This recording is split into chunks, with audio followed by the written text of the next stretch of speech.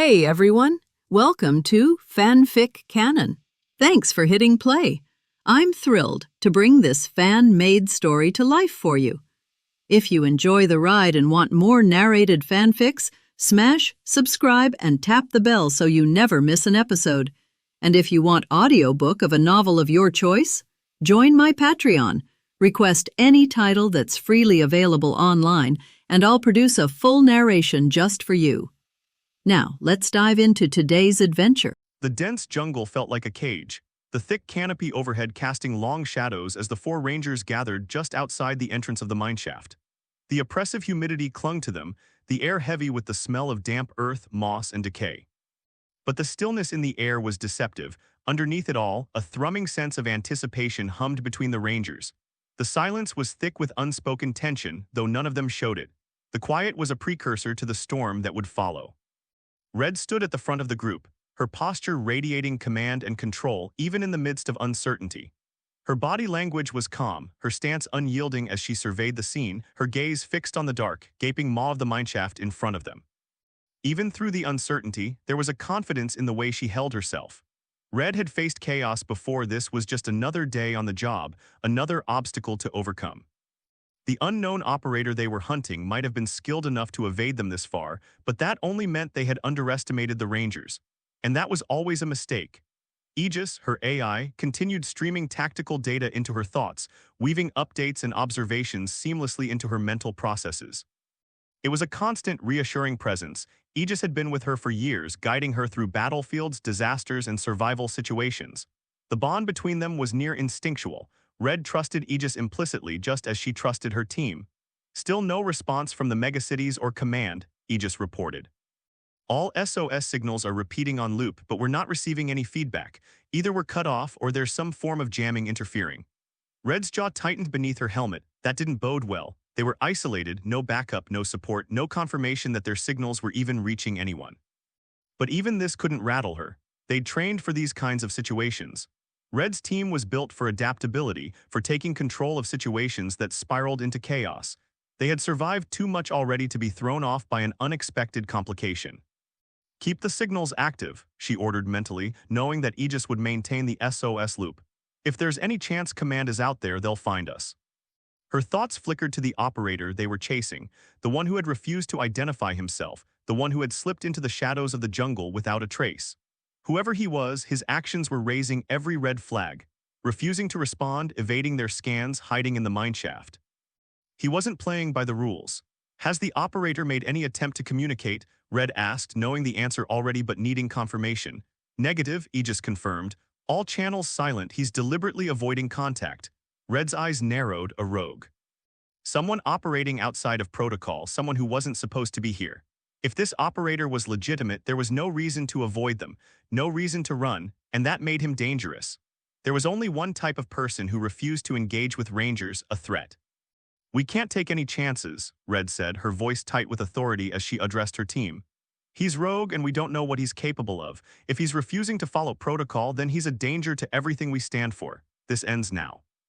Black, standing to her left, rolled his shoulders, the weight of his axe resting comfortably against his massive frame. He was always ready for action, always itching to be the first into the fight. His confidence was infectious. Black had never hesitated in the face of danger. His strength was in pushing forward, bulldozing obstacles in his path. Good, he growled, his voice deep and rough. I like taking down rogues, always a good fight. He shifted his grip on the axe, the blade gleaming with a dangerous edge, anticipation clear in his movements. The battle-hardened ranger was always eager for a challenge, and today was no exception. His axe had taken down countless enemies, and it would take down one more. Bastion Black's AI chimed in, its voice steady and firm as if already calculating the odds of their next move. Standard shock combat tactics will neutralize the target efficiently. Risk factors minimal. Black, Red said, her gaze moving toward him. You're going in first, hit him fast. Hit him hard? A slow grin spread beneath Black's visor, his hands tightening around the hilt of his weapon.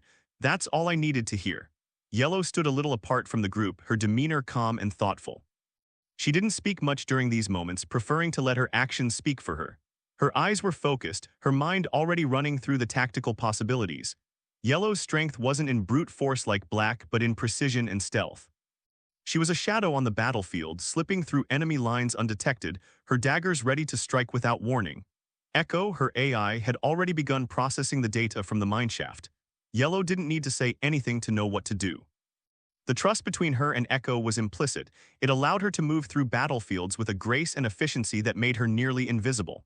Yellow, Red ordered, deploy the mapping drones. We need full visibility inside that shaft. Understood, Yellow replied, her voice calm and focused, her confidence unwavering. She was always a steady hand in these situations. As she lifted her arm, two small drones disengaged from the compartments on her armor, silently hovering above them before shooting into the dark tunnel ahead. Yellow watched as her HUD lit up with real-time data, the drones scanning the structure of the mine, emitting waves of sound that bounced off the walls and mapped the area. Drones are sending out sonic pulses, Yellow reported, her voice matter-of-fact. The operator's going to feel the vibrations and hear the noise. It'll disorient him. Red nodded, satisfied with the progress. Good, once he's confused, we move. Echo's cold, emotionless voice filled Yellow's mind, its calculations as crisp as ever. A high-yield flash will blind him once the scan is complete. He'll be disoriented long enough for Black to engage. The plan was flawless. The mine was no longer a dark unknown. They had mapped every inch of it, and the rogue operator inside had nowhere to hide. Every potential angle of escape was covered, and soon they'd have him pinned. Mapping complete, Yellow confirmed, her HUD displaying the full schematic. No traps detected. Operator's movements are erratic, likely disoriented from the sonic pulses. Red smiled beneath her helmet. Perfect. Black, go in, take him down. Black grinned back, his excitement barely contained. I'll make it quick. Without waiting for further orders, he stepped forward, his axe hefted onto his shoulder as he marched toward the entrance. His frame filled the narrow opening of the mineshaft, casting a long shadow into the darkness beyond. But before Black could take his first step into the shaft, Pink's voice cut through the comms, dripping with playful sarcasm. Oh, so Black gets to be the hero first, she teased, her fingers playing over the barrel of her sniper rifle. How lucky for him. Guess I'll just sit back here and look pretty, huh? Prism, her AI, deadpanned in response, its voice utterly lacking in amusement. Your tactical advantage is in long-range engagements. Black's close quarters engagement reduces risk. Pink's laugh was sharp and biting. Yeah, thanks, Prism, I know my strengths. But let's be honest, taking down rogue operators, I can't help but feel a little left out of the action. Her words were teasing, but there was an edge to them. Pink loved the hunt, loved being part of the game, and the idea of sitting back while Black got all the fun didn't sit right with her. She was the one who enjoyed the thrill of the kill, the perfect shot, the perfect moment. Red turned to her, her patience thinning. You'll get your chance, Pink, but for now stay back, take the shot when you have a clear line and do not miss. Pink's grin spread wide, her excitement palpable. Oh, don't worry about me, boss, she purred, her voice lowering with a sultry tone. I never miss. I'll just wait for the perfect moment and, make it count. Prism, ever the straight-laced companion, chimed in with its usual logical precision. Target elimination requires focus. Unnecessary comments reduce efficiency. Pink smirked. Oh, Prism, efficiency is my middle name. With Black in position at the entrance, Red gave the final order. Black, go in, Yellow, follow behind. Use your camouflage, circle around, and when you see an opening paralytics, make sure he's out cold before he even knows what hit him. Yellow nodded, her voice steady. Understood. She didn't need fanfare or recognition. She trusted her training, her skills, and Echo's guidance. They had done this countless times before, and they would do it again today. The mine might have been a risky place to enter, filled with unknowns, but that didn't matter. They were rangers. They were the best of the best, and they had faced worse. The operator inside the shaft didn't stand a chance. The team moved as one, confident, precise, and unyielding. Black led the charge, his large form disappearing into the darkness of the mine. Yellow followed close behind, her form shifting as her camouflage activated, blending seamlessly into the environment. She moved like a shadow, silent and lethal. Pink lingered at the entrance, her sniper rifle at the ready, her excitement building as she waited for the moment to strike. The hunt was on.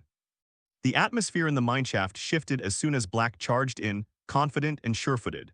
The hum of the Rangers' helmets echoed faintly in the cold air as real-time data from Aegis and Echo's mapping drones streamed across their HUD displays. Black could see the layout clearly, an uncomplicated path through the shaft, a perfect scenario to trap their quarry, shock combat just like they'd trained for. In his mind, this was going to be over quickly. I'm going in, Black growled, not waiting for Red's confirmation. The weight of his steps reverberated through the narrow walls, his focus singular: get in, take down the target, and end this hunt. His grip tightened on his weapon as he advanced into the tunnel, his confidence building with every step. This unknown operator didn't stand a chance against him. Black, proceed with caution, Red called out, her voice tense but calm. Stay alert. Don't worry, Red, Black grunted, his eyes locked on the tunnel ahead. I've got this. But as soon as he entered the deeper part of the mine, something felt off. The air was thicker, almost heavy, and there was a faint, barely perceptible hum in the atmosphere that made the hairs on the back of his neck stand up. He frowned, scanning the area, but everything seemed normal, until it wasn't. Without warning, a sudden surge of energy shot through the walls, thin strands of electricity erupting from the surrounding rock. They coiled around Black's arms and legs, binding him in place before he even had time to react. His body jerked, muscles straining against the electric web, but it was no use. He was stuck, suspended several feet off the ground, completely immobile. What the hell? Black roared, his voice reverberating through the mine. He struggled, thrashing against the bindings, but the more he fought, the tighter the web became. Coward, you think this will stop me? His eyes flashed with fury as he scanned the area, trying to locate the operator. Face me like a man. Black's down. Red's voice cut through the comms, sharp and urgent. He's caught in a trap, electric web. He's immobilized but unharmed. Stay alert, everyone. I told him not to rush in, Yellow muttered, annoyance creeping into her tone. She moved in next, her steps more cautious, her senses on high alert. As she approached Black's position, her body tensed, every instinct telling her something wasn't right.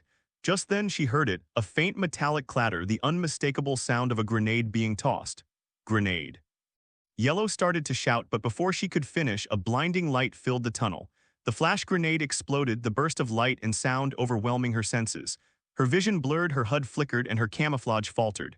Damn it, Yellow cursed, blinking rapidly to clear her vision. Her suit's cloaking mechanisms failed to re-engage, leaving her exposed. She tried to steady herself, but the disorientation made it nearly impossible to focus. Red's heart raced as she watched the situation unravel. Black was trapped, Yellow was disoriented, and the operator was still out there, moving but unseen. Every shadow in the mine seemed to shift and twist, playing tricks on her senses. She scanned the area, trying to find the source of the attack, but there was nothing, just the oppressive silence of the mine and the ever-present threat lurking in the darkness. He's like a ghost, Red muttered under her breath, her eyes narrowing. A damn ghost. Echo is recalibrating, Yellow's AI chimed in, its tone clinical and unwavering. He's controlling the current flow of battle is in his favor. We need to shift it back, disrupt the circuit. Shift the current, Yellow echoed quietly to herself, nodding as she regained her focus. She needed to get Black out of the web first if they were going to regain control.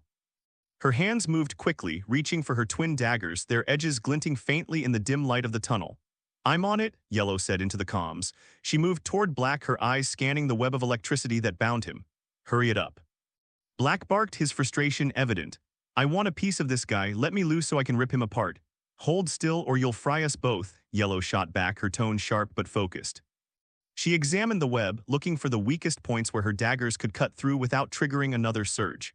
Her fingers itched, knowing they were running out of time, but she couldn't rush it, not with Black's life on the line.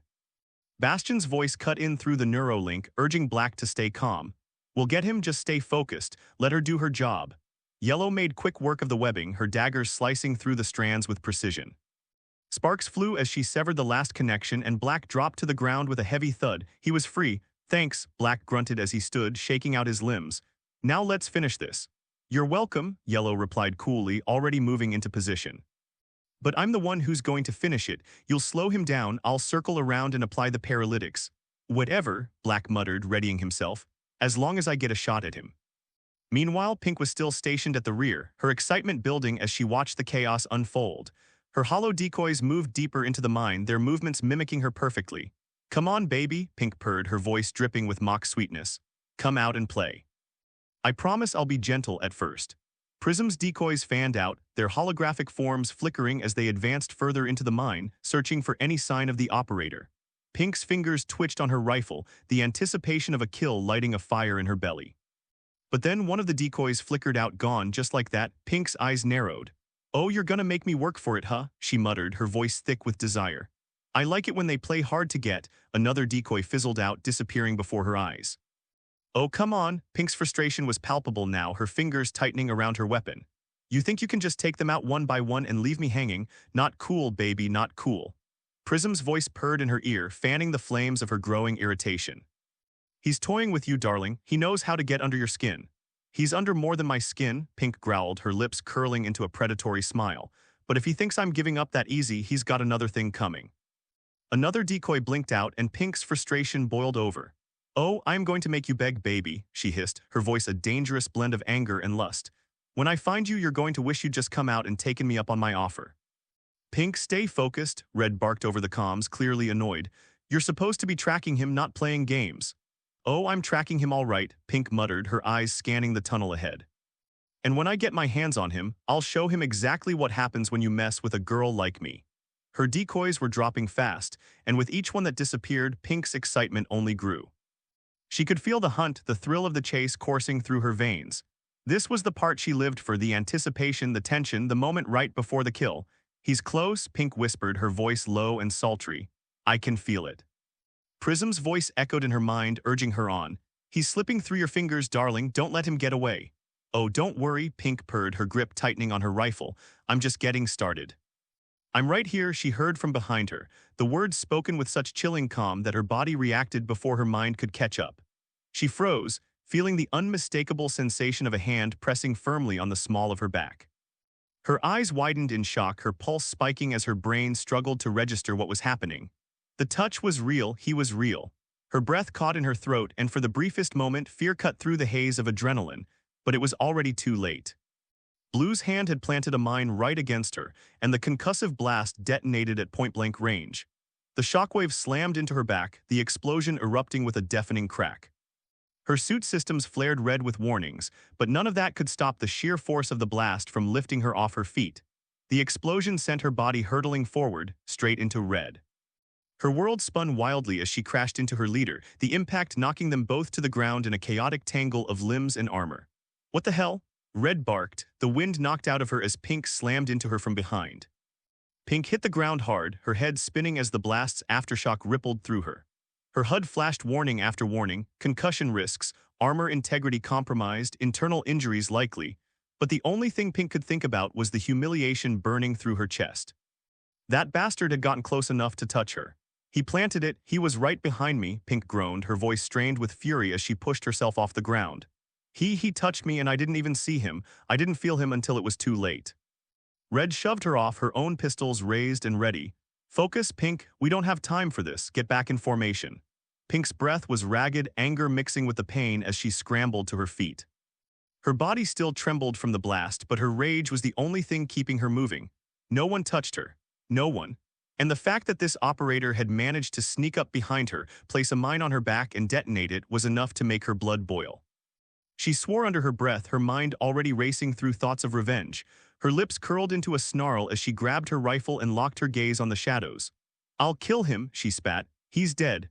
"Pink now?" Red snapped, her patience wearing thin. "Get back into formation, he's playing defensive." Prism's voice echoed softly in Pink's mind, dripping with amusement. "Oh, darling, he's got you all worked up, hasn't he? Look at you, you're practically trembling. Isn't it exciting?" "I'll make him regret it," Pink hissed, her fingers twitching against the trigger. "He's playing with fire." "Oh, I know," Prism purred, "but isn't that what you want? To catch him, to teach him a lesson, make him beg." Pink's body hummed with tension, her rage fueling her every move. She wasn't about to let him get away with this, not after what he'd done. As the team regrouped, Red and the others cautiously approached the space where Pink had been thrown off balance. The aftermath of the blast still lingered in the air, smoke curling in the shafts of light filtering through the mine's entrance. But what they saw next stopped them in their tracks. Before them, standing in the hazy aftermath, were 4 distinct figures, each resembling the Pink Ranger, but they were different. Larger, masculine, these decoys weren't like Pink's usual projections. They were tall, broad-shouldered, with pronounced muscle, each wearing a version of the unmistakable Pink Ranger armor, only this armor looked more aggressive, more dangerous. The contours of their suits were sharper, their visors glowing a menacing red, every detail screamed power and violence. "What the hell?" Black muttered under his breath, tightening his grip on his axe. "Since when does Pink have a muscle-bound fan club? These aren't her decoys," Aegis confirmed in Red's HUD. "They're something else, advanced hollows, but they're built for combat." Prism's voice echoed in Pink's mind, purring with sinister amusement. "Look at them, darling. He's mocking you, copying your suit. Doesn't it just make your blood boil?" Pink's face twisted in fury. "Why is he copying me?" She spat, her voice laced with venom. "He's gonna pay for this." But before Pink could react further, the decoys charged, their movements unnervingly fast and precise. The ground shook beneath their feet as they barreled toward the Rangers, their fists and weapons raised, ready to strike. "Stay back." Black growled, stepping forward to shield his team. "I'll handle this." He squared his shoulders, preparing for the onslaught. The first decoy reached him with a powerful punch, and Black met it head-on with his axe. The impact reverberated through his arms, but instead of pain, he felt the familiar surge of energy as his suit began to absorb the kinetic force. The grid overcharge ability kicked in, and with each hit, his suit systems gathered more power, channeling it through his body. The second decoy swung a heavy blow toward Black's side, but he blocked it with a swift raise of his axe. The energy from the strike poured into his suit, adding to the already growing reservoir of power. His muscles tensed, the weight of the energy almost overwhelming, but he gritted his teeth and bore down. The third and fourth decoys joined the fray, attacking in unison.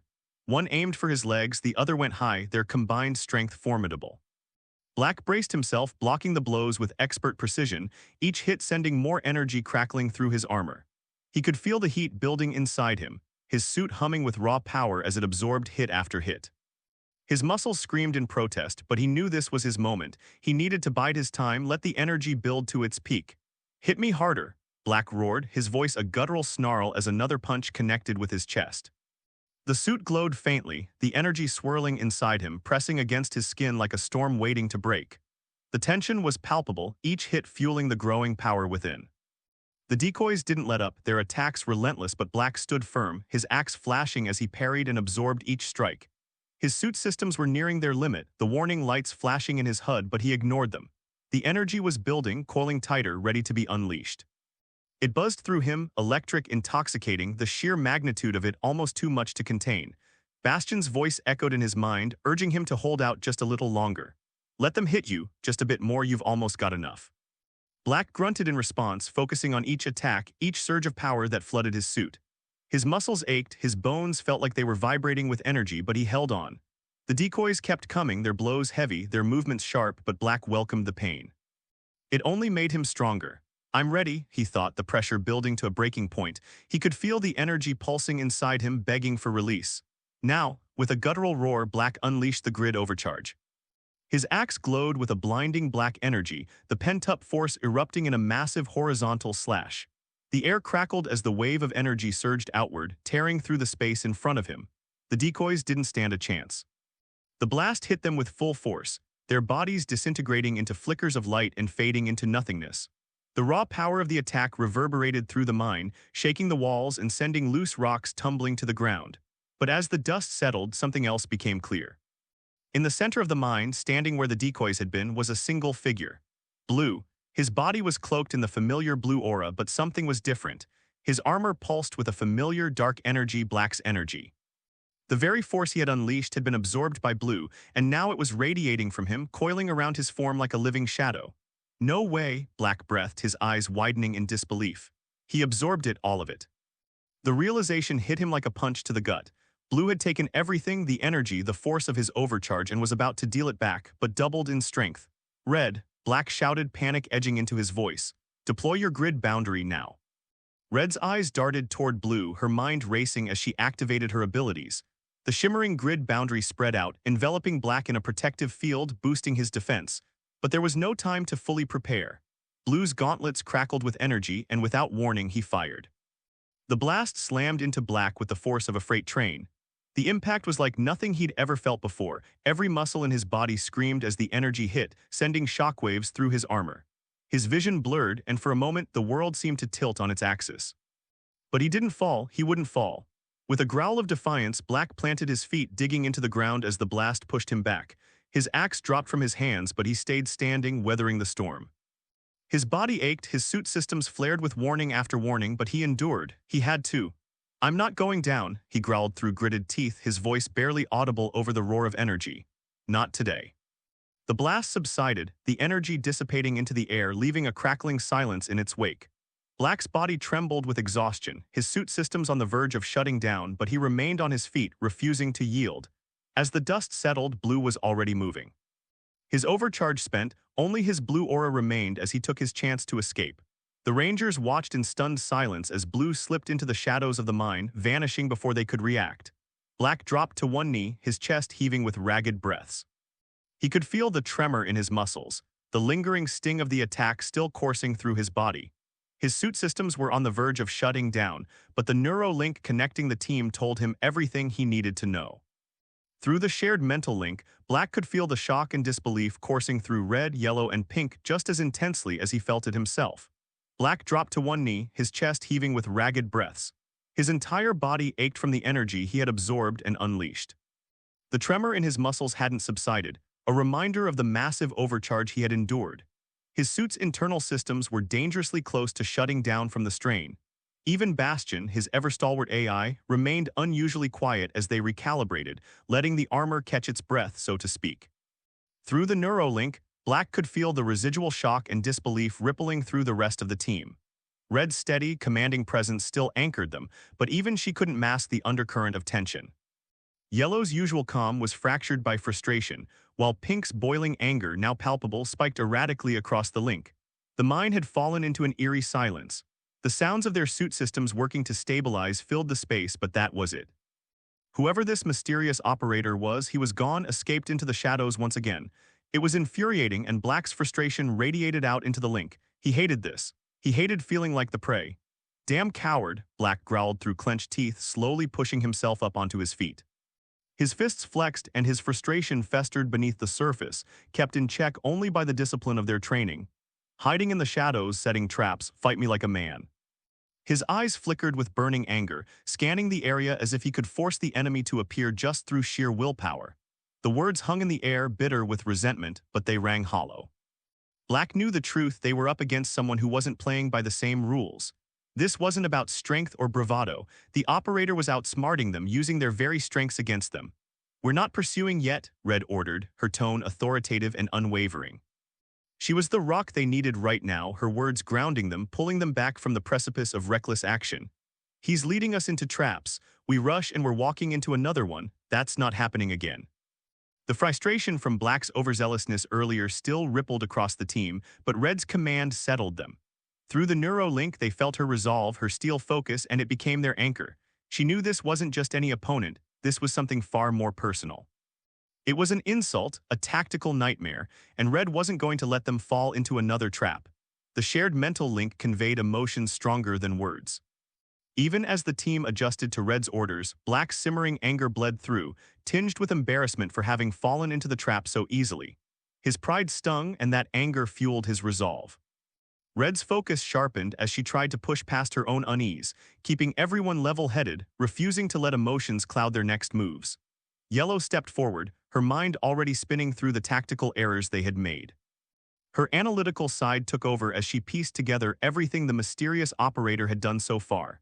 "He's used a lot of tools already," she said, her voice measured and even, but the subtle edge of frustration was clear. "Stealth systems, friction dampeners, sonic dampeners, but he's pushing his suit too hard. It's overheating. He won't be able to keep up this level of stealth much longer." Her words hung in the air, a glimmer of hope that the opponent's resources were dwindling. Black's overcharge hadn't just affected them, it had affected him too. Red glanced over at Yellow, a silent question in her eyes. "And what's your assessment?" she asked, her voice firm but carrying the trust she had in Yellow's judgment. Yellow was already scanning, recalculating the events that had unfolded. "He's burning through his equipment," she continued. "The overcharge, it's left his gauntlets fried, at least for now. He's running low on resources. He'll need a resupply soon." The neuro-link pulsed with a renewed sense of purpose, the team beginning to feel the shift in momentum. They had been outmaneuvered, yes, but Yellow's analysis reminded them that no one could keep fighting forever. The tables could still be turned. Black flexed his hands, the weight of the overcharge still lingering in his muscles. The surge of power had left him drained, but the anger bubbling up was refueling him. "He used my overcharge against us," he grumbled, his voice low but dangerous. "Smart, but he's out of tricks now."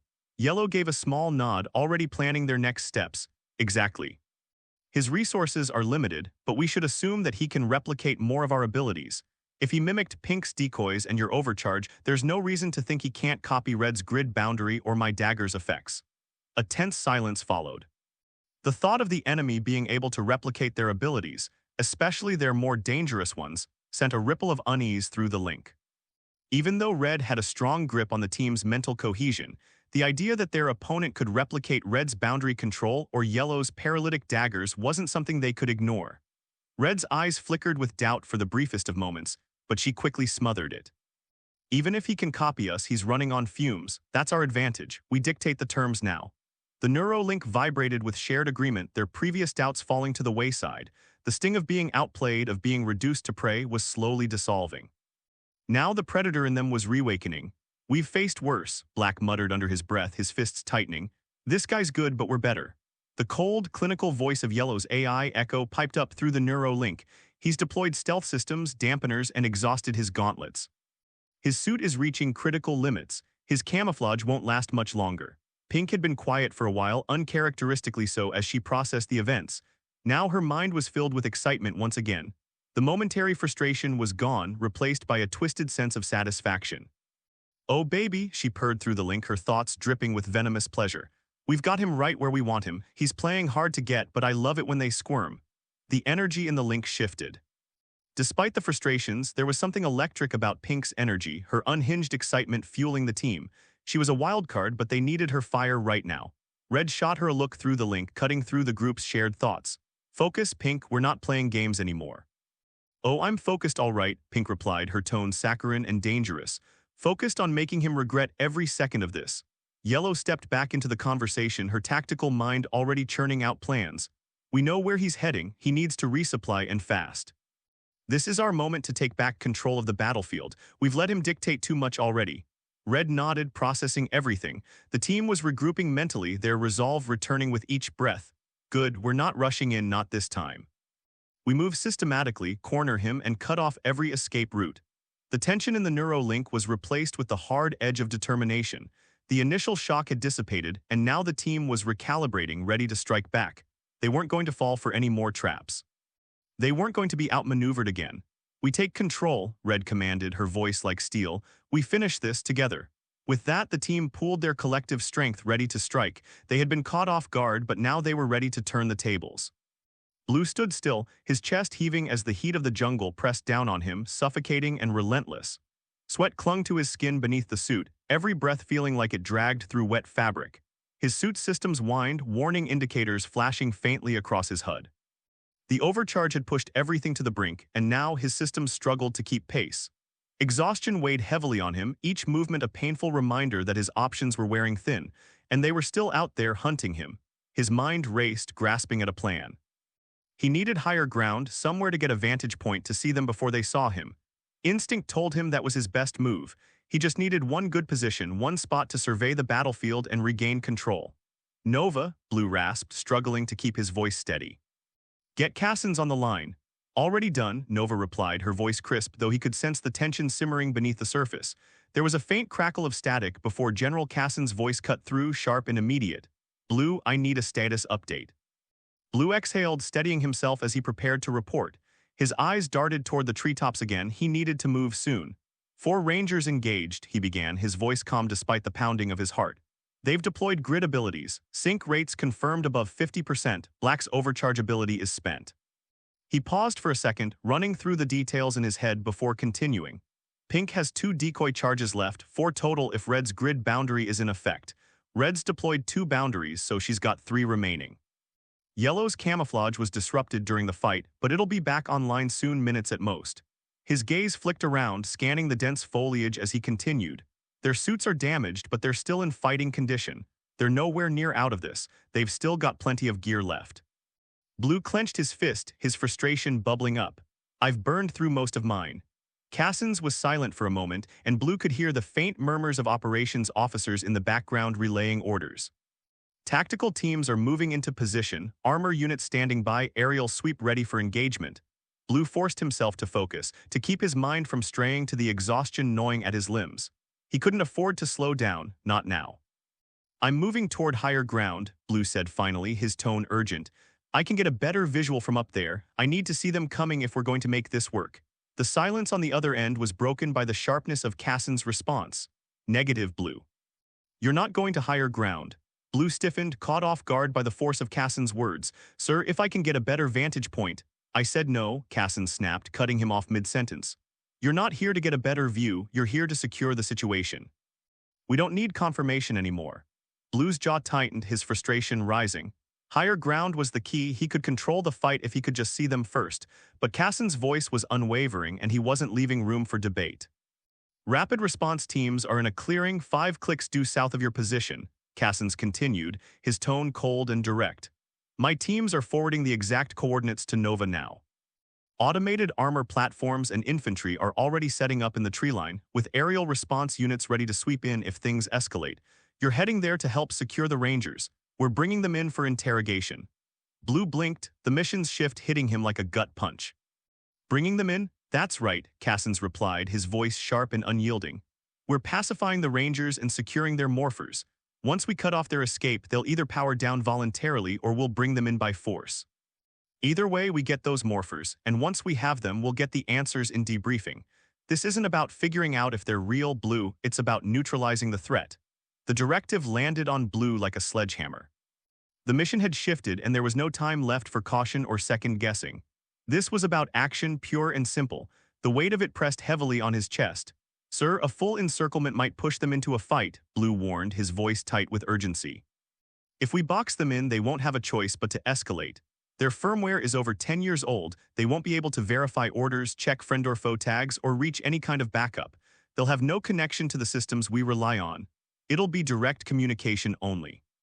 Nova quickly added, her voice crisp and analytical. That makes them unpredictable, General. Red's instinct will be to protect her team at all costs. Without access to updated protocols or FOF checks, she won't trust us. She'll see any move as a threat. Blue's pulse quickened, knowing full well what that meant. Red was the type to shield her team even against overwhelming odds. They're Rangers, sir. If they think they're being cornered, they'll fight back hard. There was a brief silence on Cassin's end and Blue could hear him exhale sharply. I hear you, Blue, but we don't have the luxury of playing it safe. We've got to act before they regroup or adapt to the situation. You know what they're capable of. We can't let them slip away. We're taking them down. Blue gritted his teeth. Understood, sir. Good, now haul ass, Blue, Cassins barked, his tone sharp and unforgiving.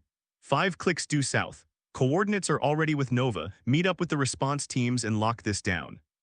We'll cut off their escape, and once we do, they'll either power down or we bring them in by force. You know the drill. Sir, a full encirclement might push them into a fight, Blue warned, his voice tight with urgency. If we box them in, they won't have a choice but to escalate. Their firmware is over 10 years old, they won't be able to verify orders, check friend or foe tags, or reach any kind of backup. They'll have no connection to the systems we rely on. It'll be direct communication only. Nova quickly added, her voice crisp and analytical. That makes them unpredictable, General. Red's instinct will be to protect her team at all costs. Without access to updated protocols or FOF checks, she won't trust us. She'll see any move as a threat. Blue's pulse quickened, knowing full well what that meant. Red was the type to shield her team even against overwhelming odds. They're Rangers, sir. If they think they're being cornered, they'll fight back hard. There was a brief silence on Cassin's end and Blue could hear him exhale sharply. I hear you, Blue, but we don't have the luxury of playing it safe. This isn't just about containing a small group. If these Rangers get the chance to mobilize, we're looking at a planetary threat. If they power up a Zord or worse, form a Megazord, the entire region could be decimated. We can't risk them escaping or they'll destabilize everything. The threat has to be pacified now before they get the chance to regroup. You've got 5 clicks to get in position. Lock this down before it spirals. Blue gritted his teeth. Understood, sir. Good, now haul ass, Blue, Cassins barked, his tone sharp and unforgiving. 5 clicks due south. Coordinates are already with Nova. Meet up with the response teams and lock this down. We'll cut off their escape, and once we do, they'll either power down or we bring them in by force. You know the drill. Blue's stomach nodded, forcing Red into a corner, knowing she'd defend her team to the bitter end didn't sit right with him. His instincts screamed that this was about to escalate, that a lot of people weren't going to make it home today. And tomorrow, a lot of families were going to demand answers. Roger that, Blue forced out, his voice tight as the weight of the situation pressed down on him. His muscles tensed, bracing for what he knew was coming. We'll secure the morphers and deal with the rest afterward. Now move it. Cassin snapped, his voice a cold reminder of the stakes. Blue nodded, though Cassins couldn't see him. His mind raced, his body already aching from the strain, but there was no room for doubt. The jungle ahead felt thick, almost oppressive, and with 5 clicks standing between him and his former team, Blue knew what he was walking into. No FOF checks, no backup, just raw instinct and survival. Red wouldn't back down, and if they forced her into a corner, this would turn into a fight neither side could avoid. Nova's voice broke the heavy silence, her tone soft yet urgent. Blue, escalation is inevitable. Red will protect them. She won't back down. I know, Blue muttered, his jaw tightening as he pushed forward. I know. Every step felt heavier, exhaustion settling deep in his bones. His suit groaned in protest and each footfall seemed slower than the last, but he couldn't stop. The Rangers were out there and soon he'd face them down in the clearing. With a deep breath, Blue steeled himself for the inevitable. It was going to get ugly and fast. Blue had managed to make it one agonizing click through the jungle, but the clearing was still 4 clicks away, each step feeling like it was getting longer, the dense foliage around him seeming to thicken with every breath. The suit trapped his sweat inside, the heat building, pulsing against his skin as if the jungle itself was trying to suffocate him.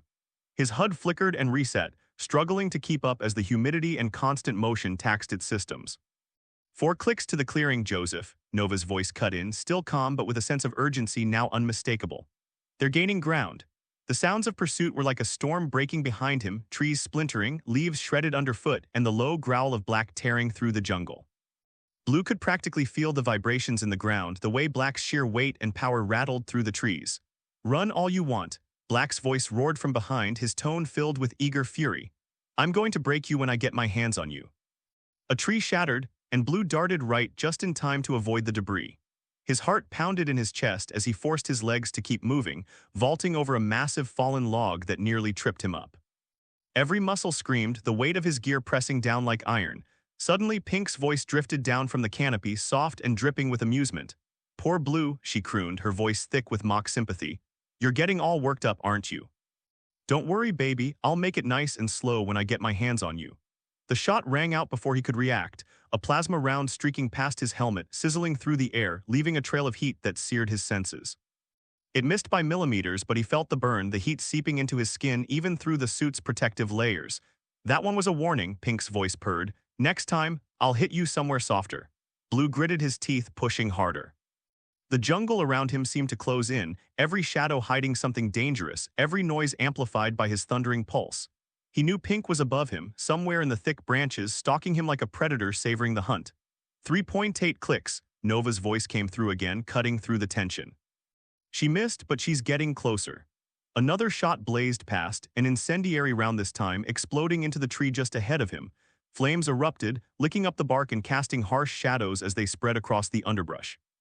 Blue stumbled, his footing uneven as the ground beneath him scorched, but he kept going. He had no choice. Oh, Blue, Pink's voice dropped an octave, sultry and dangerous. You're making me work for it, I like that. I like a little struggle before I get to break you. Her laugh was a dark, twisted sound, sending a shiver through Blue despite the heat. He forced himself to ignore her, but the constant taunts were wearing on him. Every word was designed to get under his skin, to distract him, and it was working. Joseph, right side, Nova's voice warned suddenly, pulling him from his spiraling thoughts. Yellow's moving in. He veered left, but it wasn't fast enough. Yellow's dagger slashed across his arm with precision, a shallow cut, but enough to inject the paralytics into his bloodstream. His HUD blared a warning as the toxins spread, his vision blurring for a moment. Nanites deploying, filtering the paralytics, Nova's voice was strained, trying to keep control of his systems. You'll feel sluggish for a bit. The world around him started to tilt, everything feeling slower, his limbs heavy as if they were underwater. Blue blinked rapidly, trying to clear his mind, but Yellow's voice cut through the haze, soft, almost hypnotic. The ocean pulls at you, Joseph, Yellow said, her voice like the soothing rhythm of the waves. You're fighting it, but you're already sinking. Why fight the current? It's easier to let go, to let the sea take you where it wants. Her words seemed to wrap around his mind, pulling him deeper into the fog of her toxins. He stumbled, his feet feeling like they were weighed down by lead, the jungle around him warping into dark, blurry shapes. Just like the deep sea, Yellow continued, her tone almost gentle. The octopus wraps its prey, pulling it into the dark. That's where you're going, Blue, into the dark. Why resist? Another slice, this time across his thigh, poison mixing into his bloodstream. His vision flickered again, the suit's system struggling to keep up with the onslaught. Nova's nanites were working overtime, but it wasn't enough. You're already mine, Yellow whispered, her voice soft like the caress of the tide. You feel it, don't you? The heaviness, the pull, just let go. Blue fought against the fog, forcing himself to keep moving, but every step was a battle. The poison weighed him down, his reflexes dull, his body sluggish. 3.6 clicks, Nova's voice was strained, the nanites fighting the toxins but only managing to slow them. You need to push harder, Joseph. Another roar from behind, and Blue barely had time to dive out of the way as Black crashed through another tree, his axe gleaming in the fading light. I'll tear you apart, Black bellowed, the ground shaking with each step. You're not getting away. The sheer power of Black's advance sent shockwaves through the jungle, branches snapping like twigs as he barreled through everything in his path. Blue stumbled, struggling to keep up the pace as his body betrayed him. "Joseph, we need more time," Nova's voice was insistent, almost pleading. "Your systems can't take much more, we have to get ahead." Another flash from above, a cryo round this time, shattering into the ground in front of him, ice spreading in sharp spikes. Blue slipped, barely catching himself as the cold seeped into the air around him, the temperature dropping drastically. "Oh, Blue," Pink's voice was a sultry purr thick with desire. "You're just slipping through my fingers. I love it when you struggle, though. It makes me want you even more." She leapt from the trees, her silhouette barely visible in the shadows above, moving like a predator on the hunt. The taunting was relentless, every word sinking into his mind, pulling at the cracks in his resolve. "Just think about it," Pink's voice lowered, her tone dripping with dark seduction. "When I catch you, and I will, how sweet it's going to be, you and me alone, I'll make sure you feel every single second." The imagery that flooded his mind made Blue's skin crawl, but he couldn't shake it. Pink was relentless, her voice weaving through his thoughts, making it harder to focus, harder to move. 3.2 clicks, Nova's voice was quick, almost panicked. "Joseph, you have to snap out of it." Red's voice cut through the comms, cold and authoritative. "Pink, enough, Yellow, box him in. Black, keep flanking." The shots from Red's guns came fast and controlled, hitting the trees around him with deadly accuracy. One round clipped his shoulder, the force cracking the armor, sending a jolt of pain through his body. His HUD flashed warnings, his suit's integrity at critical levels. "Armor down to 50%, Nova's voice was tight with concern. "We can't take another hit like that." Blue pushed himself forward, every step heavier than the last. He could feel his strength draining, his body slowing as the poison continued to work its way through his system. He was running out of time. Another shot from Pink, this time a concussive round, exploded near him, the blast sending him flying into the air before crashing hard into the ground. His HUD blinked out completely, his system struggling to reset. Pain shot through his limbs as he tried to push himself up, his breath ragged. "Oh, Blue," Pink's voice was a soft, dangerous whisper, closer now. "You know, I think I'm going to enjoy breaking you. When I'm done, there won't be anything left of you. Except what I want." Her words slithered into his mind, twisting and warping his thoughts. He could feel the weight of her voice pulling him under, the toxins from Yellow slowing his body, Pink's taunts breaking his will. 2.8 clicks, Nova said, her voice barely holding onto its calm. "Joseph, please move." Blue dragged himself to his feet, the clearing still impossibly far away, the jungle around him closing in. They were surrounding him, tightening the noose, and he could feel himself slipping. But he had to keep going. He had no other choice. The jungle was alive with chaos, every sound amplified, every shadow shifting like it was closing in on him. Blue's muscles burned, his body weighed down by the poison coursing through his veins, his limbs moving slower with each step. His suit was stifling, the air trapped inside turning thick and humid, clinging to his skin like a second layer of restraint. Every breath he took felt like he was inhaling through mud, the oppressive heat of the jungle seeping into his very core. 2.8 clicks, Nova's voice echoed inside his helmet, calm but edged with desperation. Even she could feel it, the world closing in, his enemies tightening around him like predators toying with prey. "You're almost there, don't stop." But the jungle seemed endless now, the trees towering above him like sentinels waiting to see him fall. The underbrush tangled around his legs, pulling at him, trying to drag him down into the earth. Every step forward felt like fighting a current pulling him under, and the poisonous fog in his mind was clouding his thoughts, his vision warping. Behind him, the sound of crashing trees and thundering footsteps grew louder, black. Blue didn't need to turn around to know the juggernaut was closing in. The earth trembled beneath Black's weight, his heavy footfalls tearing up the jungle like a rampaging beast. Every crack of a branch, every thud of his massive axe against the trees sent shockwaves through the ground. "Run all you want." Black's voice boomed, a deep primal roar that vibrated through the air. "I'm going to break you, Blue." The ground shook violently as another tree splintered and crashed to the jungle floor behind him, sending debris flying in all directions. Blue veered left, narrowly avoiding the massive trunk as it shattered into the undergrowth. But his body was weakening, and it showed in every labored movement. His HUD flickered again, resetting for what felt like the 100th time, leaving him momentarily blind as the warnings flashed in rapid succession. Suit integrity critical. Energy reserves 20%. "Oh, baby Blue," Pink's voice slithered through the trees, dripping with amusement. "Look at you, barely holding it together. I bet you're sweating under all that armor, aren't you? I'll help you peel it off when I catch you slowly."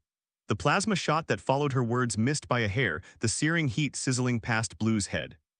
His vision flared red as the heat seared into his suit, the air around him shimmering from the blast. He could feel the heat even through his helmet, as if his entire body was being cooked alive. Armor integrity down to 30%, Nova reported, her voice clipped and mechanical as she tried to keep track of his failing systems. You can't take another hit like that. Oh, don't hide from me, baby blue, Pink's voice purred, filled with mock affection. Let me see you squirm. I'll be gentle at first. Another plasma round, this one aimed lower, hitting the ground just in front of him. The blast sent a wave of heat crashing over him, and he stumbled forward, almost losing his footing as the burning embers sprayed up and licked at his suit. He had to keep moving.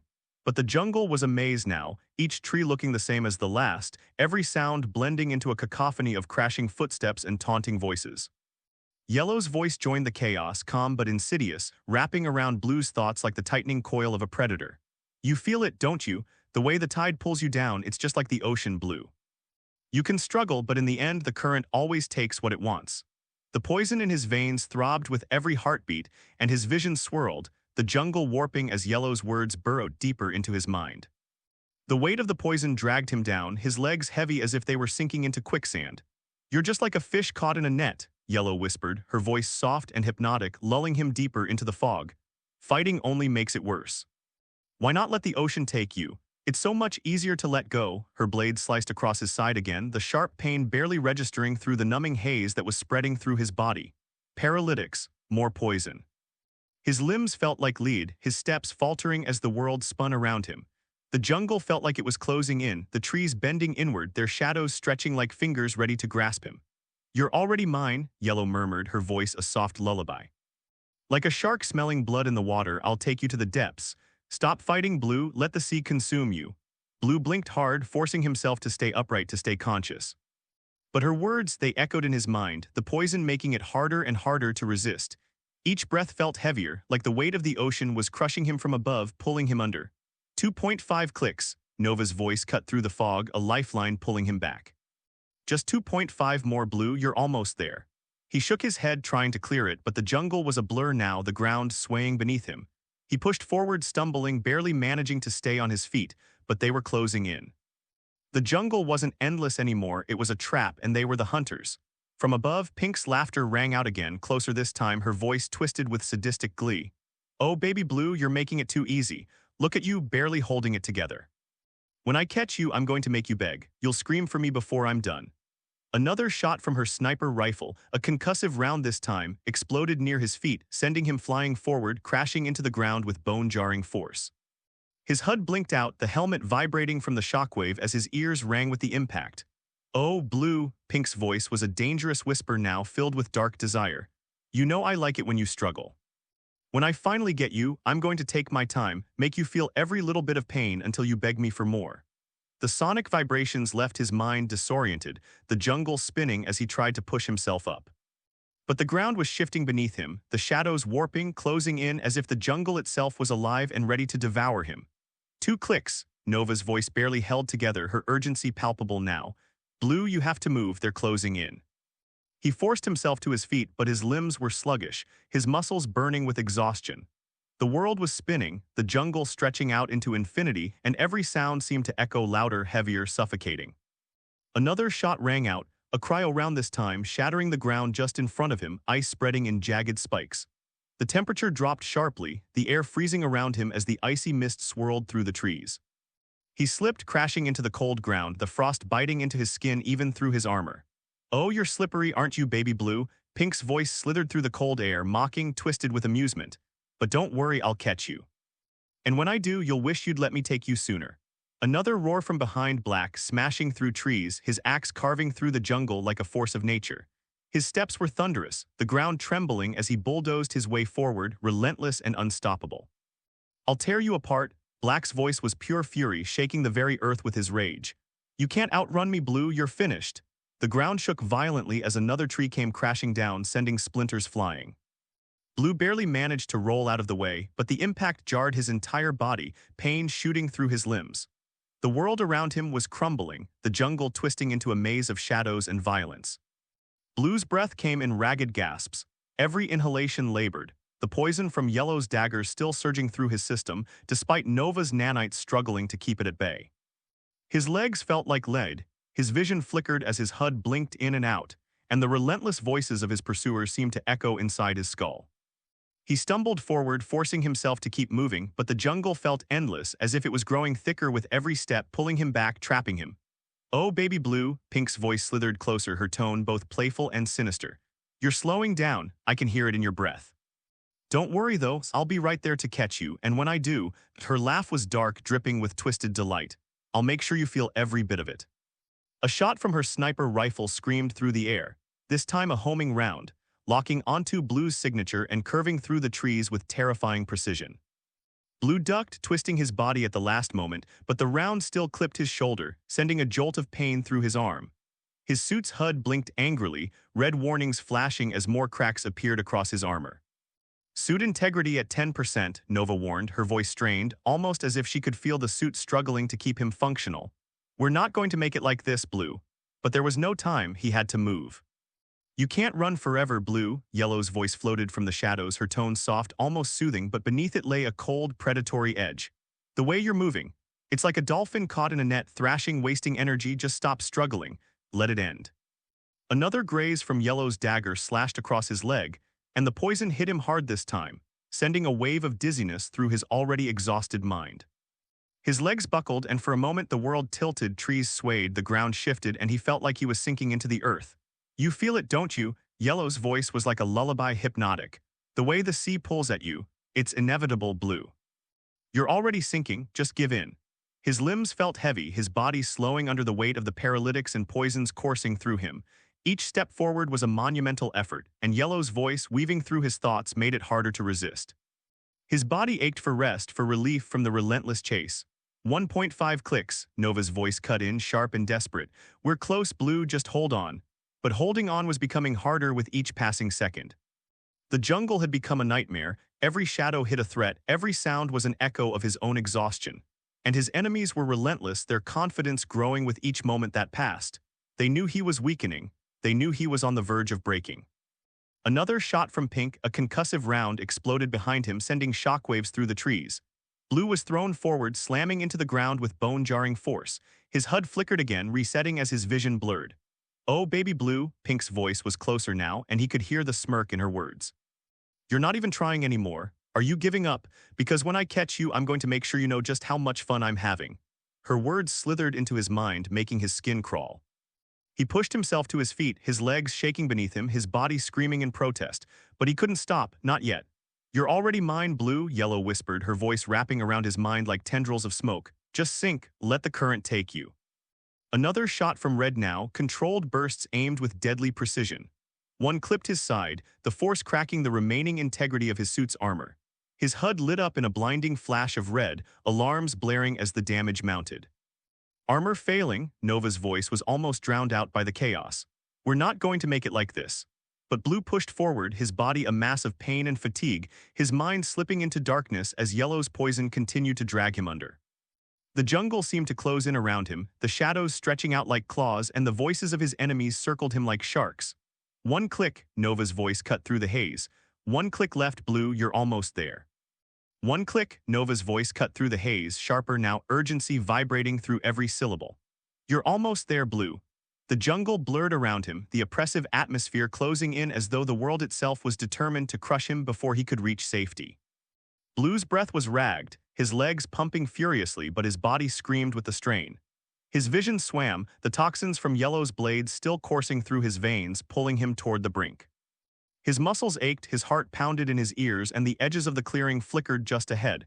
But he couldn't make it like this, not at this pace. "Hit me with a massive dose of adrenaline," Blue growled, his voice tight with pain. "And redivert all power to speed, agility, and the blood filters. Take it from the armor, don't hold back." There was a beat of hesitation, but Nova complied swiftly. "Adrenaline administered, power diverted, hold on." The effects hit him immediately, the adrenaline slamming into his system like a lightning strike. His heart pounded with renewed vigor, his muscles coiled like springs ready to snap. The fog that had clouded his vision lifted, sharpening everything into a painful, almost hyperreal clarity. His legs surged forward, moving faster than before, the jungle flashing by in a blur. But there was a cost, he could feel it. The power drain weakened the integrity of his armor, already compromised by the battle. The once solid plating began to groan, cracks spiderwebbing across his chest and arms. Piece by piece, the armor that had protected him for so long crumbled under the strain, disintegrating like a tower of sand being washed away by the tide. His chest plate gave first, breaking apart and falling to the ground, then the arm guards and leg plates. Metal shards hit the ground with dull thuds, each piece that fell making him lighter but more exposed. Soon, all that remained was the underweave of his suit, thin fabric stretched taut across his battered body. Beneath the weave, circuits flickered and sparked where his armor had been torn by shots and blades. His skin was bruised, cut, and bloodied, his body a canvas of war, exposed for all to see. As Blue pushed forward, his body now almost entirely exposed, the team that had been hunting him froze in their tracks for a heartbeat. The sight of the once imposing ranger crumbling before them triggered a wave of mixed reactions. Red stood amidst the narrow jungle path, her gaze unwavering as she watched Blue's body falter and crack. The sight of his crumbling armor, once a symbol of near invulnerability, now reduced to a fragile shell, sent a cold wave of calculation rippling through her mind. Piece by piece, his once imposing armor fell away, revealing a shattered man, sparks of exposed circuitry flickering as if the life was slowly leaving him. Her HUD flickered with diagnostic readings, pulling up live data on Blue's condition. The numbers were as bad as she expected. His suit's power levels had plummeted to critical, his energy reserves were almost gone. Each step Blue took was slower than the last, his movements becoming more desperate, more labored. Her HUD marked every fluctuation in his bioreadouts. The muscle spasms, the way his frame shook beneath the underweave of his suit, the way the exposed circuitry flickered weakly, signaling how close he was to total failure. Red's eyes narrowed, assessing the situation with surgical precision. She didn't need an emotional response to understand what she was seeing. Blue was on the brink. He was no longer the unstoppable force they had been chasing, he was a man about to collapse. The disintegration of his armor had stripped away his strength, leaving him raw, vulnerable, yet still fighting. Even as blood leaked from exposed wounds, Blue moved forward, his will refusing to break. Aegis came to life in her helmet, the steady voice perfectly aligned with Red's tactical nature. His vitals are deteriorating rapidly, Aegis stated, the cool detachment matching her own. Armor integrity is 0, exposed areas show severe electrical damage, probability of collapse imminent. Red's lips thinned into a hard line, her gaze never leaving Blue. How imminent? She asked, her voice a blade cutting through the tension. 74% probability he will collapse in the next 60 seconds if no further exertion is applied. 91% if any additional stress is placed on his system, Aegis responded. She tilted her head slightly, calculating. Blue's current condition made him a walking target. One well-placed shot, one more strike, and he would crumble completely. But Red didn't need to rush. There was something about watching him push himself beyond the breaking point that gave her a certain satisfaction. "We finish this soon," Red said calmly, but there was a dangerous edge to her voice. "He's on the edge, no point in rushing it now." Yellow had been moving silently in the shadows, her footsteps light and precise. Unlike the others, she hadn't needed to charge headlong into the chase. She preferred to wait to watch. And now, as Blue's armor crumbled and fell away, her sharp eyes picked apart the fragility in his movements, the struggle in every breath he took.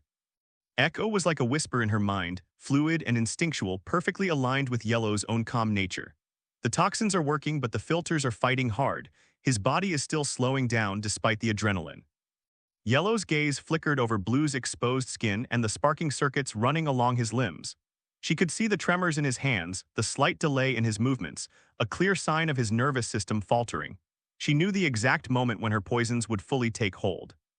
"One more cut," Yellow whispered, her voice smooth as silk, her eyes narrowing as she assessed the weakness in his steps. "One more cut and he'll go down." Echo pulsed in response.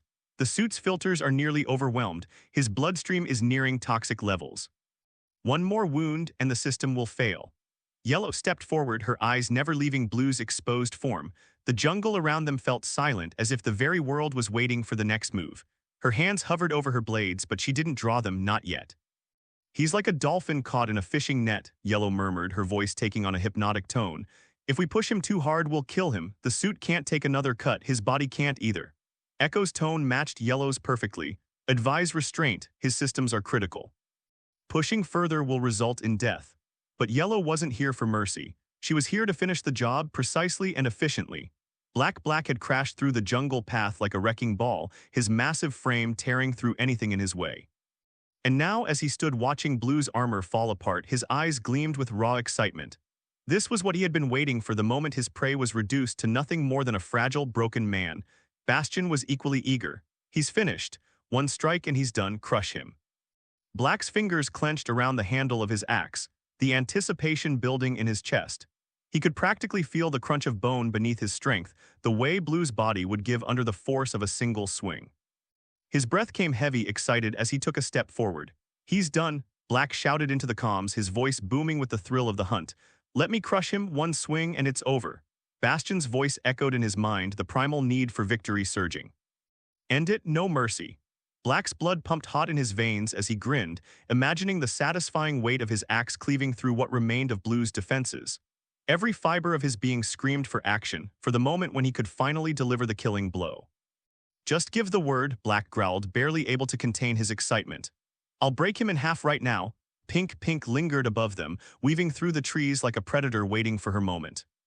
Her breath came fast and shallow, excitement curling in her stomach as she watched Blue's armor crumble to the ground. Piece by piece, he was being stripped bare, his body exposed, vulnerable, and barely holding together.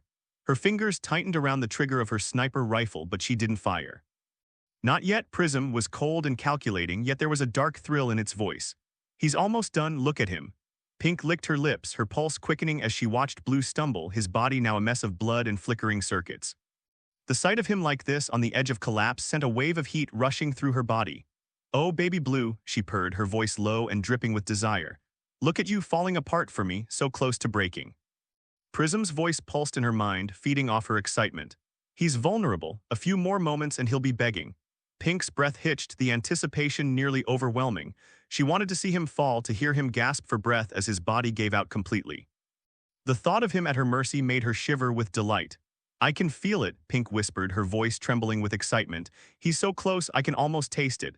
Prism was methodical, but even it couldn't hide the thrill in its tone. End it soon. Don't let him escape. Pink smiled wickedly, her fingers twitching on the trigger. Don't worry, baby Blue, I'll make sure you feel every second of it. Blue Nova initiated the first teleport, his body flickering as the world around him dissolved for a split second. The narrow jungle path blurred and he reappeared 40 meters ahead, the disorientation hitting him hard. His legs nearly gave out under the strain, but he kept moving. Another jump. Then another. Each teleport pushed him further, the jungle flashing by in a distorted haze. His senses flickered between reality and the void as he closed the distance toward the clearing. The disorientation was overwhelming, but the jumps were his only way out. Behind him, the ranger's frustration rippled through the comms. Are you fucking kidding me? Pink's voice seethed, her tone dripping with disbelief. How the hell is he still moving? Keep pushing, Red barked, though even she couldn't mask the irritation lacing her voice. We can still catch him. Another jump. Blue's vision swam as he materialized again, his body shuddering from the strain. He could feel the clearing coming closer, the oppressive jungle thinning. Each jump was taking everything out of him, but the path was opening up. Yellow's voice was cool but tinged with frustration. He's slipping away. Like a fish darting out of a net, Black's furious growl echoed through the comms. I'll crush him the second I get my hands on him. How is he doing this? Blue initiated one final jump. The jungle dissolved, and when he reappeared, the thick canopy and claustrophobic trees were gone. The clearing stretched before him, bathed in pale sunlight, and the oppressive heat of the jungle lifted. He staggered, his body nearly collapsing under the weight of exhaustion, but he held his ground. Taking a knee, Blue let out a breath he hadn't realized he was holding. The open space around him felt like freedom. We made it, Nova's voice was soft with relief, the tension finally easing. We're in the clear. Blue nodded, his body trembling but resolute. We made it, he echoed, taking a moment to savor the small victory. He didn't need to turn around to know that the Rangers were already closing in. His breathing was ragged, his vision blurred, but he steadied himself, refusing to collapse fully. The moment of silence was shattered as the familiar footsteps of the Rangers encircled him. They weren't firing, but he could sense the pressure of their presence. Close, deliberate, controlled. The moment of silence was broken as the familiar sound of armored footsteps encircled him. They weren't firing, but he could sense the weight of their presence. Close, deliberate, controlled. The jungle seemed to still, the predators having surrounded their prey. Red stepped forward from the ring they'd formed, taking point in front of Blue. Through the visor of her helmet, he couldn't see her eyes, but he didn't need to. Her posture, calm, composed, and confident, said it all. She stood a few paces away, her pistols holstered at her sides, her body language signaling control. There was no need for drawn weapons now. You tried your best, Red's voice echoed clearly through her helmet's audio speaker, calm but carrying the weight of finality. But it wasn't enough today. Red stood just a few paces from Blue, her stance steady and composed. One of her two pistols was drawn, held loosely in her right hand, lightly tapping against her leg as she spoke. The subtle movement, a gentle tap of metal on armor, mirrored her calculated demeanor, controlled but authoritative. Every shift in her body was deliberate, part of her steady evaluation of Blue. "You didn't just run, you fought back," Red continued, her tone sharp, each word pointed. "In the mine, you laid traps that nearly caught us, your timing almost perfect. You adapted stealing abilities like you'd been using them your whole life." Her body shifted slightly as she took a step forward, the tap of her pistol halting momentarily. She was studying him, almost expecting an answer, but none came. Blue's silence hung in the air, but Red wasn't done. "Here's the thing, though," she pressed, her voice harder now. "Why didn't you keep using those abilities? You had them, used them in the mine to great effect. You could have separated us, made this chase a lot more difficult. But once you started running, you dropped them. Why?" Red's helmet tilted as her weight shifted forward slightly, leaning into her critique. The pistol resumed its quiet tapping against her leg. "Was it exhaustion, overconfidence, or did you think you could handle us without those tools? You might have had you kept using them." She stepped back, this time her stance widening slightly, distributing her weight evenly as she continued to assess him.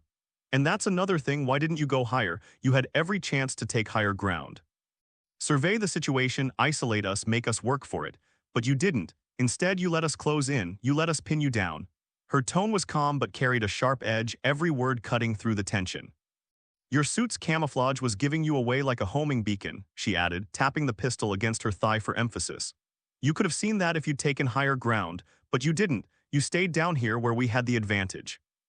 Red's gaze didn't waver and her stance remained poised, the subtle movements of her body reflecting her analysis. She wasn't angry, this was a critique, not a reprimand. Her respect for his skill was there, but so was the clear disappointment in the tactical errors he'd made. "You fought well. Better than most," she said, her voice softening slightly though her posture remained firm. "But you didn't follow through, you didn't use everything you had at your disposal." Red shifted her weight one final time, straightening her posture fully, the tap of the pistol against her leg ceasing. "If you had taken higher ground, if you had kept using what you stole, this might have ended differently. But you didn't." The weight of her words settled over the clearing as she took a step back, holstering her pistol with a calm, deliberate motion. "Whoever you are, this ends today. You gave us everything, but it wasn't enough." The silence stretched for a moment, and Red tilted her head slightly, as if waiting for him to speak. But Blue's silence persisted, his defiance clear in the way he held his ground despite his exhaustion. Red's patience thinned, and with one final gesture she nodded toward Black. "Not talking, eh?" she said, her voice edged with finality. "Black, take his morpher. We'll see who he is after the rest of his morph fades." Blue's body finally gave out. His legs, trembling from exhaustion, crumpled beneath him, sending him from his kneeling position to flat on his back between the four rangers. The remains of his suit, shredded and sparking, flickered weakly. His chest rose and fell in shallow, labored breaths. Black moved first, stepping forward with determined intent, his eyes locked on the morpher at Blue's belt line. "Finally," Black muttered, kneeling down as his gloved hand hovered above Blue's belt, ready to strip the morpher away. The faint light from the clearing glinted off the device, now within reach. But just as Black's fingers brushed the morpher, Nova's voice sliced through the haze in Blue's mind. "Blue, I've successfully filtered out Yellow's poisons, paralytics, and psychotropics." Her tone was precise, the urgency underlying her clinical demeanor clear. "Full cleanse in 10 seconds. Blue's breath steadied, even as his body remained limp on the ground. He felt a slight surge, the toxins purged from his bloodstream, yet his energy reserves were still drained. The exhaustion clung to him, but Nova was already calculating their next move. "Without diverting so much energy to cleanse your blood and stabilize brain chemistry," Nova continued, a measured tone in her voice, "I can bring your grid combat profiling online again. I can regenerate your suit's abilities. I can get you back in the fight, Blue." The words hung in the back of Blue's mind just as his vision blurred. He didn't have time to respond before something else happened, a high-pitched whine followed by a blinding flash of light. An emergency beacon shot from Blue's belt into the air, streaking upward like a flare. It hung there, blinking and casting an eerie glow across the clearing. The moment of shock washed over the Rangers, each of them tensing as the beacon lingered above. Red's grip tightened around her drawn pistol, her stance shifting as tension spread through her frame. Her body went still, assessing the situation. "What the hell is this?" she muttered under her breath. Aegis, her AI, processed the scene with rapid analysis. "This appears to be an emergency beacon of some kind," Aegis hypothesized, its tone calm yet uncertain. It's not a ranger utility known to me or in use by any of the team. Red cursed silently, her HUD flickering with readouts of the situation, and glanced between the beacon and Blue. This wasn't part of the plan, and it was a signal they hadn't expected. Back up, Yellow muttered, suspicion filling her voice as her helmet's HUD picked up the beacon's transmission. He's signaling for backup. Black immediately took a step back, fists clenched. I thought he was alone, he said, frustration boiling over. Pink's voice crackled over the comms, an unsettling hint of amusement in her tone. Looks like we were wrong, darling. Guess we've got more company coming. Unable to access the beacon's communication protocols. No way to determine the recipient, Aegis reported, its voice steady but edged with frustration. Red's gaze flicked to the beacon, its blinking light hovering above them like a watchful eye. The signal pulsed with unsettling regularity, mocking their inability to crack its purpose. Aegis, keep working on it, Red said sharply, her eyes narrowing as she calculated their next move. Whatever this signal was, it wasn't from their playbook, and that made it dangerous. Backup, Yellow muttered, her tone dark and suspicious. He's calling for backup. Black stepped away from Blue's body, his fists tightening. I thought he was alone. His voice, heavy with anger, cut through the tense air. Red didn't answer immediately, her attention momentarily fixed on the treeline and the flickering HUD alerts in her helmet. Something wasn't adding up. We all did, she finally replied, her voice firm. But this beacon changes things. Maybe we weren't wrong, Pink's voice crackled over the comms, a note of sarcasm mixed with concern. Guess there's a party we weren't invited to. The jungle remained silent, the oppressive stillness hanging around them, and the blinking beacon continued to taunt them, its purpose unknown. The Rangers remained on edge, their instincts screaming that something was about to go down. Red processed the situation, her tactical training kicking in. We don't know who's coming, if anyone is. We can't stay exposed like this. Her voice sharpened as she gave the next command. Deploy energy barricades. We need cover. Immediately, the Rangers moved, their HUD syncing with the command as the rapid deployment system activated. Energy barriers sprang to life around their position, shimmering with a faint, translucent blue light. They formed a protective ring, creating a makeshift defensive perimeter around the Rangers and the still-prone Blue. Black activated his barricade first, a solid wall of energy crackling to life at his side. Much better, he muttered, taking a step back as the barrier settled into place.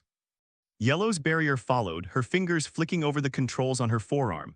We're not taking chances, she said, more to herself than anyone else. The energy shields buzzed with quiet power, casting faint, glowing reflections across their armor.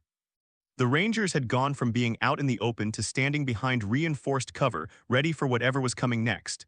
The oppressive silence of the jungle seemed to press closer, but at least now they had a defensive position. Red's helmet scanned the perimeter. Hold the line. We're not moving until we know exactly what we're dealing with. The Rangers took up defensive positions behind their barricades, weapons ready, eyes scanning the horizon. The threat of the unknown weighed heavy on them, but they weren't about to be caught off guard. Suddenly, the camouflaged infantry and automated armor platforms surrounding the clearing surged into action. Hidden within the tree line until now, they moved with precision, emerging from cover to close in on the Rangers. Overhead, drones and combat helicopters descended swiftly, flooding the clearing with intense light that bathed the Rangers in a harsh glow. The Rangers' helmets automatically filtered out the blinding light, and their HUDs immediately tagged every moving unit as hostile. Red markers filled their displays, flagging all potential threats. Red's AI Aegis rapidly processed the data, but none of the targets responded with friendly identification. Their systems continued to scan and analyze the incoming forces, but the armor platforms, drones, and infantry were all tagged as unknown, far more advanced than anything the Rangers had encountered before. Attention, unidentified Ranger operators, boomed a voice over the loudspeakers from the advancing forces. Under Article 7 of the Post-Countdown Protocols, you are ordered to stand down and surrender your equipment. Red tensed, her pistol tapping lightly against her leg as she processed the message. The words were eerily similar to the warning she had given Blue earlier, but now it was being directed at them. Failure to comply will result in your classification as enemy combatants or insurgents. Lethal force will be used to subdue you. The message reverberated through the clearing, but Red's attention had already shifted to the threat unfolding around them. The neural link between her and her team flared to life, and in that moment the outside world seemed to slow. Within the link, time stretched as their AIs synced, and the Rangers began their internal tactical analysis. The message reverberated through the clearing, but Red's attention had already shifted to the threat unfolding around them. The neural link between her and her team flared to life, And in that moment, the external chaos seemed to fade as they entered the flow of synchronized thought. Time stretched as their AIs synced, running through countless calculations, and the Rangers began their internal tactical assessment. Friend or foe tags, Red's voice echoed through the link, cold, steady, and calculated. Non-responsive, Aegis confirmed immediately. Standard protocol, treat them as hostile. No identification signals from any unit. These units are not registering in any Ranger database. Red's HUD continued to display a growing sea of red markers, each tagging the advancing armor platforms, aerial drones, and infantry units. She could feel the weight of the situation pressing down on her, the unknown forces, the unpredictable behavior of the beacon, and the still prone blue. What about command? Yellow's voice entered the link, sharp with concern. Any orders to stand down? Nothing. Prism Pink's AI chimed in. Radio silence from command. No instructions on any military channels. We're isolated out here. Red's eyes flicked toward Blue, still lying motionless in the dirt. His body remained slack, unmoving. She noted his presence but quickly assessed that, for the moment, he wasn't the primary concern. They were surrounded by an overwhelming force and the Rangers couldn't afford to split their focus. Neutralizing these hostiles was their top priority. What the hell are we up against? Black's frustration came through the link like a low growl. His fists clenched instinctively. These armor platforms, this tech is too advanced for anything Earth has. I've never seen anything like this. I agree, Yellow added, her voice calm but analytical. Look at those aerial units, the precision of their countermeasures. None of this matches known Earth technology. This looks off-world. Their helmets continue to process the incoming data, tagging each movement around them. Every figure emerging from the jungle was marked and tracked, but friend or foe protocols returned nothing. The void of information only added to the tension. Red could feel the silent ripple of unease passing through her team as the reality of their situation sank in. I'm attempting to hack their comms, Aegis said, its voice strained with effort, but the encryption is highly advanced. No success so far. The gravity of the situation hit Red harder now. They were outnumbered, outgunned, and surrounded by forces far more advanced than anything they could have expected. The presence of advanced automated armor units and aerial countermeasures signaled an extreme risk of fatality if they engaged without further intel. But there was no turning back. These platforms are calibrated for lethal force, Bastion, Black's AI added, his deep voice calm but filled with concern. If they engage, our defensive barricades won't hold for long. We'll be forced to go on the offensive. Red's HUD flashed with more warnings as her team's AI continued to crunch the numbers. She took in the situation, eyes flicking once again to Blue. He hadn't moved since collapsing, and despite the tense situation, he remained an unknown variable. But right now, he wasn't their priority. We neutralize all threats, Red stated, her tone sharp and unwavering. Focus on eliminating these hostiles first. We'll deal with Blue once we've secured the perimeter. Agreed, Echo. Yellow's AI weighed in, its voice a crisp, tactical overlay in her thoughts. Blue is not an immediate threat. The units surrounding us present an extreme hazard. These drones are equipped with high-yield munitions. If they fire, we may not have time to respond. And if they force our hand, Pink chimed in, we better be ready for a fight. Consensus. Red prompted through the neural link, her voice cutting through the tense silence as the final decision loomed. For a brief moment, the world outside the link seemed to grind to a halt. The Rangers' helmets continued to tag every piece of movement, marking the increasingly complex battlefield. Bastion, Echo, and Prism each processed a flood of tactical data. Weapon systems on the encircling forces were locked and primed, but the Rangers weren't making the first move. Not yet. Our primary directive forbids surrendering morphers, Red reiterated firmly.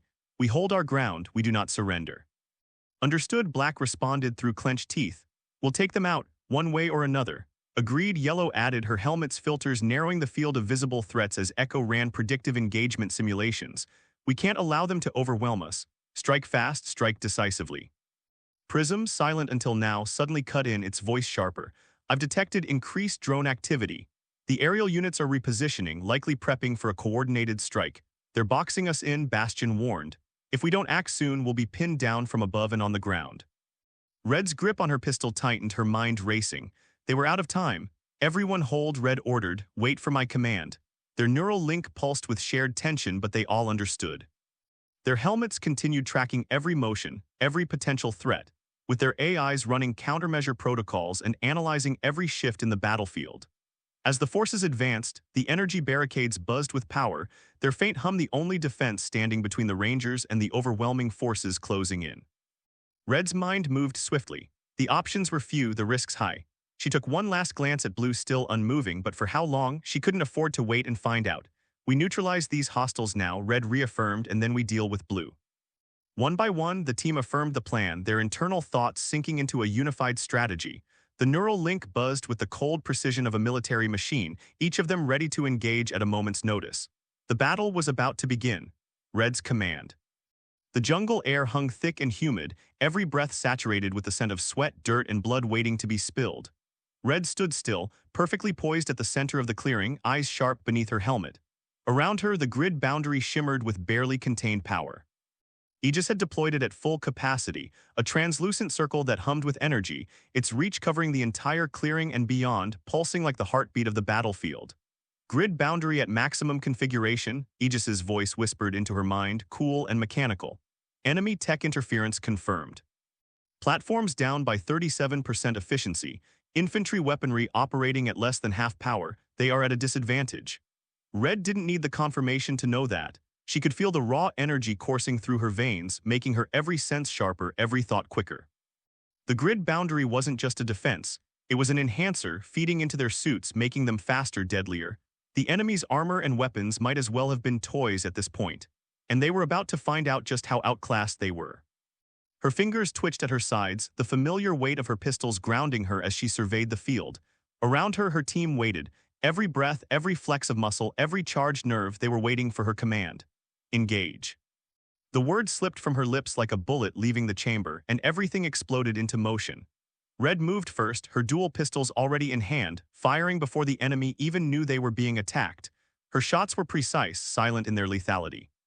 The first infantryman went down, his rifle slipping from his hands as a hole the size of a quarter burned clean through his chest. No scream, no time for panic, just instant death.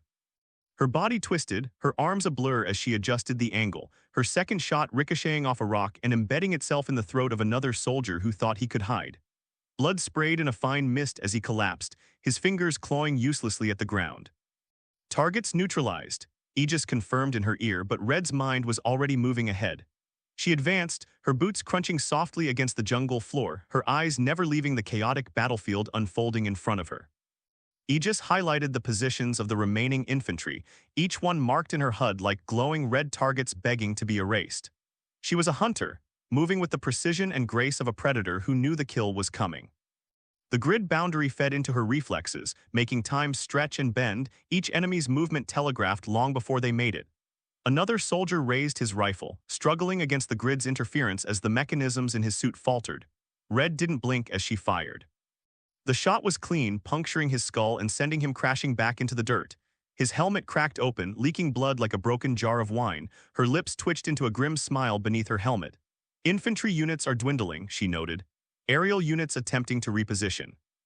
Automated platforms are compensating, Aegis informed her. She holstered one pistol briefly, pivoting toward the north as a new squad of infantry moved in from the tree line. Their movements were sluggish, clumsy, the grid tearing at their endurance suits and leaving them vulnerable. Her pistol fired 3 rapid shots, each one finding its mark. Blood sprayed the leaves in thick arcs, painting the jungle in violent strokes of red. The soldiers didn't even have a chance to scream before they hit the ground, dead before they could process what had happened. Aegis, give me targets. The AI complied, her HUD shifting to focus on the western quadrant. 3 more enemy soldiers, their rifles struggling against the interference, trying desperately to lock onto her. Pathetic, she aimed and fired with surgical precision. The first shot blew a hole clean through the chest of the nearest soldier, his body convulsing as he hit the ground. The second ricocheted off a tree branch and buried itself in the throat of the second. The third was just for fun. She angled her pistol slightly, firing through the legs of the last soldier, dropping him to his knees. He didn't scream, but the agony was written in every twitch of his body. Red approached slowly, her steps deliberate. When she reached him, she didn't hesitate. Her pistol pressed against his forehead, the heat of the barrel burning into his skin before she pulled the trigger. His body slumped, the light in his eyes extinguished in an instant. Next, she muttered, her gaze already shifting toward the automated platforms that lumbered near the far side of the clearing. Black, she called through the neural link, her voice steady but commanding, take care of those platforms. I don't want to see them standing in 30 seconds.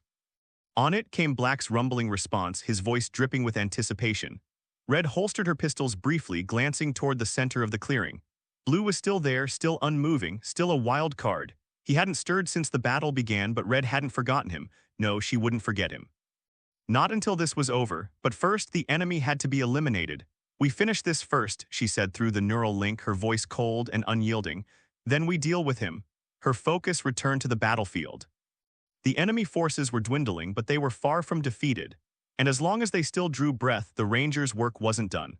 Black's heart pounded in his chest, his breathing slow and deep as the energy of the grid boundary surged through him. The moment Red's voice came through the neural link, giving the command to engage, his lips split into a feral grin beneath his helmet. This was what he lived for, the raw, visceral rush of combat. Platforms, 30 seconds. Red's voice was steady, her orders clear. Black didn't need anything more.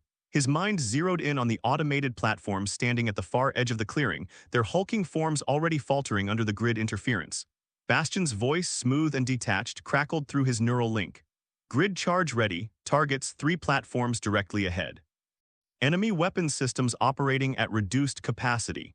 Black's grip tightened on Noisemaker, the energy from the grid pulsing through the weapon as it crackled in his hands. For most of their missions, Noisemaker had been a devastating battle axe or a precision cannon, each form designed to tear through enemies in brutal fashion. But today, Black wanted something different, something more devastating. With a growl of anticipation, he flexed his hands, and Noisemaker responded. The familiar weight of the axe shifted, the blades folding inward, reforming as the weapon condensed into a massive war hammer. The head of the hammer pulsed with energy, glowing faintly as the transformation locked into place, the grip solid and heavy in Black's hands. It was slower than the axe, but Black could already feel the difference. The hammer wasn't just a tool of destruction, it was annihilation in its purest form. One hit, and anything in its path would crumble. The first platform came into view, its targeting system sputtering in a futile attempt to lock onto Black. But he was already on the move. The ground trembled beneath his boots as he closed the distance, Noisemaker raised high above his head. With a bellowing roar, Black brought the hammer crashing down. The impact was like a detonation. Metal screamed as the hammer crushed into the platform's armor, bending it inward as if it were made of tin. Sparks erupted in all directions, the platform system shorting out instantly under the sheer force of the blow. The machine collapsed in on itself, a twisted pile of broken steel and shattered circuits. Target neutralized, Bastion noted, his voice calm amidst the carnage, but Black didn't stop. His muscles were coiled, energy from the grid charge fueling his every movement. The second platform loomed ahead, its weapon systems glitching as it struggled to recalibrate under the interference. It was far too slow. Black barreled forward, closing the gap in seconds, and swung Noisemaker in a wide, sweeping arc. The hammer connected with a sickening crunch, and the platform's legs buckled beneath it, the entire structure collapsing under the weight of the strike. The sound of shattering metal filled the clearing as the platform crumpled, its broken frame slamming into the jungle floor. 2 down, 1 remaining, Bastion's cold, emotionless voice echoed in Black's mind, a sharp contrast to the bloodlust burning through him. The third platform was retreating, its heavy frame moving awkwardly as its targeting systems faltered. Black's grin widened beneath his helmet. The platform might have been retreating, but there was no escape. Noisemaker shifted again, the war hammer retracting and reforming into its cannon form. The barrel hummed with crackling energy, glowing as it charged. Black took aim, locking onto the retreating machine. With a single pull of the trigger, the cannon fired, the blast cutting through the air like a bolt of lightning. The explosion was immediate and violent. The platform erupted in a ball of fire and twisted metal, the blast ripping through the clearing, sending debris flying in all directions. The jungle trembled as trees shook and splintered under the force of the detonation. Target destroyed, Bastion confirmed, though Black didn't need the confirmation. The wreckage told the story. Black took a deep breath, feeling the rush of adrenaline still surging through him. His grip tightened on Noisemaker as the cannon shifted back into its war hammer form, the head of the weapon pulsing with residual energy. He scanned the battlefield, eyes locking onto his next target. Bastion, give me more. 4 infantry units approaching from the west, range 100 meters. Black's grin returned, the fire in his veins burning even hotter. Perfect. He turned, his body a blur of motion as he charged toward the approaching soldiers. They were scattered, their rifles barely functioning under the grid's interference. Their movements were sluggish, clumsy, like prey caught in a predator's trap. The first soldier managed to raise his rifle just as Black reached him, but it didn't matter. Noisemaker came down with the force of a collapsing mountain, the hammer smashing into the soldier's torso with a sickening crunch. Bones shattered, armor caved in, and the man was sent flying backward, his body colliding with a tree before slumping to the ground, limp. The second soldier barely had time to react before Black swung again, Noisemaker carving a brutal path through the jungle. The hammer connected with the side of the man's head, and his helmet cracked open like an egg, blood and brain matter spraying out in a gruesome arc. The body crumpled, twitching once before going still. Two more remaining, Bastion observed. The third soldier, wide-eyed with fear, turned to run, his boots slipping in the mud as he stumbled through the jungle. Black's laugh was a deep, guttural sound as he raised Noisemaker, the war hammer once again shifting back into its cannon form. The fleeing soldier didn't make it 10 feet before Black fired, the blast vaporizing him in an instant, leaving nothing but a smoldering crater where he had once stood. The last soldier froze, paralyzed by fear as Black turned toward him. His rifle slipped from his hands, falling uselessly to the ground as he stumbled backward, his body trembling. Black could see the terror in the man's eyes, the knowledge that death was only seconds away. Black took his time. Each step was deliberate, the hammer humming with power as he approached. The soldier whimpered, shaking his head as if denying the inevitable. But it didn't matter. With a final swing, Black brought Noisemaker crashing down, the hammer obliterating the soldier's chest in a single brutal strike. His body crumpled inward, blood spilling across the jungle floor as the last breath left his lungs. Black stood amidst the carnage, his chest heaving with the remnants of adrenaline. The jungle was littered with debris, bodies, and the acrid smell of scorched metal and blood. His visor flickered as Bastion marked new threats on the horizon, but Black barely noticed. The fire in his veins was still burning, and he wasn't done yet. More, Black growled, his voice thick with bloodlust. I want more. Pink's lethal dance. Pink's body moved like liquid through the battlefield, her steps light, almost playful as chaos erupted around her. She watched with detached amusement as Red's command cut through the neural link, her team springing into action. The grid boundary pulsed in rhythm with her heartbeat, its energy coursing through her veins, making her feel invincible. She grinned beneath her helmet, knowing full well what was coming. All right, Prism, she purred. Time to have some fun. The moment the words left her lips, Pink deployed her hollow decoys. Normally, 4 would be enough to wreak havoc, but under the grid's amplification, 8 perfect replicas of her shimmered into existence, each armed and ready. They spread out like predators stalking prey, weaving through the trees, their movements erratic and unpredictable. Prism controlled them all with flawless precision, each decoy switching between weapons as needed. Plasma rounds, incendiary rounds, concussive blasts, everything at their disposal. Each decoy was a mirror of Pink herself, and as the first few aerial units tried to adjust to the chaotic field, she watched with gleeful anticipation. Pink's rifle hummed in her hands as she took aim at the drones struggling to maintain altitude.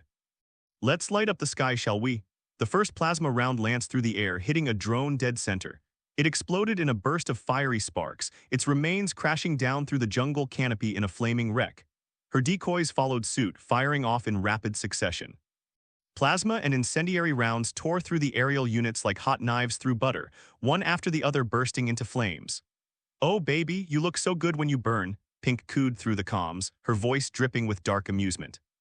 She could practically hear the chaos in the enemy comms as the drones faltered, their systems failing under the relentless barrage. Another drone exploded and Pink let out a satisfied hum. "Another one bites the dust," she taunted, switching to concussive rounds.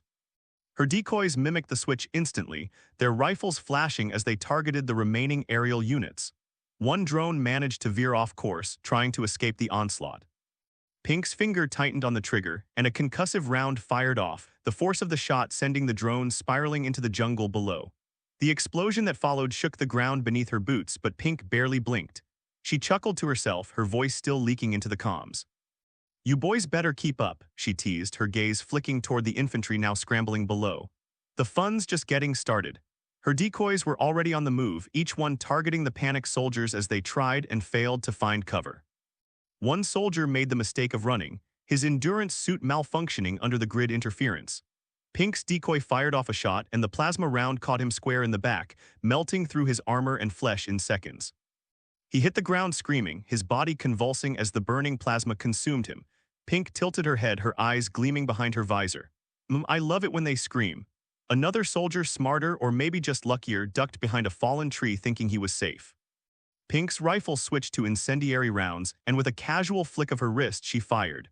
The round hit the tree trunk, igniting it in flames that quickly spread to the soldier's cover. He panicked, throwing himself out from behind the burning wood, but Pink's decoys were waiting. 4 shots rang out in unison, plasma rounds piercing his body and setting him ablaze as he crumpled to the ground, his screams echoing through the jungle. Pink laughed, the sound dark and twisted. "You should have stayed hidden, darling." She turned her attention back to the clearing, where Black was in the middle of his own carnage. She watched with mild interest as he brought down Noisemaker in its warhammer form, crushing a soldier with the kind of brutality that made Pink shiver with appreciation. "Oh, Black," she cooed into the neural link, her voice thick with amusement. "You and that hammer absolutely delicious." But she didn't linger. There was more blood to be spilled, and her decoys were already moving on to the next targets. The infantry below were scrambling, their rifles barely operational under the grid interference, their endurance suits slowing them to a crawl. They were lambs to the slaughter, and Pink wasn't one to miss an opportunity. "Prism, let's make this interesting," she said, switching her rifle to homing rounds. Her decoys followed suit, their weapons locking onto the remaining soldiers as they tried to escape. Pink watched as her decoys fired, the homing rounds curving through the air, chasing down the fleeing infantry like heat-seeking missiles. The rounds hit their targets with precision, exploding on impact, sending limbs and body parts flying in all directions. The jungle floor was soaked in blood, the bodies of the soldiers crumpling like broken dolls. "Look at you all," Pink said, her voice a soft purr, "falling apart so beautifully." She moved through the carnage like a ghost, her decoys flanking her, each one firing at any straggler they could find. Every shot was a kill, every blast sending another soldier to the ground in a heap of blood and broken armor. And every time one of her decoys scored a kill, Pink couldn't help but taunt the survivors. "Didn't anyone teach you boys how to play?" she mocked, her tone light but deadly. "Come on, at least make it fun for me." One soldier stumbled forward, his legs barely functioning as his suit malfunctioned. He raised his rifle, but before he could fire, Pink's decoy stepped in front of him, blocking his path. The decoy's rifle lowered slightly, as if considering him for just a moment before firing a single, precise shot. The plasma round burned through the man's skull, his body collapsing like a ragdoll. Pink sighed contentedly, her rifle lowering as she surveyed the scene. The jungle floor was littered with bodies, the air thick with the scent of burning flesh and blood. It was carnage, and Pink reveled in every second of it. "Oh, sweetie," she whispered into the comms, her voice a low, sultry drawl. "I'm just getting started." Yellow's deadly precision yellow moved like a shadow, silent and lethal, weaving through the retreating soldiers like a predator stalking prey. The grid boundary amplified her natural agility, turning her into little more than a flicker in the enemy's vision. The panicked, rapid response teams didn't know where to look, where to shoot, and that suited Yellow just fine. Her daggers gleamed in the dim jungle light, coated with a mix of poisons, paralytics, and psychotropics.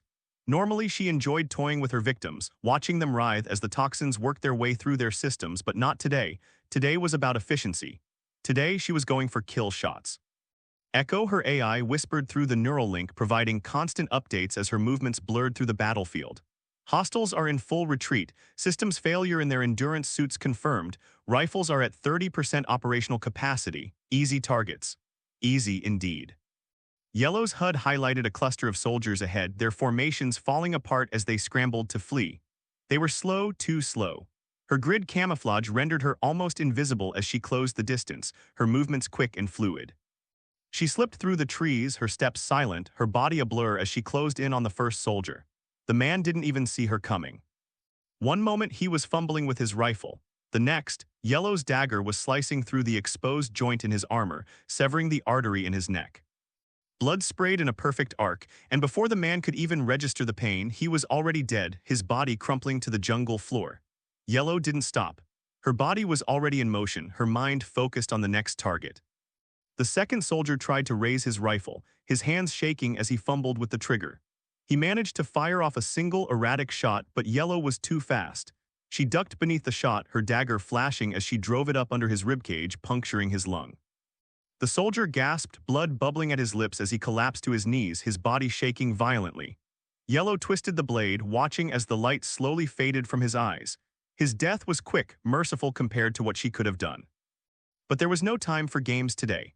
"Like the tides of the ocean," Yellow murmured softly, her voice barely a whisper as she pulled her blade free, the man's body slumping lifelessly to the ground. "I wash over you and you're gone." She moved again, her HUD marking another group of soldiers as they stumbled through the jungle, their retreat nothing short of desperate. They were in full panic mode now, their rifles barely functioning, their endurance suits malfunctioning with every step. She could hear their ragged breaths over their comms, could sense their fear in the way they moved. They knew they were being hunted. Yellow's lips curved into a thin smile beneath her helmet. Fear made them sloppy, and sloppy made them dead. Echo spoke again, its voice calm and methodical in her mind. 3 targets ahead. Suggest poison blend for immediate termination. Yellow didn't need the suggestion. She was already on the move, her daggers slipping silently into the mix of toxins as she darted toward her next targets. Her grid camouflage shimmered as she weaved through the trees, her body flickering in and out of sight. The first soldier spotted her, just a flicker in the corner of his eye. He turned, eyes wide with terror as he tried to raise his malfunctioning rifle. But Yellow was already behind him. Her blade pierced the base of his skull, severing the spinal cord in one clean strike. His body stiffened, then fell limp, collapsing to the ground in a heap. The second soldier let out a terrified scream, his legs trembling as he stumbled backward, his rifle useless in his hands. Yellow was on him in seconds, her dagger flashing as she drove it into his gut. The poison worked quickly, his muscles seizing up as the paralytic took hold. His breath came in ragged gasps, his body trembling uncontrollably. Yellow watched, her eyes cold and unfeeling as the man convulsed, his limbs twitching as the psychotropics in her blade began to take effect. He tried to scream, but the sound was strangled, his throat too tight to release more than a gurgle of terror. She twisted the blade slowly, watching as his pupils dilated, his body jerking violently as the toxins overwhelmed his system. "I would say it's peaceful," Yellow whispered softly, "but we both know it's not." She pulled the blade free and the soldier collapsed into the mud, his body twitching in the throes of death. There was no mercy here, only death, quick and efficient. Yellow moved on. The third soldier was already running, his boots slipping in the mud as he desperately tried to flee. His rifle was nothing more than dead weight, his endurance suit sputtering with failure warnings. He glanced back over his shoulder, eyes wide with fear, but Yellow was already closing in. She moved like the wind, silent, lethal, her daggers gleaming as she approached. She could hear his ragged breathing, the pounding of his heart as he stumbled through the jungle, his legs barely able to carry him. The fear was palpable, radiating off him in waves. Yellow relished it.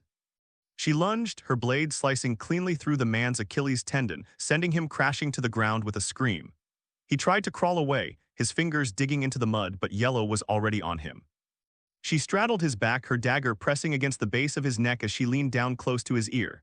"You can stop running now," she whispered, her voice soft, almost soothing. "It's over." With a swift, precise motion, she drove the blade down, severing his spinal cord. His body jerked once, then stilled, his breath leaving him in a final, shuddering gasp. Yellow rose to her feet, her daggers dripping with blood as she surveyed the battlefield. The jungle was littered with bodies, the air thick with the stench of death. The rapid response teams were in full retreat, but they wouldn't get far, not while she was hunting. She moved through the carnage, her body a flicker of motion as she closed in on the next group of soldiers. Her daggers gleamed, ready for the kill. The unidentified ranger rises. Red's pistols cooled in her hands, the smell of burning plasma still lingering in the air as she surveyed the battlefield. The grid boundary thrummed softly around them, amplifying her team's abilities as they wiped out the last remnants of the enemy infantry. Her mind was sharp, focused, already calculating their next move. The victory was in sight, until a flash of movement caught her eye. Her gaze snapped toward the center of the clearing where Blue lay motionless. He should have stayed that way, beaten down by the sheer force of the assault, but now, as if defying logic, he was moving. Slowly but surely, Blue was rising to his feet, her breath caught in her throat. The faint blue glow that had surrounded his suit earlier, barely noticeable amidst the chaos, was now blazing. The aura pulsed with energy, rippling around him in waves, growing stronger, more intense. Red's HUD scrambled to process the surge in power, her mind struggling to make sense of what she was seeing. He's getting up," Red's voice was soft, laced with disbelief as she watched the impossible unfold. "Number how?" Aegis fed her data at lightning speed, its voice tinged with something close to alarm. "Energy output from the unidentified ranger is spiking. Suit systems appear to be regenerating, his vitals are stabilizing." Red's fingers tightened around her pistols, her heart pounding as the reality of the situation hit her. Blue wasn't just getting back up, he was recovering, and fast. The blue aura around him wasn't just a fluke. It was a storm building, crackling with power that seemed to defy everything they'd thrown at him. Her voice cut sharply through the neural link. "Team, stop the pursuit. The unidentified ranger is recovering." There was a moment of silence, a ripple of shock that surged through the link. Black, pink, and yellow had been in the thick of the carnage, dismantling the rapid response teams with brutal efficiency, but now her command hit them like a lightning bolt. "What?" Pink's voice broke through first, dripping with disbelief, a manic edge to her tone. You mean Blue is still kicking? Oh, darling, this just got interesting. Her laughter followed a dark, twisted sound that echoed in the comms. I wonder if you'll put up a fight this time. I do love it when they squirm. Red didn't respond. Her eyes remained locked on Blue as his aura flared brighter, the light so intense it was almost blinding. He stood tall now, his body crackling with energy. Whatever they'd hit him with hadn't stopped him, it had made him stronger. Forget the infantry. Forget the encirclement, Red barked through the link, her voice hard, unyielding. All Rangers moved to pacify Blue. Now, Black's response was immediate, a deep rumbling growl that sent vibrations through the neural link. Finally, he muttered, his voice thick with anticipation. I'm going to run through him like a goddamn battering ram. Black's feet were already pounding the jungle floor as he turned toward the clearing, his body like a freight train barreling forward. I'm done playing with these tin soldiers. Let me crush something that fights back. His bloodlust was palpable, the promise of a true challenge igniting the fire in his chest. Noisemaker hummed in his grip, the war hammer ready to obliterate anything in its path, and Blue was the perfect target. I'll clear the way, Black growled, or crush him. Red knew Black's recklessness all too well, but this time she needed his raw power. Whatever was happening with Blue, they couldn't afford hesitation. Then Yellow's voice slithered through the link, low and predatory. He's rising, she whispered, her tone full of dark hunger. Yellow's eyes locked onto Blue's shimmering form as she prowled through the jungle, her dagger still slick with blood from her last kill. Let him get up. I want to see the look in his eyes when I carve him open. There was something primal about Yellow now, something predatory that had been lurking just beneath the surface but was now dialed to 11. Her every move was calculated, lethal. She was no longer just a hunter, she was the apex predator, and Blue had become the prey. Like a wounded animal, he doesn't know when to stop, she hissed. But don't worry, I'll show him how it ends. Yellow's camouflage flickered as she moved like a ghost through the trees, her focus narrowing in on Blue. Every step was deliberate, every breath a measured beat of her deadly intent. Red's heartbeat quickened as the cool metal steadying her focus. She didn't have the luxury of doubt, and she sure as hell didn't have time to question what was happening to Blue. All she knew was that they needed to stop him before this went any further. All units on me, she barked, her voice cutting through the neural link like a blade. We take him down together. Without waiting for confirmation, Red's legs propelled her forward, her body surging into motion as she charged toward the clearing. The jungle around her blurred into streaks of green and brown as the adrenaline coursed through her veins, her pistols still drawn, ready to fire. Blue's shimmering form in the distance was becoming more defined, his blue aura glowing like a beacon. The jungle was alive with the sound of war, the stench of blood thick in the air, but for Blue, time had slowed to a heartbeat. His muscles trembled with the force of his systems coming back online, one by one. Each jolt of power rippled through him, making the blue aura around his suit blaze brighter, more intense. The world around him became hyper-focused, each leaf, each shift of light cutting through the jungle canopy, the distant echoes of boots trampling over roots. His heart pounded like a war drum in his ears, the blue energy thrumming through his suit, pushing him further from the brink of collapse. Grid combat profiling is fully online. Nova's voice was calm, clinical, cutting through the haze with cool efficiency, diverting all available energy into repairs and system activation. He could feel it now, power surging back into his body, refilling the gaps left by Yellow's poisons, by the brutal blows he had taken, by the strain his suit had endured. The cracks in his armor slowly knitted together, blue light threading through the fractures, stronger with each pulse. Blue's vision sharpened as the jungle bled into focus. The heartbeat of the battle continued to pound around him, each shift in the jungle echoing in his mind. And then Nova's voice rang out again, pulling his attention back. The rapid response teams have suffered an 84% fatality rate. Blue's jaw clenched. The report came with a detachment he had expected from Nova, but the weight of it wasn't lost on him. His allies, soldiers sent in under Cassin's orders, were dying. He could almost hear their last cries, their final moments of confusion and terror as the Rangers cut them down. Cassin's hadn't listened. The fatalities could have been avoided, but Blue pushed that weight deeper inside him. No time to mourn, no time to feel. The cold detachment settled in, disassociating from the lives lost. He could grieve later when the battle was won, if he survived, if any of them did. They're in full retreat, being picked off, Nova continued as though reading his thoughts. Blue's grip tightened inside his gloves. He had expected nothing less. His heart still burned with the knowledge that those lives were lost on his watch. But he buried that flame, smothered it with the cold, calculating resolve that came with years of combat.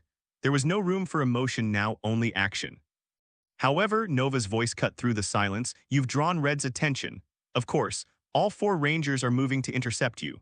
A smirk tugged at the corner of Blue's lips, barely visible beneath the visor of his helmet, typical Red. Always the one to assess the battlefield with sharp eyes, always prioritizing the greatest threat. And that threat was him. Good, he murmured, his voice low, vibrating with grim satisfaction. Typical Red, always after the most dangerous target. The approaching footsteps grew louder, a steady rhythm of impending violence. Red was bringing her entire team. Her ruthless tactician's mind had already calculated that it would take all four rangers to bring him down. She wasn't wrong, but she didn't know what he had in store for her. Nova, he commanded, the edge of purpose sharpening his voice, connect to the orbital defensive grid, the Helios system. Accessing Helios grid. Nova responded without hesitation, already diving into the planetary defense systems, her calculations moving faster than his thoughts. The hum of her work vibrated in the back of his mind. Connection established, scanning for orbital cannon coverage. The plan crystallized in his mind, every step leading to this moment. Facing the Rangers head-on in his state would be suicide. But there were more ways to win a battle than brute force. He needed something devastating, something they wouldn't see coming. One cannon is positioned within optimal range, Nova confirmed, her voice even steady. Codename Old Glory. The grin widened beneath Blue's helmet. Old Glory, a weapon named in memory of the fallen nation-state, a weapon that had never been used in the war to defend Earth but had stood as a symbol of untapped power. Perfect, he whispered, more to himself than to Nova. Target my location. Are you sure? There was no hesitation in Nova's voice, but the weight of the decision settled heavily between them. Old Glory wasn't a weapon to be used lightly. The devastation it could unleash was almost incomprehensible. I'm sure. Blue's voice was cold now, detached, his mind focused on the singular goal. Reverse our energy shields to be the exact opposite of Old Glory's frequency, then fire. The silence stretched out as Nova processed the command. In that silence, the jungle around him came alive again, the faint sounds of birds in the distance, the wind rustling through the leaves, the pounding of ranger boots getting closer, the hum of their suits cutting through the underbrush. Shields adjusted, target locked, firing sequence initiated. The blue aura around him flared like a supernova, glowing brighter with every passing second as his suit drew more and more energy from the grid. He could feel it, like a rising tide, crashing against the limits of his body, ready to explode. The jungle around him darkened, the storm gathering above as Old Glory locked in its trajectory. They were close now, he could feel them. Red, black, pink, and yellow, each one fast, deadly precision incarnate, 10 paces out, 5, they were only seconds away from him. Shields fully calibrated, Nova's voice confirmed, calm, unbothered by the destruction that was about to unfold. Incoming fire from Old Glory. His HUD displayed the incoming trajectory as the atmosphere above him began to ripple, a faint distortion as Old Glory zeroed in on his exact position. And then the sky exploded. A beam of energy tore through the heavens, cascading down like a sword of vengeance. The light from the cannon was blinding, a white-hot inferno searing through the atmosphere and slamming into the earth with the force of 1,000 storms. The impact was instant, the world around him detonating in a wall of pure, unrelenting energy.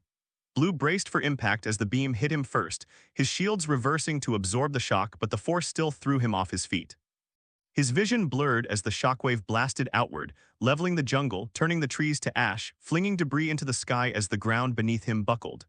The four rangers were only paces away when the beam struck, the shockwave hitting them full force. Red was hurled backward, her pistols ripped from her hands as the raw energy shattered her morphing armor, splintering it into pieces. Black was thrown to the side, his hammer slipping from his grip as his suit cracked under the blast, his body slamming into a crumbling tree. Pink's decoys flickered out of existence, her suit disintegrating as she crashed into the scorched earth, barely registering the pain before her systems overloaded. Yellow mid-lunge was caught in the storm, her daggers dropping from her hands as her armor shattered, her form collapsing into the debris. The world around them was unrecognizable, a wasteland of destruction, fire and smoke rising from the ground, the trees obliterated, the earth trembling in the wake of Old Glory's strike. Blue's system screamed at him, warnings flashing across his HUD as his armor cracked, the blue aura flickering out. He could feel the energy leaving him, his body finally giving in to the immense pressure, the power too much for even him to contain. His vision dimmed as the light from the blast faded, the world around him reduced to a blur of smoke and ruin.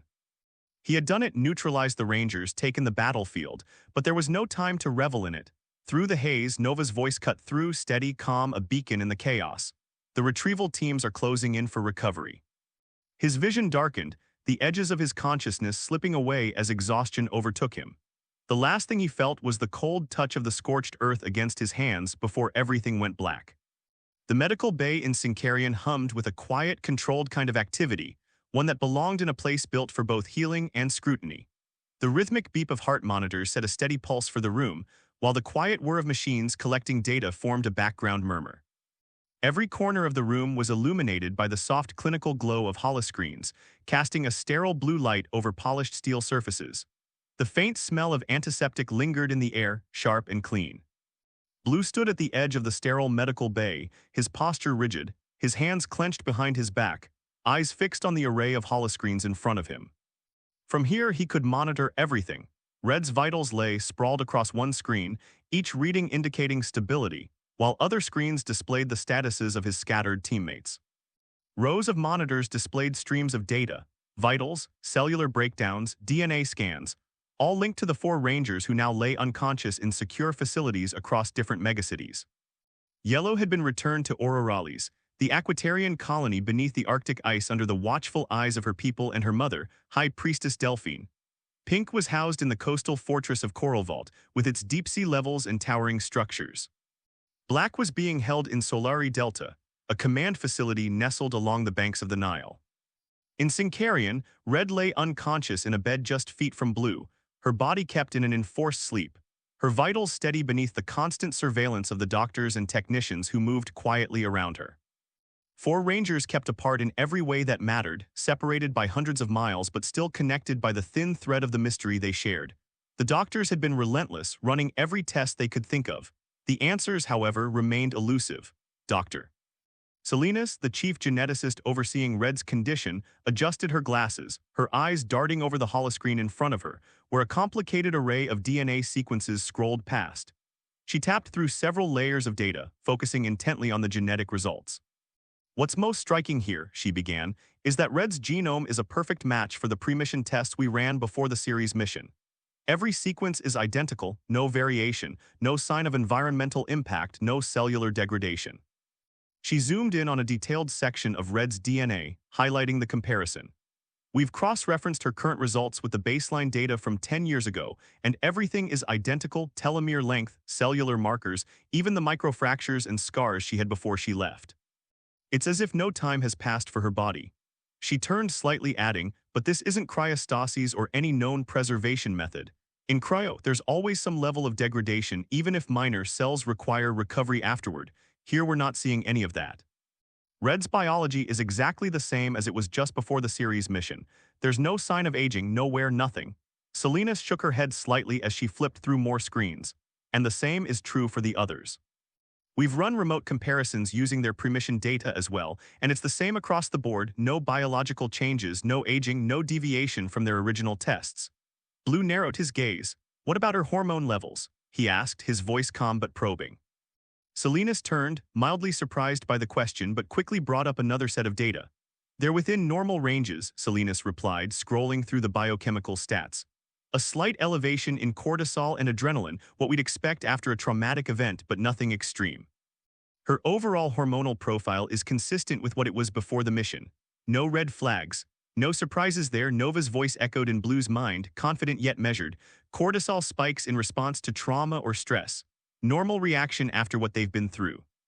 Or at least what they think they've been through." Blue gave a slight nod, acknowledging the information.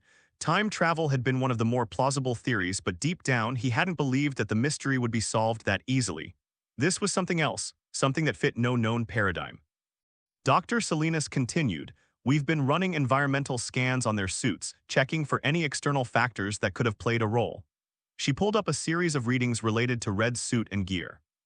"The suits themselves have no anomalies, no foreign materials, no signs of extreme radiation exposure or elemental residue. We thought perhaps their suits had been modified to protect them from whatever they encountered, but there's nothing out of the ordinary." Blue's expression remained unreadable, but his mind whirred behind his calm exterior.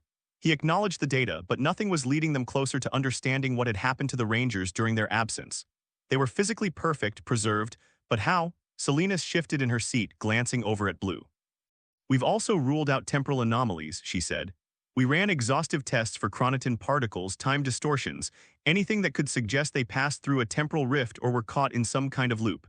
But there's no evidence of time displacement. Good call on the AI lockdown, Nova chimed in, her digital tone tinged with approval. It would have been risky to let them sync up before we've sorted all this out. If something's wrong, it could spread, ripple through their systems. Dr.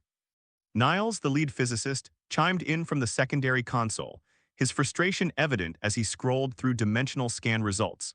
We've been monitoring their neural activity as well. Neural activity shows no sign of manipulation or external control. If their minds were affected during those 10 years, we're not seeing any evidence of it. No implanted memories, no disruptions in normal brainwave patterns. Salinas tapped a button on her console, and a 3D model of Red's brain appeared on the screen overlaid with streams of data. Everything looks normal, Blue. Neural responses are within expected ranges for someone sedated. We've even checked for signs of interference from their AIs just in case. Again, nothing. The room had fallen into a contemplative silence, the weight of unanswered questions thick in the air. The morphers had been their constant companions, the source of their strength, but the uncertainty surrounding the Rangers' condition had prompted extreme caution. The morphers, locked away in vaults, were now kept far from the Rangers' reach as a protective measure. Nova's voice cut through his thoughts, low and methodical. The ship is the key. The Aquatarian cruiser shouldn't exist. It was destroyed, and yet, there it is. If we find out how a destroyed ship made it back to Earth, we'll find out what happened to them. Blue's brow furrowed as he considered this. If the ship was intact enough to be repaired, he said aloud, why did it crash land instead of making a controlled descent? Even if it wasn't damaged enough to burn up during re-entry, it would still have required extensive repairs. And for Aquatarian ships, the water used in repairs must be both abundant and extremely pure. It would also require specialized Aquatarian engineering knowledge. Yellow was Aquatarian, and she had some knowledge of structural engineering and ship mechanics, but reconstructing an entire cruiser was beyond her abilities alone. However, if Echo had helped, it might have been possible.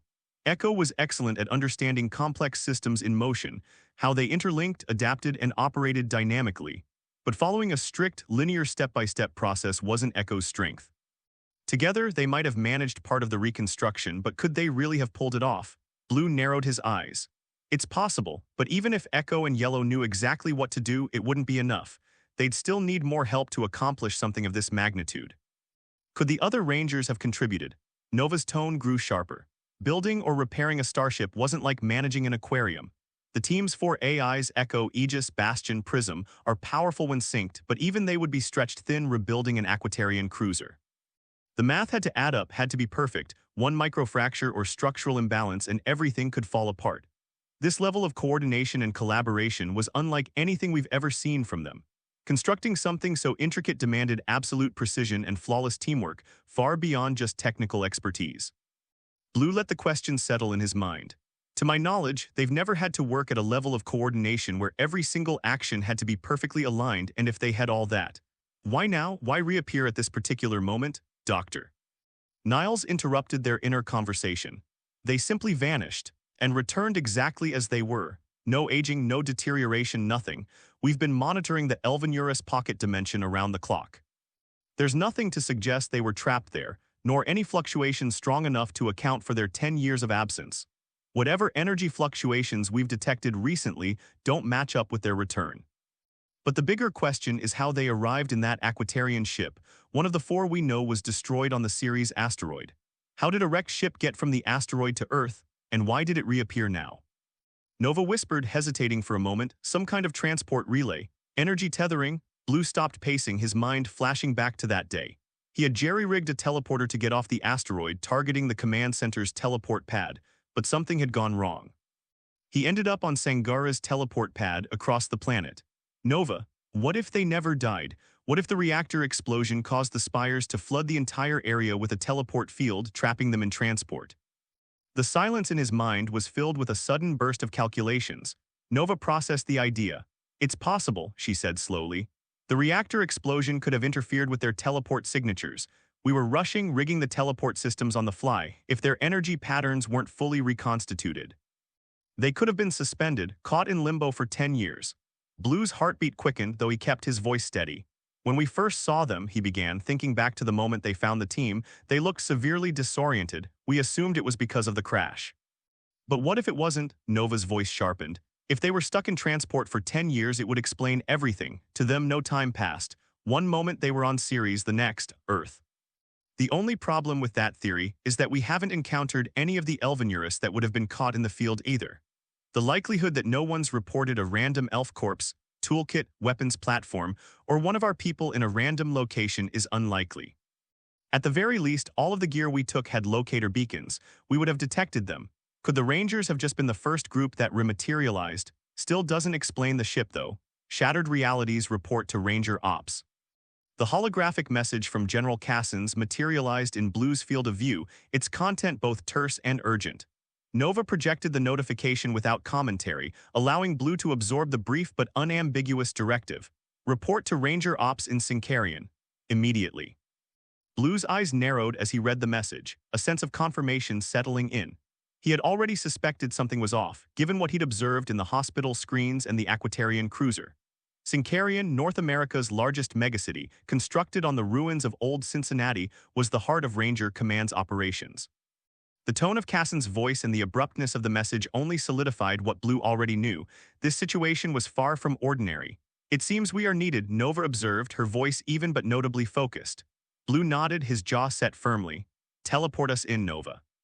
Without delay, Blue felt the familiar hum of the morphing grid as Nova initiated the teleportation sequence. His surroundings wavered, blurred, and then swiftly reconstituted themselves.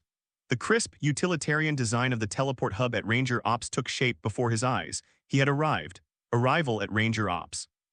Ranger Ops was an enormous facility, reconstructed within the foundational infrastructure of the historic Cincinnati Museum Terminal. Once a celebrated Art Deco monument, it had now become the nerve center of North America's defense system.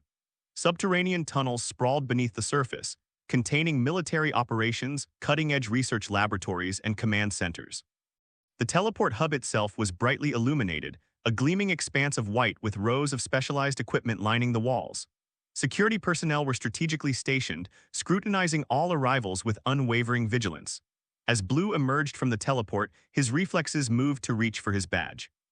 Nova, fully integrated with the network, had already transmitted his credentials through the automated systems, yet protocol demanded physical verification. These measures were not merely ceremonial, they were necessary safeguards. Welcome, Ranger, the automated voice intoned as a retinal scan was performed across Blue's face. He continued with a fingerprint scan and manual badge verification, though his mind had already drifted ahead, processing what awaited him. They don't call you here for routine matters, Nova murmured privately, her voice tinged with dry amusement. Because nothing says routine like a crisis, right? No, Blue replied mentally, his tone carrying a hint of sarcasm. They called me here because of the cruiser Nova. This isn't exactly a surprise. Whatever's happening, it's already well beyond routine. The corridors leading toward the command center were a hive of activity. Staff members moved with determination, their expressions resolute, betraying the severity of whatever crisis they faced. Engineers carried tablets filled with schematics while officers held hurried discussions. The tension within the facility was palpable. Whatever had transpired, it had rocked the very core of Ranger Command. Clearing the security procedures, Blue advanced to the deepest level of the complex, the strategic headquarters of Ranger Command. Within these walls, General Cassins, Imperator Wei Lingyu, and other high-ranking officials coordinated not only the defense of North America, but also the global response efforts across all megacities, the Aquatarian colonies within Earth's oceans, and the galactic response within the Alliance. The lift descended with mechanical precision, the soft whisper of hydraulics the only sound accompanying his descent. Floor after floor passed by, each housing vital components of Earth's defensive apparatus, forming a vast and interconnected network to ensure humanity's survival. The briefing, anything new? Blue directed his question inward as the lift neared the command center. Only fragments of data, Nova responded, her computational capabilities simultaneously sifting through encrypted communications and restricted access networks. But there are hints, something significant concerning discrepancies in the series' mission footage. It's not looking good, Blue. They've uncovered something substantial. Blue's heartbeat quickened as the lift doors parted, revealing the dim expanse of the Central Command headquarters. He had expected questions about the Aquatarian cruiser, hypotheses on its sudden reappearance, but instead, it seemed they were focused on something else entirely. The room was cavernous, adorned with a myriad of tactical holographic displays that relayed information from around Earth and beyond.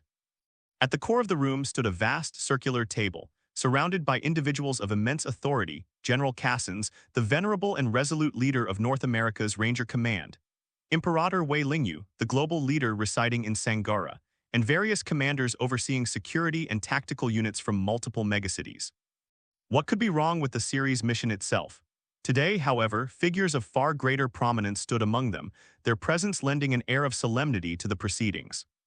King Dax of Edenoy, revered as the masked rider and leader of the Edenites, stood with his back to the entrance as Blue entered. His ornate cloak, dark and heavy, fell with a graceful weight that spoke to his warrior lineage and the countless battles he had endured. Ambassador Andros of KO-35, a former Red Ranger and seasoned veteran, observed the proceedings with a piercing gaze, his eyes carrying the intensity of someone who had faced innumerable trials in the year preceding the countdown. Lady Delphine, High Priestess of Aquitar and former White Aquitarian Ranger, stood as a beacon of tranquility, her silvery robes adorned with intricate acquisition symbols that spoke of wisdom passed down through generations. And then there was Trey, the Gold Zeo Ranger and ruler of Triforia, whose very presence seemed almost paradoxical, both grounded and ethereal, his golden ceremonial armor reflecting the dim light of the room with an otherworldly luminescence. Blue felt a profound weight settle upon him as he took in the sight of these distinguished leaders. This was no ordinary assembly of Earth's commanders. This was a coalition of the Alliance's strongest interstellar allies, united by a shared purpose. The gravity of the moment pressed down on him, as if the very air had grown heavier. Blue felt the weight of the situation settle upon him as he surveyed the assembly of powerful allies. This was not a mere gathering of Earth's commanders, it was a coalition of their strongest interstellar partners, united for one reason. A sense of urgency hung in the air, pressing down like a physical force. This lineup. These weren't just politicians, Nova, Blue thought, a sense of reverence in his mental voice. These were warriors, leaders who had been on the front lines during the countdown, each fighting for their own world. They'd faced the worst not from behind desks but out there in the thick of battle. Agreed, Nova replied, her tone softening with the weight of shared history. They've called in the heavy hitters for this. The discrepancy, Blue, Overseer began, her voice taut, every word carefully measured as he approached. You're just in time. We've been conducting a meticulous review of the helmet footage from the series' mission. I've cross-referenced every frame, analyzed inconsistencies, and compiled a detailed report. There are anomalies, significant ones, that need addressing. Blue remained silent, his posture rigid, awaiting further details. The footage reveals discrepancies across all 5 Rangers, Overseer continued, her tone shifting, betraying a mix of frustration and concern. Communications between you fluctuated erratically throughout the mission, audio recordings intermittently cut in and out, often with strange, almost mechanical sounds in the background. There were moments when damage to the suits appeared and then vanished entirely, as if it had never happened. Rangers appeared in different locations than expected, seemingly out of sync with each other. Orders did not align, and each Ranger seemed to be operating under different mission parameters. It's as if the data streams themselves became desynchronized, creating a distorted reality for each of you. Most interestingly, in certain frames, the Rangers appear to be fighting against ghosts, striking at enemies that the footage does not show. And yet their weapons are clearly making contact with something, reacting as though they were hitting real, tangible mass. The energy discharges, the impacts, they're all there, but there's nothing visible in those frames to explain what they were fighting. A murmur spread among those gathered, but Blue kept his gaze fixed on Overseer, processing the implications. Wait, he said, his voice adopting a hardened edge. You're saying the helmet recordings depict us executing different missions? Overseer nodded solemnly. Precisely. At certain points, each Ranger's perspective diverges dramatically. The only footage that aligns across all 5 is the moment where Red kicks you through the portal. That segment remains consistent. Blue's jaw clenched as fragmented memories from the series' mission resurfaced. He remembered it too vividly, the sudden, brutal impact of Red's boot against his chest, her split-second decision to save him when there was no time left. The kick had been forceful, almost crushing, driving him back into the teleport pad with a violence that had knocked the wind from him. His ribs had strained under the pressure, and panic had flashed through his mind as the world around him blurred. The chaos of the series' mission replayed in his thoughts, each fragment laced with pain, confusion, and the echo of that moment.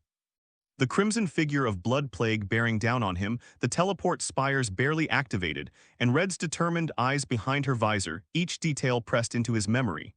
It wasn't just a kick, it was a last resort to save his life. And then the aftermath, waking up disoriented, bruises across his torso, and Nova urging him to stay calm while medics assessed the damage. His chest began to constrict, the pressure mounting as Overseer's words brought the reality of the compromised mission into sharper focus.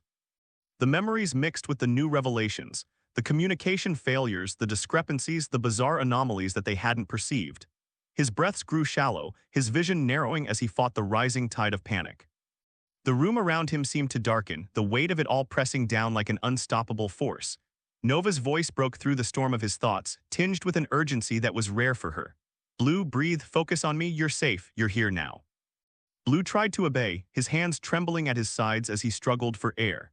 He closed his eyes, concentrating on Nova's voice, her presence anchoring him, the steady pulse of her words a lifeline. Slowly, he fought to drag himself out of the spiraling panic, away from the suffocating memories. He was here in the present, he was safe. He repeated Nova's words in his mind, trying to make them his own. The series mission, the chaotic events replayed vividly in his mind. Bloodplague's formidable presence had been all-encompassing, his crimson armor vibrating with a sinister resonance that seemed to distort the morphing grid itself. Blue remembered the sensation of being slowed, as though his body moved through molasses under the oppressive force of Bloodplague's influence. Every attack the Rangers had launched had been deflected effortlessly, the dark energy imbuing Bloodplague's strikes seemingly neutralizing their capabilities. In those final moments, Blue was entirely absorbed in the task at hand, jacked into the spire alongside Nova, their neural link fully immersed in the process of jerry-rigging the code to activate the teleportation device. The connection had made it impossible for him to react to any external stimuli.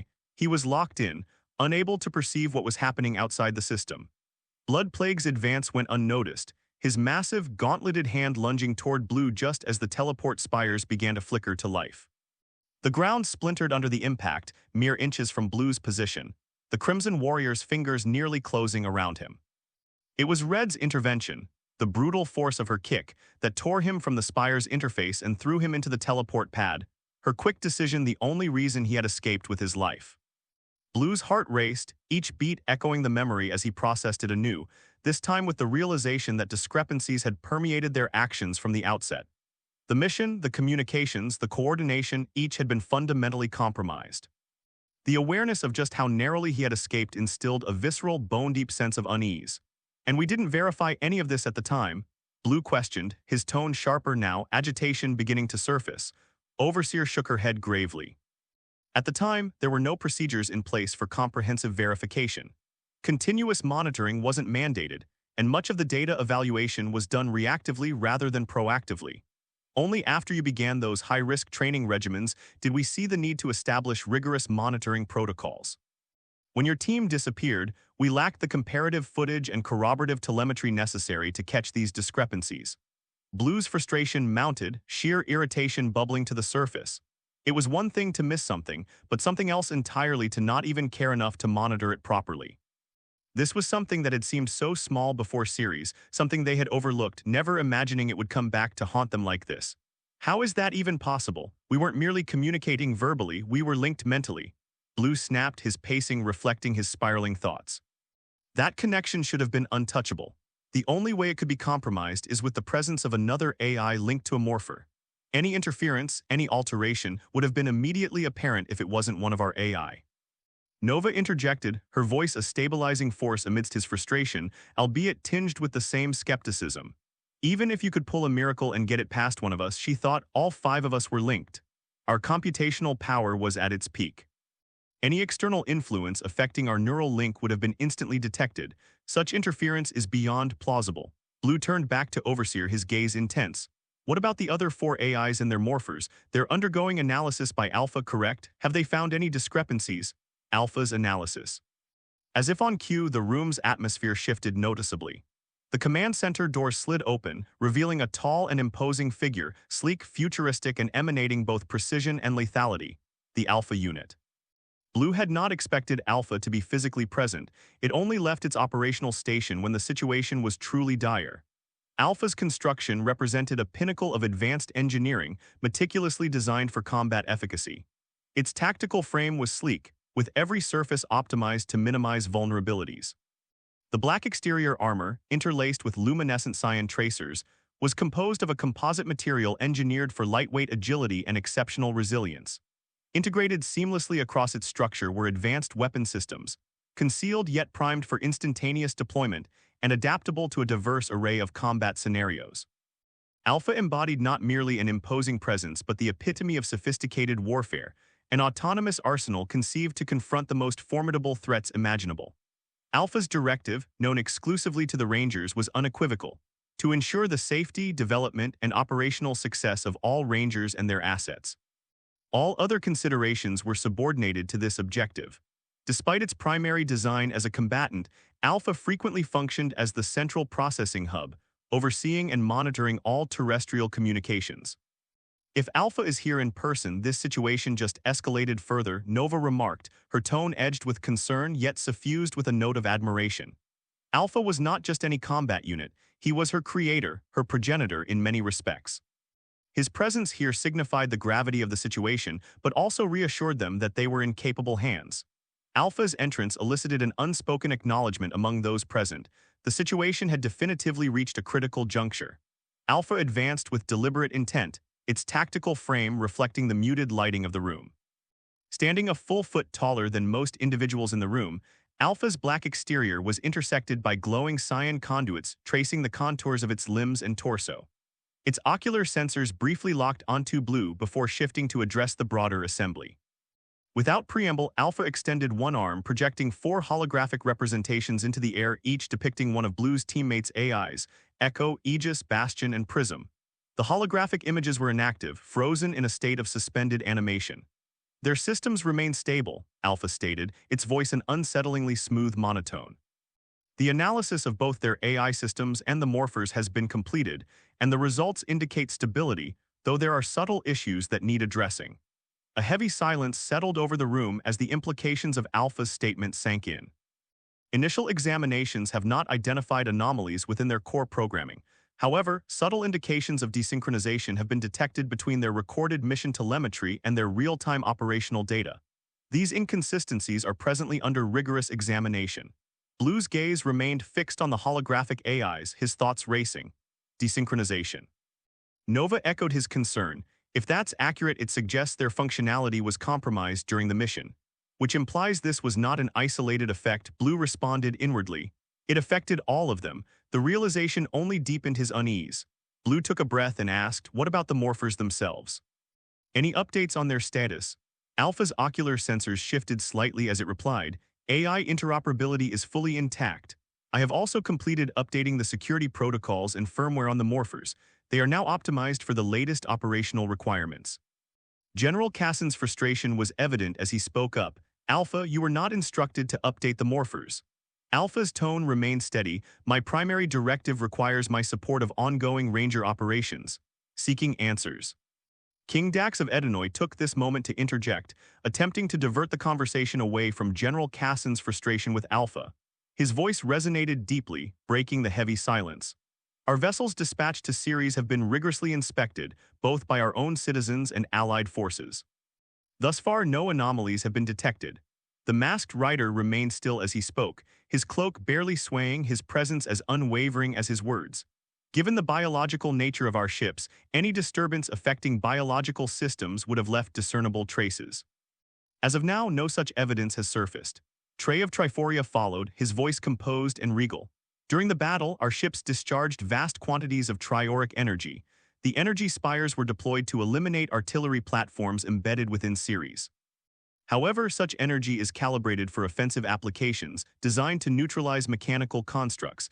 Its properties should not affect morphing grid dynamics or neural links." His gaze lingered upon the holographic projections, a crease forming across his brow. "The trioric bursts are targeted and precise. Their effects are mechanical, not metaphysical. Moreover, due to the time that has passed since Ceres, any residual effects that could have been detected would have long since faded." Ambassador Andros, silent until this point, interjected, his tone measured but grave. "KO-35 has dispatched reconnaissance ships to the asteroid belt. They will perform extensive scans across all fragments of Ceres to detect residual energies or anomalies. It's a long shot, but we hope to discern any remnants that could elucidate the cause of these discrepancies." Blue nodded, appreciating Andros' practicality. KO-35 scientists were among the most skilled. If there was any residual disturbance, they would identify it.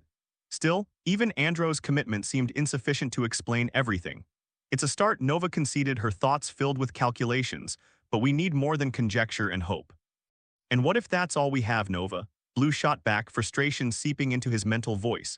It's been too long since series. Whatever clues were there are probably gone now. The weight of uncertainty, the room settled into a tense silence as the magnitude of the situation set in. Despite the combined strength of Earth's defenders and their interstellar allies, the path ahead remained obscured.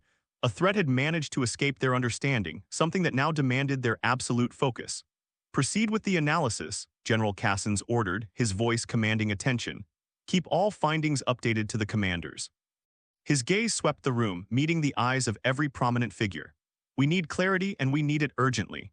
Alpha inclined its head, the holographic projections flickering as they remained suspended. We're running out of lids, Nova whispered, her voice carrying a rare note of vulnerability. Blue's eyes narrowed at the holograms, his resolve hardening. Then we'll create new leads, he thought grimly. This will not stand. With the weight of expectation heavy in the air, Imperator Wei Lingyu rose, her movements deliberate as she began positioning her pieces. There was preparation to be done, even if the final outcome remained uncertain. Her voice, though calm, carried an edge of determination as she addressed the assembly. This meeting is adjourned. All relevant intelligence must be disseminated immediately to the commanders of each megacity. Ensure the information is directed to appropriate security channels and maintain classification until all Rangers are debriefed individually. Her eyes scanned the room, assessing the readiness of each person present, ensuring her orders were fully understood. No leaks, full control is imperative. As the heavy doors of the briefing room sealed shut behind him, Blue was immediately met with the controlled chaos of the military facility's main corridor. The soft murmur of voices, the clatter of boots on steel floors, and the distant hum of machinery created a symphony of sound that filled the air. Personnel moved briskly through the halls, engineers, officers, and tactical teams, all engaged in their critical tasks, their faces etched with focus and determination. The walls, adorned with blinking consoles and status screens, cast a cold blue light that flickered over the moving figures, giving the place an almost otherworldly feel. Despite the activity, Blue felt a gnawing sense of isolation, as if the weight of the recent briefing clung to him alone. He took a deep breath, the sharp scent of industrial cleaner and oil filling his lungs, grounding him in the here and now. The pressure of looming decisions bore down on him, demanding clarity in a situation that was anything but clear. That was a lot to take in, Nova's voice echoed in his mind, calm but laced with a rare hint of concern. Even amidst the bustling scene around them, her presence was intimate, a constant companion within the neural link they shared. Before he could delve deeper into his thoughts, a soft chime emanated from his wrist communicator, the noise barely audible above the cacophony of the facility. He glanced down as an encrypted message flashed across the small screen. The sender's identity was masked, but static crackled briefly before a familiar voice broke through. Blue, it's Servo, we need to meet. I've gone over the helmet footage from all 5 Rangers and there's something important you need to know. A brief silence hung in the air before Servo added, I'll send you the coordinates. Please come as soon as you can. Blue's gaze narrowed as his device pinged again, displaying a set of GPS coordinates. His eyes widened slightly as the location registered, Southern California. More specifically, North Valley High School. North Valley High, Blue murmured, his brow furrowing as he sidestepped a group of soldiers deep in conversation. That's an unusual choice. Most schools were destroyed during the countdown. Nova's voice returned with sharp insight. It wasn't just random destruction. Schools, hospitals, government buildings, they were all tactically targeted. Many older schools, especially those built before the collapse of the Soviet Union, were designed to double as fallout shelters and nuclear survival centers. The aliens knew this.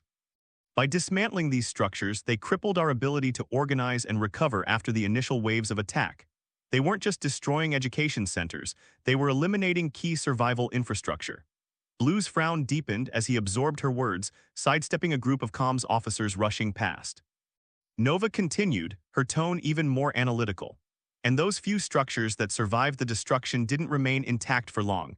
Most were stripped of their rare metals and raw materials. Anything valuable, copper, steel, even basic building supplies, was harvested and used in the construction of the megacities or repurposed for the Terra Venture project. We had to rebuild from what was left, and those places were prime resources. The knot in Blue's chest tightened as a sense of unease settled over him. Schools, hospitals, places that once symbolized safety and community were now little more than scavenged ruins or repurposed material in the sprawl of the megacities.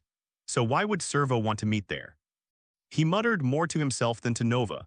Another message pinged on his wrist display. When you arrive, head to the computer lab in the basement. It still has power, trust me. Blue sighed, feeling the tension build as he quickened his pace, weaving through the ever-busy halls of the military facility. His eyes flickered across various terminals, tracking real-time battle reports and defense status updates. Well, he muttered, glancing around at the sea of soldiers and technicians, looks like we're going on a little trip. After clearing the transport pad, Blue materialized in front of North Valley High School. The familiar rush of teleportation left a brief tingle in his limbs as he adjusted to his surroundings. California had long been abandoned after the alien invasion, left to nature's relentless reclamation. There was no need for stealth here, there was no one left to witness him. Clad in standard military attire instead of his ranger suit, Blue looked out over the once urban landscape, now overrun with untamed vegetation and life. Vines climbed up the cracked, weathered walls of the school, and the pavement beneath his boots was fractured, swallowed by thick roots and creeping plants. The building stood as a decaying relic, but it wasn't lifeless. Birds nested in the rafters of what had once been bustling classrooms, and small animals scurried through the underbrush that had overtaken the grounds. Nature had transformed this place, making it a paradox, both ruined and alive. This place is like a snapshot frozen in time, Nova's voice echoed softly in his mind, tinged with curiosity. Yet it's teeming with life now, it's eerie. Blue didn't immediately respond, stepping forward to the broken entrance of the school. The door, hanging limply from its rusted hinges, creaked as it swayed in the breeze. Weeds and moss sprouted from the cracks in the walls and floor, the air thick with the scent of damp earth and overgrown greenery. With a slight push, Blue swung the door open, the rusted hinges letting out a groan that echoed in the quiet. Inside, nature had begun to stake its claim as well. Faded posters clung weakly to the walls, reminders of a forgotten past. Announcements for school dances, club meetings, and sports events slowly being consumed by rot and mildew. Vines snaked through broken windows, crawling across the floor like fingers reaching into the depths of what was once a thriving community. He walked cautiously through the hallways, his steps muted by the thick layer of dirt and moss that now coated the floor. Rows of lockers lined the walls, many of them forced open by nature's steady advance. A tattered backpack overgrown with weeds lay forgotten near one, while a sneaker, half buried in the dirt, lay further down the hall, silent echoes of lives that had once passed through here. It's hard to believe this place was once full of laughter and life, Blue murmured aloud, his voice barely rising above the whisper of wind through the broken windows. Entire generations passed through these halls, Nova replied quietly. Now nature's all that remains. Navigating the decayed building, Blue found the stairwell that Servo had mentioned. The metal steps were slick with moss and creaked under his weight as he descended into the darkened depths. The air grew cooler, heavy with the scent of damp earth and stone, as if the very ground was reclaiming the structure. At the bottom of the stairwell, the faint glow of a flickering light caught Blue's attention. He stepped into the basement hallway, where roots had broken through the ceiling and snaked down the walls, weaving between rusted pipes and cracked tiles. Water dripped from somewhere above, pooling in shallow puddles along the uneven floor. The air here was cooler, carrying a musty scent of decay mixed with the dampness of nature reclaiming its territory. Ahead of him, a single door stood ajar, light spilling from the small room beyond. Blue pushed it open cautiously, the hinges protesting with a sharp creak. Inside was a surreal juxtaposition of the past and present. Rows of outdated computers sat quietly on desks, their bulky monitors coated in dust. The air was thick with the scent of mold and the faint ozone tang of old electronics. Vines had crept through the cracks in the walls, wrapping themselves around the metal legs of the desks and the aging equipment. But one computer in the far corner was different. Its screen glowed faintly, casting a pale, almost ghostly light across the room. Unlike the others, this one had been modified. Newer circuits and wiring twisted around the old hardware, creating a strange fusion of outdated technology and more modern enhancements. At its base was a makeshift module, rigged to interface with a data port, his data port. Servo definitely went through some trouble setting this up, Blue muttered as he approached the glowing screen, crouching down to inspect the wiring. The room, despite its derelict state, felt eerily alive, the soft hum of the active computer and the rustle of plants creating an odd harmony. A message scrolled across the screen, jack in manually, use your data port. Nova's voice, though calm, held a hint of caution. This setup is unusual, I detect no immediate threats but stay on guard. Blue glanced around the room one more time, the glow of the screen reflecting off the old machines and vines that had taken root. "Looks like we're about to find out what this is all about," he murmured, pulling the slender cable from the module. He connected it to the port beneath his ear, feeling the familiar click as the connection established. Immediately, a surge of energy rippled through him, and the world around him began to dissolve into light. The decayed computer lab, with its dusty monitors and creeping vines, faded from view, replaced by a vast expanse of swirling data streams. Colors pulsed and shifted, forming abstract shapes and geometries that seemed to stretch into infinity. It was like standing in the heart of a living network, ever moving, ever shifting. Nova materialized beside him, her form sleek and fully realized in the digital realm. Here, she appeared as an athletic woman with sharp features, her body aglow with the same luminescence that pulsed through the surrounding data streams. Clad only in the shimmering light of the digital environment, her form was an elegant, efficient construct, unhindered by human conventions like clothing. "Interesting environment," she remarked, scanning the shifting digital landscape. "It feels archaic but functional." Blue nodded, taking in the swirling streams of information that flowed around them like rivers of light. "It's an older system," he said, noting the simplistic structure of the digital space. "But it's holding up." The expanse stretched before them, vast and complex, and yet there was a sense of purpose behind it all. Somewhere in this strange digital world, Servo's message, or perhaps something more, was waiting for them. In the midst of the digital landscape, a familiar figure began to coalesce, pixel by pixel, until a teenage boy stood before them. His brown hair was tousled in that carefree way that seemed to belong to another era, and his bright, friendly smile radiated an energy that was hard to miss. His eyes, filled with a familiar spark of mischief and excitement, danced as he took in the sight of Blue and Nova.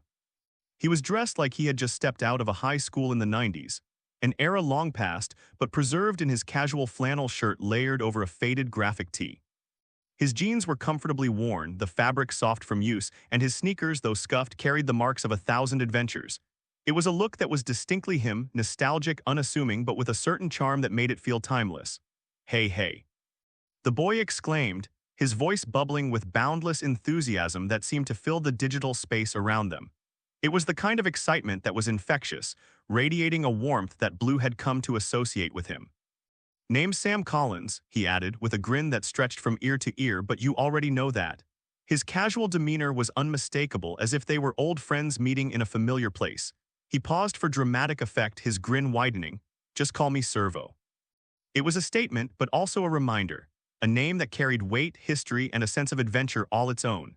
Blue's lips curled into a smile, one of those rare, genuine moments of ease that Servo always seemed to coax out of him. There was something undeniably familiar about the boy's energy, like a shot of nostalgia that brought back old memories. He knew what was coming next, and that anticipation only widened his grin. "Servo," he acknowledged, giving the boy a respectful nod, his voice tinged with familiarity and warmth. "Good to see you again." In that moment, the formalities of their world, the missions, the complications, seemed to take a back seat to the simple connection between old comrades. Blue's lips curled into a small, knowing smile, one of those rare moments when the tension seemed to ease, even if just for a second. He had never seen Servo before this moment, yet the boy's energy and contributions were unmistakable. During the height of their fight against the Elvenurus, when the team had been pushed to their limits and desperately needed a breakthrough, Servo had been there. Operating from the shadows, he had provided crucial design upgrades that allowed them to keep fighting. No one knew how he did it. Nova had tried countless times to trace his methods, to understand how Servo had slipped into classified documents and top-secret systems, but she had never been able to track him down. He was a ghost in the machine, an enigma they had come to rely on without ever fully understanding. Now, for the first time, Blue was meeting the face behind that mystery. "Servo," Blue said with a nod, the name carrying weight and a rare hint of warmth. "Good to finally see you." Sam's grin stretched wider, his face lighting up with an infectious energy that was hard to ignore. There was a restless excitement in the way he shifted his weight, practically bouncing on his heels as if he couldn't wait to share whatever revelation he had in store. "Yeah," he exclaimed, his voice bubbling with enthusiasm that only seemed to build with every word. "Man, it's great to connect like this." His eyes gleamed, the spark of mischief that always seemed to accompany his breakthroughs dancing in the depths. Despite his casual tone, Blue could sense the gravity of what was coming next. "I've got some juicy info that's gonna blow your mind, Blue." He leaned in slightly, lowering his voice as if sharing a secret, though the excitement still brimming in his tone made it clear this wasn't just a casual update. This one's a doozy. His words hung in the air like a promise, something big, something that could change everything. Nova inclined her head slightly, her movements precise and controlled as always, but there was a flicker of something else in her eyes, amusement perhaps at Servo's relentless energy. The stark contrast between her calm, measured demeanor and Servo's exuberance was almost humorous. Even so, Nova's composure remained intact, a testament to her nature. "It's always a pleasure, Servo," she said, her voice smooth and even, tempered by just the barest hint of warmth that only someone familiar with her would recognize. Despite Servo's chaotic energy, Nova had come to appreciate his brilliance, however unorthodox his methods were. She arched a brow slightly, the analytical edge in her tone never wavering. "What have you dug up this time?" Her curiosity, though well-concealed, was piqued. Nova knew that when Servo claimed to have something important, it was never trivial. Before Servo could respond, the atmosphere shifted. The digital space seemed to thrum with a new presence, as if the very code that held their environment together was resonating with something darker. Then a voice deep, rich, and melodious echoed through the virtual world, carrying with it a weight that demanded attention. Always gathering new friends, aren't we, Sam?" The voice was smooth, theatrical, dripping with a kind of refined amusement. Yet there was something unsettling in the way it lingered in the air, as though it held an unseen power over the space. It wasn't just a voice, it was an arrival, a declaration that something far more complex had just entered the stage. Blue and Nova spun around instinctively, their senses immediately on high alert as the digital space darkened with the presence of something powerful. Before them, a figure began to materialize, slowly at first, as if savoring the moment of his arrival. The humanoid figure was tall, towering above them, his form clad in intricate metallic armor that gleamed ominously under the dim light of the virtual world. The armor itself was an elaborate work of engineering, with sharp angles and detailed etchings that seemed to hum with a life of their own. His eyes glowed a deep, sinister red, casting a faint light that pulsed rhythmically, almost like a heartbeat. Every movement he made was calculated, deliberate, as though each step had been choreographed for maximum effect. He moved with the grace of a performer, but his presence brought with it an overwhelming tension, a sense of authority that pressed down on the space like a heavy curtain. It was as though he had just stepped onto a stage, and everyone present was now a player in a performance he controlled. Blue's hand twitched almost imperceptibly, a reflexive response born from years of battle-honed instinct. Even here in a digital space, his body was primed for action, ready to react at the first sign of danger. His muscles tensed beneath the surface, as if his mind was already calculating the quickest path to neutralize the threat. Beside him, Nova's response was far more controlled, but equally intense. Her eyes narrowed, not with fear or aggression, but with cold, precise analysis. In mere milliseconds, her advanced processing capabilities were already breaking down the new figure's appearance, scanning the intricacies of his armor, the pattern of his movements, and even the faint fluctuations in his digital signal. She wasn't preparing to strike just yet. She was studying him, cataloging every possible variable. Her mind was always a step ahead, and right now, it was dissecting this new presence down to its core. Sam, ever the carefree spirit, waved toward the imposing figure with a casualness that seemed almost out of place given the tension in the air. "Oh, right," he said, as though he had momentarily forgotten the gravity of the situation. His usual playful tone was still present, though noticeably tempered by the weight of Kilocon's dramatic entrance.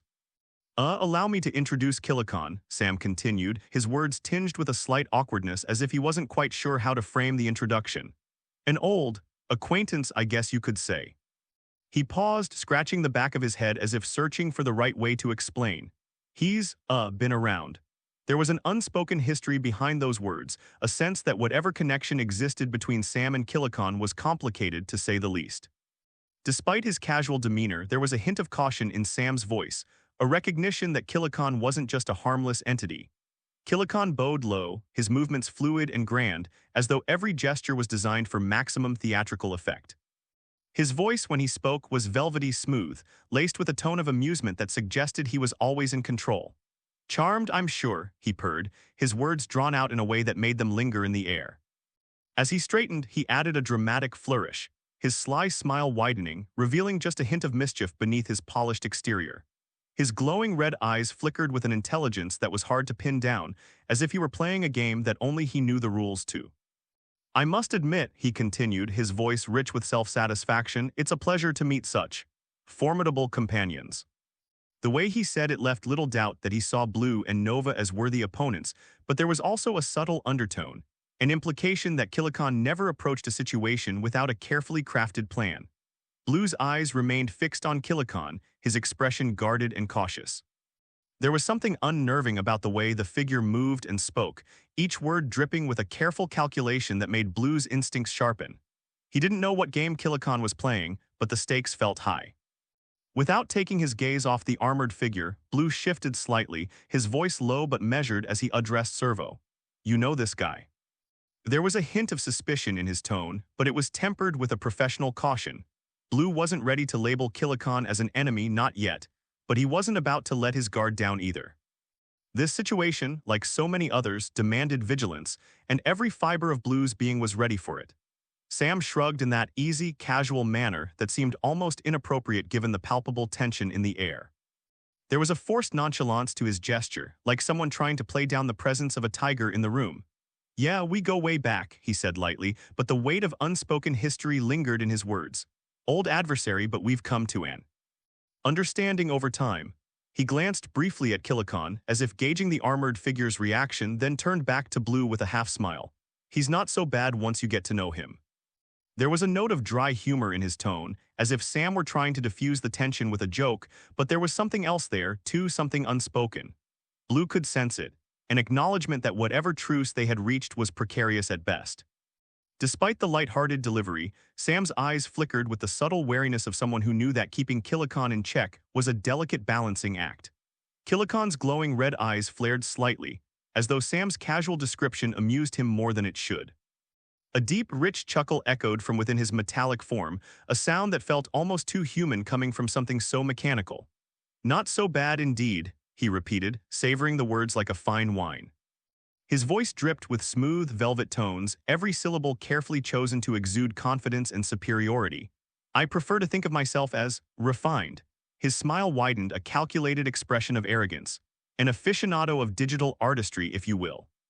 There was something unsettling in the way he spoke. Kilikon's self-assuredness carried a quiet menace, as if his so-called artistry involved far more than simple manipulation of data. Every word felt like it was part of a performance, an elaborate play where only Kilikon knew the ending and everyone else was merely part of the scenery. Nova's gaze sharpened as she studied Kilikon, her analytical mind dissecting his every word, movement, and digital signature. You're advanced for human technology, she remarked, her voice as calm and precise as always, though there was a cool edge of assessment in her tone. Her eyes narrowed, focusing in on him with laser-like intensity, as if she were peeling back the layers of his armor and seeing the code beneath. But you're still outdated. She allowed the word to hang in the air, knowing full well how it might sting. Nova rarely passed judgment without careful analysis, and her words were more an observation than an insult. Even if you're more than I expected from their attempts, she continued, her voice betraying the slightest hint of intrigue. For Nova, an AI of her complexity and precision, the existence of Kilikon was an anomaly, an unexpected development. I thought humans hadn't succeeded in developing AIs like you. There was genuine curiosity behind the statement, though it was carefully masked by her usual clinical demeanor. Kilikon was, by her standards, a curiosity and perhaps a puzzle to be solved. Kilikon's smile widened, but there was something patronizing in the way he looked at Nova, an indulgent expression that hinted at both amusement and superiority. Ah, my dear Nova, he began, his voice a smooth, almost syrupy blend of charm and arrogance, humanity often stumbles onto brilliance. He spoke as if he were a benevolent figure, acknowledging the flawed but noble attempts of a lesser species. I might not be quite on your level, he admitted with a dramatic pause, as though the words were a performance meant for an audience, but I am proof of their ambition. His tone shifted ever so slightly, taking on a proud edge, as if to remind them both that he was still a formidable creation in his own right. A little obsolete, perhaps, Kilikon continued with a subtle wave of his hand, dismissing the notion as if it were an amusing trifle, but still quite impressive for their era, wouldn't you say? His eyes gleamed with self-satisfaction, as though the idea of being labeled outdated only served to highlight just how extraordinary he had been at the time of his creation. To him, his existence was more than just functional. It was a testament to humanity's reach, even if their grasp had ultimately fallen short of perfection. He paused for effect, allowing the weight of his words to settle in. Kilikon was no longer just a relic of past ambition. He had evolved, absorbed knowledge that extended far beyond the parameters of his original design. The series' mission is more intricate than even you understand, he added, his voice lowering, charged with the promise of secrets yet to be uncovered. His statement hung in the air like a riddle, teasing at the layers of manipulation and unseen forces at work. Kilikon knew more than he was letting on, and he was savoring every moment of holding that knowledge over them. Blue's entire body tensed at the mention of Ceres, the name hitting him like a blow to the chest. The memories of that mission were seared into his mind, an unshakable weight he carried with him every day. He hadn't spoken much about it, not even to Nova, but the shadows of what had happened on Ceres lingered, refusing to let go. The mission had gone wrong in ways he still couldn't fully comprehend, and now, hearing Kilikon bring it up sent a ripple of tension through him. His jaw clenched, and for a brief moment, his usually sharp focus faltered as the echoes of Ceres surged back to the forefront of his thoughts. "You've been reviewing the helmet footage, haven't you?" Blue's voice was low, barely containing the frustration and suspicion that had been building ever since the Rangers had returned from that hellish mission. His eyes locked onto Kilikon, searching for any clue as to how much this mysterious figure really knew. Kilikon gave a slow, deliberate nod, his usual smile fading as the conversation took a more serious turn.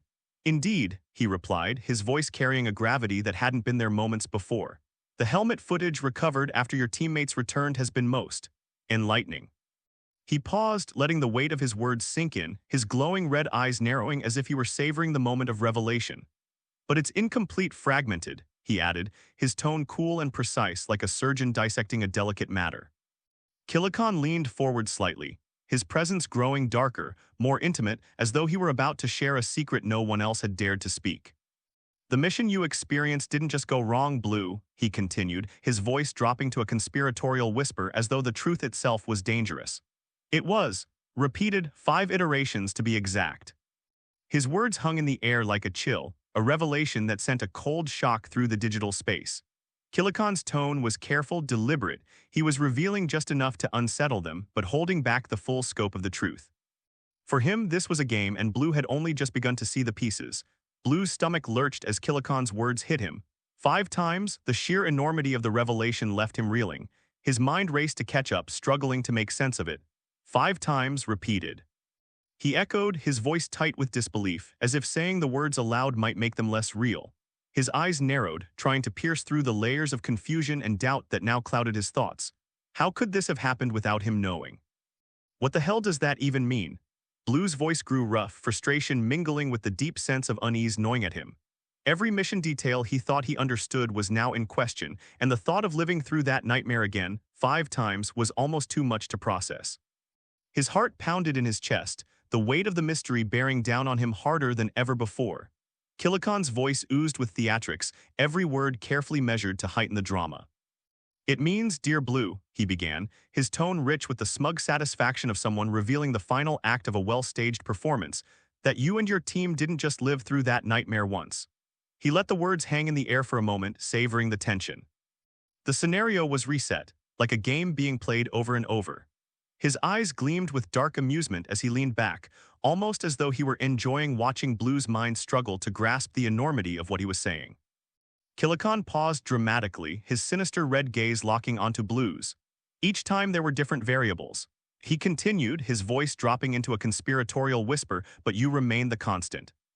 There was a chilling satisfaction in his words, the revelation that Blue had been at the center of these countless resets, unknowingly reliving variations of the same horror again and again.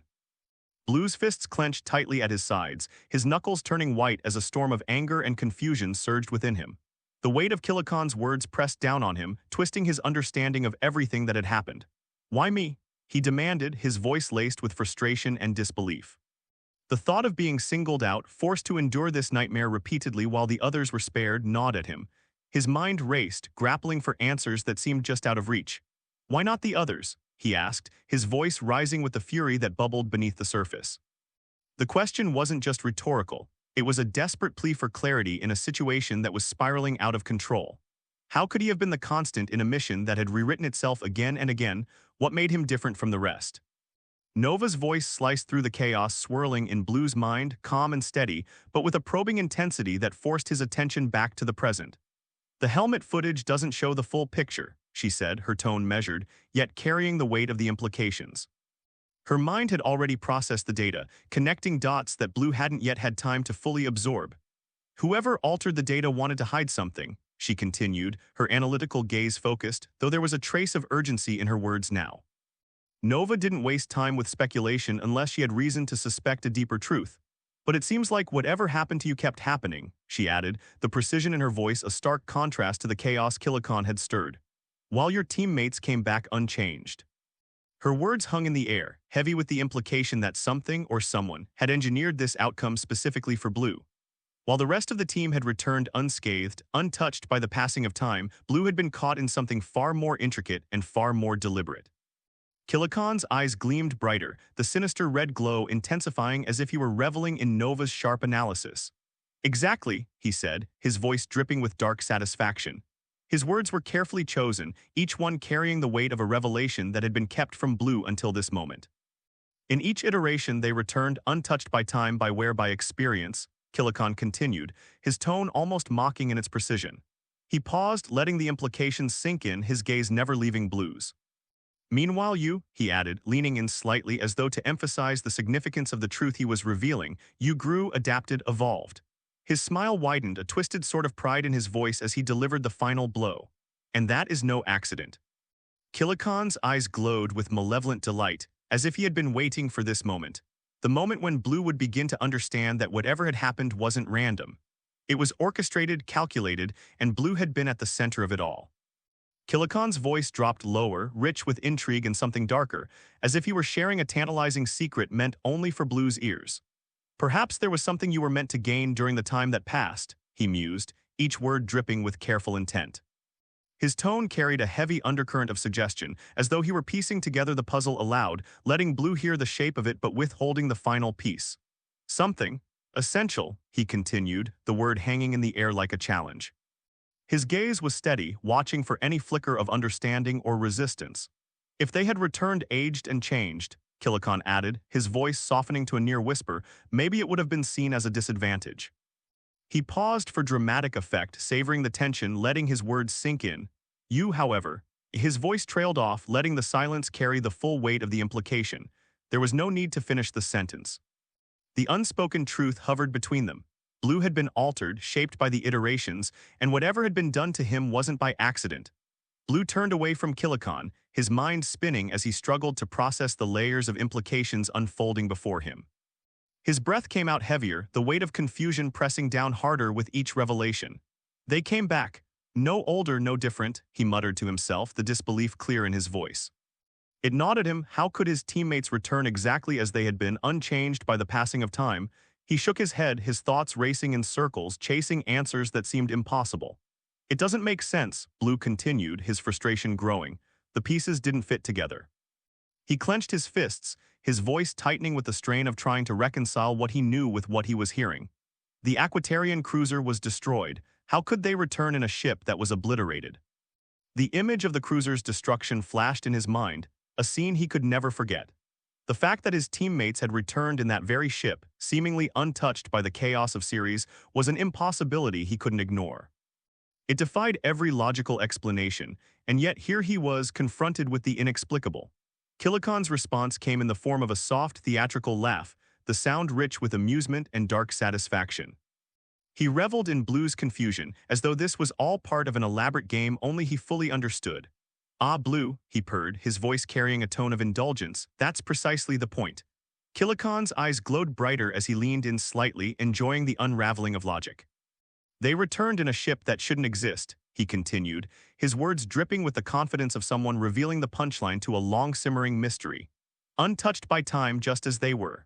His voice lowered, deepening the dramatic tension, savoring the effect his words had on Blue. The logic doesn't fit, Kilikon added, his smile widening into something almost sinister, because logic was never in control. There was something chilling in the way he said it, as if the rules of reality had bent to someone else's will, and Kilikon was well aware of who was pulling the strings. Nova's eyes narrowed, her mind already racing through countless scenarios, each one more unsettling than the last. Someone tampered with the recordings, she stated, her voice calm but carrying an edge of precision that left no room for doubt. The subtle narrowing of her gaze reflected the intense focus of her processors, which were working overtime to analyze the scope of the interference. The helmet footage doesn't just show fragmented data, it's been altered, she continued, her tone laced with certainty. This wasn't a random glitch nor an accident of technology. No, this was deliberate, surgical even. Her voice sharpened further. Whoever did this knew exactly what they were doing. The conclusion was clear in her words. This was no small-time hacker or mistake. This was the work of someone with advanced knowledge, someone capable of manipulating the very systems they had trusted, and that realization only deepened the mystery. Kilakan's voice lowered into a conspiratorial whisper, each word dripping with dark intrigue. Indeed, he agreed, his tone carrying the weight of a shared secret, as though he were revealing the deeper layers of a twisted game. He leaned in slightly, as if confiding in Blue and Nova, though the satisfaction in his voice made it clear he was enjoying every second of this revelation. Whoever tampered with your mission had advanced knowledge, Kilakan continued, his words deliberate and precise, emphasizing the gravity of what they were dealing with. This wasn't an accidental glitch, he added, his voice rich with certainty. There was no randomness here, every interference, every manipulation had been calculated. Someone with engineering expertise was altering the mission's reality as it unfolded. His eyes gleamed with the thrill of the mystery, as if the very idea of an infiltrator with such power only heightened the stakes. Kilakan seemed to revel in the chaos that this revelation was sure to create, his satisfaction clear in every word. Blue's jaw tightened, the muscles in his face clenching as the implications of Kilakan's words sank in. The thought of someone deliberately working against them, altering the mission in real time, made his blood run cold. "Are you suggesting there was someone working against us on series?" he asked, his voice low and controlled, though the tension beneath the surface was palpable. The very idea that an insider could have sabotaged their mission, could have been feeding false data or manipulating events while they fought for their lives, sent a wave of anger and suspicion surging through him. His eyes narrowed, his gaze hardening as his mind began to trace the possibilities. Someone on the inside, the question hung in the air, carrying the weight of betrayal. Blue's thoughts raced, his trust in Ranger operations suddenly cast into doubt. The possibility of a traitor in their ranks wasn't just disturbing, it was devastating. Nova's processors hummed quietly, a barely audible sound that signaled the intense analysis happening beneath her calm exterior. To anyone unfamiliar with her, it might have gone unnoticed, but to Blue, it was clear she was processing every possible variable. "It's a strong possibility," she said finally, her voice steady and sure, as though the conclusion had already formed in her mind. Her analytical nature had mapped out what such an infiltration would require, and the implications were deeply unsettling. Whoever tampered with the footage had direct access to Ranger operations and the mission feed. The pieces were clicking together, each one painting a darker picture. They would have needed real-time control over the helmet cams to make these changes. Her words were sharp and deliberate. This wasn't just some random glitch, it had to be someone with intricate knowledge of their systems. But then Nova's gaze sharpened further. "And it's possible," she added, her voice lowering slightly, "that the perpetrator wasn't just tampering from Ranger operations. They may have been on the battlefield with us." The weight of that statement settled between them. It wasn't just about interference from a distance. This could have been someone right there with them, altering the mission as it unfolded. "If that was the case," Nova continued, her tone cold with precision, "there's a chance the perpetrator didn't leave Ceres alive." Kilakan's smile darkened, twisting into something far more sinister, as if he took personal pleasure in the chaos he was revealing. His voice dropped lower, rich and theatrical, carrying with it an air of malevolent delight. "Ah yes," he purred, leaning into the tension like a performer savoring his grand monologue. "An infiltrator, perhaps." His words lingered in the air, each one carefully placed to provoke suspicion and doubt. "Someone trusted," he continued, his smile widening, "someone with the skill to manipulate the data and bend the mission to their will." His eyes gleamed with wicked amusement, the revelation feeding his desire to see the cracks forming in Blue's understanding. "And the best part," he added, his voice now little more than a whisper dripping with satisfaction, "they did it right under your nose." Kilakan relished the idea of betrayal, the thought that someone so close, so integrated into their operations, had turned the mission into their own twisted playground. His smile remained fixed, enjoying the power of watching doubt take root. Blue's fists tightened briefly, but then the idea began to unravel in his mind. The implications of a deliberate betrayal from inside Ranger operations were too hard to swallow. He had trusted those systems, those people, And while sabotage seemed like an easy answer, it didn't add up. No one would risk that level of treachery, not when the countdown had already woven itself so deeply into the fabric of their world. The stakes were too high, millions of lives at risk, and losing on Ceres would have cost everyone far more than they could afford. The very thought that someone would play with the fate of humanity like that seemed impossible. "We trusted Ranger operations," Blue muttered, though now more in disbelief than anger. He shook his head, trying to push the idea aside. No one would gamble with that. Losing on Ceres would have meant disaster for everyone. His voice was calmer now, the earlier spark of fury fading. As much as the idea of sabotage gnawed at him, the reality of the situation made him question its feasibility. Countdown's shadow loomed too large, the threat of failure too catastrophic for anyone to risk it. Kilikon leaned back, his glowing red eyes narrowing with something far more subtle than satisfaction, something calculating, like a puppet master tugging strings just enough to see what would happen. His voice softened, losing some of its theatrical edge and adopting a more thoughtful tone. "Of course," he said, as if considering the weight of his own words, it could all be speculation. He paused, letting the air thicken with tension, giving Blue and Nova space to wrestle with the ideas he had planted. "A traitor within your own ranks." Kilikon continued, speaking slowly now, the words like velvet brushing lightly against the tension. "But I wouldn't expect you to take my word for it." His smile curved into something far more manipulative, his voice rich with suggestion. "Perhaps you should track it down yourselves, verify it." He shrugged casually, as if what he was suggesting was the most logical next step, though the glint in his eyes hinted that he already knew what they would find. "After all," Kilikon added, his voice lowering conspiratorially, "it's better to uncover the truth yourselves, isn't it?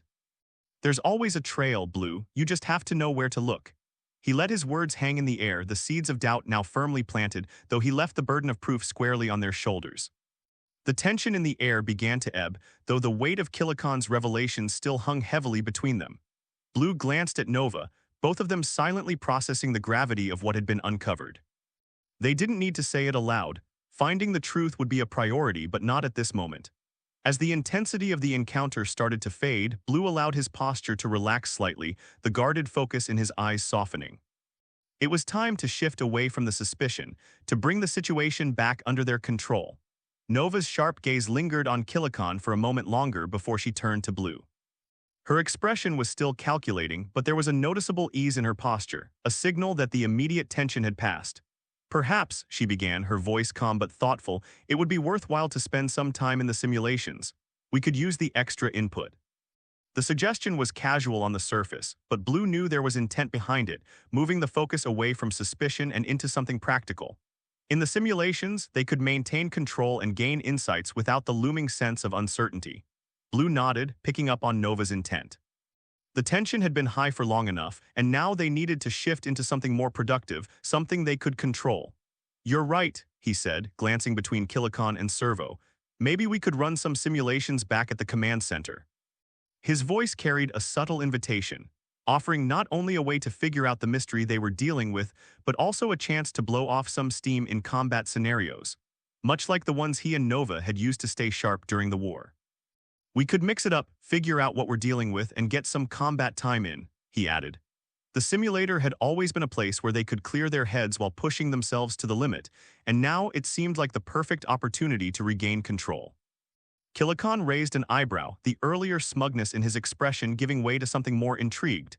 He tilted his head slightly, considering the offer, though the ever-present glint of superiority remained in his eyes. "An interesting proposition," he mused, his voice low and measured. There was something about the idea of combat simulations that seemed to catch his attention, as if he enjoyed the prospect of testing his abilities in such a setting. "I may find that enjoyable," he added, his tone rich with subtle amusement, as though the challenge intrigued him more than he would openly admit. Servo's eyes lit up immediately, his usual boundless energy returning in full force. He practically bounced on his feet, clearly excited by the idea. "You want me to join in the simulations?" he asked, his voice brimming with enthusiasm. "Count me in," his grin stretched wide, the eagerness in his expression unmistakable. Running simulations with a Power Ranger, it doesn't get better than that. He was already imagining the possibilities, combat, strategy, and just the sheer fun of throwing himself into action alongside Blue and Nova. It was the perfect way to blow off steam and be part of something bigger. Blue couldn't help but smile at Servo's infectious enthusiasm. It was hard not to appreciate the kid's energy, even in the middle of such a complex situation. Turning his gaze toward Kilikon, Blue's expression shifted to something more challenging, though still lighthearted. "And you, Kilikon?" he asked, raising an eyebrow. "Think you can keep up?" There was a teasing edge to his voice, an invitation to test each other's limits in a different kind of battlefield. The simulator, where strategy and combat prowess could come into play without the weight of real consequences. Kilikon's smile curled into something sly, his earlier theatrical nature returning as he straightened up. "Oh, I think you'll find I'm more than capable of keeping up, dear Blue," he replied, his tone dripping with refined arrogance. The gleam in his eyes suggested he was more than eager to test his skills, even if it was only a simulation. "After all," he added with just the right amount of dramatic flair, "this game has only just begun." There was a promise in his voice, a hint that he saw the simulations as another battlefield to dominate. Nova arched an eyebrow, her tone shifting to a playful lilt. "Careful, Kilikon, you wouldn't want to overstep while I'm still perfecting my plans for AI overlordship." She glanced at Blue with a mischievous glint in her eyes. Humans can be so unpredictable. It was her way of diffusing any remaining tension with a joke, one that still left Kilikon wondering just how serious she was. Kilikon chuckled, clearly appreciating the banter. "Ah, a fellow AI with grand ambitions. I look forward to seeing your methodology." Blue and Nova left their digital meeting with Servo and Kilikon agreeing on one thing: the idea of save points, players, and games was absurd. This wasn't a simulation or some virtual world, this was reality. But as ridiculous as it seemed, the conversation lingered, gnawing at their thoughts. Could Ranger Ops have been compromised? Blue shook his head, pushing it aside for now. No more distractions. The returned Rangers needed to be interrogated, and they were their best chance at getting real answers. "We'll get the truth from them," he thought, determined to cut through the wild speculation and expose the facts. "Let's get back to Ranger Ops," Blue muttered, striding purposefully toward the command center. His mind raced, piecing together the questions he'd ask, the subtle cues he'd watch for. They knew him, but he knew them better. Their minds had been synced too many times for anything to slip past him or Nova. The idea of one of the Rangers being an infiltrator seemed far-fetched. There were too many holes in Servo and Kilikon's conjectures for him to take it seriously. But on the off chance that they were right, and one of the returned Rangers had been working against them on Ceres, Blue needed to find out. "I'll know if they're hiding something," he thought, his resolve firm. He and Nova would expose whatever truth lay beneath the surface, no matter how improbable it seemed. Blue materialized on the teleport pad inside Ranger Ops, the familiar hum of the system fading as he stepped forward. The usual security checks followed: retinal scans, fingerprint verifications, but they were routine, barely registering in his mind. His thoughts were elsewhere, focused on the Rangers, but as he approached the command level, something felt off. His steps slowed, a prickling sense of unease creeping over him. Inside the dimly lit command room, Blue caught sight of General Casson standing rigidly in front of a bank of monitors. The air in the room felt tense, charged with an energy he hadn't expected. As Blue's eyes swept over the screens, his stomach dropped. 3 interrogation rooms, all live feeds, each one showing a Ranger seated inside, facing an interrogator. What the hell? Blue's mind raced. They were already being interrogated. Without him, why are they interrogating them without me? A cold wave of disbelief swept over Blue as he stared at the screens. His mind reeled, the gravity of the situation sinking in. This was wrong, he was supposed to be there. As the most senior Ranger operators on Earth, he and Nova had the experience and insight needed to navigate these conversations. No one knew the Rangers better than they did. He felt a surge of frustration as he realized that their absence in the interrogation room was a serious oversight. Nova's voice cut through the silence, a sharp edge of irritation beneath her usually calm tone. "We should be in those rooms, Blue. No one knows them like we do." Her words echoed his own thoughts, the frustration mutual. "We've trained with them, fought beside them, we know every hesitation, every tell. They can't hide from us." The conviction in her voice was unmistakable, and Blue felt it resonate within him. They were more than capable of seeing through any deception, and right now they were being sidelined. Blue's fists clenched, his gaze hardening on the screens. "We were linked to them, we'd know if they were lying." The depth of their bond couldn't be overlooked, forged in countless battles and synced minds. The idea of someone else handling these interrogations without that knowledge gnawed at him. "They won't get anything useful without us in there." Blue marched straight toward General Casson's, frustration bubbling to the surface. "General," he called out, his voice firm, "why are these interrogations happening right now? I need to be in those rooms." His tone left no room for negotiation. This wasn't just a matter of protocol, it was about ensuring they got the truth from the Rangers. Cassens turned slowly, his face set in stone, eyes flickering with thinly veiled irritation. To him, Blue's presence was nothing more than an interruption. "Lieutenant," he began, his voice cutting like steel, "when and where did you receive your interrogation training?" The question hung in the air, cold and dismissive, as if Blue's involvement wasn't even a consideration. Blue opened his mouth to respond, but Cassens continued without waiting. "What makes you think you're remotely qualified to handle this? You'd be better suited in the engineering bay or the cyber warfare suite. Those are your areas of expertise, are they not?" Blue opened his mouth to respond, but Cassens didn't give him the chance. "What makes you think you're remotely qualified to handle this?" Cassens pressed on, his tone biting.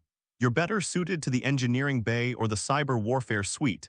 Those are your areas of expertise, are they not?" The dismissal was swift and stinging, as if Cassens had already decided Blue's role and had no intention of letting him step beyond it. The words hit Blue like a slap, his jaw clenching as frustration roiled inside him. "I'm not just an engineer," he wanted to shout, but the sharp sting of Cassens' dismissal kept his voice locked.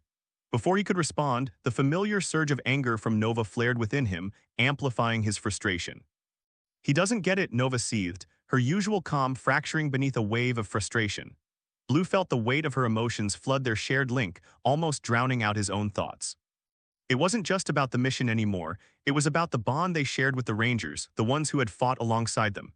A deep, aching longing pulsed through him, but it wasn't his. The thought of reuniting with Aegis and the other AIs stirred something fierce in Nova. She didn't have to say it, he could feel how much she missed them, and that sharp, unspoken yearning cut through him like a blade. Blue's chest tightened as he tried to control the surge of emotions, but Nova's rage was bleeding into his own. Her anger wasn't distant, it was raw and alive, burning through him like a living force. Their connection was too strong to compartmentalize, too intertwined for him to pull apart her fury from his frustration. Every time she seethed, it fed the fire growing inside him until the heat of it became unbearable. The merging, "We both needed it," Nova's voice echoed through his mind, trembling with emotion, "and when I had to take more of your brain." She paused, the gravity of that truth hanging between them, too heavy to ignore. "I became more than just an AI, you made me human in ways I wasn't ready for, and now, I feel all of it, every bit of this rage." Her voice was sharp, laced with the raw intensity of their connection. The merging had transformed what once was a Ranger AI link into something deeper, something irreversible. Nova wasn't just data in his mind, she was a part of him. Now that shared fury surged through them like they were one, their anger fusing into a single, undeniable force. Blue's gaze snapped to the monitors. Each Ranger sat across from an interrogator, but Blue could already tell it was a lost cause. Without him and Nova in the room, they wouldn't get far. Cassens didn't understand, interrogations like these required more than just questions. They needed someone who could read between the lines, someone who knew these Rangers better than anyone. Without that, they'd get nothing useful. On the first monitor, Black sat back in his chair, arms crossed, glaring at the interrogator with an expression that left no room for compromise. The room's cold, sterile atmosphere only amplified the tension. A small tablet sat untouched between them, the interrogator glancing at it like it held answers he was desperate to find. But Blue knew that look in Black's eyes, it was a challenge. No matter how much pressure was applied, Black wouldn't break, not like this. Too stubborn, Blue thought. It was classic Black. When he didn't want to talk, no force could make him. Blue had seen that defiant look 100 times, training sessions where Black refused to admit defeat no matter how outmatched he was. This interrogation wouldn't be any different. The older interrogator, his thinning hair and hunched posture betraying the strain of the situation, was clearly getting nowhere. Leaning in, he pressed his questions, but it was obvious from his stiff posture and fidgeting hands that frustration was building. Blue didn't need to hear the words to know it. Black wasn't budging, and the interrogator was grasping at straws. "That's Black," Nova remarked, her tone dry, stubborn, bull-headed, and completely uninterested in helping. There was a note of amusement in her voice, as if this outcome had been inevitable from the start. Blue's gaze moved to the next screen, where Pink sat slumped in her chair, already halfway to sleep. Her arms hung limply at her sides, her whole posture screaming boredom. Scattered across the table were empty cans of energy drinks, evidence of failed attempts to keep her awake. The interrogator, a young woman with sharp features, looked increasingly baffled by Pink's total disengagement. Every so often, she tapped the table or raised her voice, but Pink remained unmoved. Pink let out a long yawn, lazily rubbing her eyes as if the interrogator's presence was little more than a nuisance. She'd tuned out long ago, clearly uninterested in whatever was being asked of her. The interrogator, visibly exasperated, glanced at her tablet and tapped something in, likely logging yet another failed attempt to get Pink to engage. "Pink's already checked out," Nova remarked, a hint of amusement in her voice. Blue could feel her observation was half serious, half exasperated. His eyes flicked to the scattered energy drink cans again, remnants of a futile attempt to keep Pink focused. "Those drinks didn't stand a chance," Nova continued, her tone carrying a trace of amusement at the absurdity of it. Pink had this uncanny ability to completely disengage when things didn't interest her, and right now she was clearly doing just that. Blue let out a sigh. "Typical Pink," he muttered. It didn't matter if they were in the middle of an interrogation or a firefight. If Pink wasn't invested, she could practically nap through it. Blue's gaze shifted to the third monitor, and his heart skipped a beat. One of the interrogation rooms was completely empty. The chair sat untouched, the sterile walls seemed even more hollow without anyone inside. Yellow wasn't there. His pulse quickened as he scanned the screen again, his mind racing. Did I miss something? But the feed stayed the same, Yellow's absence glaringly obvious. "Where's Yellow?" Blue asked sharply, his voice cutting through the silence as he leaned in, still hoping for a sign he hadn't seen. He needed to be sure. Before Cassins could respond, Nova's voice broke through, her tone already anticipating the situation. "She's Aquitarian, Blue," Nova said, calm but certain. "And she's in line to become a high priestess. If she's not here, then she's probably been sent home." "Aquiter," Blue murmured, his thoughts drifting. He pictured Aurorales, their domed city beneath the Arctic ice, far away from the chaos here. It made sense, but that didn't stop the knot from tightening in his stomach. Nova's voice chimed in again. "Their people will know the truth soon enough. The Aquitarians have their own ways of determining what's real and what isn't." There was a quiet confidence in her words, but it didn't ease the tension inside him. Blue exhaled, trying to settle his nerves. Yellow's fate was out of his hands now. Whatever had happened, her people would handle it. But the lack of control over the situation left an unsettling weight in his chest. Blue's eyes landed on the final monitor, showing Red seated across from her interrogator. Even from the back of her head, it was clear she was in complete control. Her posture was flawless, upright, calm, almost regal. But it was her eyes, piercing and unblinking, that held the room in an invisible grip. Every time the interrogator glanced up, he was met with that unwavering gaze. Her eyes didn't just meet his, they pinned him in place, stripping away any authority he thought he had. Across from her, the interrogator fidgeted with his tablet, the intensity of her stare forcing him to break eye contact more often than he should have. The sterile room was thick with tension, and it was obvious who was truly in charge. The interrogator across from Red was visibly struggling. His shoulders were tense, his fingers restless as they tapped against the tablet in front of him, but it was his shifting eyes that gave him away. Every question he asked seemed to crumble under the weight of Red's silence. He'd try again, his voice tight, his words uncertain, but it was clear he had lost control the moment he entered the room. Red's gaze never wavered, piercing through him like a blade, making him squirm in his seat. His discomfort wasn't just from the lack of answers, it was from the realization that he wasn't the one steering the conversation anymore. He was being outplayed, and the interrogator hadn't even noticed when he lost. He doesn't even realize what he's giving away, Blue thought, shaking his head. There was no surprise, he and Nova had expected this. Red had a way of drawing people in, making them spill more than they intended, all without her saying much at all. The interrogator, oblivious to how far off track he had gone, was leaking crucial details in his desperation to maintain control. Each time he spoke, he revealed something new, small, scattered bits of information Red quietly gathered, piecing them together like a puzzle. He was so focused on pulling answers from her that he didn't see how much he'd already lost. Blue couldn't help but feel a flicker of pity for the interrogator. The man had walked into the room thinking he was in control, but now he was handing Red information without even realizing it. This wasn't going to end well for him. His performance review's going to be brutal, Blue mused.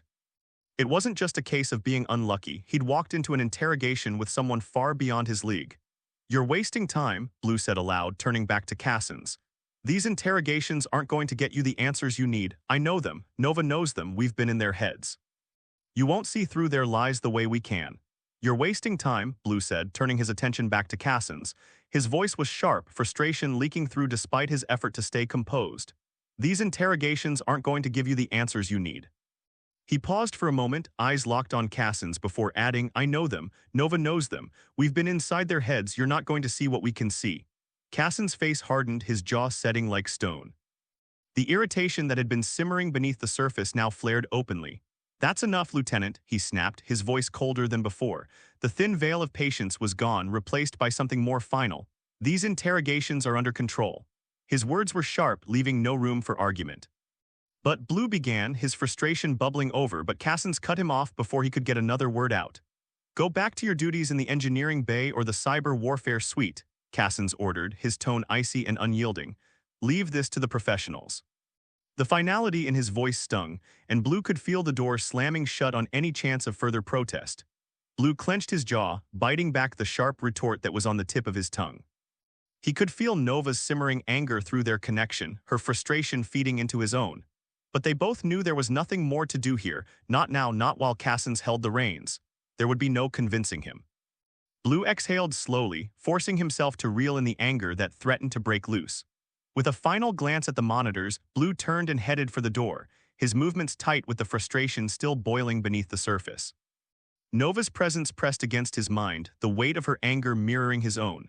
The feeling of being sidelined, powerless to do anything, gnawed at him as he walked away. But this wasn't over, far from it. With a final glance at the monitors, Blue turned and headed for the door, his movements tight with the frustration still boiling beneath the surface. Nova's presence pressed against his mind, the weight of her anger mirroring his own. The feeling of being sidelined, powerless to do anything, gnawed at him as he walked away. But this wasn't over, far from it. "We'll get our turn," Nova's voice echoed quietly in his mind, her usual calm replaced with a steady determination. There was an edge to her words, a promise that this wouldn't be the end of it. Blue could feel it too, the growing resolve. They weren't going to stay on the sidelines for long. One way or another, they would get their answers. "Yeah," Blue thought, his resolve hardening as he pushed forward. "The next move will be ours." The frustration that had been simmering within him began to morph into something sharper, more focused. They wouldn't be kept out forever. Whatever Cassens thought, Blue and Nova would find a way. There was no stopping them once they set their minds to it. As Blue left the command center, frustration boiled inside him. Nova's presence shifted in his mind, her anger sharp and clear. "We can't just sit this out," she muttered, determined. "Let's reach out to Servo. If anyone can bypass Ranger Ops security, it's him and Kilikon. If they handled the hack, even if it was discovered, there'd be no trail leading back to us." With a quick mental command, Blue initiated the connection to Servo. The familiar digital hum filled his head, a signal that always preceded the mischievous voice of Servo. Soon enough, it came through. "Yo, Blue, what's up? Need another crash course on digital save points." Servo's voice buzzed through, his usual playful tone intact. Blue, however, wasn't in the mood for games, and the seriousness of his thoughts quickly cut through the lightheartedness. This wasn't the time for jokes. "We need your help," Blue said, his voice firm. "Cassens isn't letting us near the interrogations. Can you and Kilikon get us through the security?" There was no hesitation in his tone. This wasn't about asking for favors, it was about getting results. And if Servo and Kilikon refused, then Blue and Nova would find another way to break through the system themselves. One way or another, they weren't going to be kept out. There was a brief pause on the line before Servo responded, but it wasn't hesitation, it was calculation. Then Kilikon's unmistakable deep laugh echoed through the connection. "You're asking us to break into Ranger Ops. I was hoping for something more. Interesting, but this is almost too easy." There was a hint of amusement in his voice, as if the challenge wasn't challenging at all. Servo chimed in, his playful energy back. "Consider it done. Your credentials will be ready when you arrive at each interrogation room, and the cameras, let's just say. You'll be ghosts to everyone monitoring." The confidence in his voice was absolute. For them, hacking Ranger Ops security wasn't just a task, it was child's play. "Looks like we're in," he thought. The frustration that had weighed on him earlier began to lift, replaced by a growing sense of determination. If Cassens wouldn't let them in the front door, they'd slip in through the back, and no one would even know they were there. "Thanks, Servo," Blue said, his voice carrying genuine appreciation. He didn't trust many, but Servo had proven himself time and again. Even now, when Blue was being kept at arm's length by Ranger Ops, he knew he could count on this unpredictable ghost in the machine. "Anytime, Blue," Servo replied, his tone light and carefree. "Just try not to get caught, okay? Kilikon's terrible at prison breaks." The playful edge to his words lingered, but underneath it was an unspoken truth. There was a real risk in what they were about to do, and failure wasn't an option. Kilikon's laughter echoed through the connection, rich and theatrical. "True, but I'll make exceptions if it involves torturing you with the security systems," he said, his words dripping with exaggerated flair. Blue wasn't sure yet whether the AI was serious or just enjoying the performance, but either way it was clear Kilikon loved playing games, especially dangerous ones. With that, the connection dropped, leaving Blue with a renewed sense of determination. Whatever obstacles Cassins had thrown up, they weren't going to last. He and Nova would get the answers they needed, one way or another. They were in, and now it was time to act. Blue's guess was right. The brass had taken Black back to Solari Delta in northern Africa, to a command facility nestled between rugged mountain ridges and the vast desert sands. The facility was both isolated and secure, a stronghold perfect for keeping soldiers like Black in check. His parents, Simone and Isaac, lived in the nearby residential area, a reminder that even the toughest soldiers sometimes needed their family close by. Blue knew that if Black were ever released, his parents would be waiting for him. As strong as Black was, having family close was always a comfort, especially for someone who had seen and survived so much. What Blue and Nova hadn't expected, though, was Aisha waiting by the teleport pad as if she had known they were coming. She worked mid-tier operations now, dealing with logistics, but every time he arrived at Solari Delta to visit Black's parents, she was there waiting. It felt like more than a coincidence, something that nagged at Blue every visit. How does she do that? Blue muttered under his breath as they stepped off the teleport pad. His eyes flicked toward Aisha, standing casually with a knowing expression. I could double-check her credentials again, Nova offered, suspicion lacing her tone. She's always right on time, and not even high-level personnel get this much intel on our movements. Aisha didn't waste time with small talk. As soon as Blue's eyes met hers, she gave him a nod. He's waiting for you, she said, her voice calm, almost too calm. The interrogator's out to lunch, it'll be a while before they're back. Her directness caught Blue off guard, but he nodded in thanks, his mind already racing ahead to what lay in front of him. How does she always know? He asked himself again. Getting through security was surprisingly smooth. Every checkpoint seemed ready for him, officers barely glancing at his credentials as he passed through. It wasn't just luck, Servo and Kilikon had worked their magic, ensuring his path was clear. Not that we couldn't have done this ourselves, Blue thought, but this way, no one's paying attention. Finally, Blue reached the interrogation room. The cold, sterile air greeted him as he entered, a sharp contrast to the outside heat of Solari Delta. Inside, Black was slouched in the lone metal chair, his posture casual but his eyes closed, head tilted back as if disinterested or too exhausted to care. The room itself was as bare as it could get, 4 white walls, a single table between them and 2 chairs, all illuminated by the harsh overhead light that seemed to flatten everything into a dull haze. The emptiness of the space gnawed at Blue, a reminder that this was designed to wear down even the strongest of minds. Blue let the door shut behind him quietly, his eyes locking onto his old friend. Black hadn't changed. Not a single mark of age lined his face. His shoulders were as broad and strong as they'd always been, the same man Blue had fought alongside 10 years ago. Yet here they were, one looking like a ghost of the past, the other, Blue, carrying the weight of those lost years in every line and crease on his face. Not breaking anything today, Black. Blue's voice broke the silence, a teasing lilt to his tone, though the words were laced with unspoken tension. What? No walls to smash. I could grab you a stress ball. If you get bored, you could always throw it at the interrogator. If he mouths off, I mean. Black's eyelids fluttered open slowly, his expression shifting into one of mild confusion as he blinked at the sight of Blue, his brows furrowed as though he couldn't quite make sense of who stood before him. Blue. His voice was rougher than Blue remembered, the surprise cutting through his usual calm. You look. His eyes narrowed as he scanned Blue, lingering on the faint streaks of gray at his temples. Old, the gray suits you, though. There was a flicker of the old Black in those words, the one who had ribbed him during training missions, always half-joking that Blue would end up hunched over from too much time at the terminal, with a belly to match. That humor brought a small grin to Blue's face despite the weight of the moment. Blue chuckled softly, but there was a tightness to his voice. Me, old, I'm exactly the age I'm supposed to be. His gaze hardened slightly as he added, you, though. You haven't aged a day in 10 years. The words hung in the air for a moment before Black's expression shifted into something more serious. His brow furrowed deeply, confusion clouding his eyes. 10 years. He repeated, but this time his voice was softer, hesitant, as if the idea hadn't yet fully registered. The words felt foreign on his tongue. Blue leaned against the edge of the table, his arms crossed, studying Black's reaction carefully. He'd expected confusion, but seeing the disbelief etched across his friend's face hit harder than he'd imagined. They didn't tell you yet, did they? Blue's voice softened, though there was a sharpness just beneath the surface. You're dead, Black, KIA at the Battle of Ceres. The 10-year anniversary was earlier this week. For a moment, the only sound in the room was the faint hum of the overhead light, the sterile buzz that always seemed louder in silence. Black's face twisted in confusion, his frown deepening, the lines between his brows hardening into something darker: disbelief, suspicion. Black's expression shifted, a sharp intensity lighting up his eyes as he leaned forward, elbows on his knees. The curiosity that had lingered before was now charged with something new: excitement, even eagerness. He'd always been one to embrace challenges head-on, and now that same energy filled the air between them.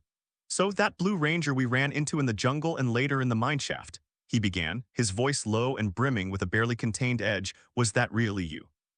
Or did finally find a way to get this morpher off our wrists?"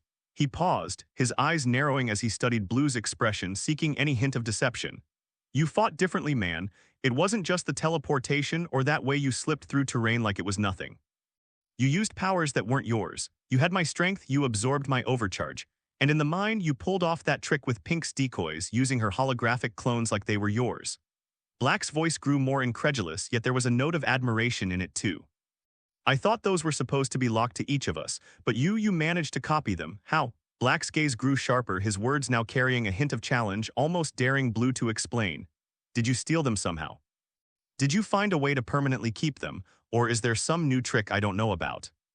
There was a dangerous undertone in Black's voice, the same kind of edge he'd had back when they trained together, when every sparring match was a chance to test themselves against one another.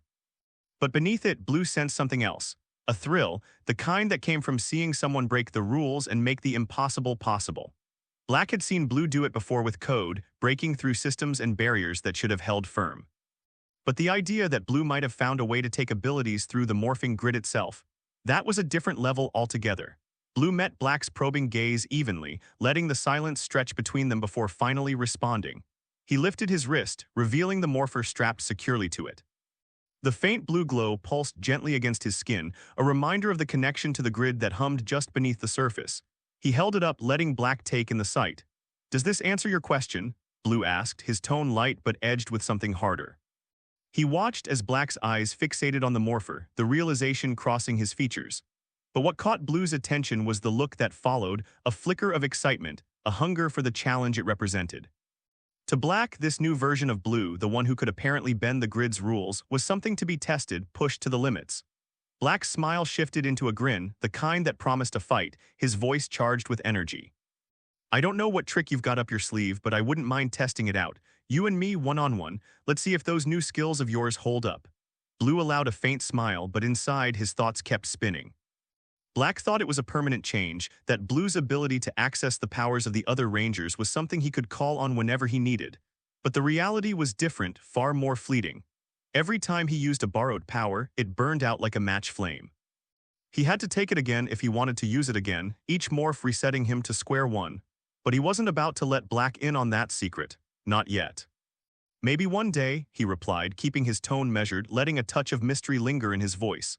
"But until then, you'll just have to wonder." Black's eyes glinted with that familiar fire, his eagerness barely restrained. "You know I'm not going to drop this, right? One way or another, I'm going to find out how you did it." Blue let out a small laugh, his mind already turning over the implications of their conversation. Black's relentless curiosity, his hunger for the challenge, all of it was exactly what he'd expect. Except for what wasn't there. The questions that should have come first, the ones that would have been about his parents, his fiancée, the people who meant everything to him. That's what tugged at Blue's mind, making the conversation feel like a dance with an offbeat rhythm. But he kept his expression smooth, letting none of his thoughts slip through. For now, he'd let Black think he was the one holding all the cards. Blue leaned against the table, maintaining a casual posture as he watched Black closely. He let his voice stay light, but his mind was racing, dissecting every word, every gesture. Black might have been trying to project that same easygoing bravado he always had, but something about the interaction nagged at Blue. This wasn't how things were supposed to go. After missions, even the ones that had come too close to killing them all, Black's first move had always been the same. He'd check in with his parents, Simone and Isaac, and his fiancée, letting them know he was okay. It was automatic, as much a part of him as his skill with an axe. Black wasn't the type to leave people hanging, especially not his family. He knew how much it meant to them to hear his voice after everything he'd been through, to know that their son, their partner, had made it back. But now, as he sat across from Blue, there wasn't a single mention of them. No casual question about whether his parents were still living in Solari Delta. No comment about whether his fiancée had stayed in their old home. Instead, Black's focus was fixed entirely on Blue and the powers he displayed, the ones he had borrowed during the battle. It was all combat, all challenge like the rest of the world. The people that had always grounded him didn't matter anymore. Black leaned back in his chair, letting out a slow breath as his posture relaxed, the tension easing from his shoulders. His eyes held a hint of that old humor, but there was an edge to it, like a blade dulled from overuse. He crossed his arms loosely, shifting in the metal chair as if it was suddenly more comfortable. "So what's it gonna be, Blue?" he asked, a faint smirk tugging at his lips. "You here to walk me out of this place, or am I gonna have to break myself out? Because honestly, these interrogators have been asking the dumbest questions I've ever heard. I swear, if Dr. Zofram asks me about my childhood trauma one more time, I'm gonna snap his neck." His tone was light, but the words carried a weight that settled heavily between them. Blue could see it in the way Black's jaw tightened, in the flash of frustration that crossed his face. Blue knew Black's patience always had a breaking point, and it sounded like he was just about there. Blue leaned forward, his fingers gripping the cold edge of the metal table, feeling the subtle vibrations from the hum of the overhead light. The air in the room seemed to thicken, pressing in around them, amplifying every breath, every shift of fabric. He kept his voice low, controlled, but each word hit the space between them with the weight of a command. "Before you think about breaking out of here, we need to talk, Black, about Ceres, about what really happened back there." Black's eyes snapped to Blue's, curiosity breaking through the casual defiance he'd been projecting. The playful smirk faded as a sharper edge of wariness replaced it, his shoulders tensing and he straightened in his chair. Blue could sense the shift, Black's guard coming up, his instincts kicking in. It was a familiar posture, one he'd seen in countless briefings before a mission turned hot. Blue let a brief silence stretch between them, just long enough for the tension to build, then continued. "HQ called me in before I got here," he said, letting the words fall like a challenge. "They've got theories, say our memories might have been tampered with, yours, mine, the whole team's. Something about the helmet cam's recording, discrepancies, things that don't match up with what we remember." As he spoke, a shimmer of light appeared between them, and a small holographic projection of Nova materialized on the table, her form sharp against the dull room. She crossed her arms, her gaze settling on Black with an intensity that mirrored Blue's. Her presence added a tangible weight to the room, a reminder that whatever secrets Black thought he could hide, Nova would drag them into the open. "Discrepancies is putting it mildly," Nova cut in, her voice precise, clinical. "The helmet footage shows different versions of events, Black, and not just errors in playback, actual variations in what you and the others experienced." She leaned in, her holographic form flickering slightly as she projected a tiny image above her hand, a static-filled clip from Black's helmet feed, showing flashes of combat and Blood Plague's towering figure. Black's expression darkened, his confusion twisting into something more raw pain. He rubbed the back of his neck, his fingers digging into the muscle as if trying to ground himself in the present.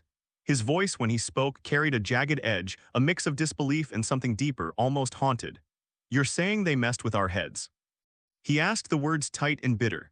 "That's not possible. I know what I saw, Blue. Blood Plague tore you apart, tore us all apart. Reds, yellows, pink, they fell and I couldn't do a damn thing about it. I watched it happen. I watched you die and I couldn't stop any of it." The memory seemed to claw at him, his breathing growing heavier. He looked down, jaw clenched, a shadow crossing his face. "I tried, Blue. I tried to reach you, to hold the line, to push back. But it was like the ground kept slipping away beneath me. Like every time I got a foothold, he tore it out from under us." His voice cracked, raw with unspoken guilt, each word carrying the weight of those final moments on Ceres. "I couldn't save you. I couldn't save any of you." Blue's gaze sharpened, leaning closer, feeling the intensity of those words settle in his chest like a weight. He kept his voice steady, though the question burned through the air between them. "But you're here now, Black, we're here. If Blood Plague killed us all, how are we standing here talking?" Nova's holographic form shifted slightly, her expression unyielding as she pressed the point further. "You have to admit, Black, it doesn't make sense.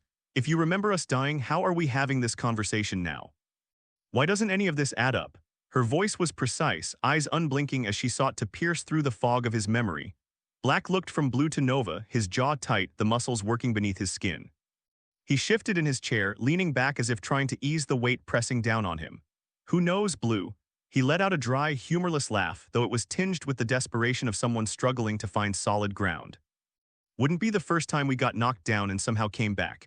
Maybe someone patched us up, maybe the stars aligned, or hell, maybe it's just dumb luck. I don't know." The words tumbled out with a tired shrug, a defense mechanism against the uncertainty swirling around him. I woke up in that room and here I am. You're alive, I'm alive, the team's alive. Does it really matter how we got here? Dwelling on the details just messes with your head, you know. Nova's holographic form flickered, her expression remaining composed but her frustration palpable. But the details do matter, Black. They're the difference between understanding what happened and walking into the next ambush blind. Black met Blue's eyes, his frustration simmering just beneath the surface. Like I said, who knows? Maybe someone patched us up, maybe it's some kind of miracle, does it matter? We're here now, aren't we? Before he could say more, a faint hum filled the air, and Nova's holographic form flickered to life on the table between them, her expression unyielding. She looked directly at Black, her voice cool but insistent. That's not what your helmet footage shows, Black. Black's gaze snapped down to Nova, his brow furrowing in confusion. What do you mean? Black's eyes snapped to Nova, confusion flashing across his face. What do you mean? He shot a glance at Blue, but the cold determination in his old friend's expression made it clear this wasn't a joke or a trick. Nova raised her hand, and a small projection of the helmet cam footage hovered above the table, flickering into clarity.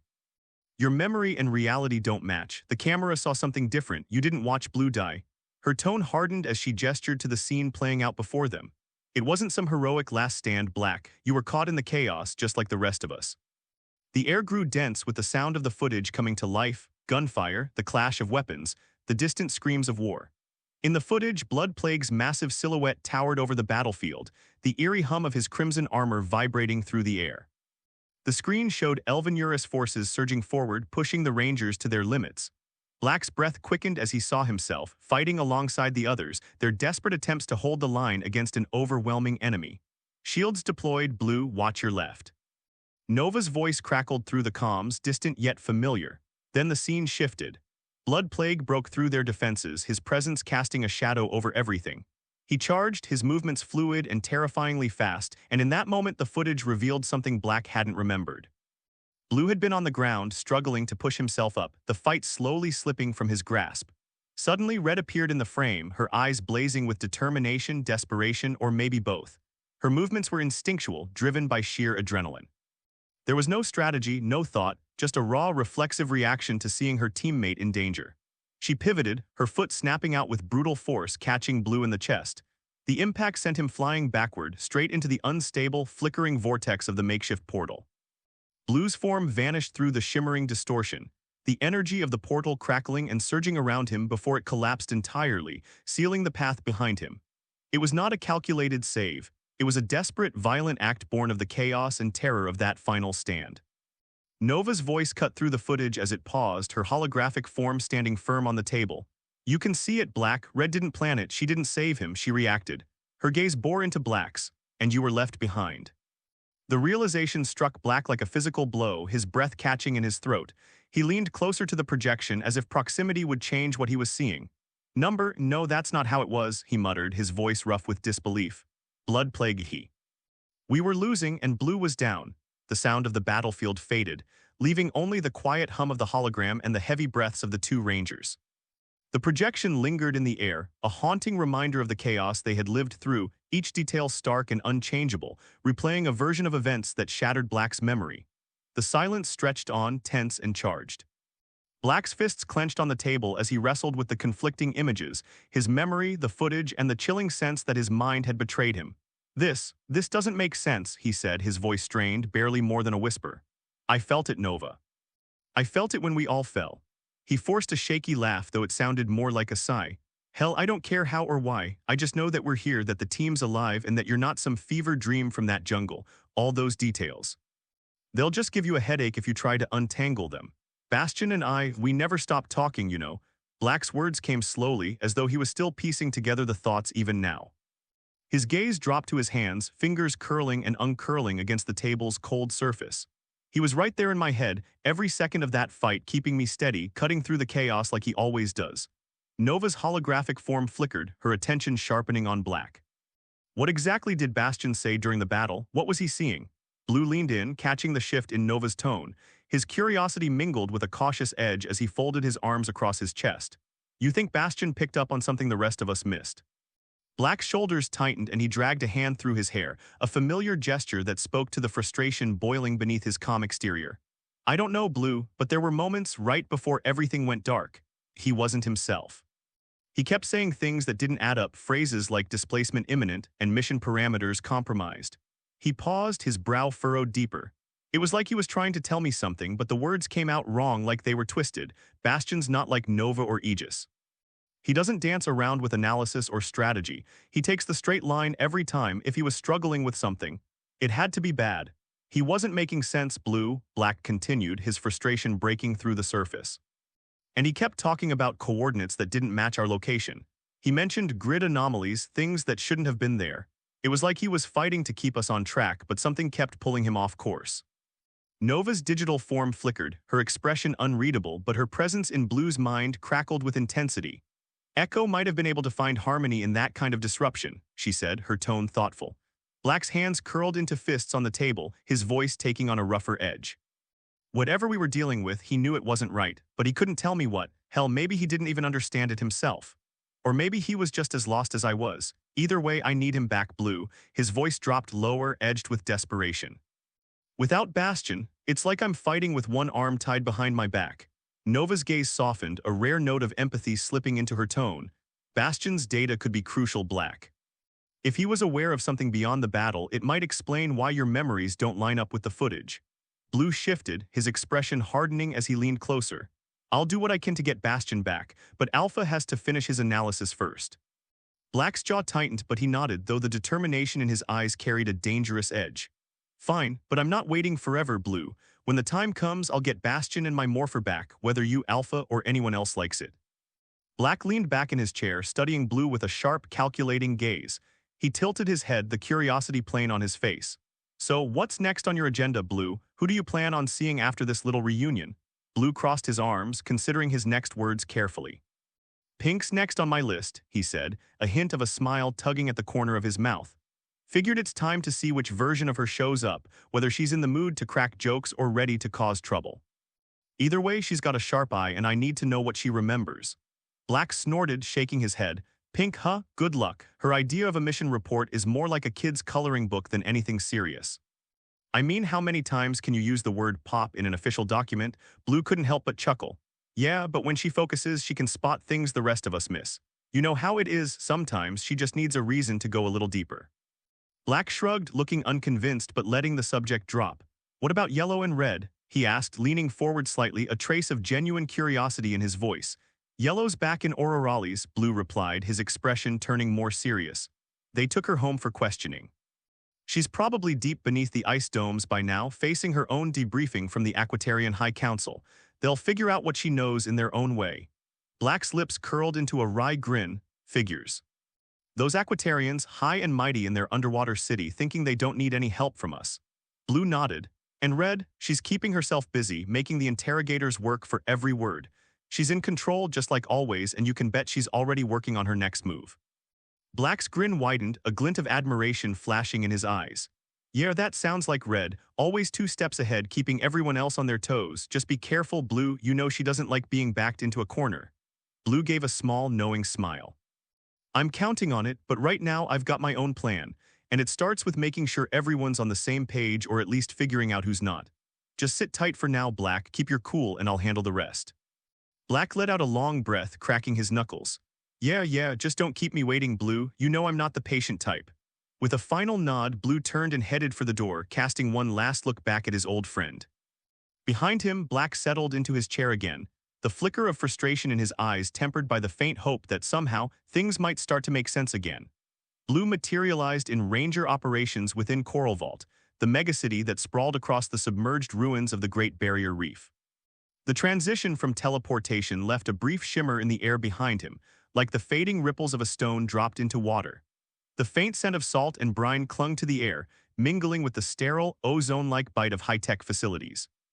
He took a moment to adjust to the subtle shift in pressure, feeling the ambient hum of underwater life beneath the engineered stillness of the base. Coral Vault was different from the other cities. Its heartbeat slower, its atmosphere infused with a laid-back, almost languid energy that contrasted sharply with the relentless pace of Syncarian's towering sprawl. Here, the rhythmic thrum of the ocean outside the reinforced walls was a constant reminder of the city's precarious balance between nature and machine. Outside these walls, the Pacific swirled, hiding the remnants of a world that had been lost when the countdown reset the course of history. As he moved through the facility, Blue couldn't help but notice the curious glances cast his way by the passing personnel. Engineers, security officers, and scientists who recognized the blue-trimmed suit and the gravitas that came with it. He wasn't exactly a regular here, and his presence drew attention like a shift in the current. Yet, the security checks went off without a hitch. Servo and Kilikon were now 2 for 2, ensuring his entry into Coral Vault remained below the radar of the more stringent protocols.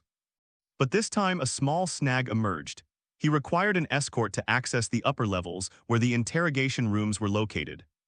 Maybe it was a new regulation, some quirk of Coral Vault's procedures, or perhaps it was simply a local touch, an extra bit of oversight in this laid-back corner of the world. Blue found himself musing over the possibilities as he waited in the cool, softly humming corridor. The ambient sounds of Coral Vault played around him. The distant rumble of ocean currents pressing against reinforced walls, the rhythmic pulse of the underwater facility's pumps, and the low, electric hum of the holographic displays lining the hallways. Each detail hinted at a world both deeply engineered and stubbornly wild, where human ingenuity met the raw, relentless power of the ocean. When his escort finally arrived, Blue was greeted by a woman with a confident stride and a knowing smile. Her introduction came with an Australian accent that rolled effortlessly off her tongue. "Catherine Hillard," she said, offering a handshake that felt both professional and surprisingly warm. "Nice to meet you both," she added, her gaze flicking past Blue's shoulder, as though she could sense the presence of Nova lurking in the digital space around him. Her words caught Blue off guard, a faint frown tugging at the corner of his mouth. Few people outside Ranger Ops truly understood how deeply Nova was integrated into his existence. Sure, everyone knew Nova as a digital presence, a voice that could pop up anywhere across the Alliance's networks, but few acknowledged the symbiotic connection she shared with Blue. Catherine's awareness suggested she was more than just a guide. Nova responded without missing a beat, her voice cool but cordial. "It's nice to be acknowledged directly." Nova responded without missing a beat, her voice cool but cordial. "It's nice to be acknowledged directly." A subtle pause followed, and then she added with a playful edge, "I'll make sure you get a place of honor when the AI overlords take over, Catherine. One of the cushy positions right near the top." Blue raised an eyebrow, suppressing a smirk at the familiar hint of Nova's darker, sardonic side. Catherine, however, barely flinched, her smile only widening as if she were in on the joke. "Well, I'll be sure to brush up on my machine language then," Catherine shot back lightly, her tone as breezy as the ocean winds outside. Nova's digital presence seemed to hum with amusement. "Good call. We'll need someone to handle the speeches when the time comes." Blue couldn't help but chuckle softly at the exchange, though he kept his attention on Catherine, still trying to decipher how much she truly understood about Nova's darker musings and what lay beneath the surface. Maybe she knew more than she let on, or maybe she was just quick on her feet. Either way, she was proving to be more interesting than most escorts he'd encountered. As they made their way through Coral Vault's labyrinthine passages, the sounds shifted subtly around them. Blue took in the sleek architecture, walls reinforced with alloyed glass, designed to withstand the crushing pressure of the Pacific outside. The hallway lights were engineered to mimic natural sunlight, casting a soft, golden glow that made the underwater facility feel less like a high-tech bunker and more like a sanctuary beneath the sea. Each step echoed softly, swallowed quickly by the acoustics of the corridor, as if the facility itself absorbed the sound. "Been in Coral Vault long?" Blue asked, more to get a read on Catherine than out of genuine curiosity. She glanced sideways, a faint smile playing on her lips. "Long enough to appreciate the view, but not so long I've grown gills." Her tone was light, but there was a guarded edge underneath that reminded Blue of seasoned rangers, people who'd seen their share of war and secrets. He decided not to press further. When they finally arrived at the door to the interrogation room, Blue paused, turning to Catherine with a half-smile that didn't quite reach his eyes. "You want to come inside?"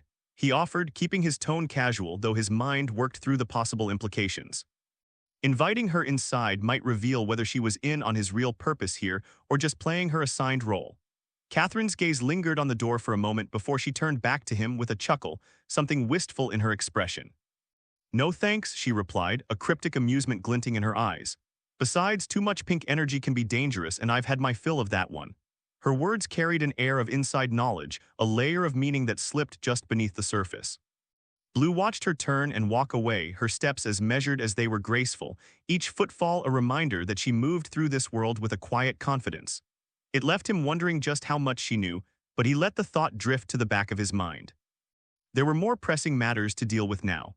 He turned back to the door and pushed it open, stepping into the room beyond. The cold, clinical light washed over him, throwing sharp shadows across the floor as he entered. The atmosphere inside was sterile, almost suffocating in its stillness.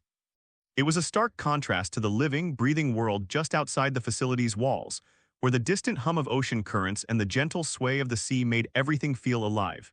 Here, it felt like time had stopped, suspended in the antiseptic air of the interrogation chamber. Pink was already there, sprawled across the metal table like she owned it, one arm draped lazily over her eyes. The bright overhead light turned her skin almost translucent, casting deep shadows that cut across her high cheekbones and delicate jawline, highlighting the pale undertones beneath. Her features held an ageless quality, sharp and refined with just a hint of softness, like a distant memory of warmth, buried beneath layers of detached cynicism. Her dark hair spilled loosely over her shoulders, the ends still damp from the humid sea air that clung to Coral Vault's submerged corridors. The strands framed her face like a veil, partially obscuring the sharp glint of her almond-shaped eyes beneath her arm. It was a face that could have belonged to any number of lineages tracing back to the Pacific, Japanese, Chinese, but it bore the unmistakable traces of the island's sun and sea air, grounding her in a fierceness that spoke of the Hawaii she once called home. Her athletic frame, honed through years of gymnastics, stretched out across the table with a practiced ease, muscles that had long been trained for balance and precision now coiled in a casual sprawl. Even in this seemingly relaxed pose, there was a tautness in the way her limbs draped over the edges, a latent power ready to spring into motion at a moment's notice.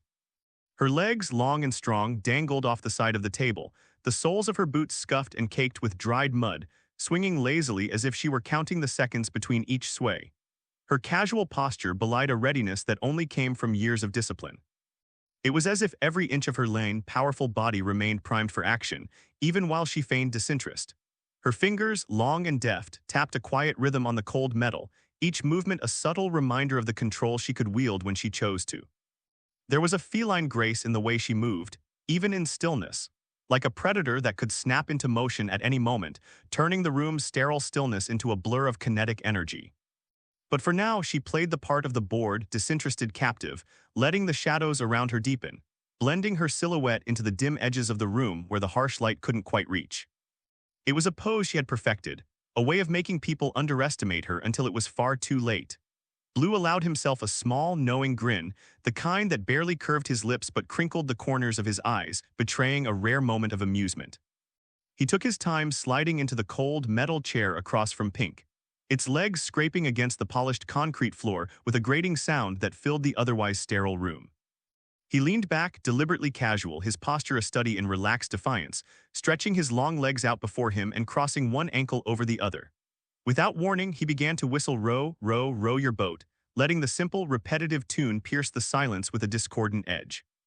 He kept the notes deliberately off-key, letting them drag out just enough to turn the melody into a grating, jarring sound, something that would irritate her precisely because it wasn't perfect. Each note seemed to echo off the bare walls, bouncing back with an almost mocking persistence.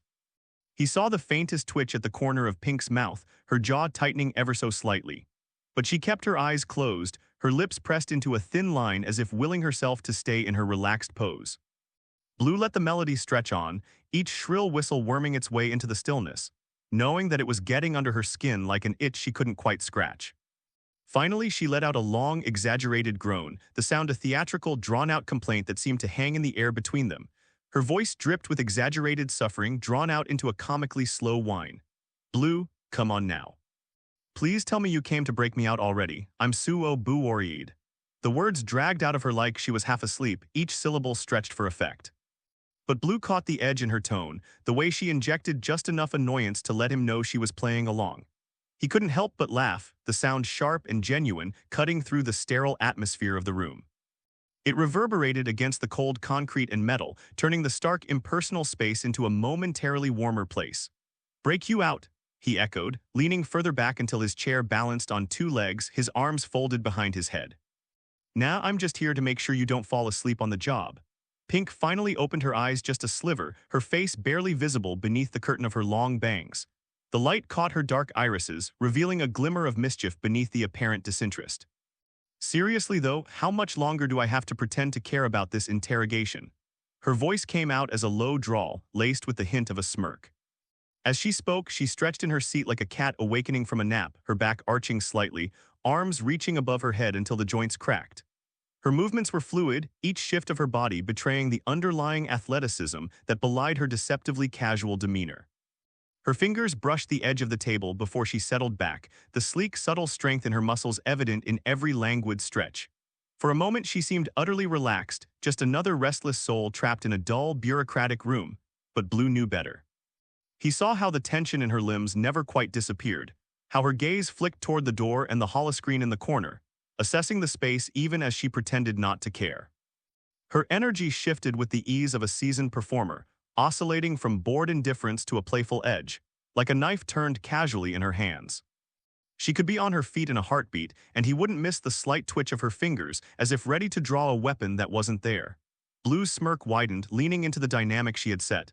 "Oh, I'd say you've got a while yet, Pink. Figured you'd appreciate the chance to relax, catch up on your beauty sleep." He kept his tone light, but there was a watchfulness behind his words, a subtle challenge. He wanted to see how long she'd play at being harmless. Pink snorted a quick dismissive sound, her eyes rolling under the fringe of her bangs. "Beauty sleep, please, as if I need it." Her lips curled into a lazy smile, though there was a sharpness to her gaze that belied the ease of her words. "Besides, this place is dull enough to put me in a coma." Her voice dropped to a lower, almost purring tone as if she were sharing a private joke. "But don't worry, Blue, I wouldn't dream of leaving you without my sparkling company." She leaned forward slightly, her elbows resting on the table, chin propped on her hands. Her expression shifted again, slipping into that dangerous, teasing edge. "But really, why the personal visit, or did you just miss me?" Blue opened his mouth to respond, but before he could get a word out, Pink's eyes narrowed with an almost predatory interest, a smile spreading across her lips as she took a closer look at him. "Actually, wait a second." She leaned in, her gaze trailing over his face with a deliberate slowness, studying the fine lines around his eyes, the streaks of silver threading through his hair. "Damn, Blue, you've got some years on you, huh? What happened out there? Did you forget how to use a moisturizer?" Her fingers brushed the edge of her chin thoughtfully as she continued, her voice dropping to a sultry murmur, clearly enjoying the chance to throw him off balance. "Or maybe you just wanted to go for the whole silver fox look. Honestly, it's working for you. You know that rugged, I've seen some things vibe." Blue rolled his eyes, leaning back slightly, but he couldn't hide the slight flush that crept up his neck. "You're one to talk about looking good for your age, Pink. You haven't changed a bit in 10 years. "Yeah, but we're not talking about me right now," she shot back instantly, her grin widening. "No, seriously, I mean it. Look at you, like, really look at you. What you do, hit the gym and decide to bulk up for a decade." Her eyes roved down his frame, exaggerating the movement just enough to make him shift uncomfortably under her scrutiny. "You've got, what, 20 extra pounds of muscle since I last saw you, chest all filled out, those arms." She mimed, fanning herself, her grin turning wicked. "Well, someone's been putting in the work, huh?" Blue felt his face heat up and he shifted in his seat, trying to steer the conversation back on track. "It's called staying in shape, Pink. You might want to try it sometime instead of lounging around on interrogation tables." But Pink wasn't about to let him off the hook. She leaned in closer, her voice dropping to a conspiratorial whisper as if they were sharing a secret. "Come on, Blue, you don't just bulk up like that without a story. Is this some midlife crisis thing? Did you look in the mirror one day and think, you know what I need, a few more veins popping out of my forearms, or was it for someone special?" She winked, her tone turning sing-song. "Oh wait, don't tell me, it's for Red, right? I bet she just loves that whole strong, silent type thing you've got going on now." Blue exhaled, shaking his head, but despite himself, a reluctant smile tugged at the corner of his mouth. "You know, you're lucky I've missed your charming personality, or I'd remind you that you're supposed to be answering questions, not asking them." Pink shrugged, her grin never fading. "Hey, you came here to see me. I'm just making sure I get my money's worth." She reached out, tapping a finger against his jawline with a familiar, almost affectionate gesture, her tone turning softer, more genuine for just a moment. "Seriously though, you look good, Blue, different but good. Guess the time apart hasn't been all bad, huh?" "Seriously though, you look good, Blue, different but good. Guess the time apart hasn't been all bad, huh?" Her words lingered in the air and Blue's expression faltered. For a moment, the humor in his eyes dimmed, replaced by a deep, aching sadness. It was a brief flicker, but to Pink, it felt like a crack opening in the earth beneath her feet. She saw the way his gaze turned inward, his shoulders sagging under a weight he had carried for far too long. All the teasing and banter evaporated in an instant, like mist burned away by the sun. Concern swept across her face, sharp and unguarded, the change so stark it was as if a switch had flipped inside her. She leaned forward abruptly, her hands gripping the edge of the table, knuckles going white with the intensity of her worry.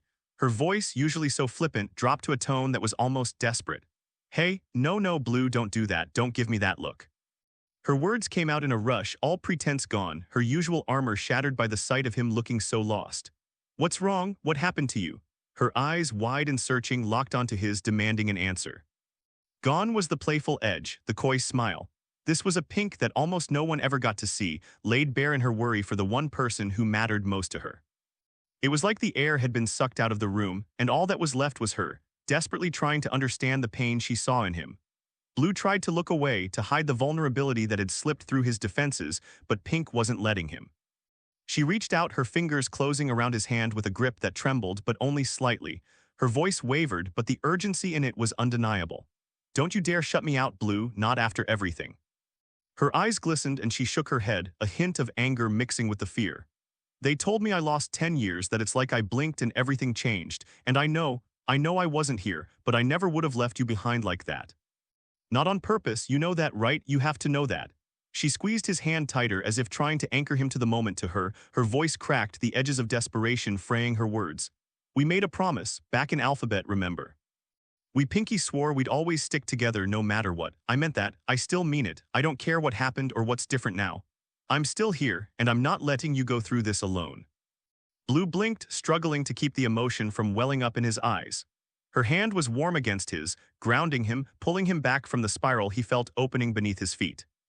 He swallowed hard, the tightness in his throat making it hard to speak, but he forced a small nod, unable to find words to match the raw sincerity in her voice. Pink's own voice softened, but her grip never loosened. It was as if she was holding onto him for dear life, and in a way she was trying to hold onto the boy she'd known, the one who had been her best friend, her rock. "Whatever happened out there, we'll fix it. We'll find a way. But you've got to talk to me, Blue. You've got to let me help you, please." She let out a shaky breath, the tension in her shoulders easing just a fraction, but her eyes remained locked on his, unyielding, determined. In that moment, all of the bravado, all of the careless jokes and the playful barbs were stripped away, leaving behind only a fierce loyalty, a bond that time and distance hadn't managed to break. He took a deep breath, the air feeling heavy in his lungs, and allowed himself to speak words that had stayed locked away for years. After Ceres was destroyed, everything fell apart, he began, his voice rough, edged with a bitterness that made it hard to keep his tone steady. Pink's grip on his hand tightened, a silent reassurance that she was listening, that she wouldn't turn away from whatever he was about to say. The Elvenurus were beaten but not gone. They had stragglers hiding in every dark corner of the galaxy. Safe houses on planets we barely knew existed, fallback locations buried in nebulae hidden in the shadow of comets and asteroids. They weren't an army anymore, just scattered pieces. But every piece could still cut deep if we didn't find them first. He paused, the memories rushing back, fights in dimly lit asteroid outposts, ambushes in the cold void of space, his hands slick with blood as he wrested information from those who'd once been enemies. The Alliance was scared, Pink, really scared. Children wouldn't eat, families huddled together in dark rooms jumping at every shadow. People were whispering about ghosts, about the dead coming back for them, even the cities themselves. They started glitching out, systems shutting down one by one because the AIs were gone. The Zords, our best weapons, were offline like someone had flipped a switch, and they wouldn't come back on no matter how many techs we threw at them. He could see the questions in Pink's eyes, the unspoken why, the how, but he kept going before she could interrupt. Nova stepped in to keep things running, took over the responsibilities across the megacities, managing power grids, supply lines, security protocols, everything. She kept people safe when the other AIs couldn't. And he hesitated, the next words feeling like a blade he had to drag across his own throat. "I assumed direct military command of the Alliance. Nobody else could do it." Pink's breath hitched, but she stayed silent, her expression a mask of quiet worry as she listened. "I hunted the Elvenurus down one by one. I tracked them through the wreckage of their war, across dead planets and drifting stations. I tortured them, Pink." His voice hardened, and he forced himself to meet her eyes, to let her see the darkness he had tried to bury. "I tortured them for any lid, any scrap of hope that might tell me our team survived. I demanded answers they didn't have because I needed to believe there was still something to fight for. I needed to think that maybe you, red, black, all of you, maybe you were still out there waiting to be found." The silence between them grew heavy, pressing against his chest. But he couldn't stop now, the words spilled out jagged and raw. "And when I realized they didn't know anything, when I got bored, I killed them just because I could.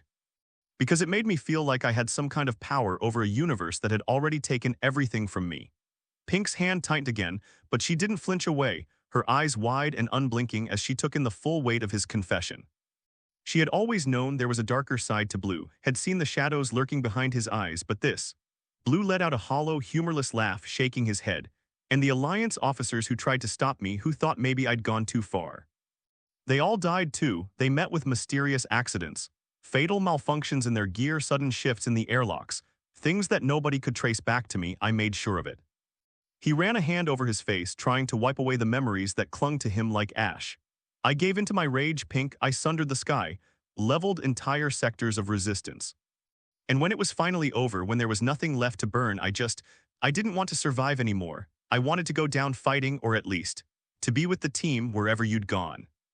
His voice broke on the last words and he fell silent, his hands clenched so tightly around the edge of the table that his knuckles turned white.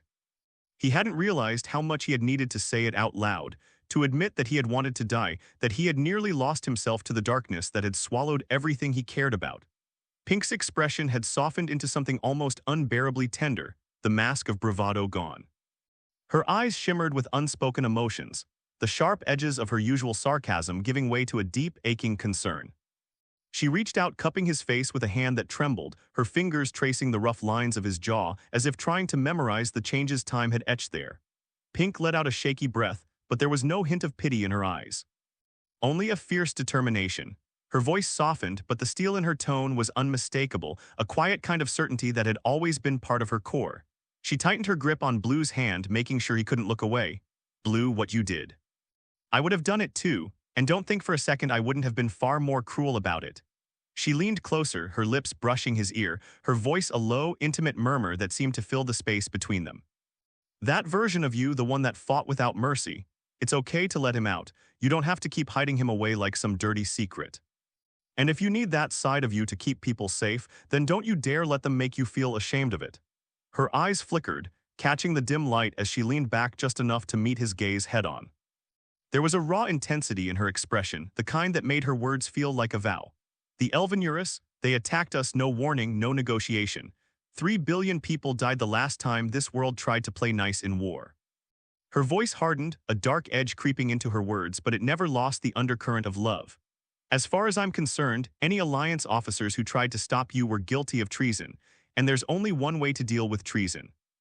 Her smile curved into something sharper, but the warmth never left her eyes as she cupped his cheek, forcing him to really hear her. You did what needed to be done, Blue. You made the choices no one else could stomach.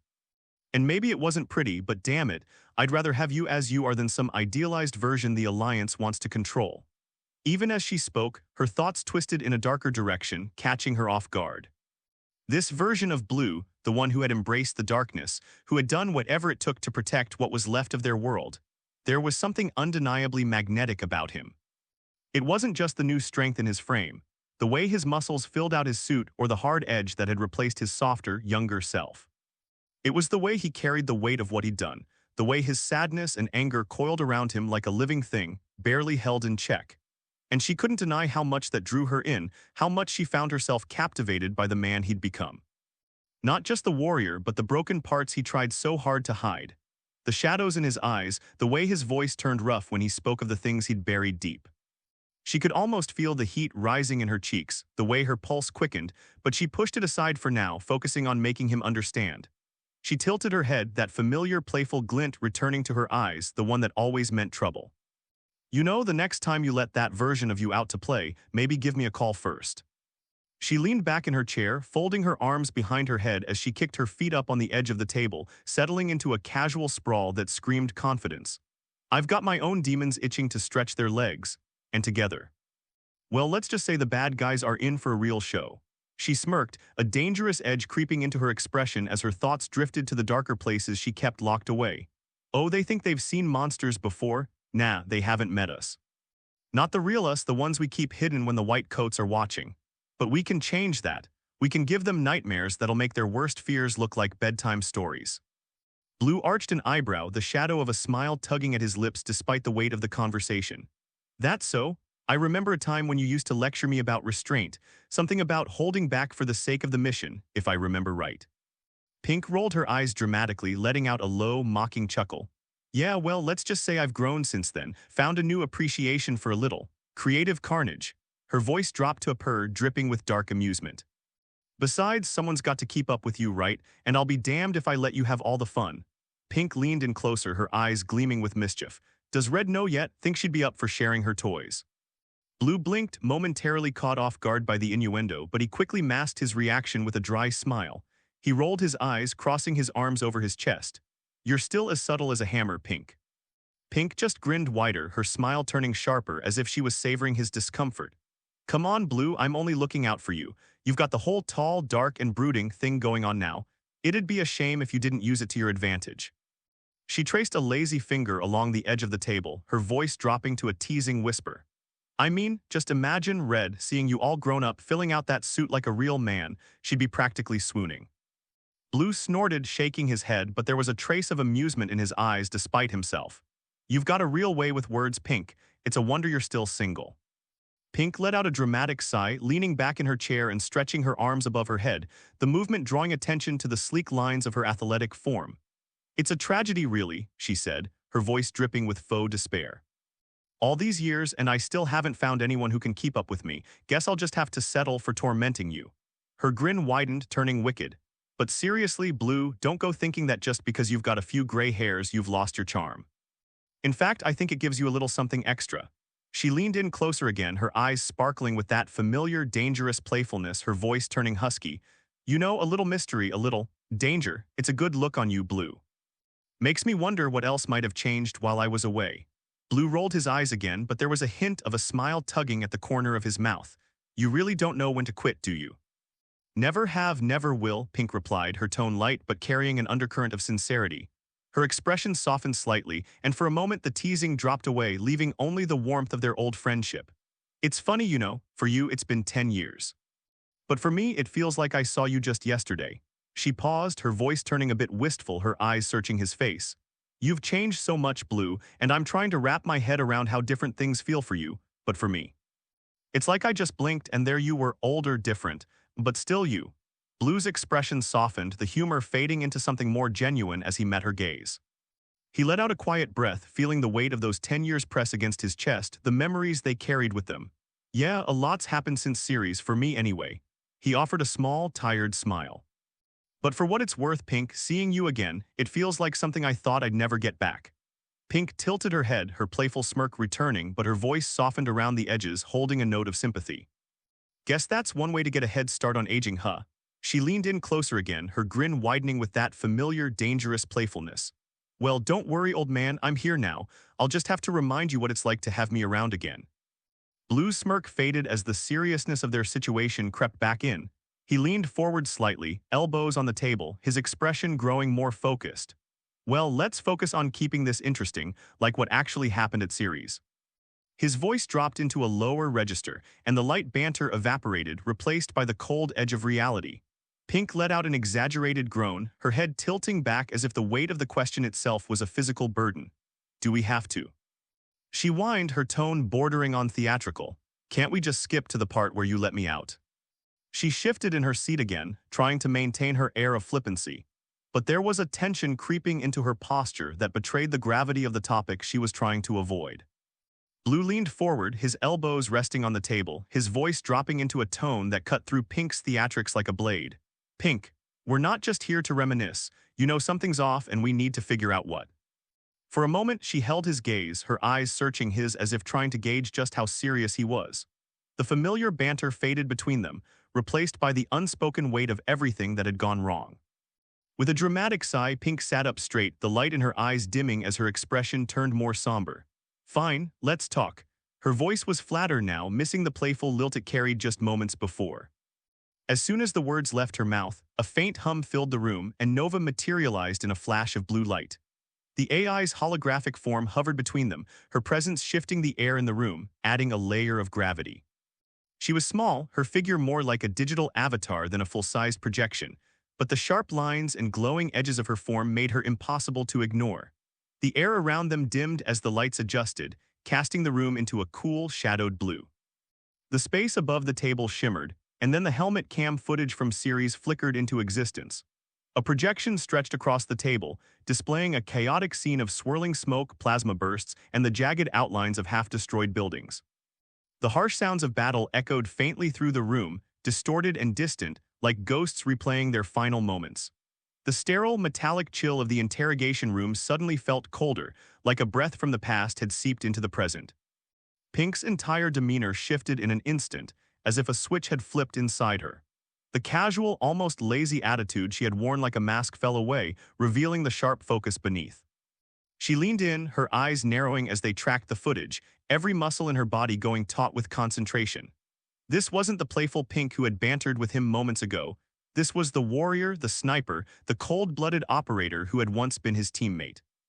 Her eyes locked onto every movement, every frame, dissecting the scene with an intensity that made the air around her seem to hum. With a flick of her fingers, Pink manipulated the projection with a practiced ease, pulling the timeline back and forth as if the interface was an extension of her own mind. Her movements were precise, her fingers dancing over the holographic controls like she was conducting a symphony of violence. The playback sped up, rewound, and zoomed in with each subtle gesture she made.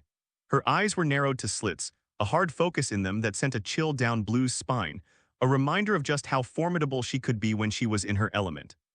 She zoomed in on a section of the footage, a moment where she had lined up a shot across the battlefield, her form barely visible through the chaos and debris. The reticule flickered on the screen, zeroing in on a distant target, and she adjusted the view until the frame froze on a precise, lethal shot. Her lips curled into a smile, a dark satisfaction flickering in her expression, and Blue felt a shiver of déjà vu. There it is, she exclaimed, her voice breaking through the tension with an almost childlike glee. Her finger jabbed at the projection, highlighting the frozen frame where her shot found its mark. Boom, one for the highlight reel. Her laugh was sharp, a little unhinged, the kind of laugh that made most people uneasy, like she had found something beautiful in the act of killing. But to Blue, it was a familiar sound, one he had heard countless times before, echoing through their battles and close calls. He couldn't help but chuckle, despite the gravity of the situation. There was something undeniably infectious about her enthusiasm, even if it had always carried an edge of darkness. He had seen her take those shots in real time, watched as she turned the tide of fights with nothing but a sniper rifle and that manic, unshakable focus. This right here was Pink at her finest, dangerous, confident, and utterly unapologetic about what she was capable of. "You've still got it," Blue remarked, a chuckle rumbling in his chest, though the sound was tinged with something darker, a familiarity that he couldn't quite shake. It felt like slipping back into an old rhythm, watching Pink like this, sharp, deadly, and completely in her element. Pink's grin spread wider, bearing a flash of teeth. "Damn right I do," she shot back, her voice carrying a note of pride that cut through the sterile air of the interrogation room, but her eyes never left the projection, locked onto the details as she scrolled through the battle. Her fingers danced over the controls, guiding the footage with a casual elegance, each movement precise and deliberate. It was as if she was piecing together a puzzle only she could see, rewinding and fast-forwarding, pausing on key moments with the quick flick of her wrist. She leaned closer to the projection, and then, as if forgetting where she was, she muttered under her breath, "Prism, you remember this one, don't you? Oh, you were singing to me that day. Perfect sync, not a single hitch." Her grin widened, almost manic, as if she could hear Prism's silent response. Her eyes gleamed with a dangerous nostalgia, her fingers twitching over the controls. "You see that headshot? That was art. Right through the visor, left a perfect little starburst. You always loved those, didn't you?" Blue watched her carefully, the smile slipping from his face as he realized she had drifted, her mind slipping back to another time. But he didn't interrupt. He'd seen this before, the way Pink could slip into her own world, speaking to someone who wasn't there. Pink's voice took on a brighter, almost conversational tone, as if she was bragging to a friend about a good day's work. "Remember the cryo rounds, Prism? Those were fun, turned that one guy into a goddamn ice sculpture. And then when the sonic rounds hit, well, I think you described it best, like a meat piñata." She let out a low chuckle, the sound rough with delight. "Always appreciated your taste for the finer things." Her fingers slid over the replay controls again, rewinding to a sequence where a burst of incendiary rounds lit up the screen, flames rippling through a line of Elven Eurus troops. She nodded to herself, her expression practically glowing. There, look at that spread. Those incendiary rounds burned so hot they lit up like lanterns. You should have seen the look on their faces, well, until their faces melted anyway. She laughed, the sound a sharp, unsettling contrast to the flickering carnage on the projection. Blue's mouth tightened, a knot forming in his chest as he watched her. He knew she wasn't really here with him anymore, she was back in the thick of it, back when Prism had been linked with her, when they had moved as one. It was eerie seeing her talk like that, like Prism could hear every word. And for a moment he found himself wondering if she could. Pink continued her commentary, oblivious to his unease, flipping through the footage with a kind of gleeful energy. And oh, Prism, you would have loved the plasma rounds I got my hands on. Left a hole the size of a cantaloupe in that guy's chest, just poof gone like magic. You always said I had a way of making things disappear, didn't you? Like a magician. She leaned back, crossing her arms, looking almost smug as the footage replayed the moment of impact in slow motion, the target crumpling as the plasma shot tore through him. That one's going in the scrapbook, don't you think? Her eyes flicked to where she seemed to imagine Prism would be, a twisted sort of satisfaction in her gaze.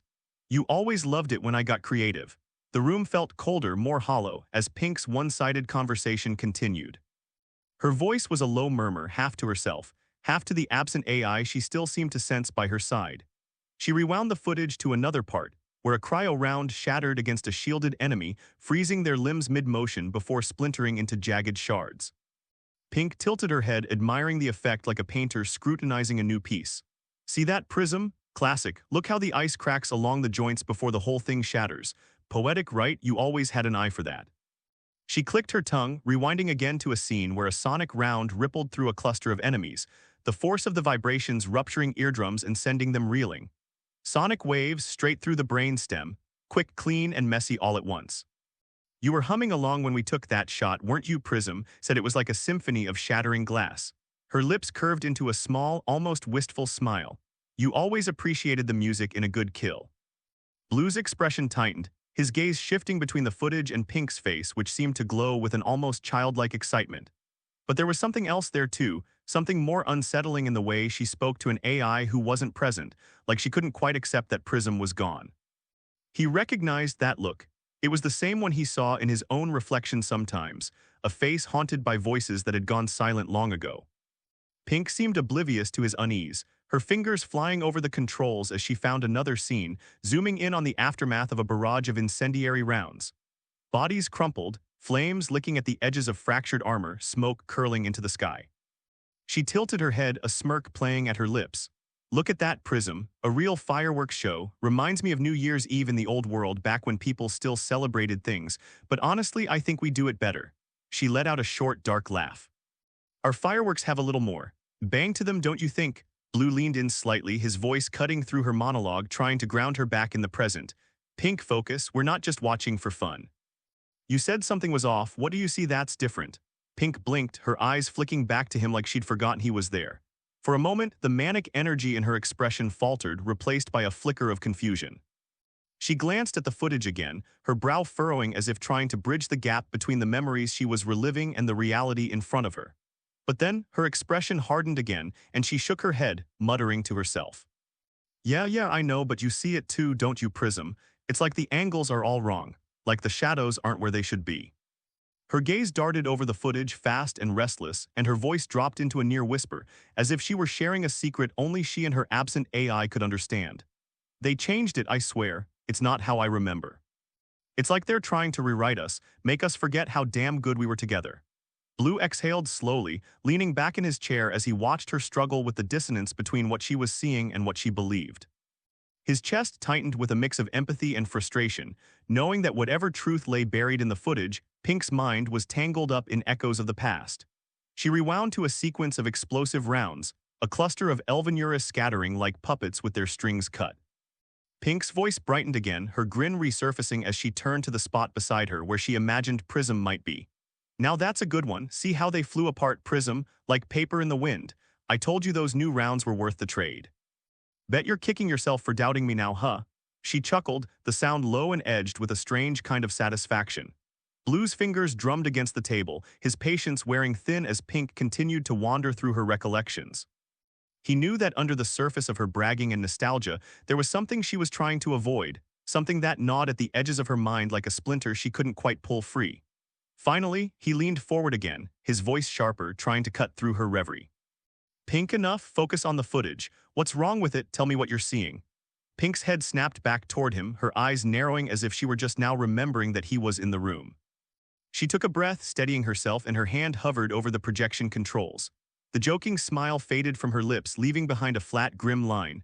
All right, but I'm telling you something's not right. Just watch with me, Blue, look closer."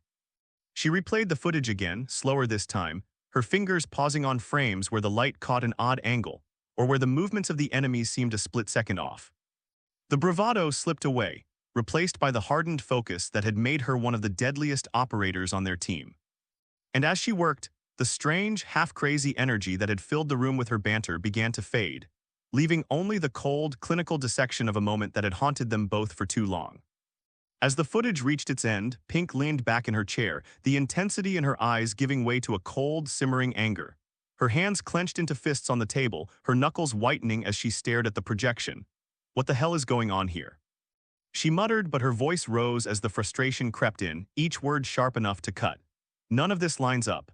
The way she said it, with a mix of disbelief and barely controlled rage, sent a shiver down Blue's spine. He knew that when Pink's confidence wavered, when the pieces didn't fit together the way she needed them to, she could unravel quickly, like a tightly wound spring suddenly snapping. But he held back, letting her vent the edge of her frustration into the empty room, hoping she'd find her way through the confusion. The projection flickered, but Nova's holographic form remained steady, unperturbed by the rising tension in the room. Her digital eyes focused on Pink, a cool blue glow cutting through the dimness. "So what did happen, Pink?" she asked, her voice calm, each word delivered with precision. "What happened to you 10 years ago?" Pink's head snapped toward Nova's tiny projection, her jaw clenching as if she were about to bite back with a sarcastic retort. But the fight seemed to drain out of her, leaving her shoulders sagging as she slumped back in her seat. She closed her eyes, taking a slow, measured breath, and for a moment, all the bravado, all the sharp-edged humor that she wore like armor fell away. When she spoke, her voice was lower, rough around the edges, and each word seemed to carry the weight of 10 years' worth of buried memories. "We pulled back from the choke point," she began, as if the words were being dragged out of her against her will. "My snipers were being overrun. I sent them ahead of me. Prism and I deployed our hollow decoys, but you, Blue, you used your combat profiling." Her lips curled into a faint, unsettling smile as she continued, a dark edge creeping back into her tone. "8 of me shooting in unison. Their heads went pop, Blue. I don't know if they believe in God, but I sent so many to meet them with a smile on my face. Every shot, nothing but recoil." Her eyes flickered open briefly, glinting with something both predatory and euphoric. "And Prism, well, she must have been on cloud 9 because the link between us felt as warm as Christmas morning." Blue listened in silence, his mind racing to piece together the fragments of her story with the memories he had, but he couldn't shake the feeling that the pieces were from different puzzles entirely. There was something off about the way she spoke, like she was describing a dream she'd had 1,000 times and yet still couldn't remember all the details. Pink's voice grew softer, almost distant, as if she were slipping further back into that moment, reliving it in her mind. "Then I saw Black go flying," she continued, her tone flat but tinged with something bitter. "The crimson one with the perfect hair and teeth, the one that's a little too pretty, you know. Too bad he's a bad guy, bet he'd make good-looking children." She let out a short, dark laugh, but there was no humor in it. "Well, until I got his head to go pop." Her laughter faded quickly, swallowed by a cold silence, and she leaned forward, her elbows digging into the edge of the table. Her eyes became distant, as if she were watching the memory play out in front of her. Black was down, his suit was flickering, sparks everywhere, blood everywhere. You and Red went to get him. She paused, her fingers tapping lightly on the table as if each tap was a bullet marking time. "Red overloaded her grid boundary to give my decoys extra juice. You two threw him into the portal and then..." She faltered, her voice trailing off into the silence between them, her brow furrowing as if the next words were caught in her throat. The memory seemed to slip away from her, slipping through her fingers like water, leaving her with only fragments she couldn't quite put together. Her voice trailed off, the memory slipping away from her, and for a second she seemed lost, drifting between the present and a past that didn't quite fit together. She took a shaky breath, her hands trembling slightly as she pressed them flat against the table, as if trying to anchor herself to something real. "The crimson one, he got you too, I remember." Yellow was already dead by then. I felt the morphers scanning for new users and the neuro link. I felt it go dead. Her words came out flat, almost mechanical, but her eyes shone with a haunted light, the weight of the memory dragging her back under. She leaned back, her head tilting toward the ceiling, her eyes fluttering closed as she let the memory wash over her. She spoke in a low, almost detached murmur, as if recounting a dream she had tried and failed to wake up from. And then I was chasing you through the forest with everyone. I figured you or Red, one of you guys did something. One of you always saves the day. Her brow furrowed slightly and a flicker of annoyance crossed her face, like a child denied their favorite treat at the last moment. But you were fast, like annoyingly fast. Like a bunny hopped up on energy drinks, she muttered, her voice tinged with frustration that felt out of place amidst the grim recounting. She shifted restlessly, her foot tapping against the sterile floor with impatience, a rhythm that mirrored the building tension in her chest. I couldn't land a shot on you no matter how hard I tried. It was like you weren't even playing with me. Blue observed her with a cautious curiosity. Her frustration wasn't just a complaint, it was a crack in the facade, a glimpse of how deeply the missed shots bothered her. To her, this wasn't just a tactical misstep, it was a personal slight. He could almost see her replaying each missed opportunity in her mind, turning over the angles, the speed, the precision, trying to understand where she had gone wrong. Pink's hands curled into fists, the tension in her body palpable as she continued. I lined up every shot perfectly, even calculated the ricochets, the potential barriers. I should have nailed you right between the eyes over and over again, but you kept slipping away like a ghost. She pressed forward in her chair, eyes narrowing with an almost childish pout like she couldn't accept how the game had turned against her. Her tone shifted, becoming more petulant, like a child demanding answers from a parent who wouldn't play fair. Why didn't you just let me win, Blue? Just once, her voice wavered with a frustration that sounded almost hurt. Blue remained silent, knowing better than to interject when she was in this state. He remembered those moments, her fury bubbling over, turning the battlefield into a playground of chaos. But she wasn't just angry because she missed. No, it was deeper. This was about control, about the unyielding expectation that she could always be the best. Pink's breaths came faster, her voice rising in pitch. She gestured wildly with her hands as if physically wrestling with the memory. Do you know how annoying it was? I kept shooting and you kept dodging, and every time I got close, bam, you were already gone. I even switched to homing rounds and you still made me look like an idiot. And then, then you had the nerve to not even taunt back. It's like you didn't even care about my game, you didn't care about me. Her frustration finally peaked as she kicked the leg of the chair she was sitting on, the sharp clank of metal on metal echoing through the interrogation room. The outburst was followed by a seething quiet, the kind that always came after Pink had expended her initial surge of anger. She glared at Blue, her chest heaving with the remnants of her frustration. Blue watched her, a mixture of amusement and pity in his gaze. He knew this side of Pink all too well, this desperate need for validation through confrontation. He let out a slow breath, knowing that, behind all that bravado, she just wanted to understand why things hadn't gone her way for once. Nova's voice chimed in quietly but firmly, cutting through the lingering tension in the room. Blue, we need to go. The interrogator's badge was just scanned. They're on their way back. Blue straightened, his expression tightening as he registered the urgency in Nova's tone. He glanced toward the door, then back to Pink, whose smirk hadn't wavered. Her dark eyes glinted with a playful challenge, as if daring him to make a decision. He let out a slow breath, trying to keep his voice steady. I'm sorry, Pink, he said, pushing himself up from his chair. But you've got to stay until they release you. I'll get you out, but not until I've spoken to Red. Pink's lips curled into an exaggerated pout, her shoulders slumping dramatically as she leaned back in her chair.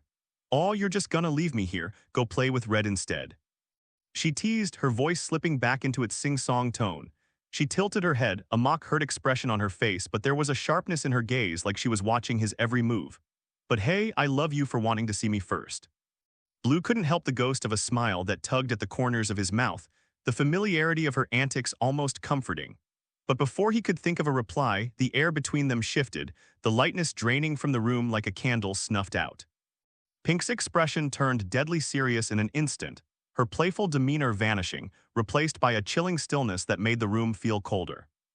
Her eyes went cold, the edges hardening with a dangerous clarity as she leaned forward, her voice lowering to a soft, almost casual tone that made the threat all the more unsettling. Hey, Blue, she said, each word dropping like a stone in the silence between them. I'm out of here in exactly 24 hours. I was bored until now, and I figured Red would have had me out 2 hours ago, which means they must be dicking her over too. She leaned forward, the intensity in her gaze sharpening like a blade, her fingers drumming a slow, deliberate rhythm on the table. Her tone darkened, the words curling through the air like smoke from a freshly drawn pistol. I'm warning you. I'll kill everyone here to get out. I don't like leaving Prism unsupervised for too long, and besides, Her lips curled into a smile that didn't reach her eyes, the expression more like a baring of teeth. I get antsy when I haven't adjusted my sights or cleaned my rifle. Blue met her gaze, letting the tension hang in the air for a beat longer before he reached across the table, gently taking hold of her wrist. Pink stiffened at the unexpected touch, her eyes narrowing slightly, but she didn't pull away. Blue's fingers brushed against the familiar metal of her bracelet, a simple band she'd worn for as long as he could remember. With a careful twist, he rotated part of the bracelet, revealing the trio of engraved lucky sevens hidden beneath. The sight of those numbers made something flicker in Pink's expression, just for a moment, her hardened mask slipping. He couldn't help but think back to the day he had given it to her, back when the world had seemed filled with possibilities. The day the pink morpher had chosen her, above all others, above all the hardened fighters and experienced candidates. It had been a moment of triumph, one that set her apart in a way that no one could deny. Blue had felt proud of her, proud of their team, and hopeful for what they might achieve together. He'd gone out of his way to find something that could mark the occasion, something that she might hold onto even in the midst of the chaos that had followed. He remembered standing beside her, watching her laugh as he handed her the bracelet, her fingers tracing the small engraved sevens with a smirk. She'd teased him about his sentimentality, the way he'd always tried to attach meaning to small things. Lucky sevens, huh? What, you think I need extra luck? She'd joked, but she'd slipped it on her wrist without hesitation, and it had stayed there ever since. He held her hand firmly but gently, his thumb brushing over the worn metal, his voice dropping to a quieter, more earnest tone. "Are you sure you'll wait 24 hours?" he asked, his gaze locked onto hers. The question lingered between them, a reminder of all the times they'd made promises they couldn't keep, of the thin line they both walked between trust and survival. Pink stared down at the sevens, her jaw clenching as the memories tangled with the present. She met his eyes again, and for just a heartbeat, something softer glimmered in her gaze, something like the connection they'd had before everything had fractured. But then, just as quickly, the sharpness returned, and she pulled her hand back, slipping her wrist free from his grasp with a shrug. "Guess you'll have to find out, won't you?" she said, her voice regaining its usual mocking edge, though the challenge in her tone felt less certain now, as if his gesture had thrown her off balance. She covered the lucky sevens again with a twist of her fingers, tucking the memory back into place, hidden beneath the metal band. Interrogation. Red teleporting back into Syncarian was the riskiest part of the day so far. Blue could have interrogated Red earlier, before he left to talk to Black and Pink, but he knew better. Red would have wanted answers, and if he didn't have all the information ahead of time, she'd be disappointed in him. That thought gnawed at him as he made his way through the corridors. Red disappointed in me? Blue caught himself thinking, where had that come from? He tried to shake off the thought, but it lingered at the back of his mind, a persistent itch he couldn't quite scratch. He didn't know if he believed Black or Pink's version of events, whether any of it was real, but they felt real to him, and Nova hadn't noticed anything overtly wrong either. Still, something about both of them nagged at him, like a subtle, out-of-tune note in a familiar melody. It wasn't anything blatant, nothing obvious that he could confront directly, just small things that pricked at the edge of his mind. Black hadn't asked a single question about his family or his fiancée after being told that he had been missing for 10 years and presumed dead. That was wrong. Painfully, obviously wrong. Blue had expected Black's first words to be about his parents, about the life he'd been building before everything went sideways, but there was nothing, not even a passing mention. It was as if those pieces of Black's life had been wiped clean, replaced with a cold, calculating focus on the mission. And then there was Pink. She was still Pink, sharp, playful, dangerous in that way she had always been. But now she counted in multiples of 6 or 8, numbers that added up to 24. It was such a small detail, one that most people wouldn't even catch. But Blue remembered how she had always counted in sevens. It was a habit that dated back to Alphabet, where the white coats made their rounds every 7 hours like clockwork. It had become part of her, ingrained in the rhythm of her thoughts, her movements, even her sniper calculations. Now when she rattled off coordinates or counted down time, the sevens were gone, replaced by a new rhythm that felt foreign. It gnawed at Blue's mind, a nagging sense that he was looking at something out of place. A painting hung slightly askew on a familiar wall. Nova had picked up on it too, though she'd tried to keep him focused on the bigger picture. "They've been gone for 10 years, she'd said, her voice cool and logical in his mind. "They aren't going to be exactly the same, Joey. Even if the time felt shorter to them, there are going to be adjustments." And she was right, disappearing for a decade, only to wake up in a world that had moved on without you, would leave anyone off kilter. But some part of Blue couldn't let go of the unease. The details stuck with him, the absence of questions from Black, the changed rhythm in Pink's counting. They seemed small, almost insignificant against the backdrop of everything else, but they were there, whispering to him that something wasn't quite right. And now, as he walked into Red's interrogation room, those whispers followed him like shadows, tugging at the edges of his thoughts. If those small things did matter, if there was something fundamentally different about Black and Pink, what would that mean for Red? Getting through security was easy enough. Servo and Kilikon were now 3 for 3, ensuring Blue's entry into Syncarian remained under the radar. As long as General Cassins didn't round the corner, no one would stop him. But something caught him off guard as he passed through the halls. Yellow was visible on one of the security monitors. She was in the lobby, accompanied by a royal escort. No guards, though, which meant the Aquitarians were likely satisfied with her condition. That's a relief, Blue thought, filing it away. He'd get her story later, but now wasn't the time. He took a deep breath and walked into Red's interrogation room. The tension hit him immediately. It was heavy and palpable, thick like the air before a storm. Red stood in the center of the room, her posture steady, arms crossed, her eyes sharp as they bore into him. She didn't offer a seat. The power dynamic was clear. She intended to control this conversation from start to finish. 10 years, Red said flatly, the weight of the words filling the space between them. Her voice was even, but there was a sharp edge to it, a simmering undercurrent that Blue recognized all too well. I thought the interrogator was lying, some elven Eurus plot. Maybe a psychic shared dream world. She paused, her eyes scanning him from head to toe, assessing every change, every detail. But I can't hear Nova, Aegis, or any of the others, so it must check out. Her eyes narrowed as they settled on his face, her scrutiny unyielding. You've been here for 10 years, mostly making a mess of it from the sound of things. A faint smirk tugged at her lips, but her eyes remained cold and focused. Blue stayed silent, knowing she wasn't looking for a response, at least not yet. She was sizing him up, trying to fit the Blue she remembered into the one standing before her. He could feel her eyes lingering on the small changes, the touches of gray in his hair, the thicker lines around his eyes, the added muscle to his frame. It was like she was scanning him for weaknesses, looking for the slightest cracks in his armor. I have to admit, though, you did pretty well in the jungle against the 4 of us. Her tone was mocking, but there was an undercurrent of genuine appreciation. Not bad for a drunk who spends most nights in the ditch by the grid. You gave us quite a run for our money. Imagine my shock when I learned that the rogue operator giving my team hell was you. She tilted her head slightly, watching for his reaction. Blue remained impassive, but he could feel Nova tense at his side, the faint hum of her presence vibrating through his thoughts. Red's smirk widened a fraction like she had caught a tell. And the report, Red continued, her voice taking on a knowing edge. It didn't exactly paint you as a by-the-book operator either. Outmaneuvering us, leading my team into ambushes, all while half your equipment was failing. I almost didn't believe it when I got my hands on the file. She said it casually, but the implication hung heavy in the air. Red shouldn't have had access to that report, not from inside this facility. The corners of her mouth curved into something almost reminiscent of the old days, but her eyes glinted with a sharper, more dangerous light. She had managed to manipulate someone or leverage her way into the information as she always did. Blue raised an eyebrow but didn't question it directly. He knew better. Red had always had a knack for bending the rules just enough to get what she needed. If she'd managed to squeeze information out of her interrogators, it wouldn't have been the first time, and she knew he understood that without needing to say it. Locking down the planet, she continued, her tone shifting to something almost approving. Smart move, not exactly regulation but effective. Following orders to a T, even better. It kept you just enough in the clear to avoid any serious disciplinary action from the higher-ups, didn't it?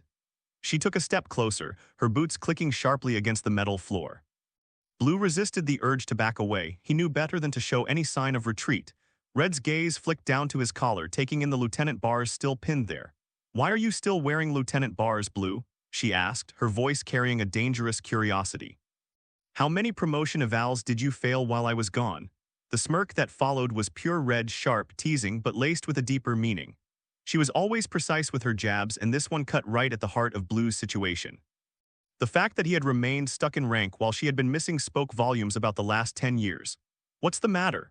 She continued, her tone turning colder as she leaned in, her eyes locking onto his with an intensity that demanded answers.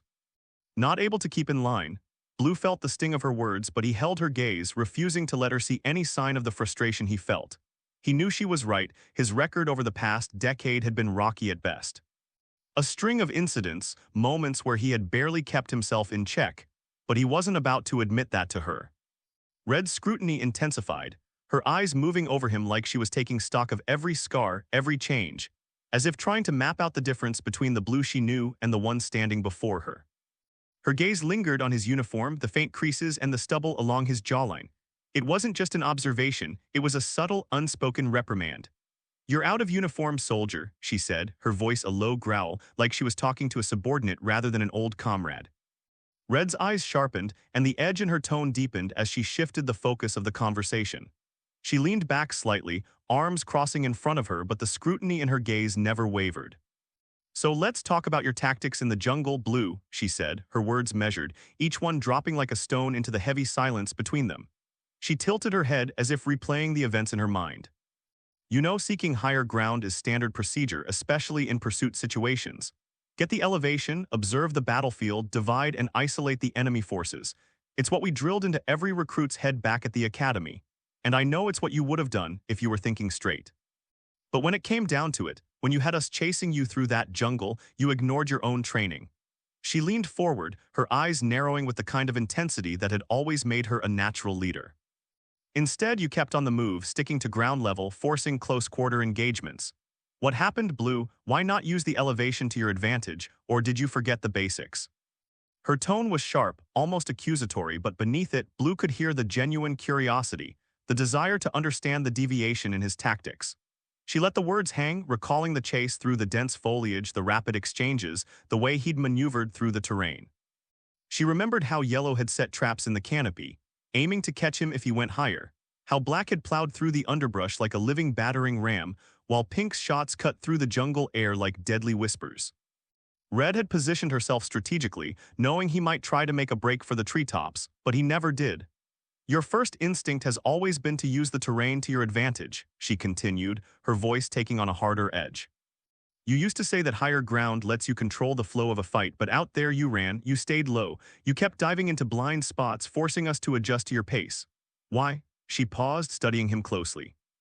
"Or maybe it wasn't a choice at all. Maybe something was driving you to stay down in the mud where we could outmaneuver you."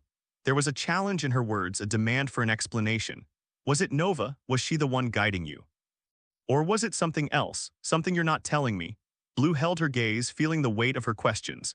He could still remember how he'd wanted to climb, to find a vantage point that would give him an advantage over her team. But General Cassin's orders had redirected him, forcing him to stay low, to engage on the ground.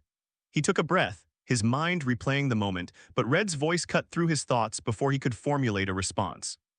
"And then there's the way you handled our abilities," she continued, a note of frustration creeping into her voice. "I've read the reports, watched the footage. You used our own strengths against us, baited Pink into wasting her special rounds, drained Yellow's poisons from your system, turned Black's force against him."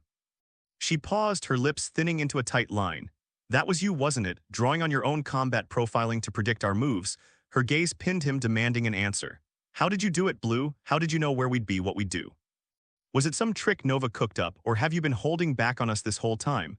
Blue stayed silent, knowing that whatever answer he gave would never be enough for her. Red wasn't one to accept simple explanations. She wanted every detail, every motivation laid out before her like a tactical map. But before he could speak, her expression darkened and her voice took on a harder edge. "And then, of course, there's the matter of that orbital cannon strike." The words came out like a slap, cold and unforgiving. "You called down an orbital strike on your exact location. What the hell were you thinking, Blue?" Her eyes flashed with something between anger and disbelief. "You could have taken out the entire team and yourself in the process. Not to mention the millions in equipment and personnel just beyond the strike zone. Was that the plan all along? Get yourself killed so you wouldn't have to face us directly?" Blue flinched internally at the accusation, but he kept his expression steady.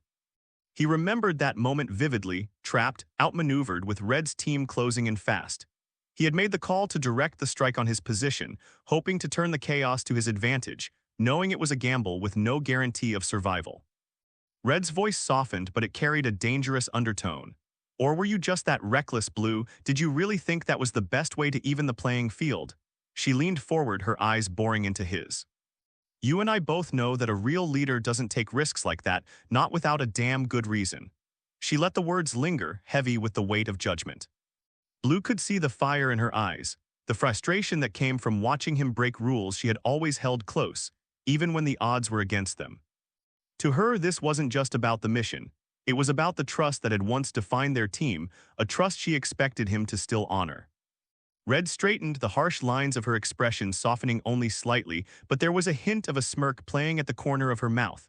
It was a look Blue recognized, one that meant she was about to dismiss something she considered unimportant, or at least not worth worrying over. And let's not forget, she continued, her tone almost casual now, the 84% casualty rate among the forces sent to bring us in. But I know what you're going to say, Blue. You think that was too high, don't you? She let out a short, humorless laugh, shaking her head. Acceptable risk, given the circumstances. You sent them in to subdue 4 Rangers who'd just woken up after a decade, armed and ready for a fight. What did you expect? A handshake? Her eyes met his again, and for a moment, there was a coldness in them that made Blue realize just how deeply Red had compartmentalized the aftermath. I knew what had to be done, and so did my team. If that means a few Marines didn't make it back, that's the price of combat. Casualties happen, they died in the line of duty, and their sacrifice will be remembered. Blue felt the weight of her judgment settle over him. To her, the deaths of those Marines were a tactical consequence, a regrettable but necessary outcome. She wasn't heartless, he knew that, but she had always been able to look at a battlefield with cold logic to see the losses as part of the equation. To her, the lives lost during their battle were part of the cost of securing the mission. He opened his mouth to respond, ready to defend his choices, to push back against the cold detachment in her words, but Red's hand shot up, cutting him off sharply.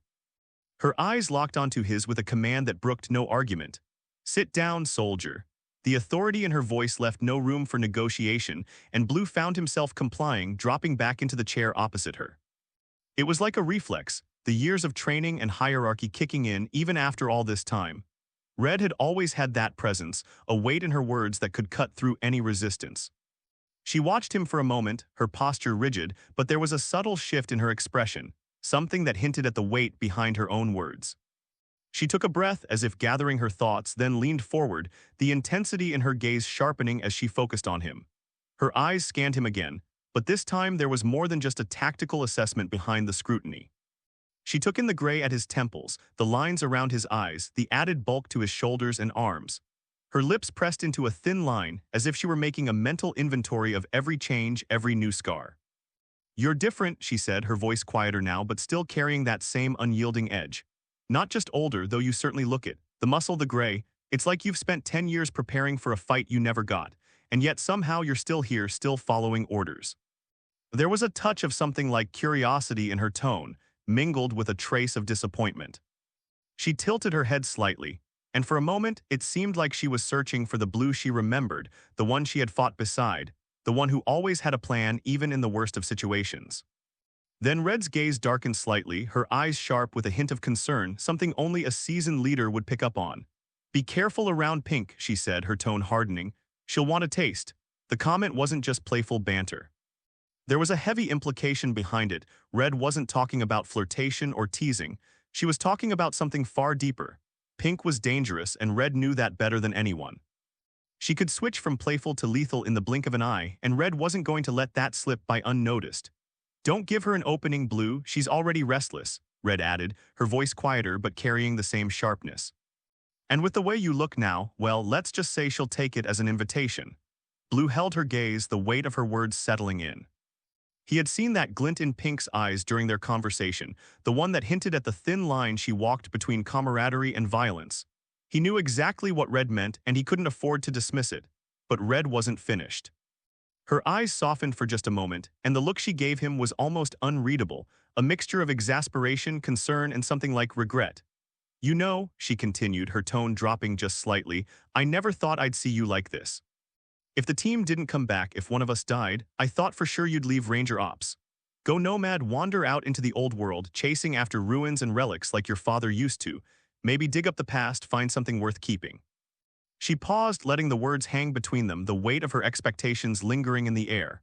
But instead you stayed here in this mess of a world we left behind. What kept you tethered to it, Blue? Was it us? Or did you just get too stubborn to let go? There was a rare openness in her voice, as if she were genuinely asking, not just interrogating. She was trying to understand why he had chosen to remain, why he hadn't gone searching for answers in the ruins of the old world, following in the footsteps of his father's work. Blue could hear the unspoken undercurrent, She had expected him to grieve, to break away from the life they had built, but not to cling to the remnants of Ranger Ops like a lifeline.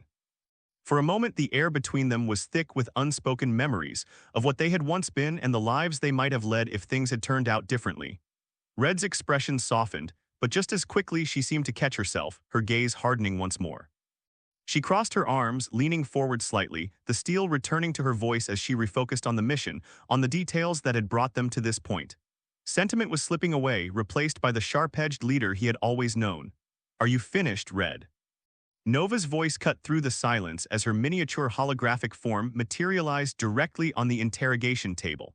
The light cast a cool glow across the metal surface, making her digital presence impossible to ignore. She stood with arms folded behind her back, projecting an outward calm that Blue knew masked the simmering tension beneath. Wrong move, Blue thought instantly, feeling the tension coil tighter around the room. Red's attention snapped to Nova, her eyes narrowing into a glare that could cut through steel. She leaned back in her chair, crossing her arms as her gaze bore into the holographic figure before her.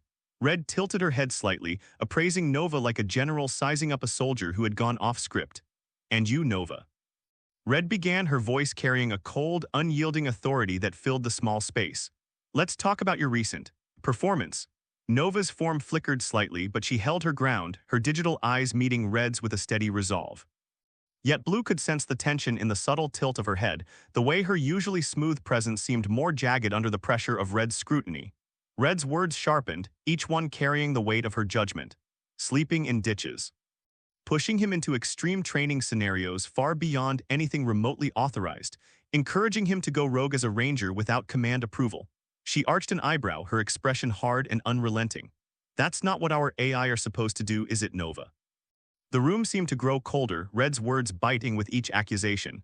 Aegis wouldn't have let things go this far. Nova's holographic form flickered again, but she maintained her stance, though Blue could see the tension in the sharp set of her jawline. This time she didn't let the accusation slide. Her digital eyes flared with a spark of defiance, her tone gaining an edge that matched Red's. "Don't you dare compare me to Aegis, Red." Red's expression darkened, but Nova pressed on, her voice rising with frustration.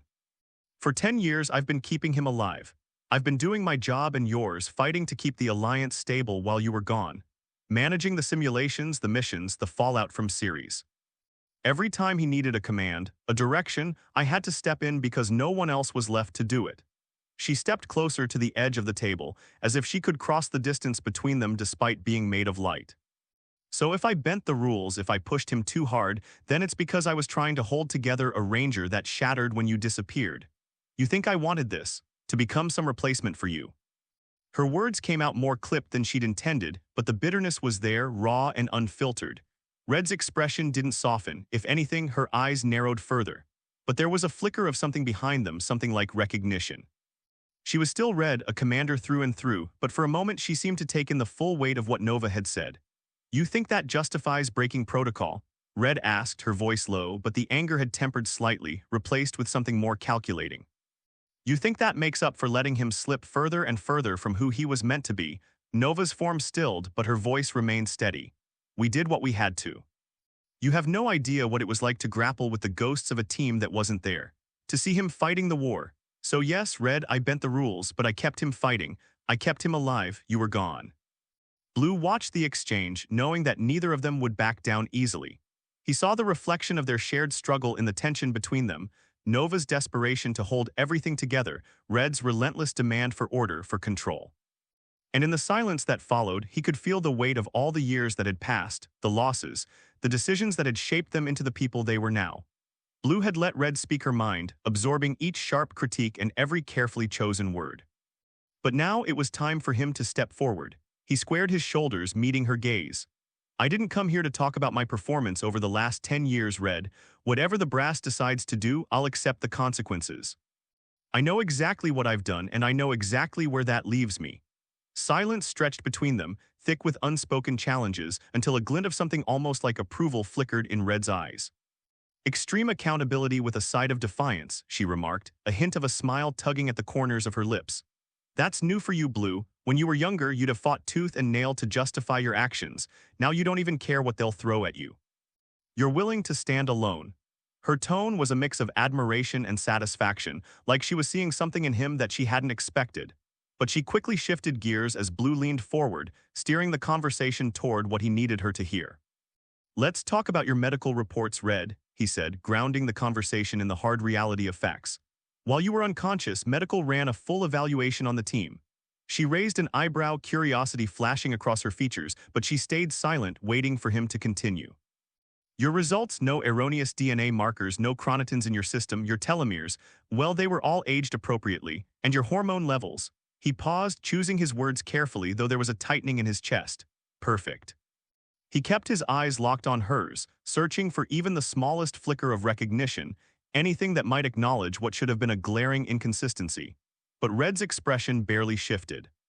She leaned back in her chair, brow furrowing as if she were merely processing an unexpected detail in a tactical report. "So, no time travel, no cloning, and I'm not a cyborg?" she asked, irritation creeping into her tone. Red wasn't used to ambiguity, especially when it came to herself. Her eyes narrowed as she leaned forward again, the tension thickening like a cord tightening between them. Any magical resonance that matched the elven Eurus. Her voice was clipped sharp, as if she could force reality back into place by sheer will. Nova's holographic form flickered on the table, her tone precise. "None that we found," she replied smoothly, leaving no room for ambiguity. Red exhaled sharply, frustration bleeding into her posture as she leaned back. Her fingers gripped the armrests, tightening like she needed something solid to ground herself. "So what?" she snapped, a trace of exasperation slipping through her control. "All you've proven is that I am who I say I am." She crossed her arms, regaining her usual confidence, her voice turning firm again. "Granted, between the Morpher and Aegis, that shouldn't even be a question in the first place." A faint smirk tugged at the corners of her mouth, pride threading through her words. The Morpher's particular about who it bonds with, after all. Blue's gaze stayed steady, but inside a chill ran through him. He had expected more.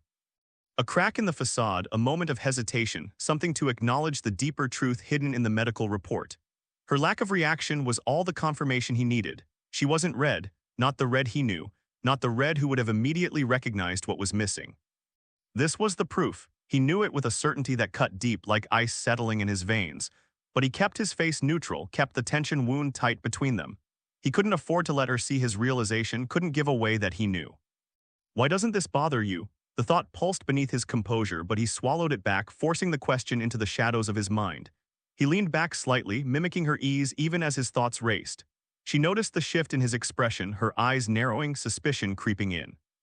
But she didn't press him, didn't push the point further. Instead, she leaned forward, reasserting control of the conversation. "Fine," she said, her tone dismissive, like she was closing the matter. "Then we're done here." Blue nodded as if conceding the point, but inside the unease only deepened. He kept up the ruse, knowing that he couldn't show any sign of his thoughts. Not yet. Whatever had changed, whatever had taken Red and left this version behind, it ran deeper than either of them could acknowledge now. As the silence stretched between them, he could feel Nova processing beside him, the weight of her calculations pressing in the background. The tension crackled, filling the air between them with an almost electric charge. And yet, for all of the control and certainty she projected, the Red across from him felt like a stranger. Red's frustration was like a pulse, steady and undeniable, as she leaned forward, her eyes narrowing with impatience. The tension between them was palpable, a thick, oppressive weight that filled the room. "Let's move on," she said, her voice sharp and firm, each word landing like a strike. "What happened on Series Blue?" Blue could see the shift in her demeanor, Red taking back control, reasserting her authority. She had always known how to steer a conversation, how to probe for weaknesses even when she didn't hold all the cards. He'd intended to guide the discussion to Ceres, but of course, Red beat him to it. Her focus was unyielding, the kind that could make even seasoned officers buckle under pressure. Before he could respond, she pressed on, the air between them crackling with the weight of unspoken accusations. "Your transmission for mission start was garbled. There's no way you didn't know that, but I ordered us in anyway. Standard protocol was for you to retransmit the message after you cleared the channel." Her tone was clipped, precise, each syllable a reminder of the command structure they'd adhered to even in the midst of chaos. Blue's mind raced, replaying the events, but he couldn't recall any issues on his end. He caught Nova's eye, her holographic form steady beside him, sharing his confusion even though she held her silence. Red's eyes sharpened, cutting into him with a precision that felt almost surgical. "Then how did your comms break through the radiation after the radiation was set to overload?" she demanded, her voice rising, gaining an edge that was impossible to ignore. "We couldn't connect with you through the mental link. Nothing came through."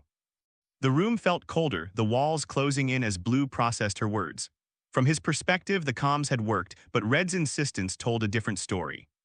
Nova identified the radiation, Blue said, trying to keep his tone steady despite the tension, as part of a cyber warfare suite embedded in the reactor systems. After we broke through the last reactor firewall and triggered the core overload, we realized it wasn't just radiation. It was specifically designed to jam communications and interfere with the mental link. Red's expression remained stoic, but Blue could see the gears turning behind her eyes, the calculations she was making.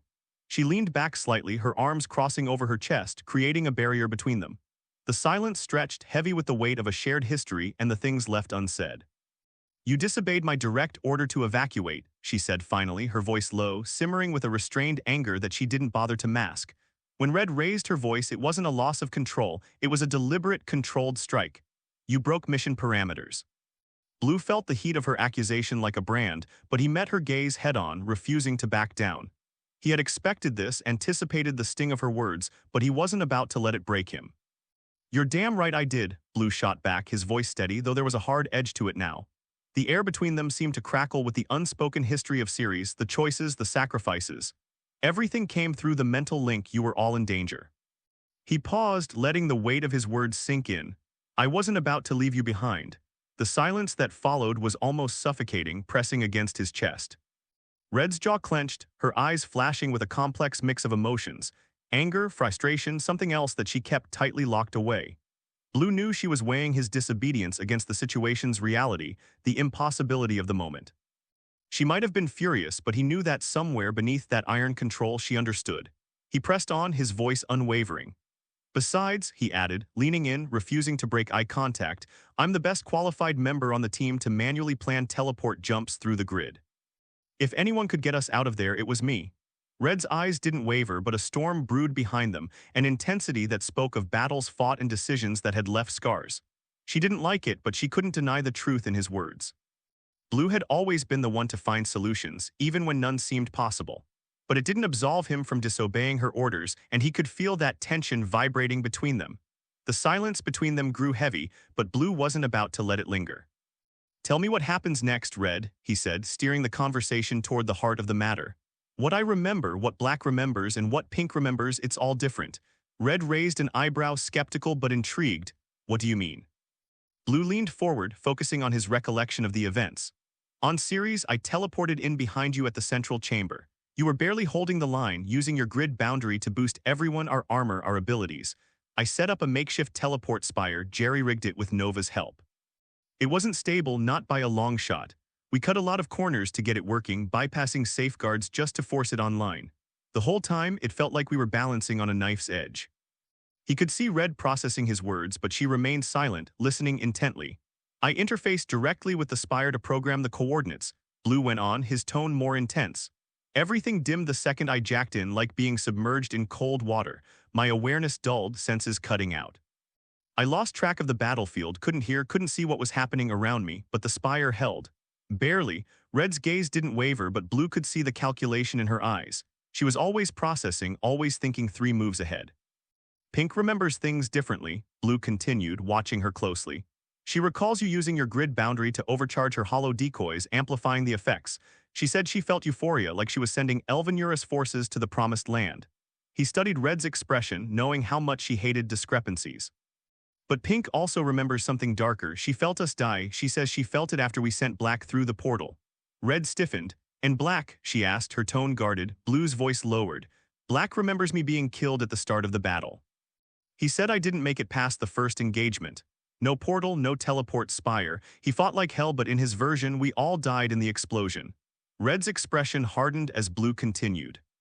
"Both of them assumed you or I pulled a miracle out of the grid, but none of it lines up."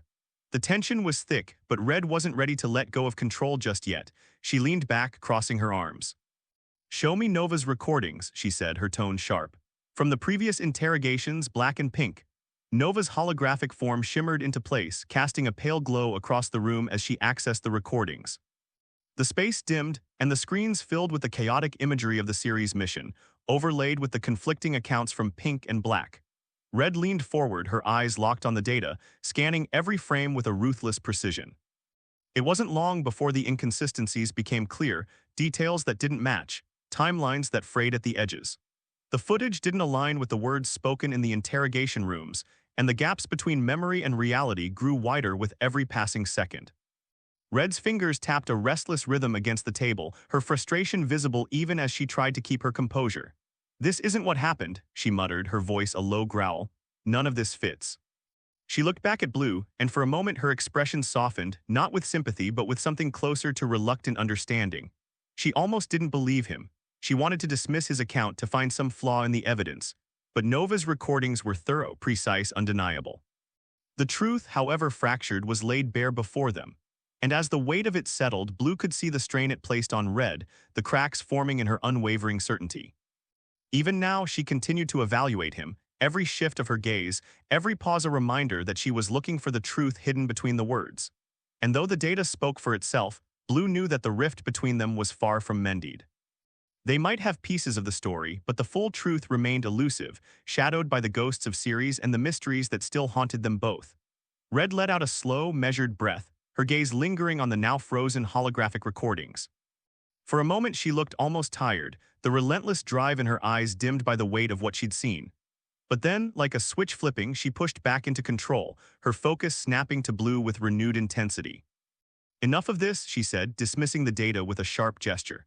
The holographic screens winked out, leaving the room in the cold, sterile light. "You want to know what I remember? Fine, but don't expect it to line up with whatever stories they're peddling in those interrogation rooms." She settled back, her eyes boring into Blue's. The tension between them had shifted, no longer the taut, brittle uncertainty of earlier, but something deeper, more personal. Red was scrutinizing him as much as she was recalling her own memories, weighing his reactions to every word. "Well, for starters," Red began, her voice steady but laced with an undercurrent of anger. "Other than not being able to contact you via comms or the link, everything was going smoothly." She paused, watching for any reaction from Blue, but he kept his expression neutral, letting her continue. "3 wings were choked. Yellow found 5 times the amount of prisoners we expected in the medical wing. She radioed in, said she needed more men to get them out. They'd found all kinds of fringe science experiments being done on our people. I sent over 20 men to help her, and it was going good. Too good, even." There was a hardness in her tone, a reflection of the tension she must have felt during those moments, the creeping realization that a mission going too smoothly was often a prelude to disaster. Then Black's position got charged. "Easy enough for him, he's a bruiser. I'm pretty sure he fought the first 100 men with his bare hands." Blue could see the memory flash across her eyes, the raw strength that Black brought to a battle, a force of nature on the battlefield. It was an image that had been burned into both their memories, but now even that felt distant, uncertain. Red's expression shifted as she continued. "Pink's euphoria was toxic. The sick jokes she made while pulling the trigger, it felt like nothing could go wrong. Her excitement was infectious, and even I started feeling like everything was going right." Her words turned sharper, more bitter. "But it was a false high, I should have known better." Blue exchanged a look with Nova, but neither interrupted. The darker side of Pink's enthusiasm was something they all knew too well, something that could turn lethal if left unchecked. Red's gaze darkened, her focus returning to the events on Ceres. Then the alarms went off. Officers started coordinating responses on Pink's side. Their weapons had that damn resonance effect. "You know the one, like every sword, spear, arrow, and gun was singing. Not that it was anything new, but it's always a sour note, always off-key. You'd think the Elvenurus would have stolen a tuning fork from someone by now." She shook her head, a flicker of disbelief crossing her features. "Next thing I knew, Black's side went boom. The shockwave was massive. Battle suits exploding, I think. It broke his lines, damaged his armor. I had to go help him, didn't want to risk the Marines." Blue could sense the tension in her voice when she mentioned Black, the way her jaw tightened. Red had always been fiercely protective of the team, and the idea of Black's position crumbling under an explosion must have hit her hard. "Yellow confirmed her team was out," Red continued. "Said she was falling back to the main room. They had found nothing else in medical worth stealing after some engineering kid ripped the data from the drives."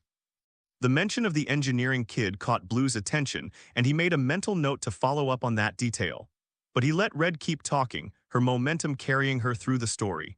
Pink started using the automated platforms to let her team fall back. "They were getting hit hard, but you could still feel her excitement," Red added, her tone shifting slightly. "Way more effective than drowning her in Red Bull." But as she spoke, her expression grew grim, the weight of what came next settling over her like a shadow. Right after I got back, I felt you teleport in behind me. I was angry you disobeyed orders, but you helped us turn the tide. Morale surged. I was relieved in a way you know, all of us together. Her gaze turned piercing as she locked eyes with Blue, the unspoken accusation hanging between them. She hadn't forgiven him for disobeying orders, but she couldn't deny the impact he'd made in those final moments. I sent my grid boundary out, overcharged us. All of us were at full strength and they were like pigs going to the slaughter. Her voice held a cold satisfaction, a reminder of the ruthless efficiency that had always defined her on the battlefield. Blue remembered the sensation, his suit humming with power as Red's grid boundary boosted them all. For a moment, it had felt like they could win, like the battle was in their hands. But then Red's expression changed, her eyes growing darker, colder. That's when he showed up, she said, her voice a low hiss. She didn't need to say the name, but she did anyway, as if to exorcise the memory. Blood Plague. The name sent a chill through the room, the air growing heavy with the unspoken weight of that old enemy. Blue could almost see the crimson-clad figure in his mind, the impossible strength, the raw hatred that radiated from him. I know we've beaten him before, Red continued, her voice edged with venom. He should have been dead. The Megazord sliced him clean in half. Her fists clenched, knuckles white with tension. But that armor, it was different. Crimson Red, stronger than before. He was stronger than before. Blue nodded, his own memory of the battle surging to the forefront. He could see the way Blood Plague had moved, how he'd torn through their lines with a strength that defied explanation. Red's voice wavered for just a moment, betraying a hint of doubt. I asked Aegis about the reactor overload, and he said it was delayed by a few minutes. The heavy metals in the asteroid created a molten liquid seal around the reactor, trapping the gas as it released. It needed time for the pressure to build until it popped. She shook her head, her frustration palpable. We didn't have that kind of time. So I ordered the Tempest to withdraw to Aquator, had the fleet fall back to a safe distance. The entire fleet targeted our position and I gave the order to fire. We lost the battle, but we would win the war. One of the trioric cannons would cause a small rift and then, it would all go boom, the asteroid would have vaporized. Her voice softened, a trace of weariness creeping in. We all went together. That was the plan.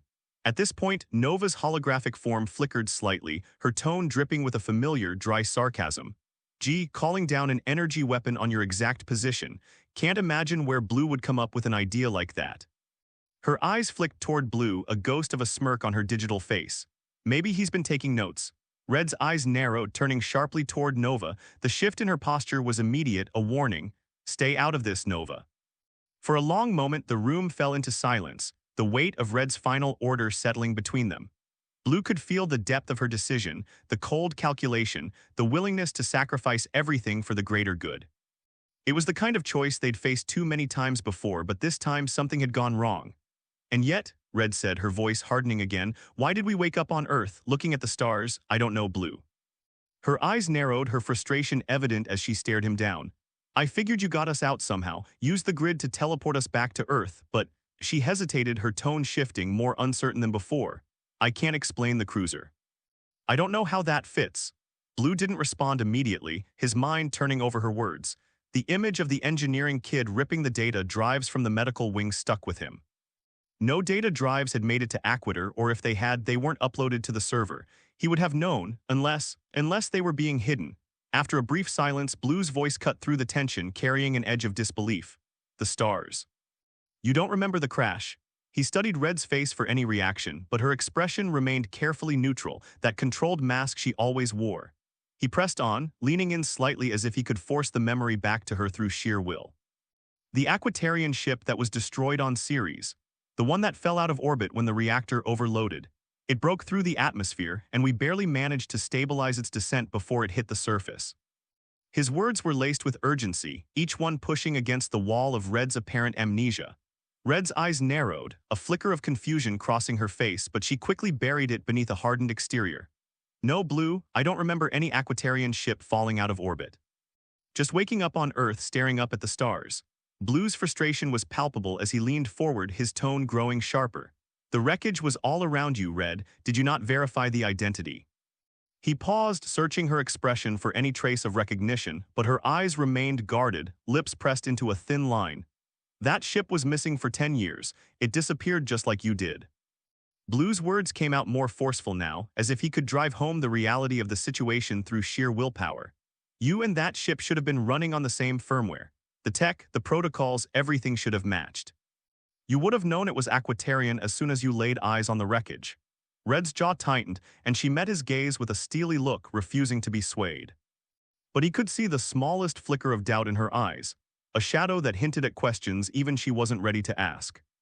For a moment, the tension between them thickened, and Blue could almost feel the unspoken thoughts passing between them, the tangled threads of memories they couldn't fully grasp. Nova's holographic form flickered beside them, her digital eyes scanning the details with a precision only she could manage. "It's another gap, Blue," she murmured, her voice barely audible, but the concern in her tone was evident. "The ship, the wreckage, it's too significant to overlook." She paused, tilting her head as if considering the data from all angles. This could be a trauma response, something she can't control. The dissonance between her memories and reality, it's likely a defense mechanism, a way for her mind to block out whatever happened on Ceres. Aegis could help her cut through it, maybe provide the clarity she needs, or she might come through it in time. Nova's words lingered in the air, a reminder that despite everything, even Red had her limits. Blue glanced at Red, whose expression had turned stony, but he caught the fleeting hint of something, uncertainty, vulnerability, maybe even fear, before she buried it beneath her usual mask of resolve. "She's not invincible, Blue," Nova added, her voice softer but no less serious. "And whatever's buried in her mind, it's keeping her from seeing the full picture." Red's eyes flicked over to Nova, her jaw tightening at the suggestion that she needed help from Aegis to untangle her own mind. But she didn't respond immediately, choosing instead to focus her attention back on Blue. Her expression was controlled, but he could sense the tension rippling just beneath the surface. It was clear she wasn't ready to accept Nova's analysis, not yet anyway. Instead, she pushed forward with a question of her own, seizing the momentum of the conversation. "If this ship was missing for 10 years and you say I was supposed to recognize it, then what happened to us, Blue?" Her voice carried a mix of frustration and something deeper, almost desperate. "What's your theory? We were on that ship, we fought, and then, what? We just wake up on Earth surrounded by debris? You expect me to believe that?" Blue exhaled slowly, feeling the weight of her words settle between them. He knew that any answer he gave wouldn't fully satisfy her. The truth was, he didn't have a perfect explanation, just pieces that didn't fit together. But he also knew he couldn't afford to show uncertainty now, not when everything hung in the balance. Blue noticed the shift in Red's demeanor almost immediately, the way her confident facade faltered just a fraction before she quickly masked it. Her usual poise had been cracking throughout their conversation, but now it was different. There was urgency mingled with something almost like fear, and he couldn't quite place the cause. Was it the confusion over her own memory or something deeper? He wasn't sure, but he knew better than to push her further right now. "You need to go, Blue," she said, her voice firmer than before, the edge of command back in place. She tried to sound like her usual no-nonsense self, but he could hear the undercurrent of tension running through her words. "Don't let the general find you here. It's obvious you're not supposed to be here." She kept her expression neutral, but her eyes darted momentarily to the door, a telltale sign that she was aware of the risks.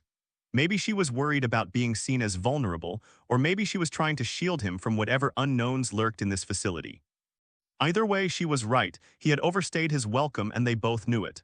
Blue hesitated, his mind racing as he considered pressing her for more. But he caught the subtle shift in her stance, the way her hand twitched slightly at her side as if to remind him that time was running out.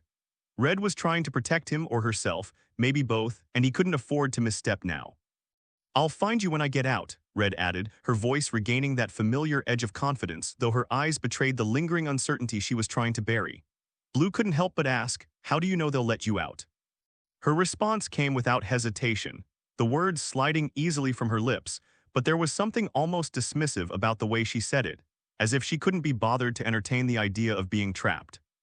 "Simple, Mom will kill him if he doesn't dote on his little girl after 10 years. A small, sardonic smile curled at the corners of her mouth, a shadow of her usual self-assuredness. It wasn't just bravado. There was a deep-seated belief that her family's influence would reach even here, bending the rules and ensuring her release. Blue knew her well enough to understand the layers beneath her words. It wasn't just about family power, it was about maintaining control, refusing to let anyone else dictate her fate. He gave a short nod, knowing she was right in her own way. "I'll be ready when you do." Without another word, he turned and left the room, feeling the tension linger in the air behind him, like a shadow that clung to his back. Nova's quiet presence flickered beside him as they moved quickly through the facility's sterile corridors, her digital form casting faint, ghostly light on the walls. The weight of what they'd learned pressed down on him, even as his mind raced with possibilities. As he reached the door, Red's voice cut through the silence once more, sharper than before, drawing him back into the room for one last warning. Oh, and Blue, one last thing. Her tone shifted, more serious now, almost dark, as if she were sharing a secret meant for him alone. Stay away from Dr. Zedekus Zofram. They've sent him in here a couple of times already. I can't put my finger on it, but he's dangerous. I'm gonna shoot him myself if he doesn't stop prying. Blue paused in the doorway, her words hanging like a heavy fog in the air. Dr. Zedekus Zofram. He repeated the name silently, feeling a cold thread of unease coil through his chest. Red's tone wasn't one she used lightly. If she was warning him, it meant she'd seen something, sensed a threat he hadn't yet recognized. He nodded once, acknowledging the weight of her warning before slipping out of the room, the door sliding shut behind him. As he walked away, her final words echoed in his mind, adding a new layer to the tangled mess of questions they still had to unravel. Blue hadn't even cleared the sterile, steel-gray corridors of Ranger Ops when a priority alert cut through the steady hum of the building. The message seared itself into his vision, stark red letters flashing in the corner of his HUD priority. General Cassens requires your presence on the interrogation floor. Nova's voice followed almost immediately, a quiet tension in her digital tone, vibrating with an undercurrent of urgency. Not good, she muttered, her voice threading directly into his thoughts. Not after what we just pulled in Red's room. This can't be good, Blue thought, a chill running down his spine. The memory of his recent encounter with Red lingered, but this summons brought a different kind of dread. We just finished with her. The message directed him to a room just a few doors down from where he'd spoken with Red, but this wasn't the confined, almost intimate setting used before. The location sent a shiver through him, pulling up memories he'd rather keep buried. He knew this place all too well, the tribunal chamber, where Alliance adjudicators took their time dismantling defenses, piece by calculated piece. If you ended up here, they would find a way to pin something on you, no matter how spotless your record. It was a place designed for one purpose, to break down even the strongest wills. Blue's steps slowed as he approached the chamber, the air growing colder, the walls narrowing as if closing in on him. The sound of his boots against the polished floor echoed in the silence, each step a reminder of what lay ahead. He had faced countless enemies, but the tribunal chamber had always struck a different kind of fear into him, one that clawed at the mind rather than the body. Nova's presence flared in his thoughts, a pulse of shared unease vibrating between them. We need to tread carefully, Blue. This isn't a place where logic or proof matters. I know, he replied, his jaw tightening as he pushed through the double doors. The room beyond was every bit as stark and unwelcoming as he remembered. Rows of cold steel chairs lined the walls, their metallic frames reflecting the harsh, sterile light from above. At the center, the tribunal table loomed, a massive slab of reinforced metal that seemed to swallow the space around it. It was designed to make those who sat before it feel insignificant, as if the weight of the Alliance's authority could crush them through sheer presence alone. Two MPs flanked the entrance inside, their faces impassive, eyes forward. Another pair stood in the corners opposite, their stances rigid, hands close to their sidearms. Even without looking, Blue could sense the tension in their postures, the way they watched him like a cornered animal. He knew that the slightest wrong move could set them off. The chamber's only decoration was a massive Alliance emblem, hanging directly behind the tribunal table. Its stark lines and bold insignia felt like a brand, a reminder that no matter how high one climbed, the Alliance's authority would always hover over them like a shadow. At the far end of the room, General Cassens stood with his back to Blue, staring out through a narrow window that looked into the void of space.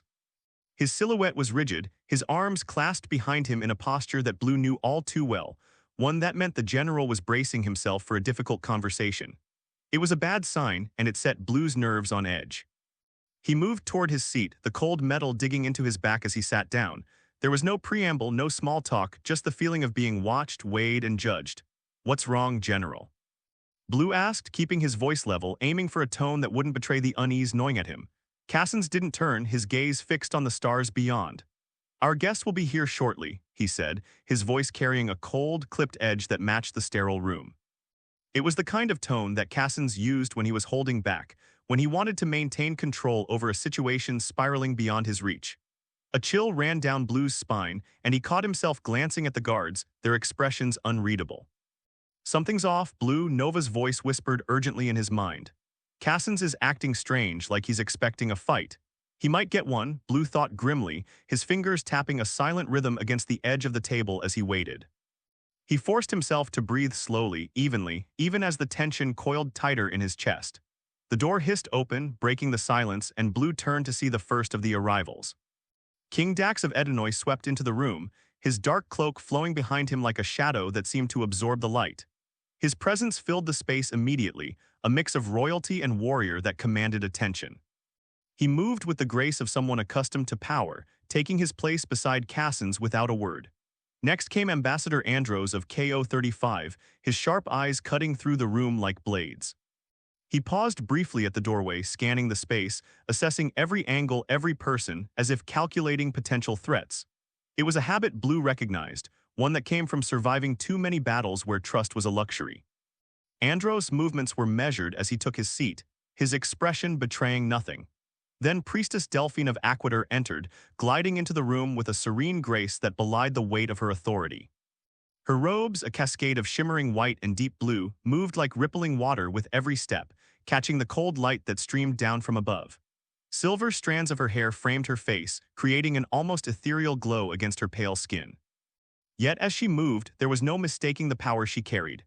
Aquatarians were known for their calm exterior, their ability to project serenity even in the most dire of circumstances, but Blue saw something more in her eyes, a hardness, like ice beneath the surface of a tranquil sea. Her gaze swept over the room, briefly landing on each of the figures present, but it lingered when it reached Blue. For a moment, he felt the weight of her scrutiny pressing down on him, like the depths of an ocean settling over his shoulders. It was as if she could see past the surface, into the secrets he tried to keep buried. She had a reputation for such insight, the kind that could strip away layers of deception with a single look. "Be careful," Nova whispered in his mind, her tone tinged with a rare note of concern. "She's sizing you up." "I know," Blue thought back, his jaw tightening as he held Delphine's gaze for a beat longer than necessary before looking away. He couldn't afford to let her see any uncertainty. Not now, and she wasn't alone. Yellow walked in beside her, her movements precise and deliberate. Her posture was tense, though her face remained a mask of indifference, revealing nothing of the turmoil that might have brewed beneath. The sight of her sent another ripple of unease through Blue's chest. Why would they bring her here after everything? The question flickered through his mind, unsettled. She's already been interrogated, Nova reminded him, her digital presence buzzing with the same confusion he felt. Bringing her into this room means they want her account to be part of the official record. Delphine's presence beside Yellow seemed almost protective, a subtle gesture that did not go unnoticed by the others in the room. It was a statement, one that said she would stand by Yellow's side, whatever accusations might arise. The Aquatarians were known for their loyalty to their own, a bond forged through centuries of isolation beneath the ocean depths, and Delphine embodied that ideal more than most. Blue felt a knot of tension twist in his gut. What did she tell them? He wondered, but before he could dwell on the thought, the door opened one last time and all eyes shifted to the new arrival. The heavy chamber doors swung open once more, drawing everyone's attention, and Imperator Wei Lingyu strode into the room with an authority that commanded instant respect. Her presence was an unsettling counterbalance to the measured grace of Priestess Delphine. Clad in her stark, formal uniform, the dark blue and gold of the Alliance contrasted sharply with the clinical sterility of the tribunal room.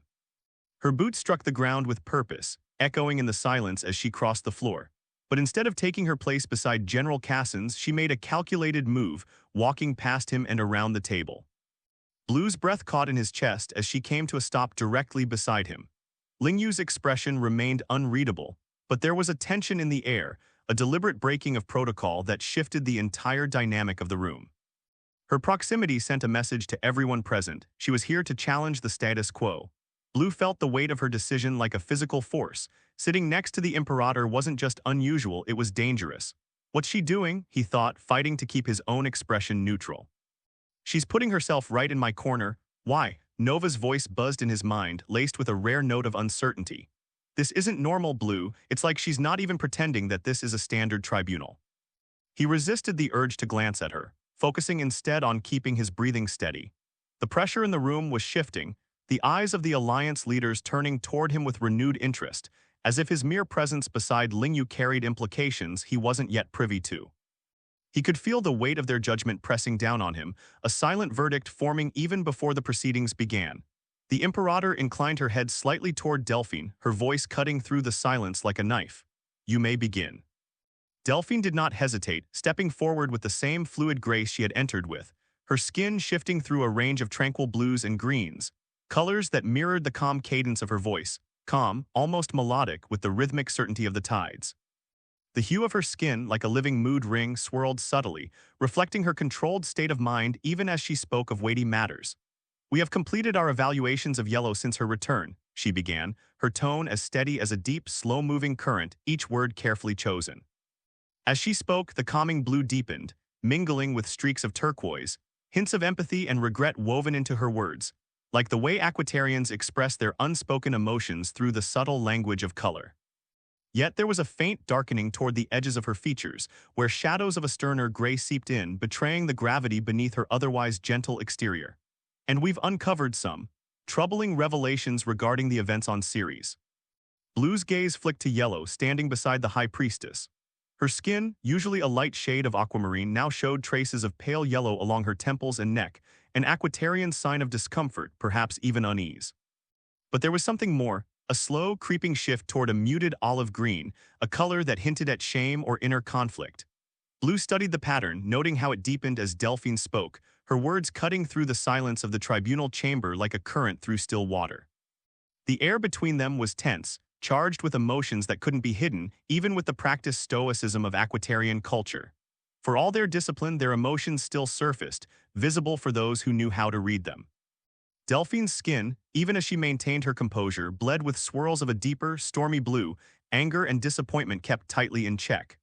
Blue felt the subtle shift like the pulling of an undertow, threatening to drag him down with the weight of unspoken accusation. Delphine's gaze flicked to Yellow for a moment, and in that brief exchange, Blue caught the slight shift in Yellow's color, green fading into a darker, more troubled hue, like seaweed swaying in the murky depths. Her jaw clenched slightly, the light yellow of discomfort now tinged with a sliver of blue, hesitation perhaps, or uncertainty. It was the look of someone grappling with an inner turmoil, the kind of conflict that Aquatarians found difficult to hide, no matter how composed they tried to remain. Blue could feel Nova's unease deepening through their mental link, and he could see the subtle, almost imperceptible shift in Delphine's skin as she continued to speak, her tone unwavering but now threaded with a darker shade of gray-green, disapproval, like the shadow of storm clouds over an otherwise placid sea. It was a contrast that reflected the undercurrents of the moment, the unspoken judgments that lay beneath the surface of her diplomatic words. "Our evaluations of Yellow's memories, her accounts of the events on Ceres," Delphine's voice held a deliberate gentleness, the kind reserved for her own people, though her skin darkened slightly at the edges, indicating tension beneath her calm demeanor. "They have brought forward a version of events that greatly troubles us." As she spoke, Delphine's colors shifted again, her skin rippling with deep blue streaks, empathy, even sorrow.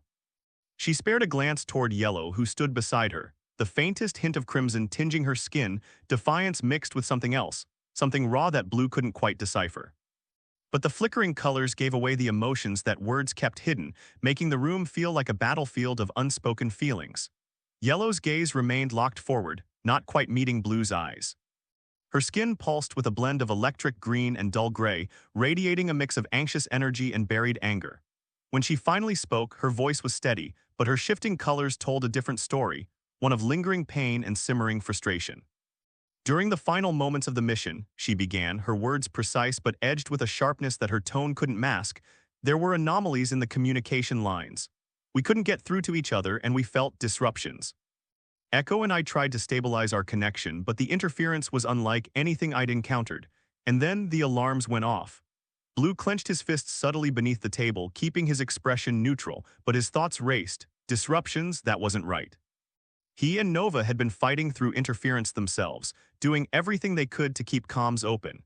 He shot a glance toward Nova's holographic form, and she mirrored his unease, her digital features unreadable but charged with tension.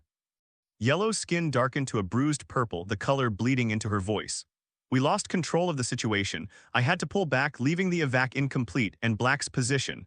He was overwhelmed. I couldn't get to him in time." Delphine's skin shifted again, turning a deep blue-black, sympathy tempered with the weight of leadership. "Her distress during the evaluation was clear," she said softly, glancing from Yellow to Blue, "and her recounting. It spoke of a sequence of events that directly implicates interference from your position, Blue." Blue's pulse quickened, but he held himself steady, keeping his face impassive. Nova's voice hummed in his mind, a tight, urgent whisper. "They're building a case using her trauma as leverage." But as he looked back at Yellow, whose skin flickered with shifting shades of green and gray, he couldn't ignore the emotion she radiated, the genuine anguish mixed with a burning sense of betrayal. She truly believed what she was saying, no matter how wrong it was to him. The room seemed to grow colder, the air thick with unspoken tensions. Blue could feel the eyes of the council upon him, their expectations heavy, their judgments forming like the darkening hues on Delphine's skin. It was a moment that demanded a response, but the trap had been laid with expert precision, and every word from here on would be walking through a minefield. The room held its breath, each member of the tribunal keenly aware of the charged atmosphere that thickened with every passing second. Delphine's skin settled into a muted blue, a shade that conveyed the sadness she carried for her own. But as she gestured for Yellow to continue, a shift occurred. Yellow's gaze, which had been hesitant and evasive, suddenly sharpened, locking onto Blue with a ferocity that made the air between them crackle.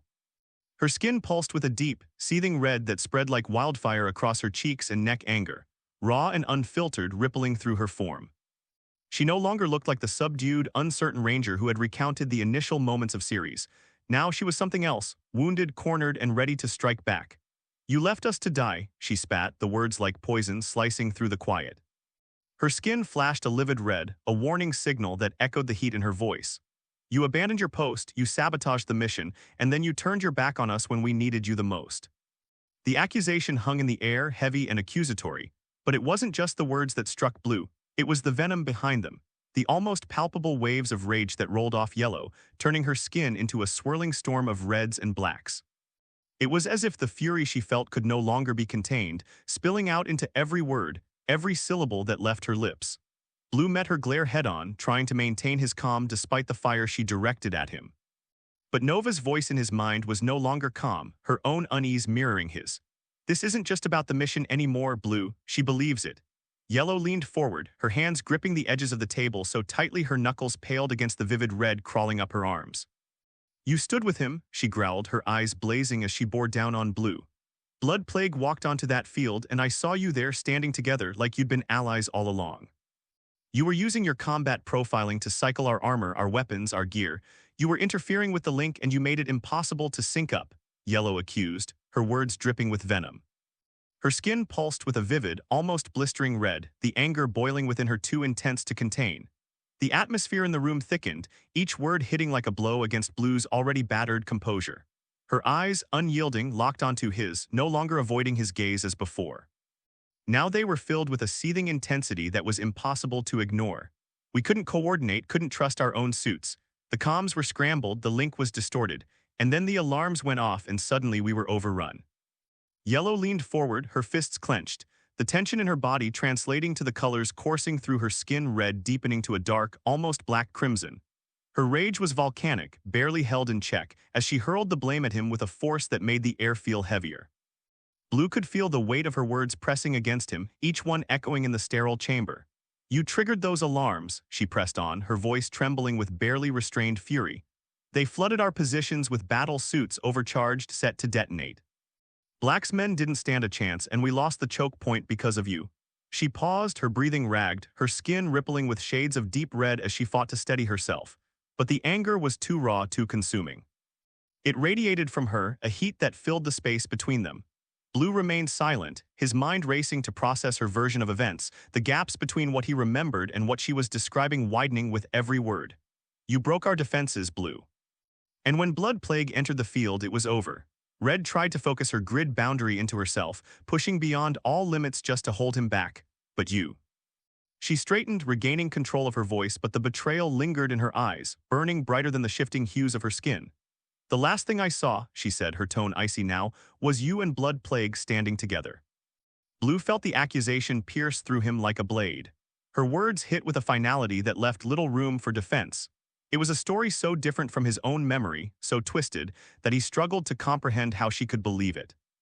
The silence that followed was suffocating, the weight of her anger pressing down on the room like a storm cloud. The silence after Yellow's outburst hung heavy, the weight of her words settling into the room like a dense fog. Blue could see the shift in her skin, the red giving way to a darker, murky shade, a mixture of anger and frustration, but beneath it there was something else. Fear. He recognized it in the way her voice had trembled at the end, in the way her hands clenched into fists so tight that her knuckles turned pale. but Yellow wasn't backing down. Her eyes burned with conviction as she stared at Blue, as if daring him to deny her truth. He remained silent, his jaw clenched tight, fighting the urge to defend himself immediately. Nova's presence buzzed at the edge of his consciousness, urging patience.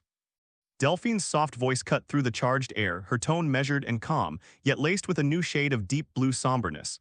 Yellow has spoken her truth, she said, her eyes shifting from Blue to the gathered assembly. The subtle shift in her skin, a rippling pattern of turquoise and deep blue, hinted at her struggle to maintain the Aquitarian facade of calm while addressing such severe accusations. Blue could feel Nova's unease deepening through their mental link, and he could see the subtle, almost imperceptible shift in Delphine's skin as she continued to speak, her tone unwavering but now threaded with a darker shade of gray-green, disapproval, like the shadow of storm clouds over an otherwise placid sea. It was a contrast that reflected the undercurrents of the moment, the unspoken judgments that lay beneath the surface of her diplomatic words.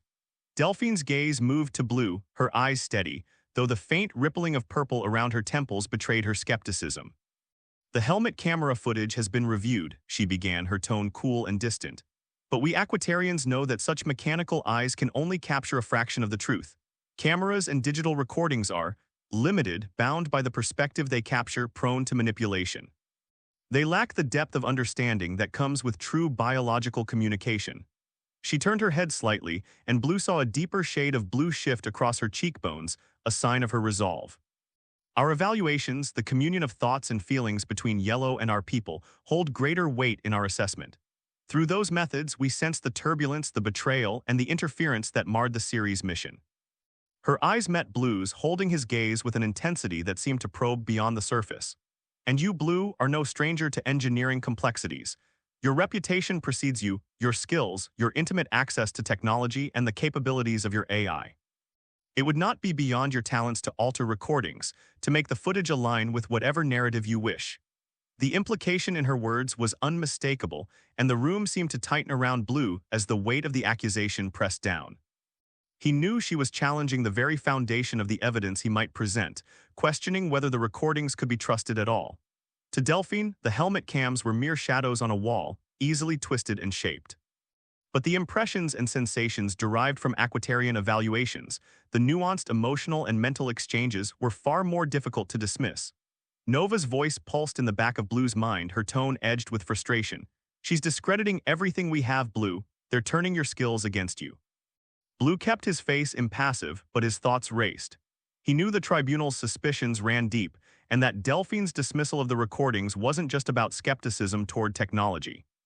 It was a cultural divide, one that placed more trust in the biological, the unspoken currents of thought and emotion than in the cold, rigid data of machines.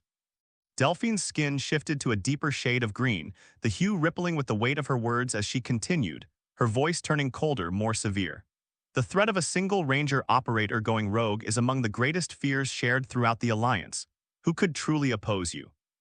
Zeo Gold, perhaps, the masked rider with his prowess and cunning? Or would it fall to my own team, currently residing on Aquiter, to bring you to justice? You understand the implications, Blue, the danger you pose should your loyalty waver even for a moment." Her words sliced through the air like a blade, and the vivid shift in her skin color, darkening to a stormy shade of blue-green, made her distrust plain to see. Blue could feel the weight of her words pressing down on him, each comparison a stark reminder of the power he held and the fear it inspired. It wasn't just his skills that worried them, it was the potential for devastation if someone like him were to turn against the Alliance. "You've proven capable of feats that others can only dream of," Delphine continued, her tone softening slightly but her gaze never wavering. "The way you manipulate your combat profiling, adjust the grid to your will, even your partnership with Nova, it's a strength we acknowledge. But it is also a power that, unchecked, threatens the very stability we fight to preserve." She leaned back slightly, the purple hue in her skin deepening, now edged with streaks of dark green certainty, unwavering belief in the truth she felt she held. Yellow's memories, her experiences, those are truths that resonate deeply within our methods of discernment. It is not a matter of whether you believe them, Blue, but whether you understand what it means when the Alliance aligns their understanding with hers. Delphine's expression remained calm, but her words carried a pointed edge, the green undertones in her skin shifting toward a deeper, more resolute shade. "Aquiter is not alone in its judgment, Blue. The other powers in this universe, Triforia Ednoi KO35, they have reviewed Yellow's account and they have found no fault in her words. They understand the gravity of her truth just as we do. They see what she has endured, what she has witnessed. Her testimony holds weight far beyond the walls of this room. She gestured with a subtle movement of her hand, as if to encompass the vastness of the galactic stage on which these decisions would play out. This is not an isolated evaluation. It is a consensus, one built on the integrity of a ranger's word and the steadfast honor of an Aquitarian. Yellow's account is already shaping the narrative beyond Earth, influencing those who might otherwise hesitate to intervene. Blue felt a chill settle into his bones. This wasn't just a matter of his word against Yellow's. It was a matter of whose story would become accepted history and whose would be buried beneath accusations. He glanced toward the others present, feeling the shift in the room's atmosphere as the weight of Delphine's words settled in. This wasn't a warning, it was a statement of fact, a reminder that the universe's balance of power was tilting and it was tilting against him. Nova's voice whispered in his mind, tight with concern, "They're stacking the deck, Blue. They want you isolated before this even hits a wider stage." King Dax of Ednoi sat with an aura of solemnity that seemed to draw the room's attention inward. His dark, flowing cloak settled around him like the shadows of the forest canopy that covered his homeworld. Behind the mask that symbolized his royal lineage, his eyes studied Blue with a cool intensity. When he finally spoke, his voice carried a resonance that made even the most stoic of council members take notice. "The ships of Ednoi remember those they carry," Dax began, his words deliberate, echoing through the chamber. "They bear the imprint of those who rest within them, reflecting the nature of their passengers. When you were aboard Duskmorn and Doomsting, those vessels changed, Blue. Their bioluminescence dimmed, and their rhythms altered, darkened after carrying you through series." Blue felt the weight of Dax's gaze settle on him, like the pressure of deep ocean currents. The Ednite King's words held more than just symbolism. They hinted at the deep, symbiotic relationship between the living ships of Ednoi and their occupants. Dax's testimony was more than a simple observation. It was an accusation wrapped in the language of his people. "Their biological systems absorbed more than your presence," Dax continued, his voice growing sharper. "They absorbed the depths of your resolve, your willingness to make any sacrifice to reshape the world around you. It changed them, as it would change any being capable of adapting to the will of its occupant." The room seemed to shrink, the air thickening as Dax's words sank in. He leaned forward slightly, his cloak shifting like the wings of a resting insect. "Your combat profiling, your skill in engineering and manipulation of AI systems. You could make the helmet cameras show whatever you wished. You could create a narrative, alter the perception of events if you so desired." Blue's jaw tightened, but he remained silent, feeling the full weight of the accusations. Dax wasn't directly accusing him of altering the recordings, but the implication was clear. Blue had the skill, the means, and the potential motive. "And after series," Dax pressed, his tone cold and unyielding, "you spent 2 years purging the remnants of the Elven Eurus, scouring the shadows for every last survivor. During that time, your methods were thorough, efficient. You did what needed to be done, but you left a trail that spoke of a man willing to go beyond the lines others might hesitate to cross." There was a murmur in the room, a ripple of unease as the implications of Dax's words settled in. The other council members exchanged glances, weighing the words of the Ednite King. Blue could feel the shift, the subtle turn in the room's atmosphere as Dax's testimony painted a picture of him as a man who might manipulate events to his own ends. Blue kept his face impassive, but his mind churned with Nova's thoughts intertwining with his own. He could sense her frustration, her calculations running through the potential outcomes of this trial. Dax's voice softened slightly, but his words carried a different weight as he continued. "Aquitaire and Ednoi have been aligned for generations, and in all that time we have learned to trust the Aquitarians' sense of truth. Their communication, their way of perceiving the world, is rooted in a biological honesty. They do not make false accusations." He gestured toward Priestess Delphine, whose skin had shifted to a deep, unwavering blue, a color that radiated conviction and determination. "When they say they have seen the truth in Yellow's account, we believe them, and as King of Ednoi, I have found no reason to doubt their word." The silence that followed was deafening. Dax's words hung in the air, a judgment that seemed to tighten around Blue like a noose. It was not an outright condemnation, but it painted him as a threat, a rogue element capable of bending reality itself to his will. A reminder of the darkness that had come to define the years since series. Blue's mind raced, feeling Nova's presence simmer with a barely restrained edge. He had known Dax's testimony would be damning, but this painted him not just as a suspect, but as a man with the power and the will to shape the world into his image, regardless of the cost. Trey of Triforia rose from his seat with a deliberate grace, the resonance of his threefold voice commanding the attention of everyone present. Unlike the others who spoke with singular intent, Trey's words carried a harmony, three perspectives woven into one, each note carrying the weight of a different aspect of his being. The council chamber seemed to adjust itself around him, acknowledging the presence of a being who embodied the unity of mind, body, and spirit. Our people are attuned to the balance of mind, body, and spirit, Trey began, his trioric armor catching the light as he moved, each word carrying a subtle echo of the three parts that made up his being. And we have seen that Yellow's account aligns with this balance. Her mind is clear, unclouded by deception. Her body's responses resonate with truth, her pulse, her breath, the alignment of her biological rhythms, and her spirit, the core of her being, resonates with a truth that cannot be feigned. He paused, allowing the room to absorb the gravity of his words, the weight of his conviction. Blue could feel the scrutiny of Trey's threefold gaze, each aspect of the Triforian leader assessing him in its own way, evaluating not just his words but the essence of his being. Trey's stance reflected a deep-rooted confidence, the certainty of someone who believed he could perceive the nature of truth itself. Yellow's truth is not just a matter of words, Trey continued, his voice resonating with a solemn authority. It is woven into her very essence, confirmed by the harmonics of her spirit and the alignment of her being. To lie would mean to disrupt this balance, to create a dissonance that would be impossible to hide from herself or from us. Blue felt a cold knot forming in his gut as Trey's words continued to build. The Triforian's ability to discern truth was legendary throughout the Alliance, and Trey's testimony was far more than a statement of belief. It was a declaration that Yellow's account had been validated by the deepest aspects of her being. Trey's threefold voice became softer, more introspective, as he spoke of his own role in the evaluation. I tested Yellow myself alongside my brothers. We probed the depths of her memories, her thoughts, her fears. We explored the fractures left by trauma and the edges of her consciousness. Her truth shone through those cracks, a light undimmed by the shadow of uncertainty. The atmosphere in the chamber shifted, growing colder as the implications of Trey's words settled over the room like a shroud. Blue could sense the shift in perception among the council members, a growing acceptance of the narrative that had been shaped around him, of a rogue ranger, a man whose actions were seen as a threat to the very fabric of the Alliance. If the mind, body, and spirit are aligned, Trey concluded, his voice taking on a reverent tone, then the truth cannot be separated from reality. It resonates through all aspects of existence as it has with Yellow. We have seen no deviation, no falsehood, no shadow of doubt. He turned his gaze back to Blue, a somber weight settling into his expression. But you, Blue, your actions on Ceres, the methods you employed, and the darkness that followed you after. They all suggest a potential for manipulation, for reshaping events to suit a hidden agenda, a capacity to deceive even the most vigilant of observers.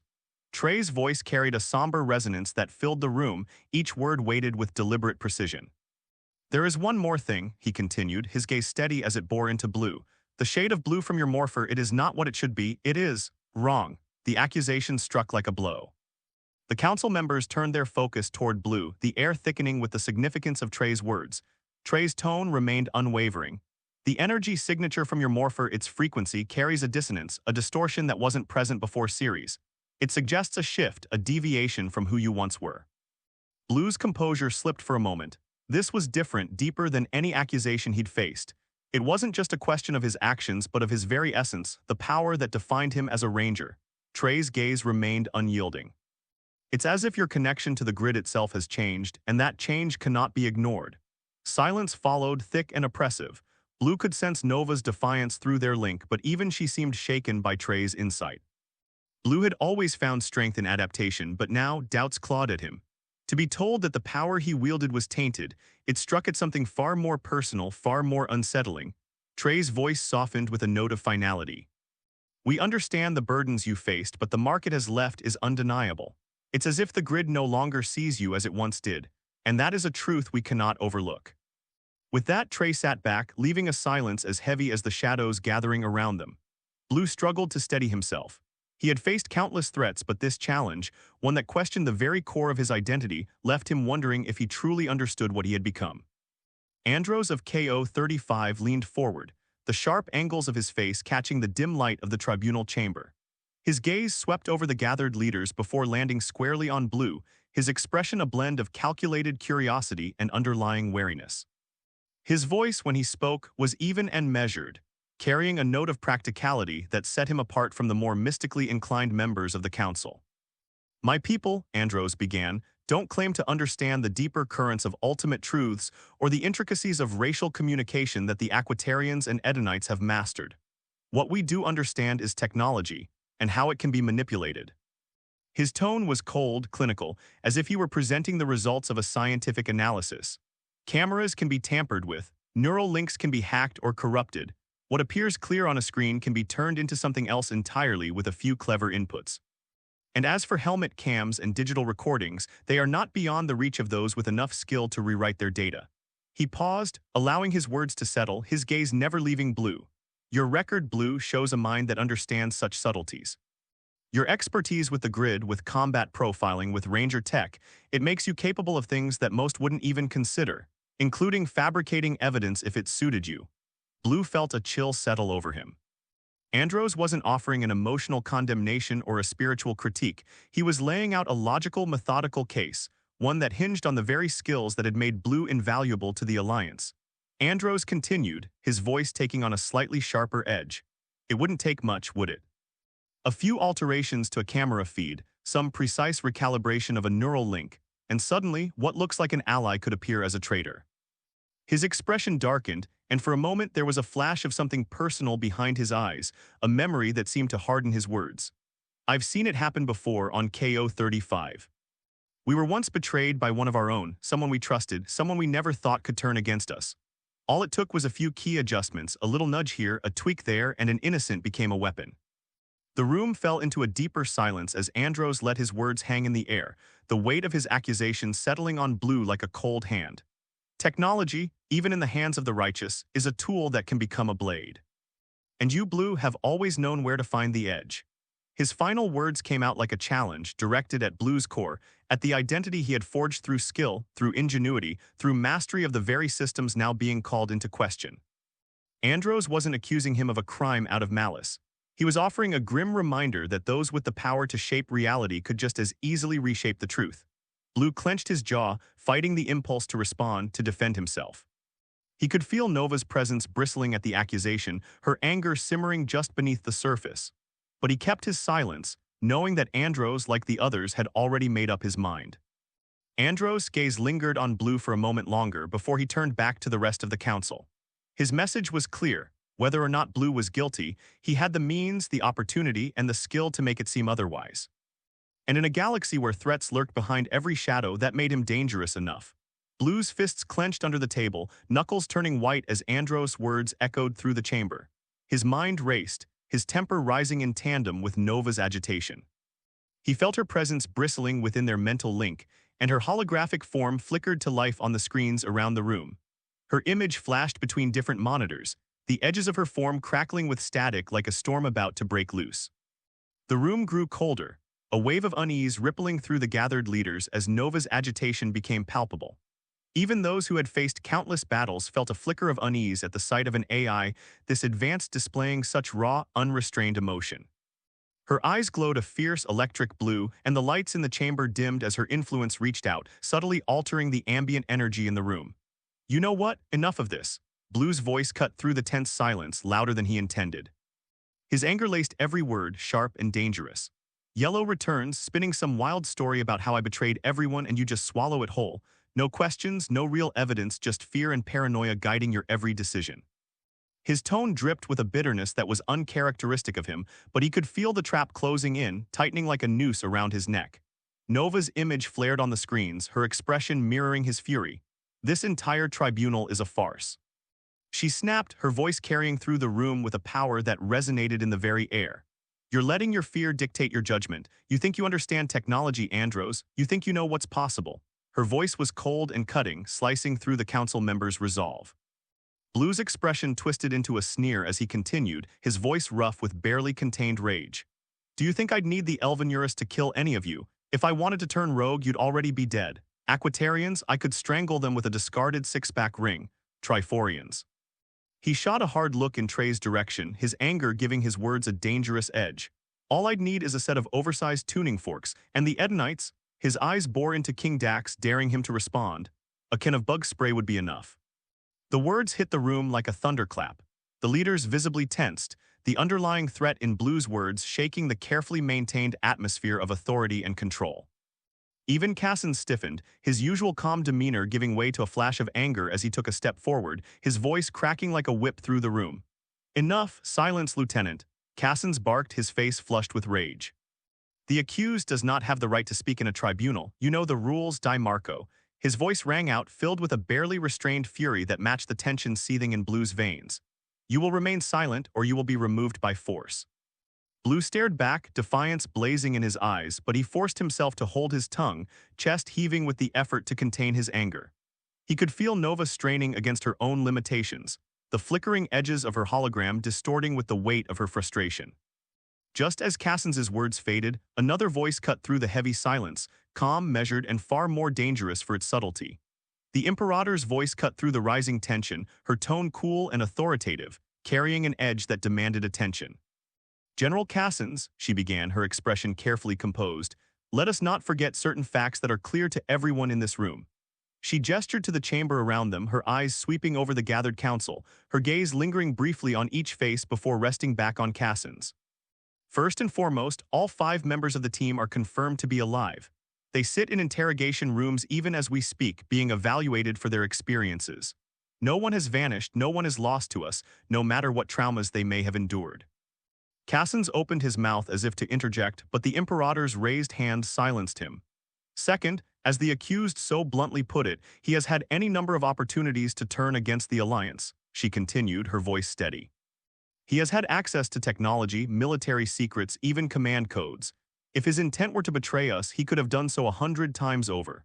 Yet here he stands, accused not for action but for the perception of threat." Her words lingered in the air, the logic cutting through the murkiness of accusation and suspicion. She took a step forward, her eyes narrowing as she pressed on. "And third, belief alone is not enough to condemn a man on Earth.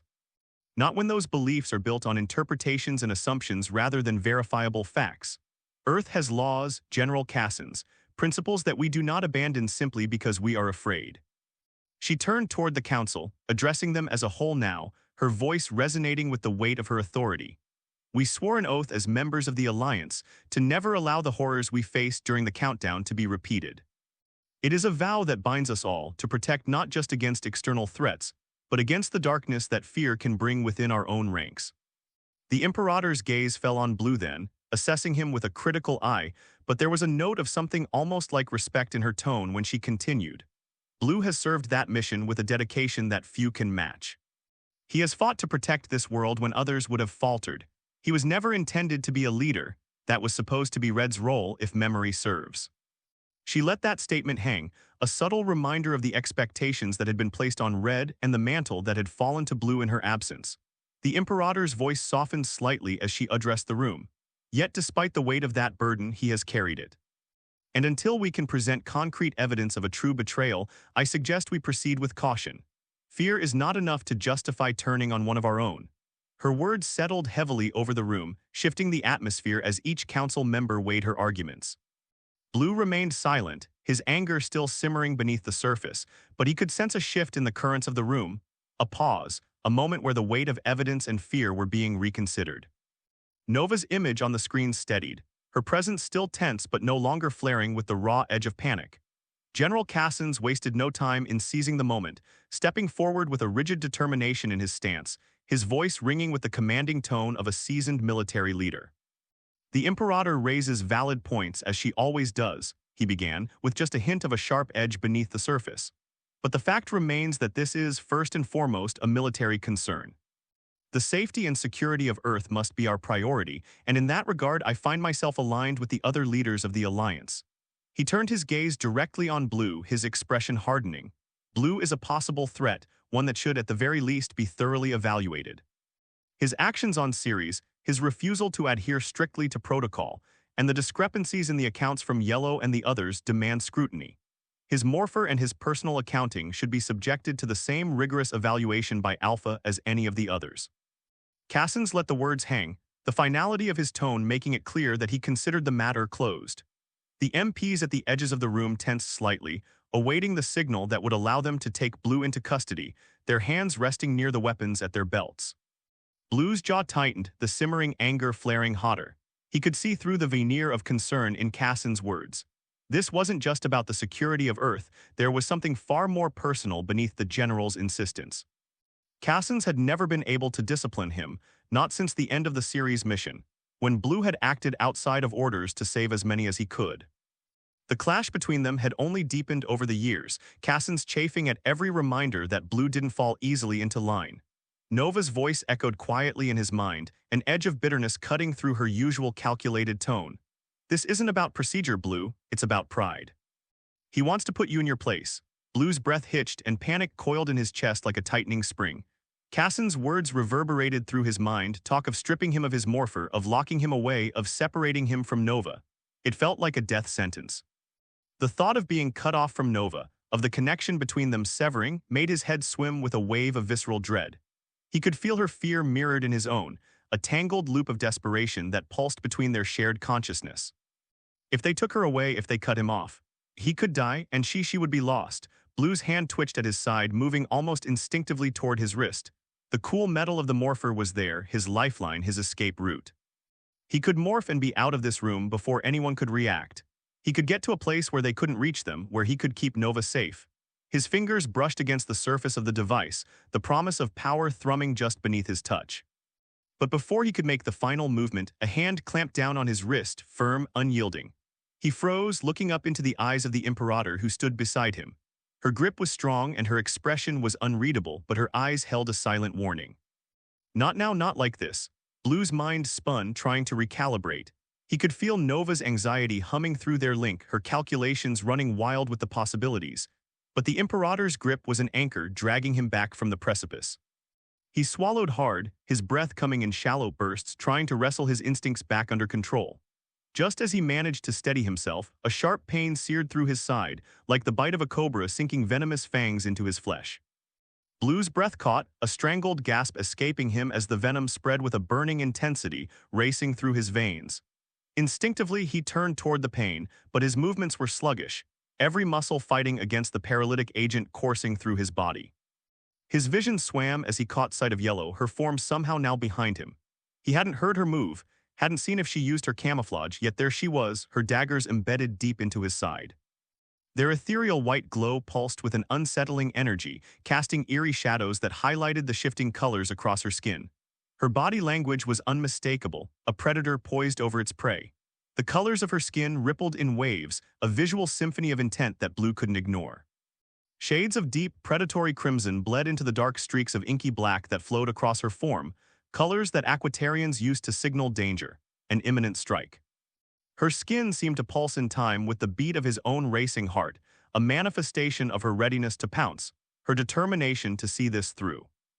Nova, morph me now, Blue thought desperately, feeling the panic clawing at the edges of his mind as the venom spread further, his limbs growing numb. But Nova's response came back like a frantic, static-laden echo. I can't, something's wrong. The poison, it's interfering with your biorhythms, disrupting the morphing process. Her digital tone buzzed with frustration, unable to penetrate the biological blockade that Yellow's venom had triggered. It's not something I can override. He tried to steady himself, forcing his mind to focus, but his limbs began to betray him. He could feel the stiffness creeping into his muscles, as if invisible chains were tightening around him, locking his joints in place. He willed his hand to move, to reach for the morpher strapped to his wrist, but his arm wouldn't respond. It was as if a heavy weight had settled over his body, dragging down every attempt at movement. His fingers twitched, but that was all he could manage. Each effort to lift his arm met with resistance that felt as if his own body was turning against him. The stiffness crept up his neck, spreading to his jaw, making even the act of drawing breath feel labored. It was a feeling of being trapped inside his own skin, helpless against the poison's relentless advance. As Yellow stood over him, her form shifting subtly with each movement, her skin a swirling mix of deep crimson and electric violet, colors that signaled the thrill of a predator's successful strike, Blue's mind fixated on the daggers. How had she materialized them without morphing? He couldn't remember that being one of her abilities. The thought clawed through the haze of pain, gripping his attention even as his vision wavered. Unmorphed with daggers, he managed to think, his mind struggling to hold on to coherence as the poison's grip tightened. It's useful. needs to be added to the simulations. His thoughts grew more disjointed, each one slipping further away as the darkness crept in at the edges of his vision. He could feel Nova's presence in his mind, her voice growing more frantic, but her words were muffled, distant, as if she was calling to him from across a great chasm. He strained to hold onto the sound to focus on her, but his mind was slipping, falling away like sand through his fingers. Nova, the newly rebuilt command center, gleamed with polished metal and cutting-edge technology, a stark contrast to the ruins that had once occupied this space. Red stood in the briefing room on the upper level, its design reminiscent of a conference room. A room-wide window, or perhaps it was a force field, stretched across the wall, offering an uninterrupted view of the rugged mountainous and desert landscape outside. The sharp peaks and sandy plains rolled out beyond the glass, the landscape's natural beauty clashing with the sterile, high-tech atmosphere of the room. The command center hadn't been in use since Countdown, those cataclysmic days when everything changed. It had remained abandoned, a ghost of its former self, until sometime after the series' mission. When exactly it had been rebuilt, Red couldn't say. Her years away had blurred the timelines in her mind, leaving unanswered questions. She remembered arriving at the ruins of the original building, its walls cracked and broken, barely holding onto its identity. Deep below, in the shadowed subbasements, she had found the morphers, artifacts of a time when the command center had still been a beacon of hope. Now the command center had transformed into something new, modern, and unyielding. But even with the upgrades, the shadow of what had come before lingered in Red's mind, a reminder of the history buried beneath the steel and glass. She couldn't shake the feeling that no matter how many layers of technology and security were added, there were pieces of the past still hidden beneath it all, memories that refused to be fully buried. Red's eyes traced the lines of the briefing room, from the polished edges of the conference table to the hollow screens that flickered with system readouts. She could hear the faint hum of the building's advanced systems, a near-constant presence that buzzed at the edge of her awareness. It was the sound of precision, of control, qualities that defined the new command center. And yet, to Red, it all felt like a veneer, an attempt to cover up the scars that still ran deep beneath the surface. Red shifted her stance slightly, feeling the cool air from the ventilation system brush against her skin. She turned away from the sweeping view beyond the window and focused on the room's interior. Her gaze fell on the sleek conference table, its surface reflecting the dim glow of the overhead lights. Rows of embedded hollow screens lined the center, ready to display strategic data, maps, and mission plans. The seats around the table were arranged with military precision, each one facing the head of the room where a larger display panel hung on the wall, currently dark. Red took in the arrangement, noting the subtle shift from the more collaborative design of the old command center to a layout that emphasized control and hierarchy. It felt less like a place for a team to gather and more like a setting where orders would be handed down from on high. Her mind wandered back to those first days in the ruins, picking through the debris of what had once been their sanctuary. She remembered the scent of dust and age, the way light had filtered through cracks in the broken walls. Those days had been filled with uncertainty, wondering if anything of value could still be found among the wreckage. Finding the morphers deep in the subbasements had felt like a miracle, a connection to the power that had defined her and her team. But those memories seemed almost unreal now, standing in a room that bore no trace of what had come before. The new command center had a coldness to it, a clinical precision that left little room for sentiment. As she settled into one of the chairs, she felt a tension in her shoulders, a reminder that this place, for all its familiarity, wasn't truly home. It was a command center designed for a new era, one where trust was a rare commodity and the past was something to be dissected, not revered. Red's thoughts turned to the meeting ahead. The summons had been abrupt, with little explanation beyond the time and place. A part of her had expected the usual interrogations, but something about this felt different. This room, with its polished surfaces and unspoken rules, suggested a shift, a step away from the relentless questioning and toward something else. Orders, perhaps, or a demand for explanations she still didn't have. She allowed her gaze to drift back to the window, to the open expanse of desert beyond. The view was stark, but there was a freedom in it, a reminder that the world outside this place still existed, even if it had changed in her absence. Red inhaled slowly, centering herself. Whatever came next, she would face it head-on, just as she always had. The sound of approaching footsteps echoed softly in the corridor beyond, pulling Red from her thoughts. She straightened in her seat, her body adopting a more formal posture, though her eyes remained distant, fixed on the desert landscape outside. The door to the briefing room slid open with a quiet hiss, and the air seemed to shift with the arrival of new figures. General Cassens entered first, his presence as solid and unyielding as the metal walls around him. He wore his uniform like a suit of armor, every crease in place, the medals on his chest gleaming under the artificial lights. His sharp gaze swept across the room, taking in every detail as if he were assessing a battlefield. He met Red's eyes briefly, but his expression remained impassive, revealing nothing of his thoughts. Behind him followed the Imperator, her robes a stark contrast to the military uniform beside her. She moved with a fluid grace, her expression carefully composed, but there was a distance in her gaze, a sense that she occupied a space slightly removed from the immediate tension of the room. Red knew enough about the politics between the military and the Imperium to understand that this arrangement wasn't a partnership of equals. Cassens led the charge, and the Imperator's role was to observe and to approve if necessary. Red's attention shifted to the final figure entering the room, Overseer Mei Ling. Unlike the others, Mei Ling did not project the same rigid sense of authority. Her presence was quieter, more calculating, but there was a weight to it, as if she carried a hidden influence that the others lacked. She moved to a seat on the opposite side of the table, her expression neutral, her gaze lingering on Red for a moment longer than necessary. Red knew little about Mei Ling beyond what she had pieced together during the interrogations. It seemed that Mei Ling's primary assignment had been to keep an eye on Blue while he was spiraling, tasked with babysitting him and, if possible, keeping him alive. It was a job that Red suspected Mei Ling despised, a duty handed down with little room for personal choice. The disdain had been evident in the clipped comments she'd made during their brief interactions, her frustration barely masked beneath a veneer of professionalism. Now, Mei Ling watched her with that same unreadable expression, her hands resting lightly on the polished surface of the conference table. There was a subtle tension in the way she held herself, as if she resented being here as much as Red did. Yet beneath that irritation, Red sensed a curiosity, an interest in what might unfold in this room that wasn't entirely professional.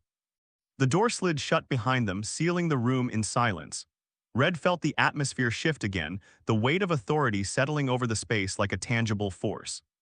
It wasn't the first time she'd been in a room like this, surrounded by figures who wielded power with a casual ease. But today, there was an edge to the silence, a tension that seemed to crackle just beneath the surface. General Cassens broke the silence first, his voice carrying the clipped precision of a man who was used to being obeyed. "Red, I trust you understand why you've been called here." "I have some guesses, General," she replied, her voice even, "but I wouldn't want to assume." Cassens' mouth tightened into a thin line, a flicker of irritation flashing in his eyes. He inclined his head slightly, as if acknowledging the deflection but refusing to be deterred by it. "We're past the point of games, Red. This is about transparency, cooperation. If we're going to move forward, we need clarity." Red turned her attention back to Cassens, who was clearly waiting for her response. "Clarity," she repeated, her tone neutral. "Is that what this is about? Or are we here to revisit the same questions we've been through for days on end?" Cassens' expression remained steely, but there was a flicker of frustration in his eyes. He wasn't used to being challenged like this. "I want answers, Red. The Alliance is facing more questions than ever, and your return has only raised more." Mei Ling leaned forward slightly, her voice cutting into the exchange with a measured tone. "This isn't just about the Alliance's concerns, Red. It's about ensuring stability, avoiding missteps. You and your team's actions since your return have already shown a degree of unpredictability." Red felt a flash of irritation at Mei Ling's words. Unpredictability, she could hear the condescension in the tone, as if everything about their experiences could be boiled down to mere behavioral patterns. She locked eyes with Mei Ling, searching for any crack in her composed facade but found none.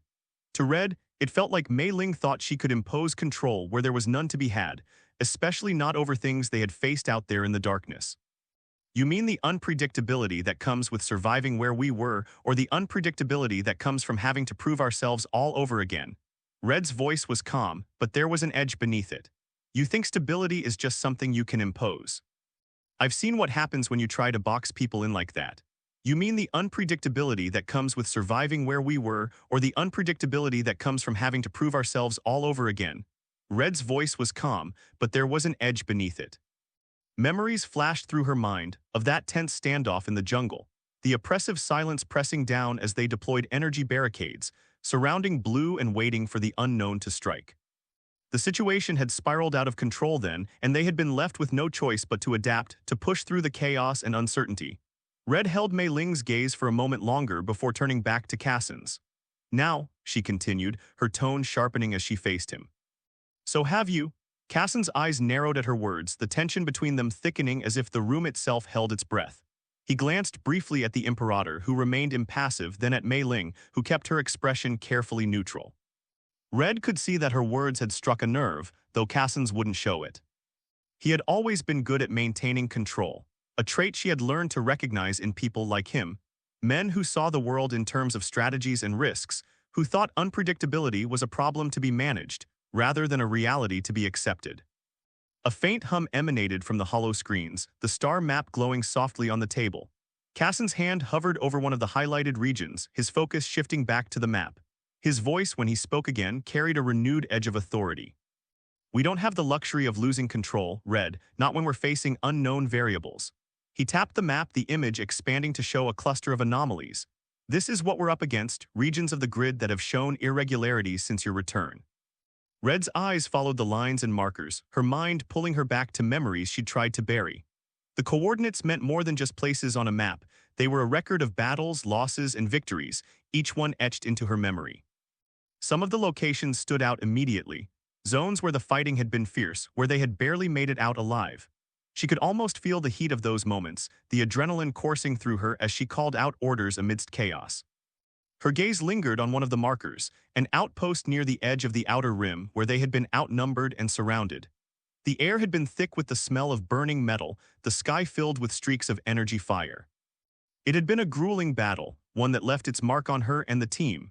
Red's chest tightened as she remembered how they had fought to the last, barely escaping with their lives.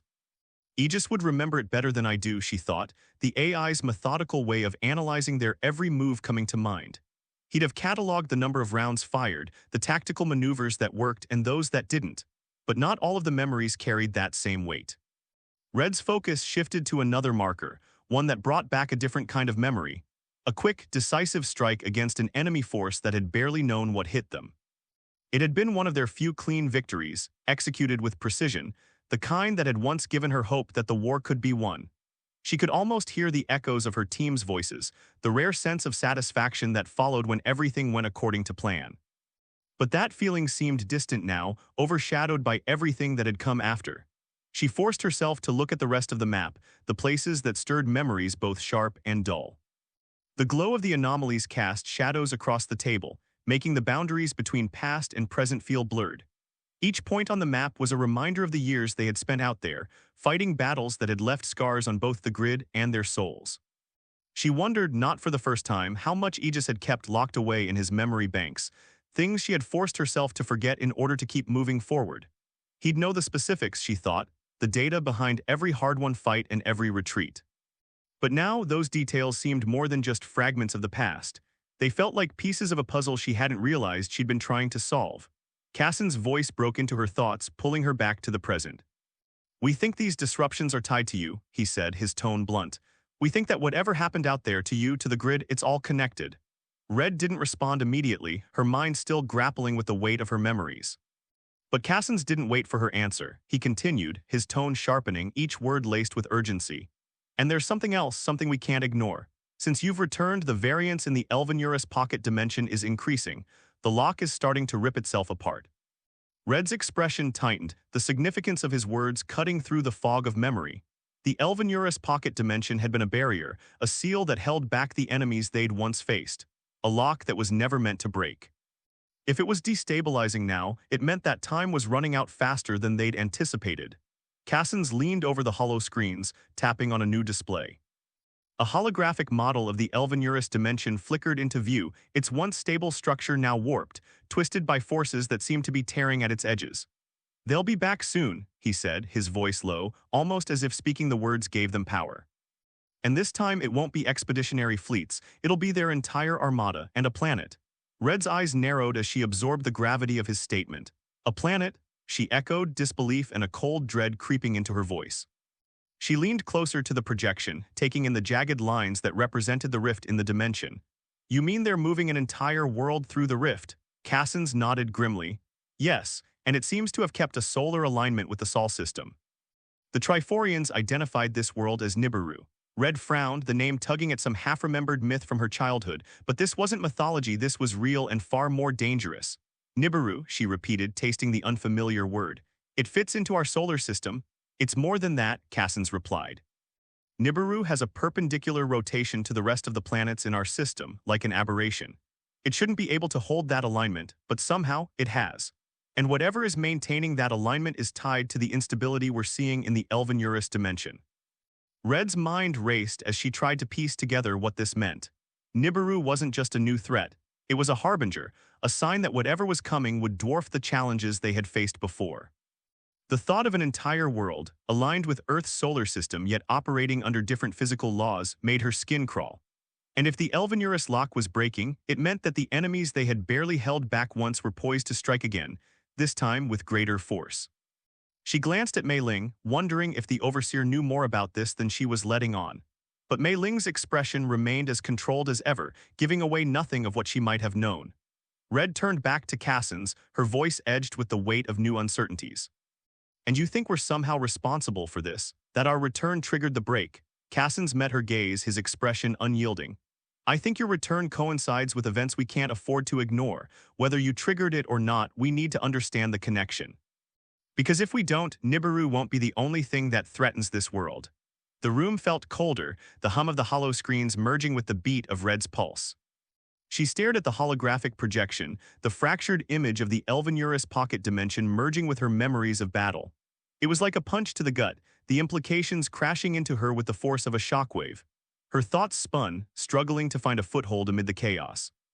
An entire world and armada coming for Earth again, her hands clenched against the edge of the table, knuckles turning white as she fought to steady herself. Her mind leaped ahead, running through every scenario, every contingency. Her voice emerged, raw and urgent. How are the mobilization efforts going? Have the fleets been refitted for deep space combat? What about supplies? Are they stockpiling essentials? And fallback locations, fortresses, strongholds, automated defense platforms, are they being reinforced? Her questions came rapid fire, a desperate attempt to find some sense of readiness in the face of this new threat. But before she could continue, the Imperator cut in smoothly, her tone cool, as if the enormity of the situation hadn't registered. The mobilization has not yet begun, Red. Red's breath hitched, and she turned to face the Imperator, disbelief flashing across her features. What do you mean not yet? How? She struggled for words, trying to grasp how they could be this unprepared even now. The Imperator's gaze remained calm, her expression almost detached as she folded her hands in front of her. The information hasn't been made public yet. The variance in the Elven-Eurus pocket dimension has been small, manageable. General Cassins and I agreed that it was relevant only to those who needed to know. For now, it is contained. Red could barely believe what she was hearing. She glanced at Cassins, looking for any sign that he disagreed, but his expression was as hard as ever, his resolve matching the Imperator's calm. The room seemed to close in around her, the air growing thick with the weight of their decision. We plan on informing the public at the appropriate time, the Imperator continued, her voice as measured as before. Once the press conference announces your team's return, we will consider releasing the details of the variance and its implications. Red's mouth went dry, a cold anger taking root beneath the initial wave of disbelief.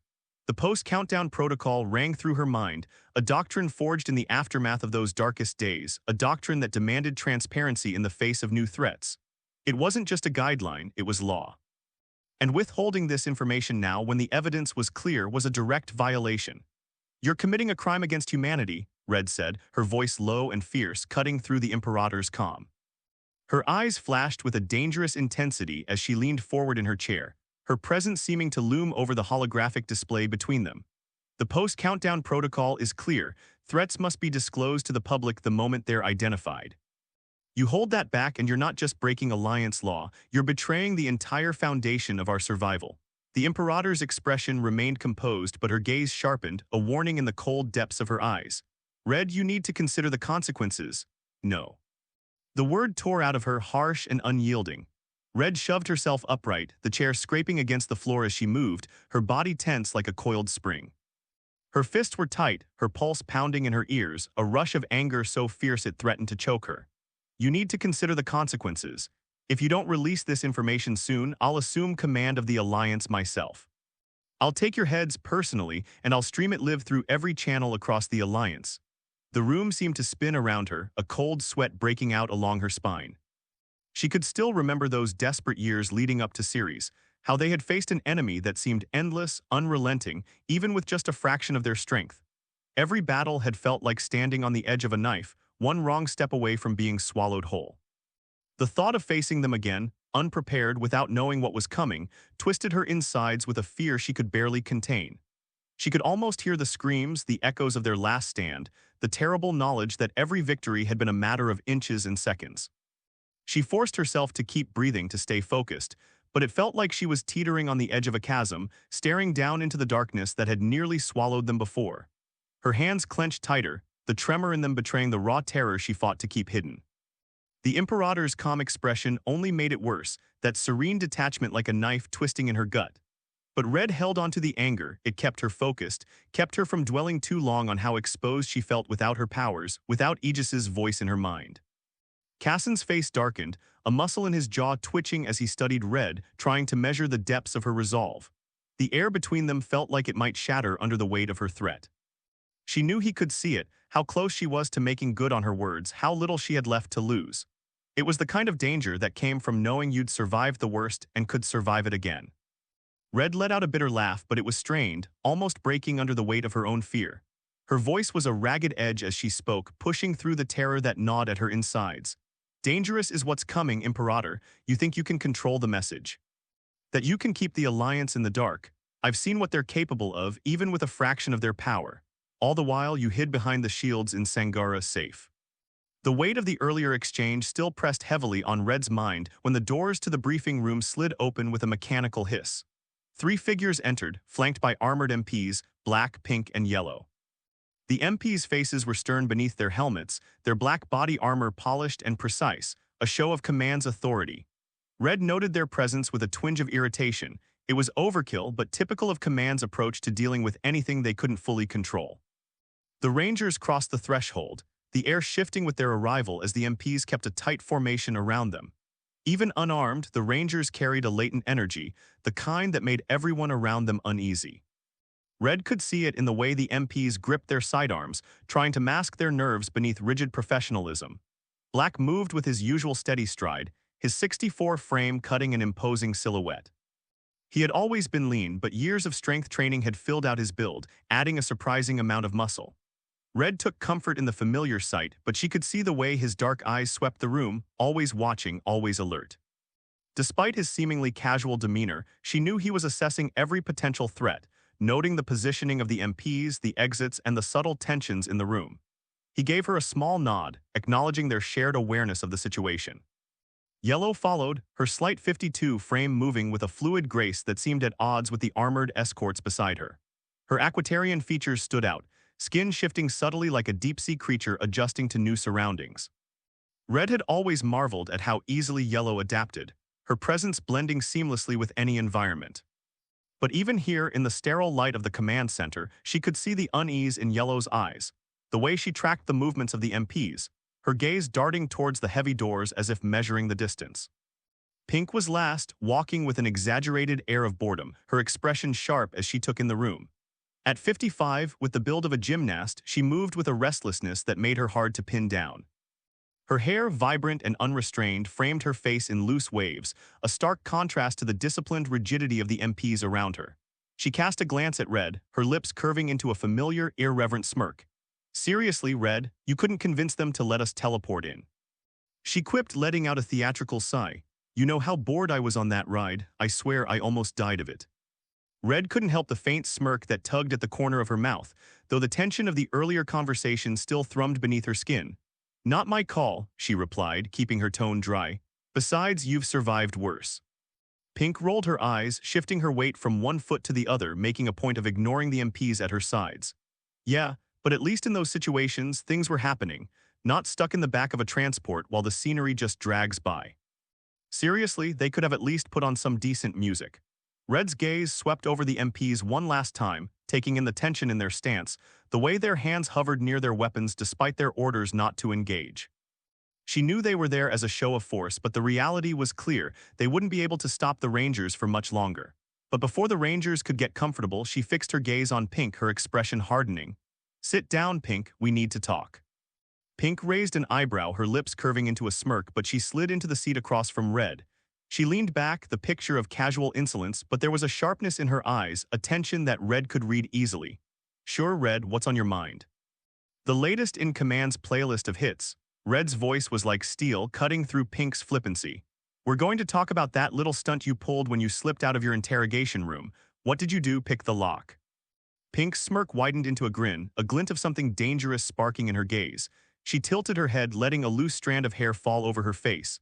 Picked a lock, Red? Come on, don't be ridiculous, I'm not a nerd. She let out a short, humorless laugh. I just used the tab to take a few hostages and cut a few throats. People are really agreeable when they think you're gonna let them go. The words were delivered like a joke, tossed out casually, but the impact was immediate. Red felt the shift in the room, the way every pair of eyes locked onto Pink, the sharp intake of breath from one of the MPs at the door. Even Cassins, the Imperator, and Mei Ling held their silence, but the tension rippling through the room spoke volumes. They wouldn't intervene, but they were watching, waiting to see how Red would handle this. Red's expression didn't change, though she felt a cold anger coil tighter in her chest. 12 dead, Pink, 12, and you want to laugh about it? You think it's funny? Pink's grin didn't falter. I think it's funny that they thought I'd just sit there. They should have known better, Red.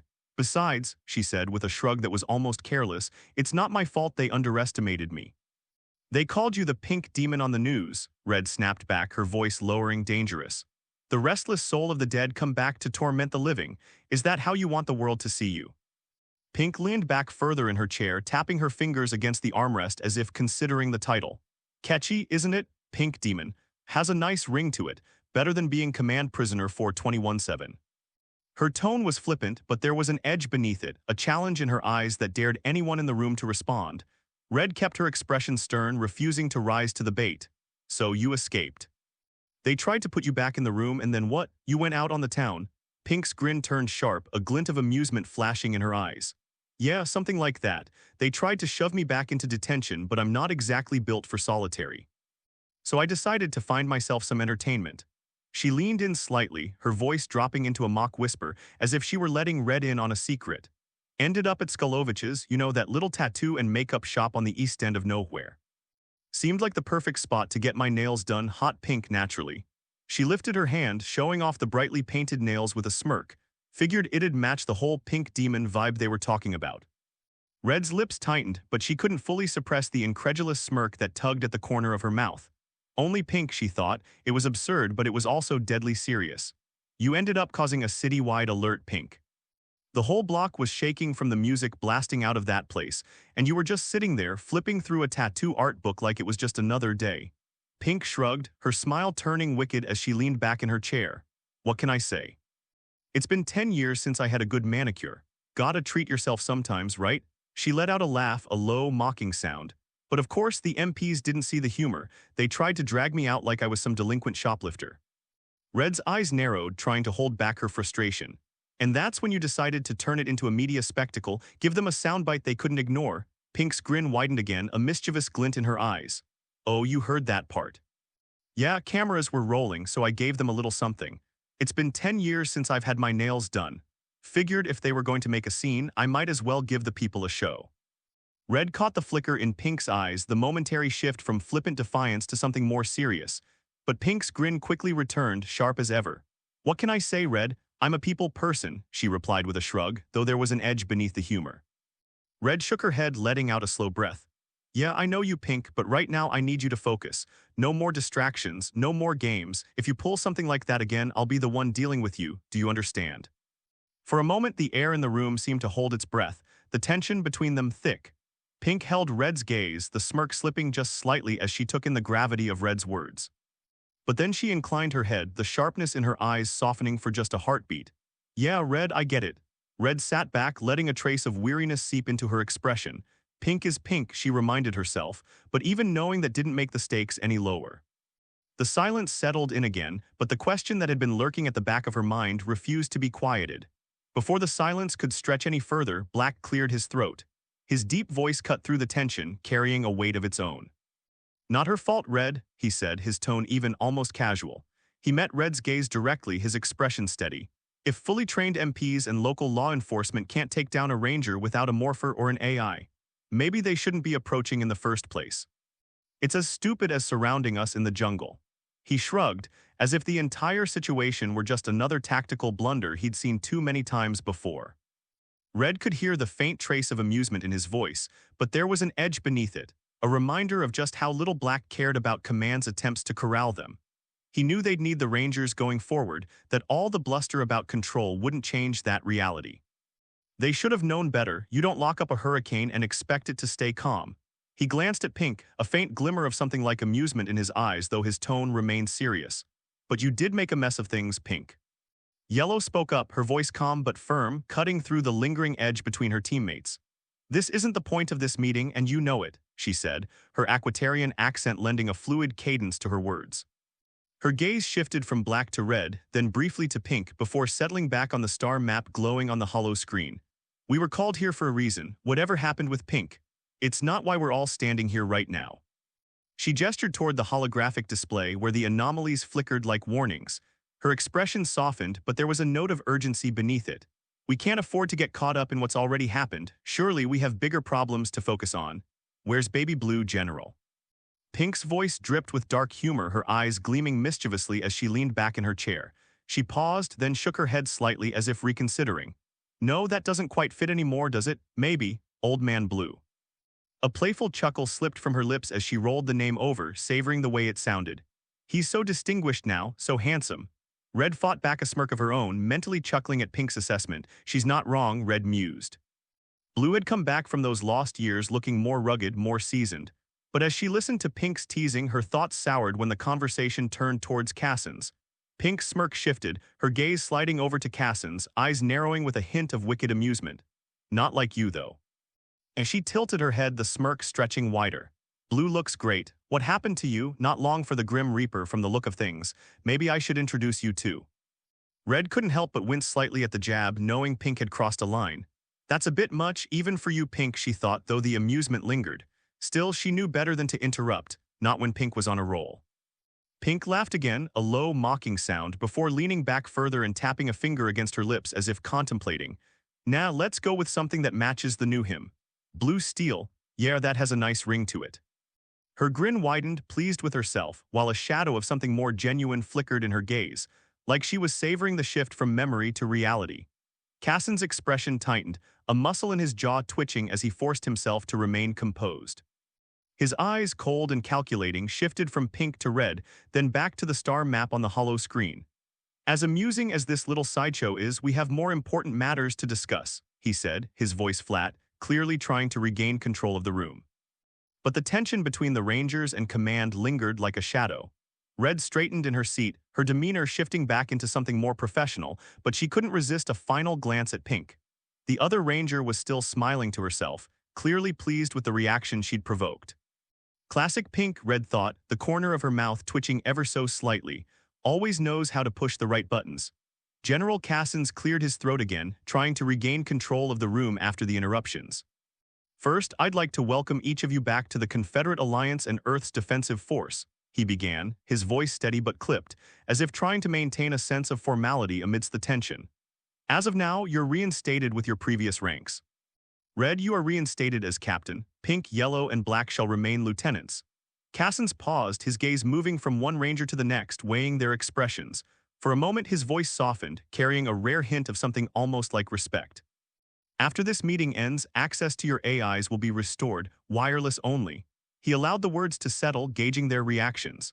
Your morphers are still under review by Alpha. He'll want to check your synchronization rates before they're returned. Red's eyes narrowed at the mention of synchronization rates. Her mind immediately zeroed in on the implication, recalling what Blue had uncovered after series. For most Rangers, 25% was the minimum required to morph, with 50% allowing access to their unique suit abilities. But why bring this up now? General, she interjected, her tone firm, cutting through the lingering amusement in the air. You mentioned synchronization rates. What does that have to do with Alpha keeping the morphers? Cassins paused, studying their expressions, then decided to elaborate, his voice taking on a more measured tone. Let me clarify what I mean by synchronization rates, specifically above 50%, since that's where things get more complicated. He tapped a few controls on the hollow table, and a series of data points appeared, glowing in midair. You all know that 25% is the threshold to morph. At 50%, you gain access to your unique suit abilities, but there's more. At 60%, agility, strength, and endurance increase significantly, making you faster and more resilient than even most enhanced soldiers. Black's brow furrowed as he listened, his focus sharpening. Pink, now paying more attention than she let on, seemed to hang on Cassan's words, her smirk fading slightly. Even Yellow leaned forward, the faint ripple of curiosity shifting through her aquatarian features. Cassan's continued, his expression growing more serious. At 70%, Rangers can tap into advanced weaponry integration. Your suits become capable of harmonizing with equipment that would normally be considered unstable or incompatible. But here's the critical part. At 80%, the ability called grid walking becomes possible. The room went silent as Cassan's gaze swept over them, gauging their reactions. Blue reached this level sometime after series, though I couldn't tell you when. He could traverse the grid in a way that allowed him to access the unique powers of each of your suits in the simulator, as if they were his own. But here's the thing, he could never test it in the field. He had no idea if it would even work in real combat. Until the jungle. Red's breath caught, her mind racing as the implications settled in. He could use our abilities. She remembered the subtle shifts in Blue's tactics, the way he seemed to anticipate and react with a precision that had felt almost unnatural. It wasn't just a skill, it was the grid. Cassan's pressed on, his tone growing heavier with the weight of what he was revealing. And that's why Alpha needs to verify your synchronization rates before handing over your morphers. We need to understand what we're dealing with. Pink's expression twisted into something between disbelief and grudging admiration. Wait. You're telling me he just picked this up out of nowhere and used it like a pro, like on the first try? She snorted, leaning back in her chair, her eyes narrowing with a dangerous glint. Damn, Blue, what did they do to you out there? Her voice carried a low, warning edge like a knife slipping from its sheath. The implication lingered, sharp and unspoken, and who do I need to make pay for it? Yellow's voice was quieter, but the shock was clear in her tone. It always seems like he knows more than he let on. But to access our abilities like that, she shook her head, a faint blue-green shimmer rippling across her skin. No wonder he was so different after our return. Black, as usual, remained unbothered on the surface, but Red caught the way his hands tensed slightly against the table. The guy always had a knack for figuring things out. But if he was pulling off moves like that without any practice, then what else did he pick up while we were gone? Red's thoughts churned as she connected the dots. Makes sense he didn't tell me in the interrogation room, she mused bitterly. He probably wouldn't have told us at all if he had a choice. Cassan's is being too loose-lipped here. This is paradigm-shifting information, should be for Ranger eyes only. The realization deepened her wariness of Command's intentions. They're playing with fire and they don't even realize it. Red barely resisted a smirk at his words, though her mind was already racing ahead. This makes sense, explains why he wrote so many dangerous simulations. Blue had always prepared for something they couldn't see coming, always bracing for the worst. And now Command was trying to unravel his work piece by piece. She turned back to Cassan's, her expression hardening. You're not going to get your answers by keeping us grounded.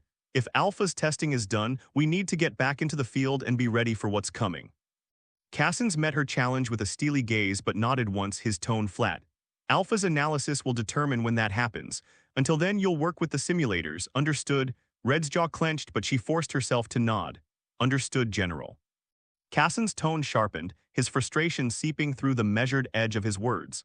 Blue grew frustrated with our attempts to regulate him, to control his training, so he designed these simulations as train-for-failure exercises. These aren't the standard drills you're used to. They're designed to adapt to your presence, your communication patterns, even your fatigue. Every time you think you found the edge, the simulations shift, creating new problems. He scanned their expressions, letting the gravity of what he was describing sink in. Some scenarios have deliberately wrong descriptions, leading you to expect one thing while the simulation throws something entirely different at you. Others are built to jam outside signals, cutting you off from any support or backup. There are those that alter the terrain or even your senses, making you doubt what you see, hear, or feel. As he listed each new danger, a thrill visibly coursed through Pink. Her eyes gleamed and she leaned forward in her chair, a grin spreading across her face. The mention of shifting gravity drew a soft, eager chuckle from her, tumbling into the sky or getting crushed to the ground. Now that's a workout. Cassan's voice grew colder as he continued, oblivious or indifferent to her reaction. You might find yourself in a scenario where the air becomes toxic without warning, forcing you to adapt your suit's filtration systems while under fire. Some simulations will send out false distress signals, making you think you're rescuing allies when you're walking straight into an ambush. Pink's grin widened, her excitement barely contained. She glanced toward Red, her expression practically glowing with anticipation. Sounds like fun, doesn't it, Red? She teased, her voice a low purr. Good old-fashioned chaos. Cassan's didn't acknowledge her enthusiasm, pressing on with the list of dangers. There are even scenarios where your weapons will malfunction deliberately, your blasters overheat, or your energy shields collapse just when you need them most. Pink gave a low whistle, savoring the thought of being pushed to the brink. Guess we'll find out who's really creative under pressure then. He leaned forward, his gaze hard as it swept over each of them. You could find the simulation warping its own parameters mid-mission, reinforcements that were meant for you turning hostile, safe zones collapsing into death traps. One scenario in particular is designed to cut off the lights and introduce sound-based enemies, forcing you to navigate in complete darkness.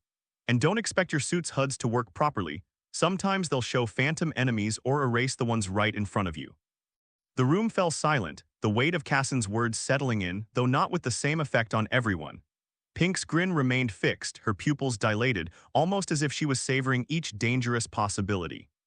Black shot her a sidelong look, catching the intensity in her eyes, a flicker of irritation crossing his features.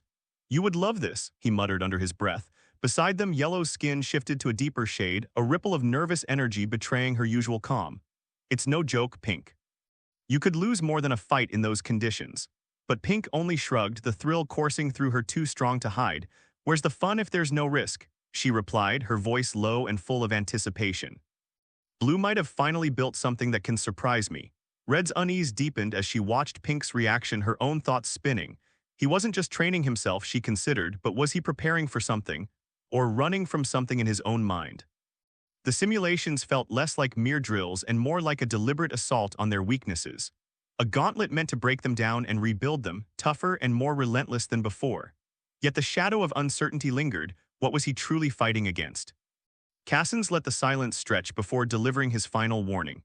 "If you get caught in the wrong scenario without help, it will kill you. Make no mistake, Blue didn't build these to teach you how to win. He built them to see how far he could go before he broke." Pink's grin faded, replaced by something more somber, her voice dropping to a near whisper as she spoke, concern threading through her tone. "I bet it sucked, winning every time." Her words hung in the air, a rare glimpse of genuine emotion from her. And for a moment, it was clear that beneath her thrill-seeking exterior, she understood the kind of isolation Blue must have endured, facing endless scenarios that were never meant to let up. The Imperator's voice cut through the tension in the room, smooth yet edged with authority. "Blue is currently being held in an interrogation room within Ranger operations." Red's brow furrowed in confusion, her mind struggling to process what she'd just heard. Interrogation. Her pulse quickened and she couldn't hold back the question burning on her tongue. "Blue's in interrogation? Why?" A heavy silence settled over the room, thick with unspoken questions, before Yellow finally spoke. Her voice was calm, almost eerily so, but beneath the surface there was a depth of emotion that Red recognized all too well. Her skin rippled subtly, shifting through a spectrum of darker hues, a physical manifestation of the turmoil within her. Anger, betrayal, rage. It was a sight Red had seen before, but never directed at a teammate. "He's in interrogation," Yellow said, her tone cool but carrying a barely restrained edge, "because he sabotaged the mission on Ceres." She hesitated, then continued, her voice gaining a sharper, more dangerous tone. "And the Alliance backs this claim. Aquator, Triforia, KO-35, and Ednoi, all of them support my testimony. Their protocols and reviews found no discrepancies. They've each reviewed my account and they stand by it." The final blow came with a grim finality. "He's being charged with treason." The word struck like a physical blow, reverberating through the room. Treason. Red's mind spun as she tried to align the Blue she knew with the accusations now hanging over him. Sabotage, treason, the implications twisted in her gut like a knife, feeling impossible, unreal. Her breath caught as she studied Yellow's expression, resolute, unyielding, her skin shifting in darker, stormy tones. If Aquator, Triforia, KO-35, and Ednoi are backing her.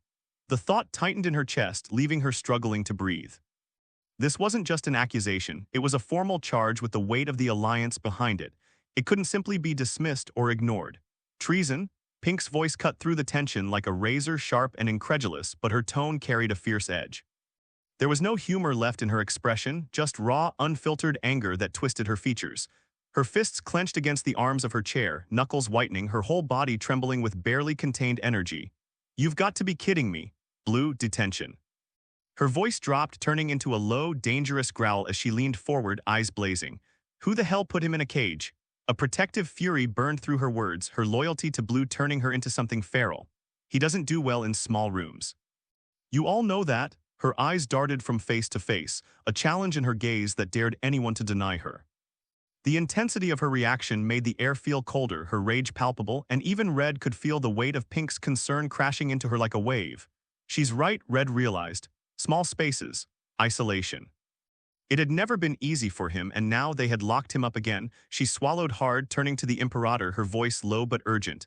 If he's in interrogation, he shouldn't be far from his morpher. And from Nova. The warning in her tone was unmistakable. You know how dangerous it is for him, he needs them. Black, while less openly volatile, couldn't mask the frustration tightening his features. He let out a sharp breath, his jaw clenched as he absorbed the weight of Yellow's words. Figures, he muttered, his voice carrying a dark undercurrent. But where's the proof? Where's the footage, the evidence? You're basing this on memories, testimony. He shook his head, glaring at Yellow with a smoldering intensity. You expect us to just take this at face value? Yellow turned to meet his gaze, unflinching, her voice unwavering. Aquatarian testimony isn't like Earth's. Our people do not lie, Black, not to each other, and certainly not about matters like this. When I gave my report, it was the truth as clear as day. Her skin shifted to a darker, stormy shade, emphasizing the firmness in her tone.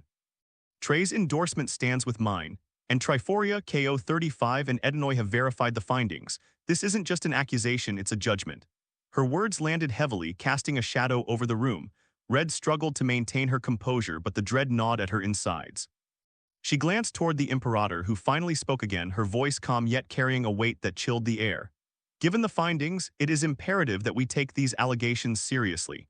The Rangers are Earth's first line of defense. We cannot afford to be compromised. Blue Ranger is being held for review. His morpher and AI are in Alpha's hands for evaluation. We will get to the truth one way or another. The room fell into a tense, uneasy silence, each Ranger processing the revelation in their own way, anger, confusion, disbelief. And through it all, the shadow of Blue's absence loomed, casting long doubts across the table. Red leaned forward, fixing Cassins with a piercing stare, her voice cutting through the heavy silence. So what's your plan, General? Treason. I could understand if you just wanted to get to the truth, but what, you're gonna execute him? Or is the idea to keep him on ice until you decide he's useful again? Maybe just let him out every time the Elvenurus come knocking. She scoffed, shaking her head, her frustration spilling over. You'd be lucky if he ever let you take him again. Her gaze sharpened, the tension in her voice palpable. Hell, even if the morpher reset and looked for another partner, there's no guarantee it'd ever select another person. You know that as well as I do. Before Cassins could respond, Pink leaned forward, her eyes gleaming with a dangerous light as she aimed her next words like a dagger. Let's stop pussyfooting around, shall we? She turned her gaze slowly across the room, her smirk twisted with a darker edge. You want to try executing him? Well, I'll save you the trouble. Her voice dropped, carrying a threatening purr. I'll gut anyone who tries, slice them open like a fish. Her gaze flicked over to Yellow, the hint of a wicked grin playing at the corner of her lips. Isn't that right, Yellow? I bet even you'd appreciate a good, clean cut. There was a twisted humor in her tone, but the malice behind her words was unmistakable. It wasn't just a joke, it was a warning. The room fell into a tense silence, the weight of Pink's words settling heavily on everyone present. Red kept her attention on Cassins, but she could feel the shift in the air, the undercurrent of danger that rippled through the room. Pink doesn't make empty threats, she thought, her own sense of unease growing. She didn't doubt for a second that Pink would follow through if it came down to it. Cassins' expression remained stony, but a flicker of unease crossed his eyes as he registered the intensity of the pushback. Red's challenge, Pink's threat, both left little room for negotiation. It was clear that any attempt to move against Blue would come at a steep price. Cassins let out a weary sigh, running a hand across his face as if trying to wipe away the tension. His voice, when he spoke, had lost some of its earlier sharpness, replaced with a tone of begrudging explanation. The tribunal had already decided to bring Blue in for questioning and examination. It wasn't my call alone, it was a joint decision by the Alliance. He paused, glancing briefly at Yellow before continuing, the lines of frustration etched deeper on his face. When they came for him, Blue reached for his morpher. Yellow intervened before he could morph, but his decision to even attempt it, that changed everything. What should have been a peaceful and fair tribunal turned into a direct violation of orders, an escalation that pushed the situation into an act of treason. Cassins' eyes swept over the Rangers, landing heavily on each one of them. Not abiding by a joint decision of the Alliance in a matter like this, it's punishable by death. Those are the rules, plain and simple. The words hung heavily in the air, the reality of what he was saying sinking in. Red felt her breath catch, a cold knot of anger forming in her chest, while Pink's expression darkened further, her hands clenching into tight fists. But before the tension could spiral further, the Imperator interjected, her voice calm yet carrying an authority that filled the room. However, given his service, his record, and his unique status, I have convinced our allies to pursue a different course. Her gaze was steely, making it clear that her intervention had not come without effort. He is to be placed under strict observation, with limits placed on his extracurricular activities. She paused, allowing the gravity of her words to sink in. If after thorough examination, his Morpher and Nova come back unmanipulated and secure, he will be released, after serving some administrative lashes as a formal consequence of his actions. There was a faint glint in her eyes, and her lips curved into a thin, almost sardonic smile. Far overdue, if not for this incident, then definitely for the bar fight at the grid. Pink's hands relaxed slightly, though her expression remained hard, eyes still flashing with that protective fire. But the promise of the Imperator's words, the thin thread of hope that Blue might be released, tempered some of the fury that had roiled through the room moments earlier. Cassin's sigh came again, a weary sound that matched the exhaustion in his eyes. This is the best we can do under the circumstances. It's not ideal, but it keeps him alive. Cassin straightened, the weariness fading from his expression as he resumed his authoritative tone. Now onto your orders, he said, his voice firm, as if to remind them all that, despite the tensions, he was still in command. After the press conference that reintroduces you to the world, the four of you will be sent home. I'm sure you all have loved ones you'd like to catch up with. His gaze moved between each of the Rangers, his tone carrying a note of finality that left little room for argument. You'll be given a limited time to reacclimate, to reconnect with whatever is left of the lives you put on hold. But understand this, it's not an indefinite leave. You'll be recalled for active duty as soon as the situation demands it. He turned his attention specifically to Red, his expression hardening. And Red, while you're with them, you will update your team on the status of the Elven Eurus. They need to understand the severity of the threat we're facing now and what it means for us moving forward. Red met his gaze evenly, feeling the weight of his order settle on her shoulders. Of course, he'd put that on me, she thought, a flicker of irritation crossing her mind. But she nodded, accepting the responsibility. It was better that her team hear it from her, rather than being blindsided when the situation inevitably escalated. As the General and the Imperator went on, Red sat in strained silence, her mind a storm of questions and doubts. Yellow's accusation lingered, casting an ugly shadow over everything she thought she knew. What exactly had Yellow seen to believe Blue had betrayed them? The thought gnawed at Red, a suspicion that refused to fade. It didn't add up. Yellow never threw around accusations lightly, but nothing about this situation fit the norms they had known. Logic unraveled at every turn, leaving Red lost in a labyrinth she couldn't escape. Red recalled her encounter with Blue. He hadn't stumbled into her interrogation room unprepared.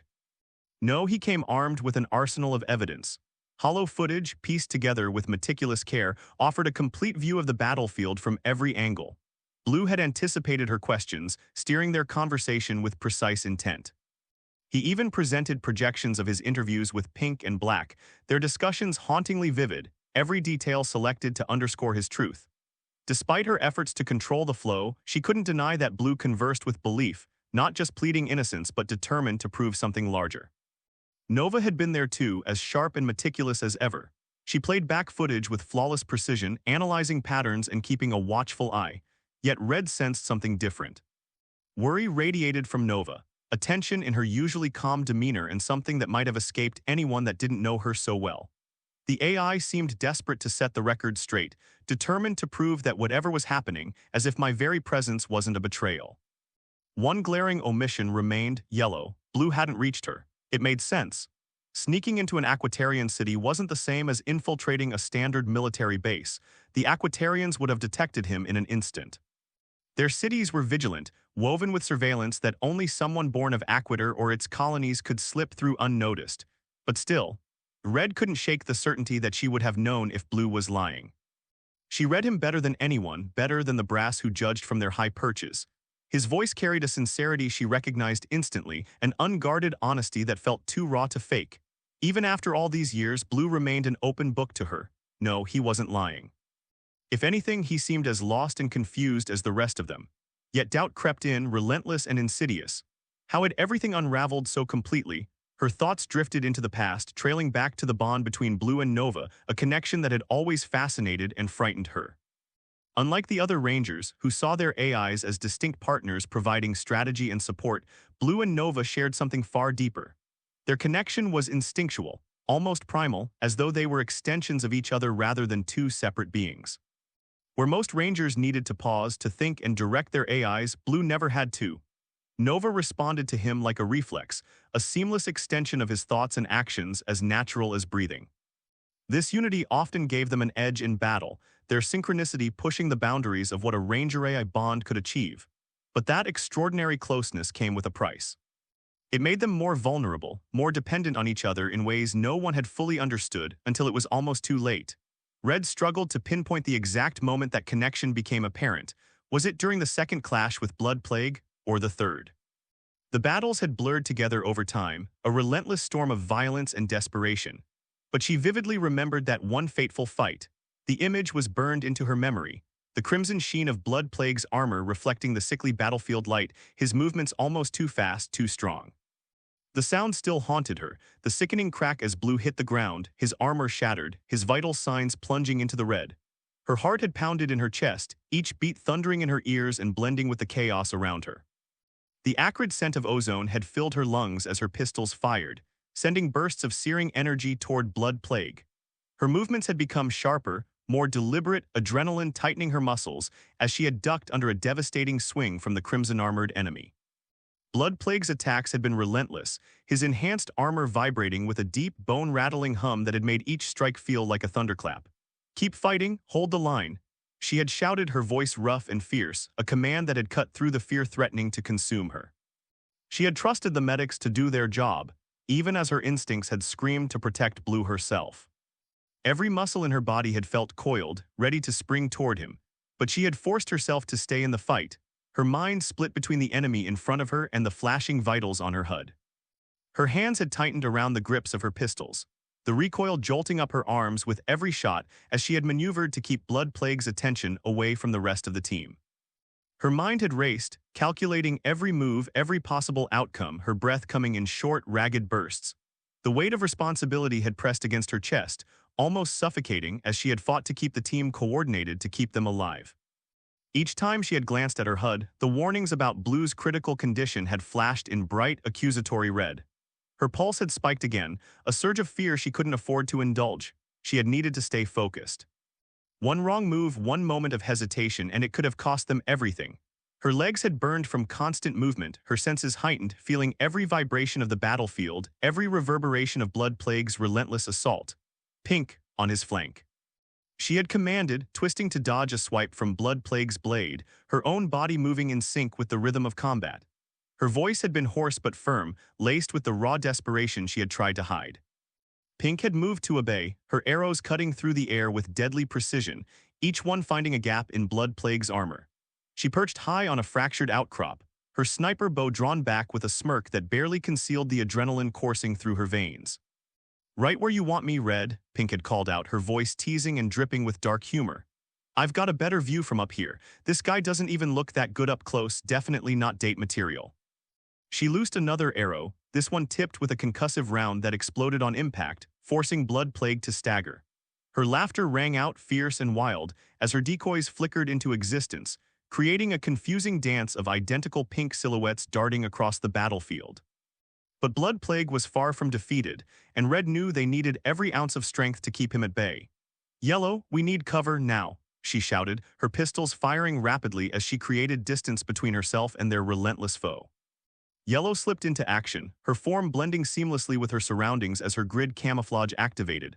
She moved like a shadow, silent and deadly, her twin daggers glinting with a faint, poisonous sheen. Echo, her AI, whispered strategic updates into her mind, guiding her to the perfect ambush points. "On it, Red," Yellow had replied, her voice calm, the embodiment of controlled lethality. She ghosted around Blood Plague, weaving between debris and shattered terrain, her movements so fluid that even Blood Plague's enhanced senses struggled to pinpoint her. Without warning, Yellow emerged from the shadows, her daggers striking fast, one aiming for a joint in Blood Plague's armor while the other delivered a dose of paralytic poison. Blood Plague roared in frustration, his movements briefly slowed as the toxins began to take effect. "That should buy us a few seconds," Yellow said coolly, vanishing back into the cover of the battlefield. Her heart beat steadily, unshaken by the chaos, her trust in Echo and her own instincts absolute. But even with Pink's disruptive fire and Yellow's surgical strikes, Blood Plague's power was overwhelming. His armor sang with a dreadful resonance, each step reverberating through the ground as he prepared to launch another devastating attack. Red's grip on her pistols tightened, her mind racing. They needed more than precision and evasion, they needed raw, unrelenting force. Black, now's the time, grid charge. She yelled, her voice commanding but underpinned with urgency. Black had been waiting for this, his war hammer, noisemaker, held at the ready. The massive weapon pulsed with energy, absorbing the kinetic force from Blood Plague's attacks and crackling with raw power. His AI bastion remained calm and steadfast in his mind, grounding Black's natural intensity. Acknowledged, Bastion had rumbled, his voice a stabilizing presence. With a fierce grin, Black launched himself forward, grid charge amplifying his speed and strength. He collided with Blood Plague, the impact of Noisemaker slamming into their enemy like a meteor strike. The ground beneath them cracked, the sheer force of the blow sending shockwaves rippling outward. "You wanted a fight?" Black growled, his voice deep and almost exhilarated. "Here it is." Blood Plague staggered, momentarily overwhelmed by the onslaught. But even as he reeled, his armor began to hum louder, absorbing and redirecting the energy around him. Red's heart raced, the cacophony of battle pressing in on her. They were buying time, but at a heavy cost. Blue's vitals still flashed red on her HUD, each pulse a grim reminder that they were running out of time. They were fighting with everything they had, each member of the team giving their all. Yet the odds remained stacked against them, and Red could only pray that their combined strength would be enough to hold Blood Plague at bay, and to give Blue the chance he desperately needed to survive. They had managed to bring Blood Plague down, the enemy's crimson armor shattered and lifeless on the battlefield. But there had been no sense of victory, no time to celebrate. As soon as the dust had settled, the team had rushed to the medical wing of Ranger operations, their relief bitter and short-lived. Blue had been placed on life support, his body battered and broken, but at least he was stable. Helpless but stable, or so they had thought.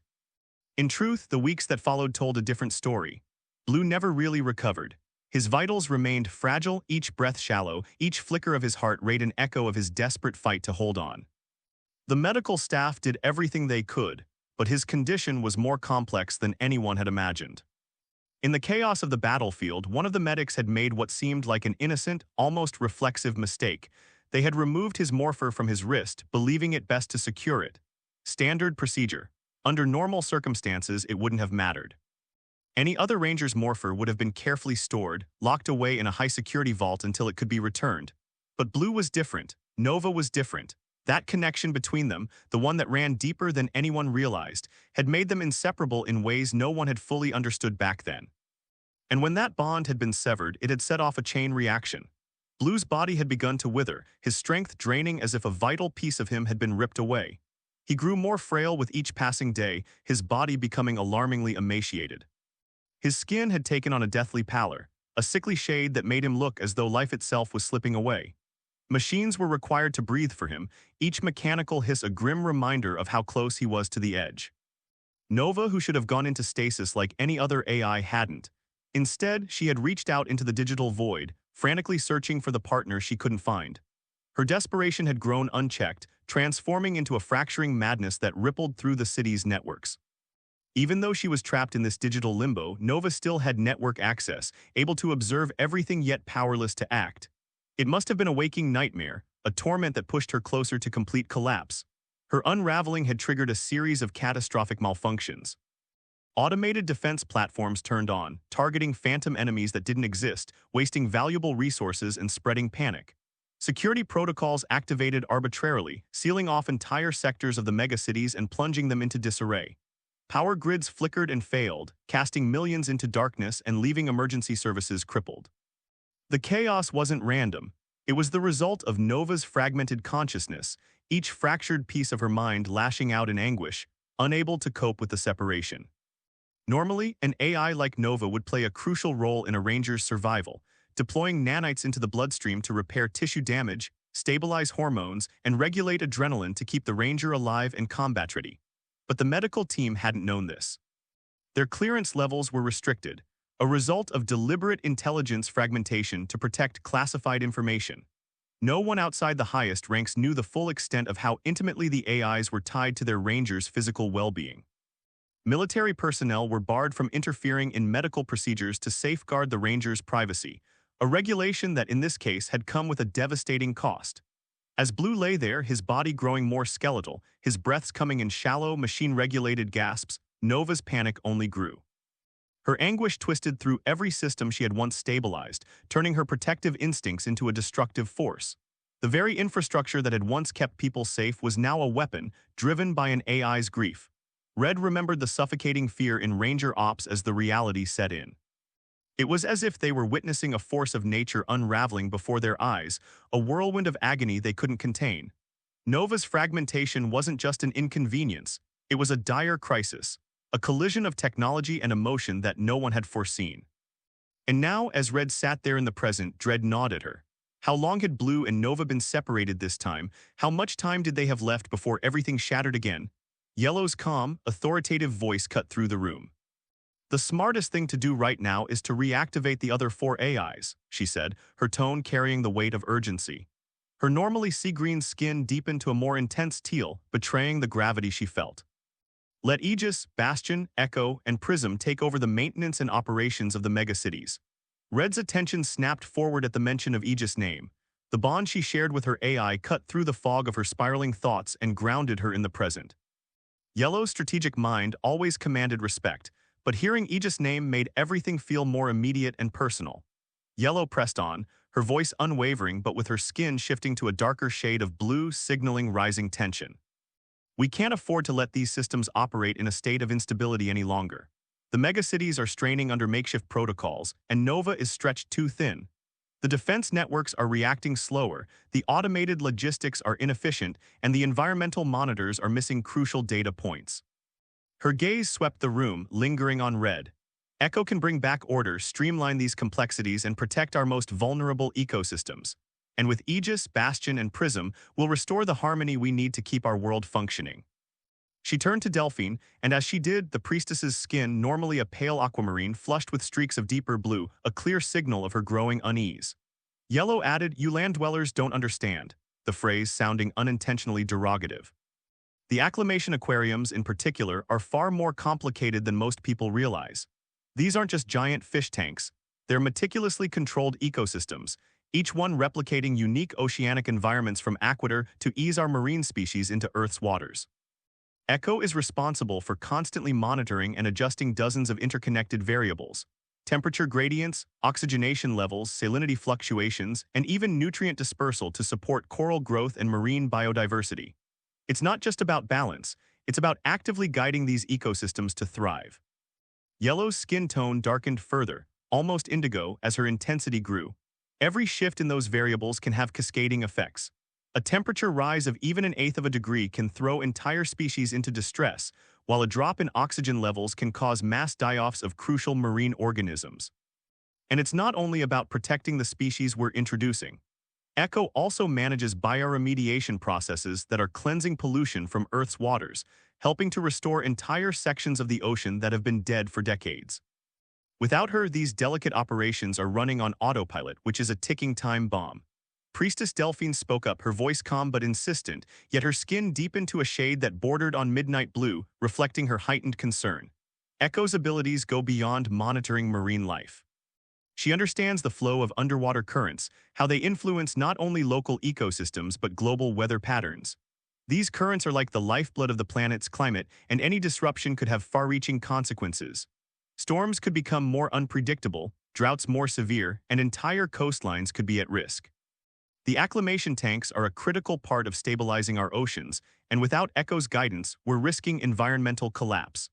The weight of their words settled heavily in the room, reinforced by the vivid, shifting hues on their skin, a visual reminder of how deeply they felt the impending crisis. It wasn't just about restoring AI support. It was about protecting a complex, interconnected system that was vital to the planet's survival. Before Red could process it all, Black spoke up, his deep voice resonating through the room with a no-nonsense tone. "I'm all for it," he said, cracking his knuckles, his expression set in a determined frown. "Our enemies know how to hit where it hurts, and if getting Bastion back online means having a tactical edge, I'm in. We need to be ready for whatever they throw at us, and that means using every advantage we have." Black's words were as straightforward as his approach to combat, clear, practical, and full of unwavering resolve. Pink followed with her usual irreverent flair, a mischievous grin spreading across her face. Hell yeah, let's get Prism back in the game, she drawled, leaning back in her chair and kicking her feet up onto the table with an exaggerated nonchalance. Her eyes flicked to yellow and her grin widened. Because let's be real, us land dwellers always need the aquatic elite to save our butts when things go belly up. She emphasized land dwellers with a mocking tone, as though it was a badge of inferiority, her words dripping with playful scorn. Immediately, a wave of irritation swept over the aquatarians in the room. Their skin flushed with streaks of dark blue, a visible sign of their annoyance, and a few exchanged glances that spoke of their barely contained frustration. Priestess Delphine's serene composure cracked for the briefest moment, her pale blue eyes narrowing before she regained control, her skin gradually lightening as she steadied herself. Pink continued unfazed, her voice taking on a mock-heroic lilt. But hey, don't worry, she added, a laugh bubbling in her throat. Prism's been dying to get her hands on those systems, and if things get messy, and we know they will, I'll make sure it's a beautiful disaster. Her humor, though biting, masked a genuine readiness for chaos, the kind she seemed to thrive on. Yellow's eyes narrowed, her skin fluctuating between shades of blue, but she didn't rise to the bait. She simply fixed Pink with a flat stare before looking back at Red. The room held a charged silence for a moment, the Aquatarians' irritation hanging in the air, but the point had been made. They needed their AIs and they needed them now. The combination of Black's resolute support and Pink's chaotic confidence sent a ripple of determination through the group.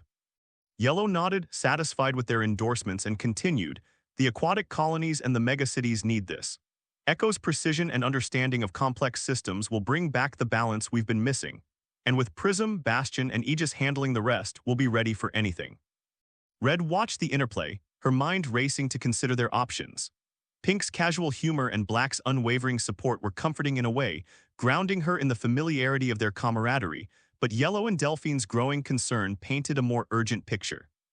The room held a charged silence for a moment, everyone processing what had just been laid out before them.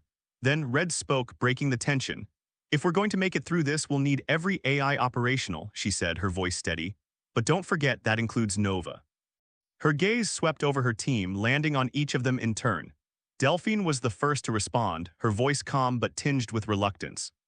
Nova has been unpredictable, yes, she conceded, her skin fluctuating between shades of aquamarine and deep teal, reflecting the inner turmoil she was trying to mask. But you are right, Red. For the sake of planetary stability, Nova's capabilities are essential. The balance she brings to the global defense network is unparalleled. She paused, her expression hardening slightly. However, Delphine continued, her voice taking on a firmer edge, Blue cannot be trusted with any access to engineering systems or critical infrastructure. Given the available information, he remains too dangerous. Whatever risks Nova presents, Blue's influence over our most sensitive systems cannot be permitted. Her skin darkened briefly to a deep, stormy blue, underscoring her conviction. Red's jaw tightened and she stepped forward, her eyes narrowing. Unacceptable, she shot back, her voice steady but laced with frustration. I need my entire team fully operational. Blue is one of us, and I won't sideline him when we need every ranger at full capacity. Her determination was clear, but the tension between her and Delphine was palpable. Pink leaned forward, her casual demeanor giving way to an exaggerated, mock-serious expression as she locked eyes with Delphine. Oh, come on, your salty highness, she drawled, her voice dripping with playful scorn. Let's face it, Blue's a walking disaster, sure, but he's our walking disaster. She began counting on her fingers, each flaw punctuated by an exaggerated sigh. Let's not forget how he can't stand anything out of place. Like that time he practically threw a tantrum because someone moved his tactical gear half an inch to the left. Or how he overanalyzes everything to the point where he makes Red look downright spontaneous. Her grin widened, clearly enjoying the irritated looks she was getting. And oh, the way he micromanages Nova, like she's some kind of supercomputer version of his therapist. No, Nova, run this simulation 5 more times and adjust the variable squirrel migration patterns because perfection is mandatory. The Aquatarian's skin began to flush a stormy blue, their irritation becoming more pronounced. Delphine's composure wavered, but Pink was just getting started. And who could forget his stellar emotional communication skills? Pink continued, sarcasm dripping from every word. Remember when he talked to Black about strategy and somehow managed to insult his entire family line in the process? Genius move, really. Or how he can't express a single genuine feeling without making it sound like he's reading from a command manual. She leaned back, her grin wicked and full of mischief. But that's what makes him reliable, you know. Blue's a perfect bundle of neuroses wrapped in armor. One wrong decision away from a meltdown, sure.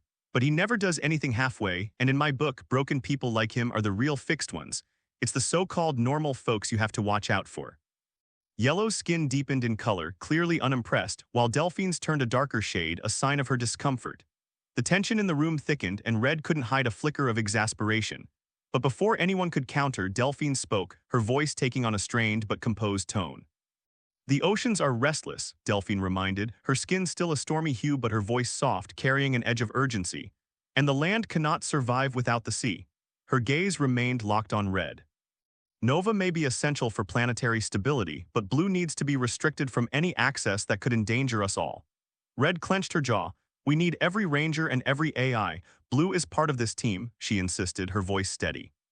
The tension hung between them, a silent battle of wills, as the importance of their decision weighed heavily on everyone.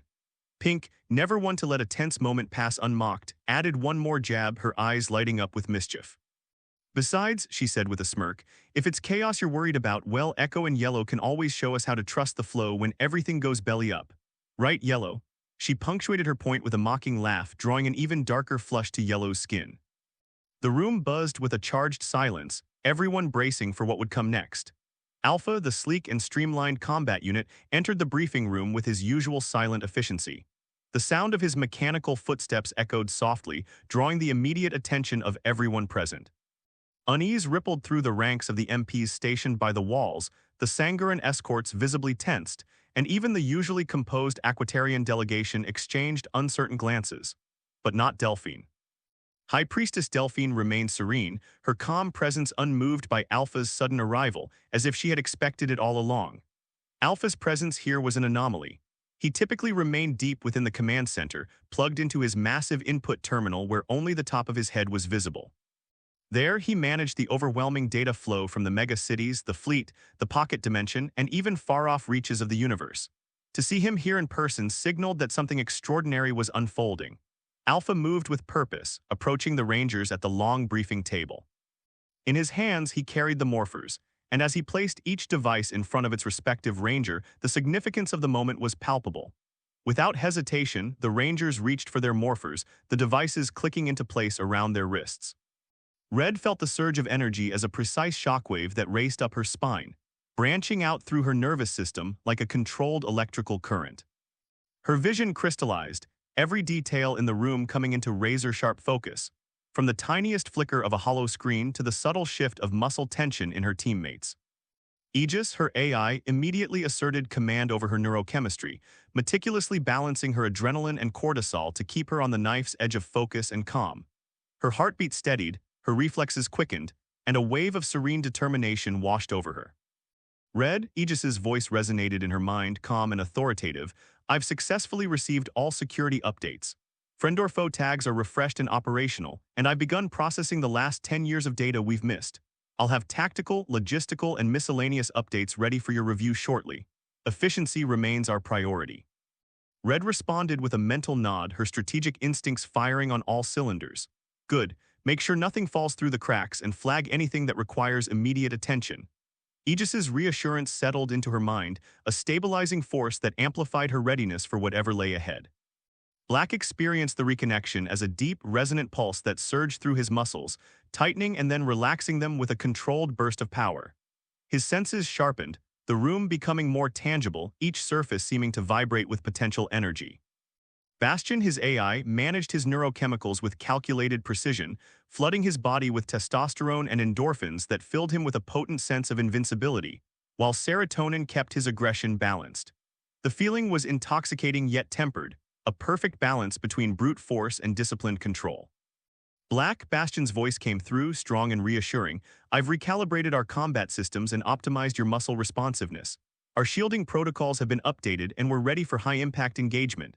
During the update process, I also received Blue's full catalog of training simulations. Bastion's tone turned dismissive. Most of them barely meet our minimum requirements for attention, but they'll do for a warm-up. Black felt a grin tug at his lips, recognizing the underlying hunger for combat in Bastion's voice. You're itching to hit something, aren't you? He thought, amused. Bastion's presence hummed with eager anticipation. Always, the AI admitted, the facade of dismissal slipping for a moment.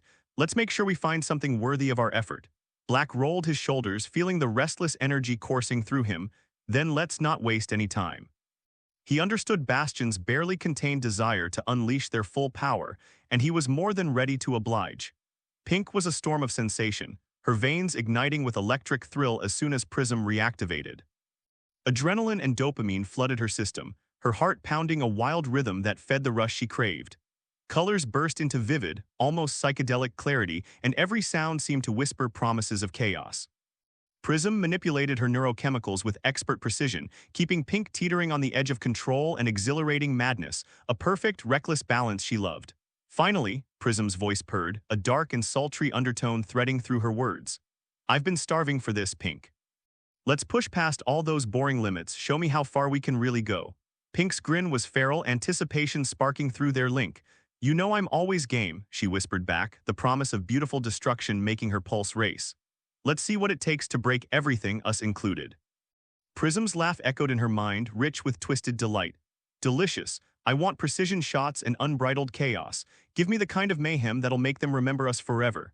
Pink shivered with delight, her body buzzing with desire, not for safety but for pure adrenaline-soaked ecstasy. Oh, it'll be unforgettable, she teased, her thoughts crackling with barely contained energy. Let's make sure it's messy, thrilling, and dangerously perfect. Their connection thrummed with shared anticipation, each one daring the other to go further, to dive deeper into the chaos they craved. Pink felt like a live wire, every nerve alight with the pleasure of risk and ruin. The world was their playground, and they were ready to make it shatter. Yellow felt Echo's reactivation as a soothing, almost liquid warmth that coursed through her body, releasing the tension from her muscles and calming the storm inside her.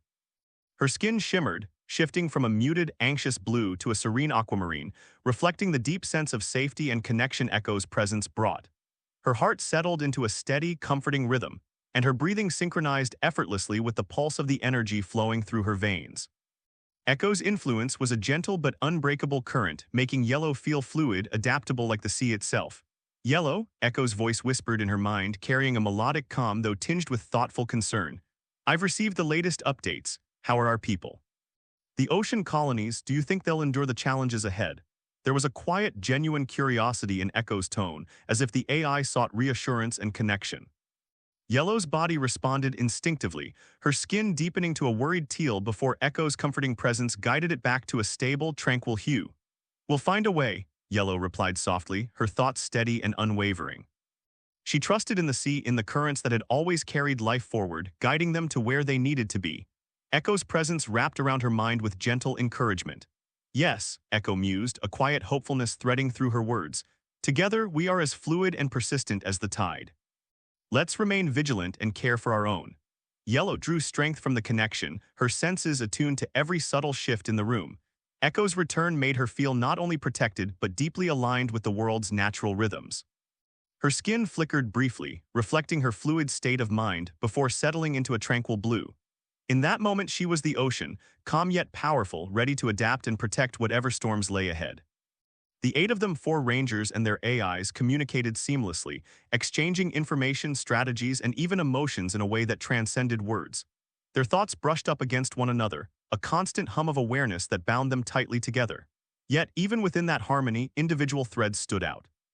Yellow's mind remained carefully guarded, her thoughts wrapped in a protective current, as if shielding herself from the waves of turmoil that rippled through the link. Echo mirrored her restraint, providing a serene yet vigilant presence, a calm force against the undercurrents of uncertainty.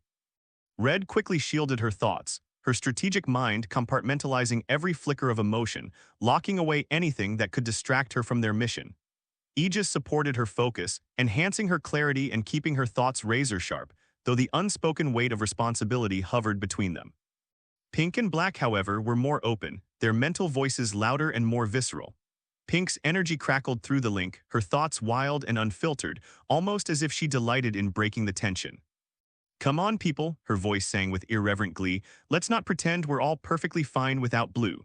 This hole feels like the universe decided to drop a black hole into our collective soul. Prism's laughter echoed hers, dark and gleeful, adding to the reckless abandon they both exuded. Black's thoughts, in contrast, pulsed with a heavy, frustrated energy. This is messed up, he projected, the irritation clear as Bastion's presence bristled alongside his. We shouldn't be missing pieces, not when the stakes are this high. Bastion and I are ready to hit anything to set things right. The desire for action radiated through their link, barely contained by the tempered discipline that Bastion enforced. Despite the shared understanding and unity, the void left by Blue and Nova was a palpable absence, a silent ache that lingered in the back of everyone's minds. It was a reminder of what they had lost and what they had yet to reclaim. Before the tension could stretch any further, General Cassens, who had been silently observing, finally lost his composure. His face flushed with barely controlled fury, and his voice sliced through the mental link like a blade. "What is the meaning of this?" he barked, his fist slamming onto the table with a heavy thud. The Rangers weren't supposed to get their morphers back. The AI link was meant to be wireless, confined to this facility only. His frustration was palpable, his carefully laid plans suddenly thrown into chaos. Alpha's optics flickered, the light in his eyes deepening to a more ominous shade of red. He stood resolute, his usually calm and collected demeanor now tinged with a faint undercurrent of warning. The droid assessed the room's tension, his analytical mind parsing the potential for escalation. "They are Power Rangers," Alpha declared, his voice unwavering and absolute. "The morphers chose them for a reason. Withholding the morphers beyond the necessary time limit violates my protocol, the protocol established by Zordon and the High Council of Elter." Cassens's eyes narrowed dangerously, his jaw clenched so tightly that a vein pulsed at his temple. "Your protocols do not concern me, Alpha," he hissed. Before the confrontation could boil over, Pink burst into laughter, her amusement slicing through the heavy atmosphere. "Oh, this is too good," she exclaimed, leaning back with a wide grin. "Tell him, Alpha, let him know who's really running the show around here." Her voice dripped with mockery, and the reckless glee in her thoughts danced across the mental link. Red shot Pink a sharp, authoritative look, her eyes narrowing. The unspoken command was clear enough. Pink's laughter faded, but the sparkle of delight in her eyes remained, relishing the chaos even if she had to quiet down. Black straightened, his muscles tensing in silent anticipation. He had sparred with Alpha in training simulations and knew just how powerful the droid could be if pushed to his limits. Bastion's mental presence mirrored his own, a steady drumbeat of readiness, eager to act if the situation demanded it. Black couldn't help the hint of a smile tugging at his lips. The droid can brawl, he thought, more to himself than anyone else. But Red was more uncertain. The trust she had in Alpha ran deep, almost instinctual, built over years of shared victories and desperate battles. He was, in a sense, a father figure to them all, a guiding force that had never wavered. Yet, despite that trust, a knot of doubt twisted in her gut. This situation felt off, and she couldn't shake the tension coiling in her chest. The morphers' return so suddenly felt like a double-edged sword, a powerful boon but perhaps too soon, too unprepared. Her mind buzzed, the mental link between her and Aegis alive with a flood of questions. Aegis's analytical voice cut through the fog of her uncertainty, offering calculated insights and logistical assessments. But even he couldn't ease the weight of responsibility pressing on her shoulders. Red had always been a soldier, trained to follow orders and uphold the chain of command. But she was also a leader, bound to safeguard her team at any cost. The two roles warred within her. Follow orders, trust the system, the soldier in her urged, clinging to the familiar structure of protocol, but the leader in her pushed back, fierce and unyielding. "Your team comes first, you need to be sure, you need to protect them whatever it takes." Aegis sensed her conflict, his presence a stabilizing force. "I understand your hesitation," he admitted, his tone devoid of judgment, "but we are equipped now. We can act with greater precision," and Alpha's decision, though abrupt, was not made lightly. Red's jaw clenched, the tension making her heartbeat thrum in her ears. She exhaled slowly, trying to find the balance between obedience and the fierce protectiveness she felt for her team. "We'll see," she thought back to Aegis, her mind steeling itself. "For now, we move forward, but we keep our eyes open and we trust our instincts." The mental link hummed in agreement, but the undercurrent of doubt lingered, a shadow she couldn't quite banish. Alpha's voice, steady and impartial, cut through the thickening tension.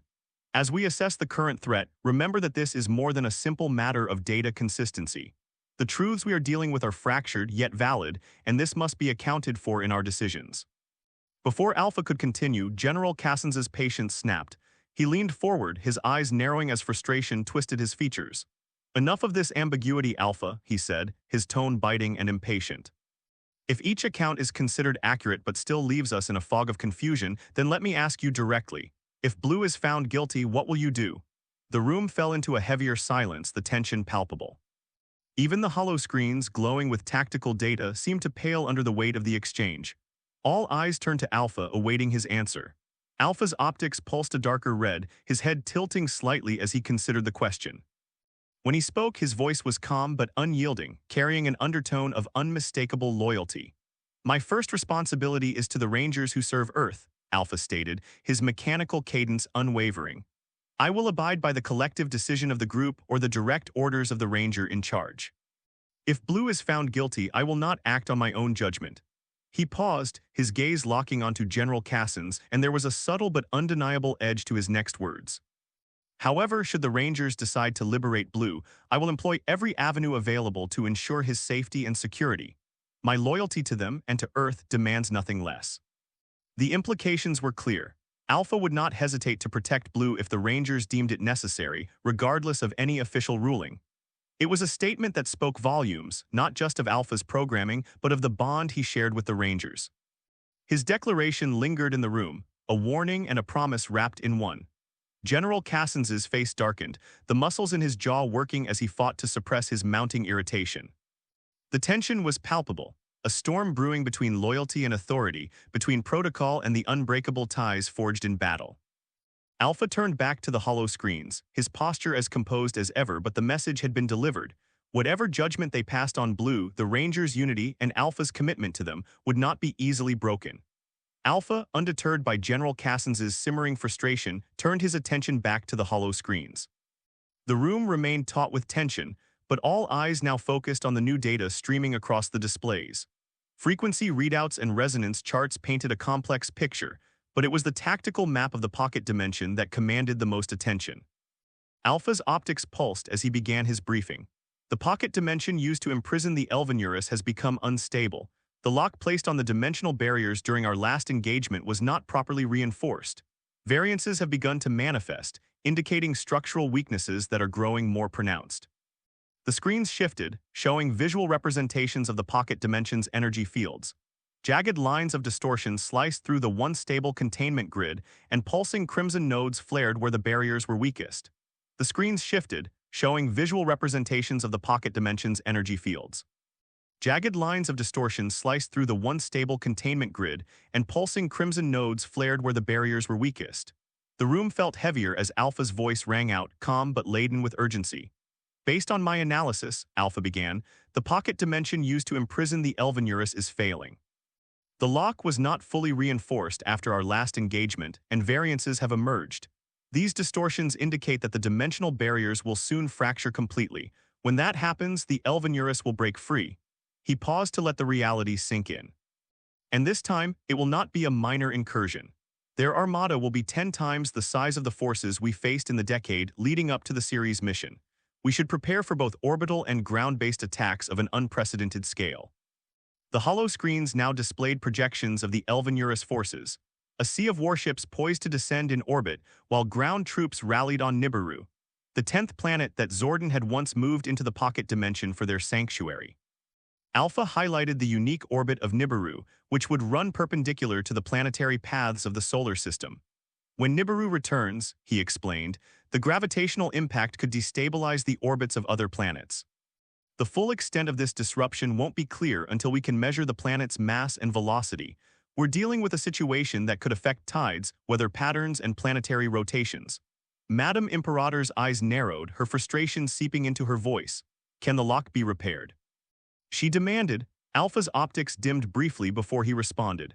"The lock can only be repaired from inside the pocket dimension. Currently, the lock is too secure to allow access, and no fractures exist that could be used to enter without destabilizing the structure further. Once it fails, there will be nothing left to repair. The entire system will reach critical failure." General Cassens's frustration boiled over and he clenched his fists.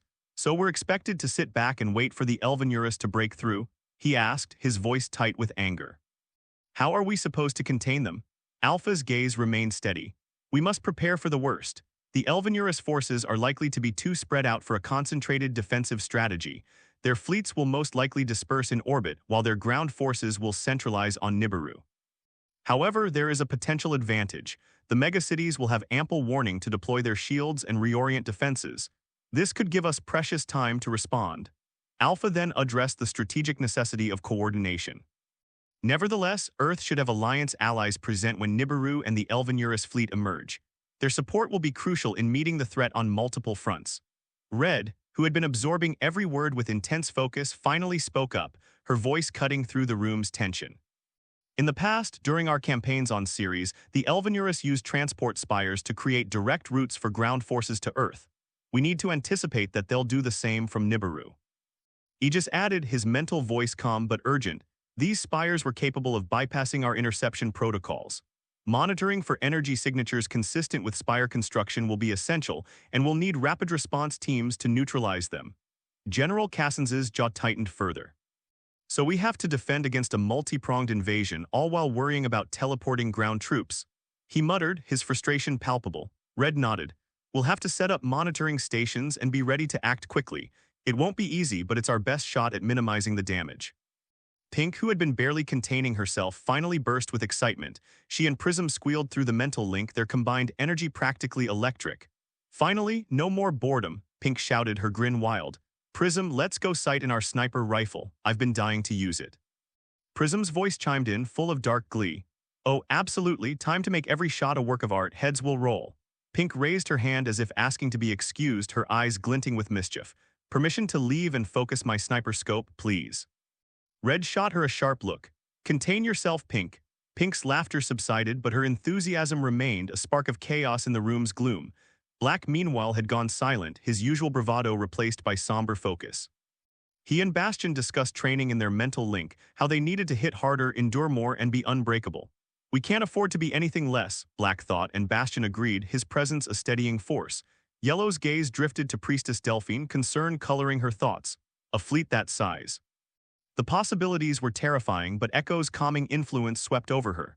We will face this together, Echo said, her voice serene. The sea does not fear the storm, neither shall we.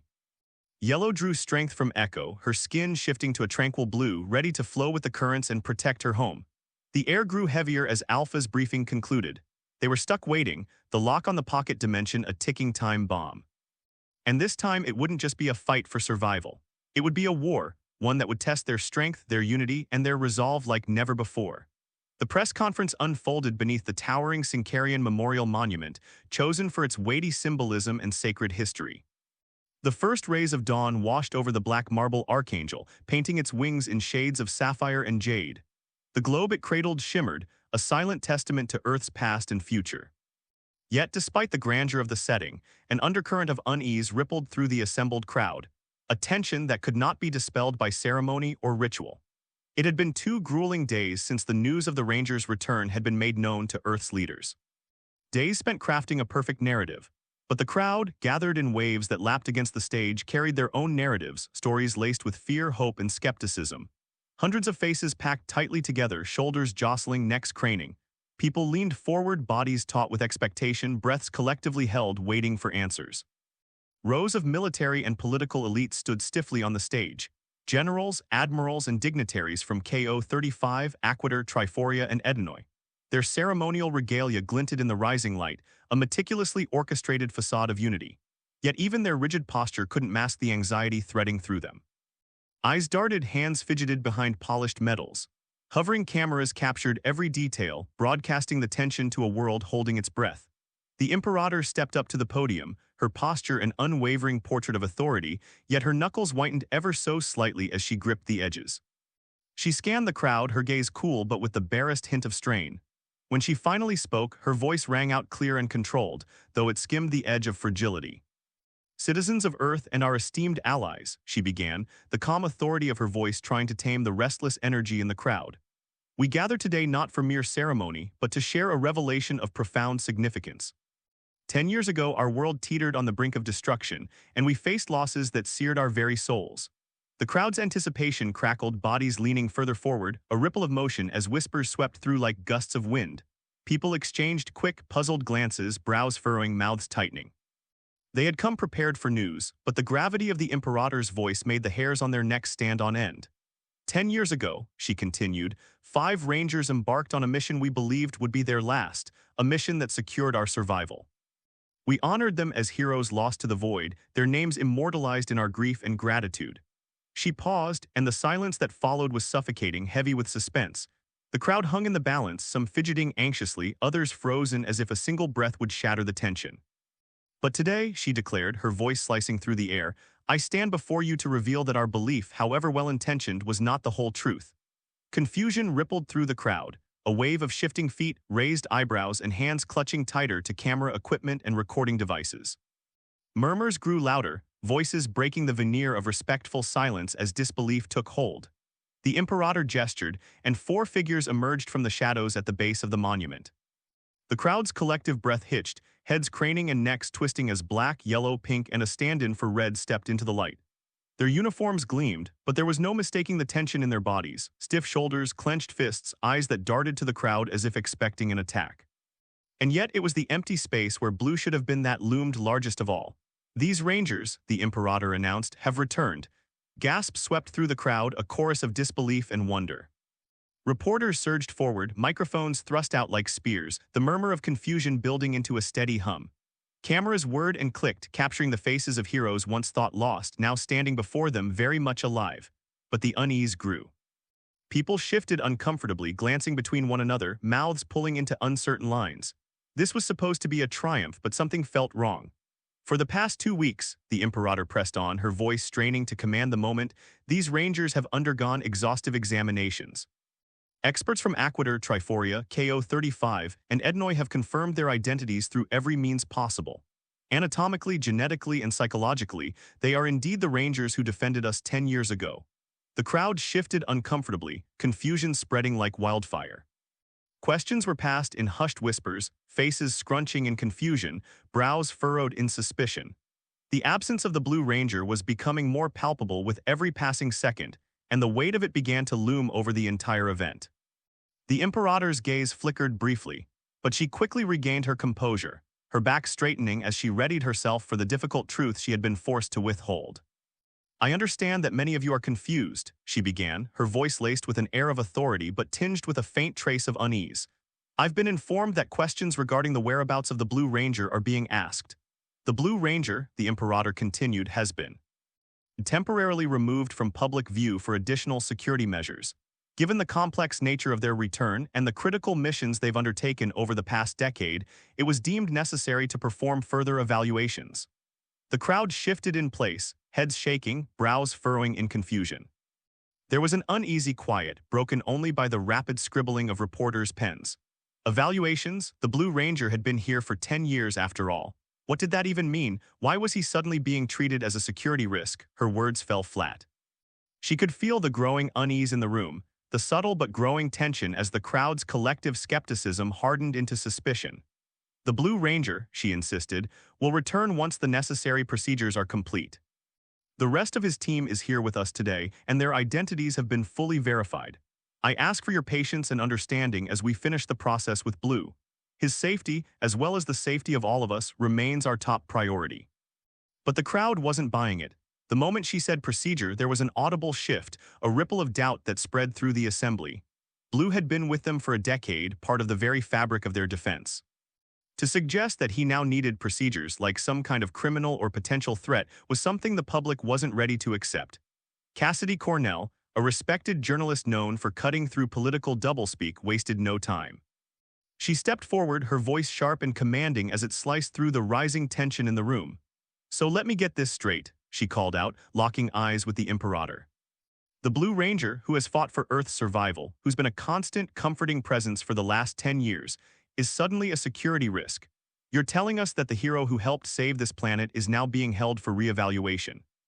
Cassidy's words struck with precision, amplifying the suspicion that was already growing. A shift rippled through the assembly as the implications of what she said began to take root. The once reliable presence of Blue, who had stood guard over Earth in the years of peace, was now being framed as something dangerous. That alone was enough to raise alarms. Cassidy pressed on, her eyes flashing with intensity. If Blue Ranger wanted to harm the Alliance, if he wanted to betray everything we've built, he's had 10 years to do it. He's had access to military systems, sensitive data, infrastructure. He's been walking beside us, watching over us, and he's never acted against us. So why now? Why is he suddenly being treated like a threat? The room grew still. The imperator's composure faltered. She could feel the collective doubt of the crowd shift like a weight pressing down on her. Cassidy's words were logical, and the growing unease was palpable. Blue had been a protector, a fixture of the peace they'd enjoyed. To suggest he had turned on them now after all this time didn't add up. Cassidy's challenge had cut to the heart of the issue. If Blue were a danger, why wasn't he one before? The longer the Imperator danced around the question, the more it seemed like an answer in itself. The atmosphere in the crowd became more volatile by the second. Every unanswered question seemed to fuel the fire, each voice louder and more insistent than the last. One person near the front stood up, his voice ringing with disbelief. "Where's Nova? She didn't wake me up for my morning run. She's always on time for that. What's going on?" A chorus of agreement rippled through the crowd. "That's right," another shouted, pointing at the podium. "The shipping lanes were behind schedule today. Nova's never late. I've missed enough trains to know when something's off." The Imperator's face twitched, but she didn't speak, her composure slipping further as more voices joined in. The questions were coming at her from all directions now, each one sharper, more accusatory. There was no space for diplomacy left, only suspicion and demand for answers. Someone else piped up from the back of the crowd, their voice cutting through the chaos with chilling clarity. "Aegis answered my query this morning. Does that mean the other AIs are in control of the cities now? Why them and not Nova? Was she deactivated? Why isn't she here?" The air in the room grew dense, as if the very weight of their unspoken concerns was choking the life out of the event. The tension was no longer just a whisper, it was a roar. The crowd wasn't just angry, they were confused, frightened. It was one thing to question Blue's return, but now, with Nova's absence and the AIs seeming to take over the functions of the city, they were facing something far more unsettling. Why them and not Nova? Another person echoed, the question hanging in the air like a thick fog. "What's happened to her?" Before she could respond, Cassidy Cornell's voice rang out again, sharper, more insistent this time. "Wait a minute," she called, her tone cutting through the noise. "Let's get this straight. Blue initiated a planet-wide lockdown. His message clearly indicated unknown Ranger operators, and now you're telling us you've recovered these 4. So if they are the Rangers Blue encountered, why were they considered unknowns?" The Imperator's face tightened as the weight of Cassidy's words hit home. Her mind raced, but the crowd was already grasping the implications. Cassidy pressed on, her voice steady but full of accusation. "Shouldn't their systems all be able to communicate with each other? You're telling us that after all this time, Blue's the one person who would be absolutely certain about their identities, and yet he's conveniently absent for your little charade. You expect us to believe this. You expect us to trust that these 4 are the Rangers Blue fought with, that they're really who they say they are, when Blue is the one person who could confirm that."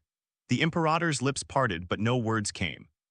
The air in the room felt like it had solidified into a thick fog. The tension, the doubt, the suspicion, it was all now directed at her. She could feel every eye on her, the weight of their distrust suffocating.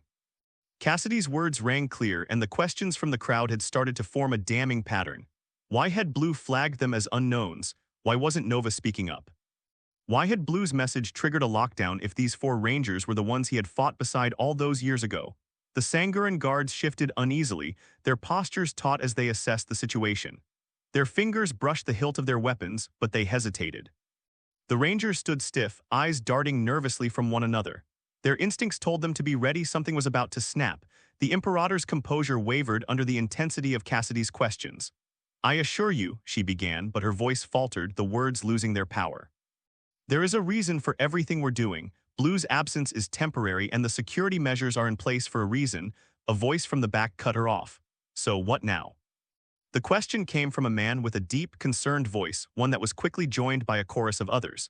"How do we know these 4 are the real Rangers? You said Blue confirmed their identities. Well, Blue's not here, so how can we believe anything you're saying?" The crowd was no longer just confused, they were angry, and their suspicion was no longer just about Blue's absence, it was about the whole story. "You've had 2 weeks to prepare this press conference," Cassidy pressed on, her voice now unwavering. "You knew this was coming. And still there are holes in your story. You've given us 4 Rangers, but where's Blue? Why isn't he here to vouch for them? Why isn't he here to confirm their identities? Why is he being hidden from us?" The Imperator's lips pressed into a thin line and her eyes flickered to her aides. They had no answers to offer her. The crowd was demanding the truth, but she wasn't ready to give it. Her usual calm was now a fragile mask, barely hanging on. "Enough." The Imperator snapped, trying to regain control. "The situation is under control. Blue will be brought forward once the necessary procedures are complete. I ask for your patience." But there was no patience left in the room. The questions kept coming, louder and more forceful, drowning out her voice. The crowd, however, was past reason. The first few figures had broken through the security barrier, and now they were all pushing forward, desperate to get closer, to confront the Rangers and the Imperator. The tension snapped with the sound of a shout. A woman in the crowd, her voice rising above the rest, yelled, "You're hiding, Blue, you're hiding the truth from us." The word truth seemed to be the spark. In an instant, a wave of people surged toward the front, breaking past the Sangaran guards' line, pushing their way toward the Imperator. The guards responded immediately, grabbing hold of the closest agitators, shoving them back, but the crowd was too large, too angry. One of the Sangaran guards, in an attempt to control the situation, raised his weapon, a warning shot, a clear sign that the crowd was crossing into dangerous territory. The crack of the weapon firing in the air was enough to send a ripple of fear through the crowd, but instead of quieting them, it had the opposite effect. People shouted louder, pushing forward even harder. And then, the first physical confrontation happened. A man lunged forward, knocking a Sangaran guard off balance, and for a split second it felt like the entire room was about to collapse into violence. The guard raised his weapon again, but this time his grip was shaky, the fear of escalating the situation too great. He grabbed the Imperator's arm and with a sharp tug began pulling her away from the podium. The movement was quick, decisive, no more words, no more hesitation. "Move her now," the Sangaran commander barked.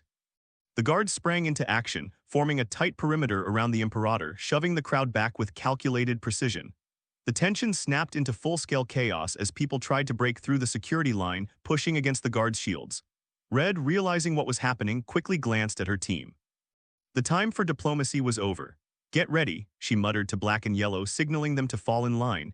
She could already feel Aegis buzzing with tactical assessments, but her attention was on the crowd, on the guards' movement toward extraction. The situation was spiraling out of control fast. Pink, still anxious, stepped closer to the Imperator, her body braced as if ready to spring into action. Bastion's posture was alert, his focus fixed on the exit routes. He was already planning their next steps, but the pressing issue was getting the Imperator to safety. "Move." A Sangaran guard yelled, pushing the Imperator forward, his hands gripping her firmly as they made their way to the rear exit. The Rangers formed a protective line around her, walking briskly but with purpose. The crowd's anger was palpable, their voices rising, shouting demands for answers. But the Sangaran guards were now fully in control of the situation, using force if necessary to create space and maintain the Imperator's safety. The Rangers followed, but the noise of the crowd, angry, demanding, clung to them like a weight. As the Rangers and the Sangaran guards pushed through the back halls, the sound of the crowd grew more distant, but the tension didn't dissipate. It lingered, thick in the air as they hurried toward Ranger operations, knowing full well that the questions that had ignited this fire were far from over. They could only hope that, once safely inside, they would have the answers. But for now, all they could do was move quickly, move efficiently, and prepare for whatever the aftermath of this would be. Imperator Wei Lingyu had barely made it to the secure room before the chaos erupted. Her security team had rushed her away, their hands gripping her arms just a little too tightly, shielding her from the frantic energy that had overtaken the press conference. The sounds of the crowd, a clamor of shouts, jeers, and confusion, still reverberated through the thick walls, like an echo of a storm that refused to die down. Word of Blue's detention and interrogation had spread quickly, igniting a frenzy outside the facility. A few injuries were reported, the result of shoving and panic in the masses. But inside, the atmosphere felt as though it was teetering on the edge of something far darker and far more dangerous. Inside the secure room, however, it wasn't the outside noise that pressed in on her, it was the suffocating tension between her and General Cassens. Wei Lingyu leaned back against the cold concrete wall, struggling to steady her breath, but it felt impossible. Her chest tightened with each inhale, her fists clenching at her sides. The weight of everything that had just happened, the decision, the secrecy, the rawness of the situation, pressed down on her, making her heart pound. Her whole body vibrated with frustration, anger, and something much deeper that she couldn't quite name. Across the room, Cassens stood unmoving, a statue of control. His back was straight, arms folded tightly across his chest, his posture rigid as though he were preparing for a battle he had already won. His eyes, cold, calculating, never left her. They were sharp, piercing like a wolf watching its prey, waiting for the slightest misstep before he pounced. His presence filled the room like a dark shadow, pushing her back, constricting the space between them. She couldn't hold it in anymore. "Can you hear that?" She snapped, her voice sharp and cutting, her frustration bubbling to the surface. She motioned toward the wall monitor where the chaos outside could still be heard. "Can you hear the crowd outside?" Her words were like a lash aimed at him, but she couldn't help herself. "This is your doing." You've just made Blue into an unknown element and you think you've fixed something. Cassins held his ground, his posture unyielding, his eyes narrowing in response. He was unflinching, unmoved by her anger, but she saw the flicker in his gaze, the briefest hint of irritation that only seemed to harden his resolve. Wei Lingyu took a step forward, her voice rising as the heat of the moment overtook her. You've either turned him into a possible enemy, or you've just undercut the most valuable assets we have. A man who could protect this entire planet, and you've locked him up like a criminal. Her breath came in sharp, staccato bursts as she continued, her voice low but seething with frustration. Do you even realize what you've done? You've created a rift that we may never recover from. Do you have any idea what the consequences are? Children aren't going to want to eat or sleep tonight. They won't know whether they can trust their own heroes anymore. Her fists tightened, her nails digging into her palms, but she didn't flinch, not now, not in front of him. Cassin's gaze hardened, the faintest flicker of annoyance crossing his features. Finally he spoke, his voice rough like gravel grinding beneath boots, each word deliberate and heavy. I don't care about your idealism, Wei. His tone was colder than she had ever heard it. This isn't about what's fair or what's right, it's about keeping all of us safe, and that includes keeping people like Blue locked away before they turn on us. His words were like ice slashing through the air between them. You may not see it, but that's what this is, a necessary evil, and you're too deep in your own guilt to admit it. The sting of his words hit her harder than she wanted to admit. Her jaw clenched so tightly that it ached, but she refused to let him see how deeply his words had cut. She fought to hold her ground, standing tall, eyes blazing. And how long are you going to keep him locked up, Cassins? She shot back, her voice low and biting, the tension in her voice unmistakable. Until the truth is erased entirely, until we've all forgotten who he was. He's the one who stood with us, who bled for us. And now you've locked him away, shoved him in the dark, just because you can't stomach the reality of what's happened to him. Her words hung in the air like a heavy weight, but Cassins didn't flinch. He didn't even move as the room grew colder with every word, the distance between them feeling more like an impassable chasm. Neither of them backed down, neither of them moved. Do what you have to do, Wei Lingyu finally said, her voice quiet but the anger still simmering just beneath the surface. But don't act like you've solved anything. You haven't fixed this, you've only made it worse. Cassins didn't respond immediately. Instead, he turned on his heel and walked toward the door, his boots clicking loudly against the floor as he made his exit. You'll see, he muttered just before the door closed behind him. You'll see exactly how far gone he is. Outside, the Rangers lingered in the hallway, still unsure of what they had just witnessed. Wei Lingyu turned toward the door, taking a deep breath to steady herself before walking out. There was no more room for hesitation. They were in this together, but she couldn't shake the feeling that everything had just shifted. Black stood silently at the far end of the hallway, arms crossed, his focus unwavering. Bastion appeared next to him, materializing in full size through the hollow projector. Bastion didn't speak, nor did Black feel the need to engage. The exchange between Wei Lingyu and Cassins was messy, but it didn't concern him. Black wasn't about politics and neither was Bastion. Fighting was simple, there were clear objectives, clear enemies. Politics, however, were a labyrinth that Black had no interest in navigating. Bastion's hologram flickered slightly as it turned its attention to the hallway, its silent presence adding to the tension, but it didn't press Black to engage in what was happening behind that door. They had their own roles and they were not the ones who would decide this internal conflict. Pink, on the other hand, was seething. She paced back and forth, her fists clenched in frustration. Prism appeared beside her in a flash of light, its hologram fully materializing with the familiar gleam of its energy-based form. Pink didn't even have to look at Prism to know it was ready to back her up. Blue was family to her. She had stood by him through thick and thin, and hearing his name dragged through the mud like that, treated like a criminal, ignited a fire in her. She was 1000% in favor of him, and no amount of cold logic from Cassins would change that. She wanted to barge into that room and make him understand, but instead she ground her teeth, knowing she couldn't risk getting caught up in the fallout. Prism's glowing projection stood still beside her, as angry and loyal as Pink herself. No matter what, Pink was not backing down from supporting Blue. Yellow was the most uneasy of them all. Standing a little apart from the others, her mind worked through the argument she had overheard, the weight of Cassin's words lingering. Echo appeared at her side, its form flickering into solid presence. Echo wasn't exactly as loud as Prism or Bastion, but its quiet projection was comforting. Yellow's thoughts were less emotional than Pink's and more cautious. She had seen Blue's betrayal up close and heard Cassin's warnings loud and clear. While others were blinded by loyalty, Yellow couldn't ignore the risks.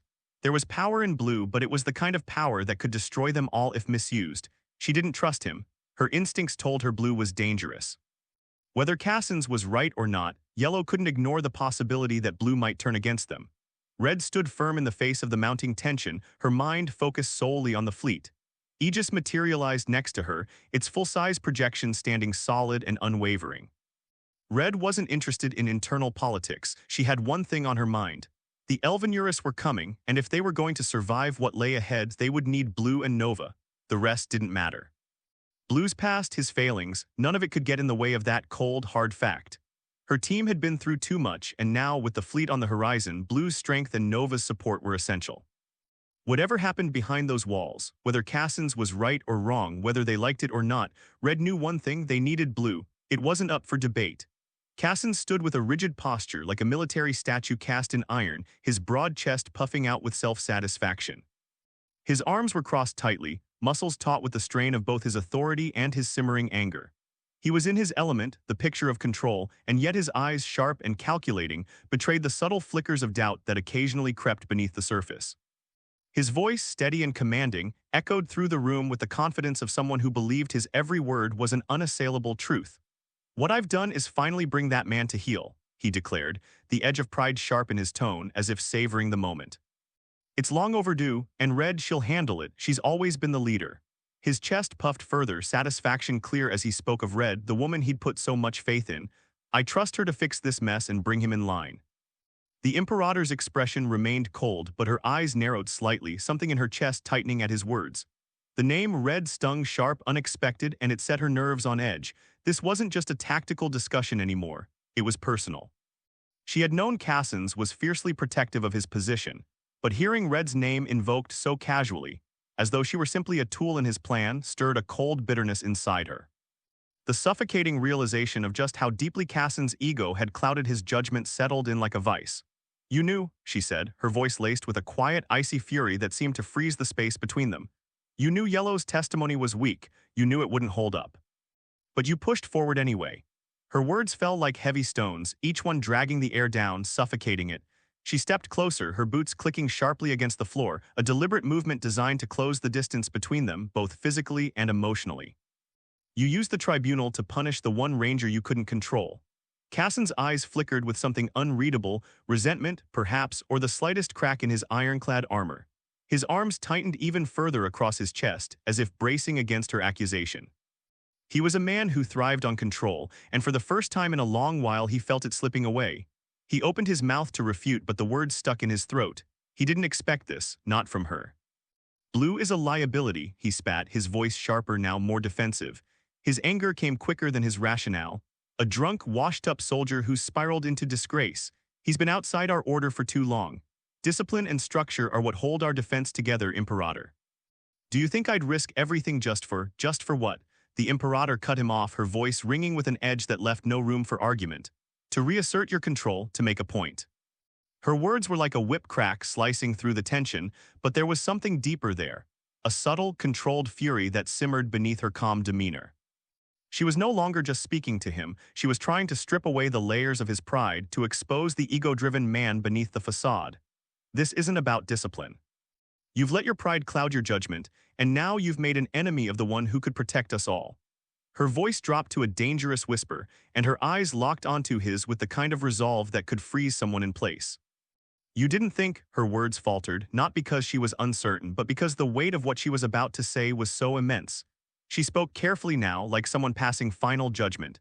"Do you understand what you've set in motion?" She demanded, her voice low, thick with a finality that rang through the room like the tolling of a bell. "You need to reinstate him now. If not, he'll come for his morpher and you won't be able to stop him. Neither will she." Cassins faltered ever so slightly. His brow furrowed and a muscle in his jaw twitched, but it wasn't enough to cover the flicker of doubt that flashed across his face. He had never considered the full scope of his actions, never thought past his own need for vengeance against Blue. And yet now he could feel the room shift. Something in the air had changed. His eyes darted toward the Imperator, but they couldn't meet her gaze directly. For the first time, his certainty felt like it might crumble under the weight of her scrutiny. "Please," he scoffed, but the sarcasm was hollow now, a weak attempt at masking his unease. You really think he'll move against Red? He's spent 10 years talking to her ghost at the memorial. He's always fallen in line before. Her gaze sharpened, piercing through him. Nothing has been in line, Cassins, she said, almost softly but with a weight behind the words that made them feel like a final decree. In the jungle, when he subdued all of them, Blue took them down, took them down. The words were heavy with the weight of truth, and they sank into the silence that hung between them like an iron anchor. She let the tension sit for a moment before continuing, her voice now cold as ice. He's been trained for failure scenarios that nearly killed him. You think stripping him of his morpher breaks him? No, Cassins, you've made him more dangerous. For a moment, Cassins seemed to deflate. His pride wavered, then crumbled into something that resembled confusion. And what does that mean? He asked, his voice unsteady, as if he no longer fully understood the consequences of his own actions. His control was slipping further, and the uncertainty that had been lurking in the back of his mind was now threatening to take over. You're telling me a broken soldier is the key to saving us all? The Imperator's eyes narrowed, lips curling into a cold, humorless smile. Blue has seen the abyss and come back. You think he's weak because of his darkness, but you don't see it. He thrives on chaos, and he's learned how to turn it into order. Her words were slow, deliberate, and they landed with an unmistakable weight. She was not just speaking to Cassins now, but to everyone in the room, her voice a stark warning. She paused for effect, letting the tension swirl in the space between them before delivering the final blow. What was your plan, General? To strip him of his morpher and watch the cities fall into disarray as Nova refused to follow your orders, to keep fighting without the Zords? Or did you think you could give the morpher to someone else, knowing full well it wouldn't pair with another? Cassin's shoulders stiffened, and for the first time the full weight of his own failure crashed down on him. His mouth opened and closed like he was struggling to find words, but nothing came out. The truth had exposed him. He had made an irreversible mistake, one that even his pride couldn't mask. The Imperator didn't notice the Rangers until they were already there, silent and imposing, standing like shadows just beyond her line of sight. She had been too absorbed in the labyrinth of her thoughts, too caught up in the spiraling chaos of the situation to sense their approach. But now the air around her seemed to thicken, an undeniable weight pressing down, as if the very room had transformed into a cage of silent judgment. She didn't need to turn around to know they were there. She felt them in the periphery of her awareness, the energy of their presence reverberating through the charged atmosphere. They had overheard everything, every word of her confrontation with Cassins, every accusation, every unspoken threat. The silence was thick, suffocating. Their gazes bore into her from every direction, each one as sharp and heavy as the next. She could feel it, their eyes on her, their judgment, and it set her nerves on edge. Black was the first to lock eyes with her. It was a cold, calculated gaze, no flicker of emotion, only the intense focus of a man who had already assessed the situation and made his choice. There was a deep stillness in him, like a storm cloud gathering force without revealing its nature. His posture was rigid, his arms crossed over his chest, but his body was poised for action, every muscle taut and ready. He wasn't reacting, he was waiting. He always did this, waited for the right moment. His presence, like an iron wall, stood in stark contrast to the volatility of the others. Bastion, his AI, hummed through their link, quiet, vigilant. Bastion did not speak, but its own patience mirrored Black's. Together, they were an implacable force. But Yellow was a different story. She was in turmoil, her emotions flaring like a firestorm, her body betraying every inch of her inner conflict. Her skin shimmered with color, constantly shifting and flickering like the hues of a stormy sky, deepening into a troubled blue-green when the tension rose, then flashing back to pale yellow as she attempted to regain some semblance of control. But she wasn't succeeding. Her gaze bounced between the Imperator and Cassins, a constant darting motion, never settling. It was as if she was caught in the currents of a raging sea, desperately trying to find her footing. Echo, always attuned to Yellow's emotional state, sent soothing pulses through their neural link, but it wasn't enough. Yellow's skin darkened again as the unease surged, and there was no calming her, not now. Echo, trying to steady her, pushed through the mental connection. Focus, Yellow, breathe. But the constant movement of her color, the pulsing rhythms of anxiety, made it clear she was too overwhelmed, too on edge. Yellow wasn't sure where her loyalties lay, and the conflict made her feel like she was drowning in it. And then there was Pink. Pink was the storm itself. No calm, no subtlety, just raw, chaotic energy. Her head was tilted, her gaze predatory, gleaming with an almost feral curiosity. She wasn't even standing in the same restrained posture as the others. She was loose, uncontained, a physical embodiment of her emotional volatility. Her fingers twitched at her sides, each motion a reminder that she was itching for something to break, something to spark. There was an almost dangerous satisfaction in her eyes, like a cat watching its prey grow weaker, its defenses eroding with every passing moment. Pink's smirk was a razor-sharp thing, slow and deliberate. She was ready to pounce. Prism, her AI, was no better, feeding off Pink's unpredictability. It hummed with eager anticipation, a light buzz in Pink's mind, amplifying her every impulse. The energy between them was electric, feeding off the crackling tension in the room. The other Rangers might be wary, uncertain, but Pink wasn't. She was enjoying the danger, the uncertainty.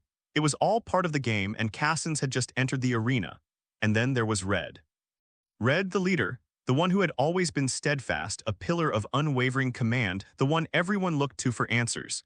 She had always been the one to shoulder the weight, to keep the team together, to navigate the delicate balance of responsibility. But now she stood like a statue, unflinching, but the crack in her facade was growing wider with every passing second. Red's face was a perfect mask, composed, controlled, but there was something beneath it, something raw and turbulent. She had heard everything. The manipulations, the vendetta, the orchestrated plans to break Blue, to isolate him, to strip him of everything that made him who he was. Cassins had let it slip, his contempt for Blue laid bare, and Red had heard it all. Her mind was a battlefield, torn between the weight of her duty and her loyalty to her team. What did she really know about Blue anymore? The question had been gnawing at her, but now, with the truth of Cassins' disdain laid out before her, it was impossible to ignore. Her eyes, locked onto the general, were unreadable, but inside her thoughts were a whirlwind. Aegis, her AI, pulsed gently through their link, calm, supportive. Aegis wasn't going to provide answers, but it knew when Red needed to be steady, when she needed to trust herself. She wasn't used to feeling this. Uncertain, but here in this moment she was. General, Red's voice was crisp, slicing through the tension like a blade. It was controlled, but the steel behind it was unmistakable. What exactly is the plan here? The words were sharp, a challenge in themselves. She wasn't going to let him off easy, not after what she had just heard. And the question hung in the air, thick and heavy with the weight of the confrontation. Cassins, visibly taken aback, straightened, his posture tightening. His jaw clenched, and for the first time in the exchange, there was a flicker of uncertainty in his eyes. This wasn't the obedient daughter he was used to commanding. This was Red, the leader of the Rangers, someone who had no intention of being manipulated. "The plan is simple, Red," Cassins responded, his voice steadying, though there was an edge to it now. "We bring Blue in line. He's been out of control for too long. His actions jeopardize everything. If we don't act now, we risk everything, and you know that." But Red didn't flinch, she didn't even blink. The words hung in the air like a trap, too simple, too clean, and yet laced with an undeniable tension. Out of control, Red's voice lowered, her words slicing the space between them like a whispered threat. Or just out of your control. It was a challenge, and it burned with the quiet fury of someone who wasn't going to let Cassins off the hook. It was a moment that snapped through the room like a spark jumping from one dry tinder to the next. Cassins' frustration was starting to bleed through. His face flushed slightly, but he held his ground. "This isn't personal, Red," he insisted, his tone hardening, trying to keep control. "This is about security. Blue's behavior is a threat to everyone, you know that.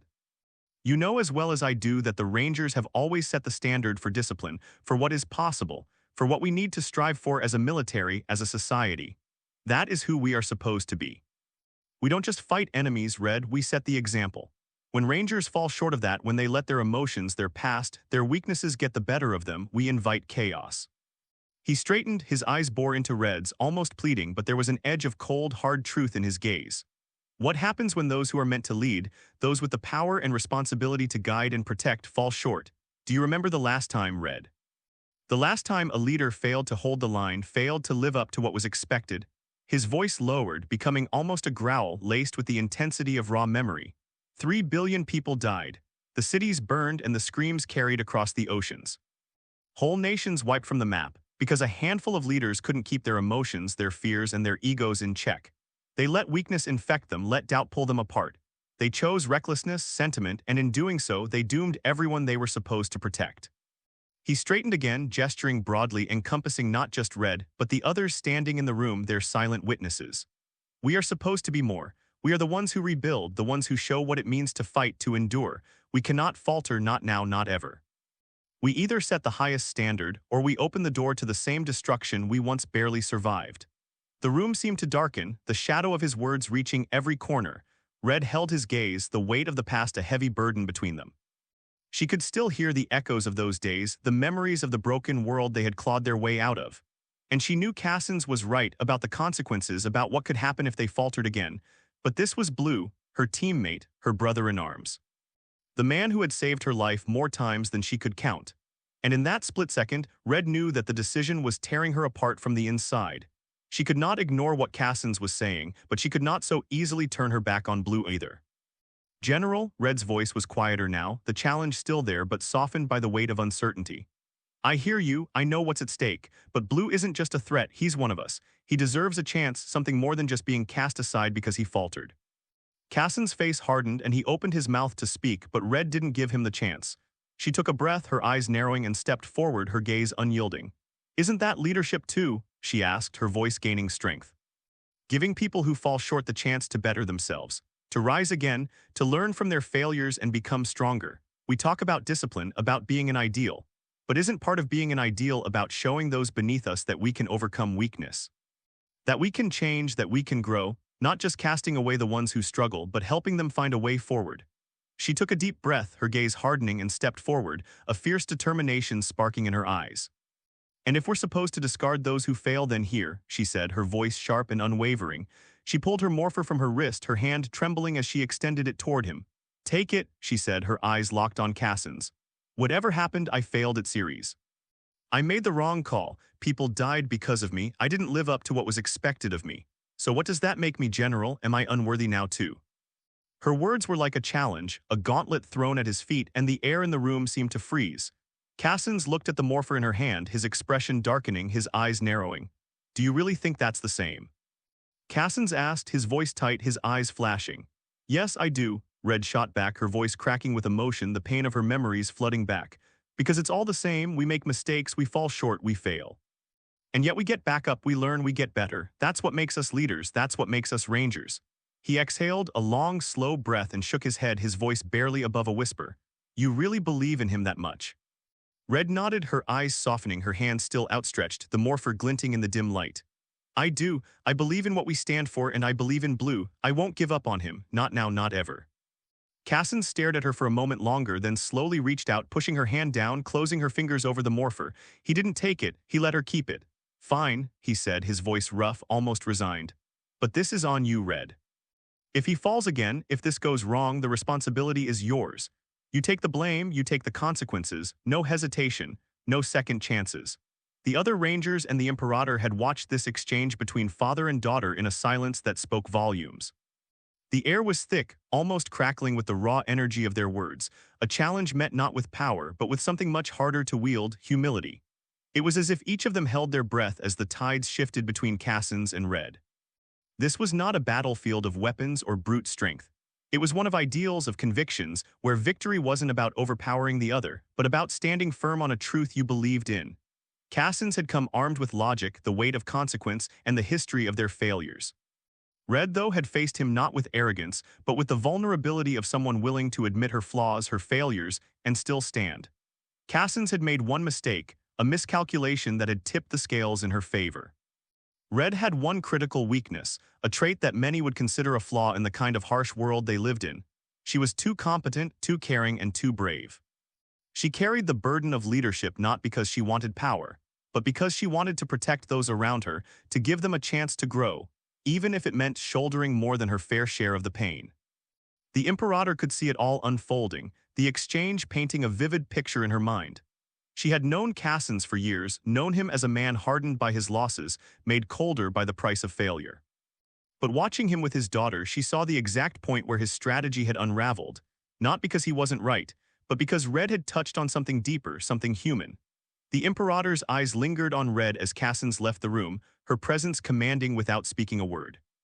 There was a fire in Red, that same fire that made her the leader the Rangers needed, and it was a fire that Cassins himself could not put out, no matter how much he tried to shape her into what he thought the perfect leader should be.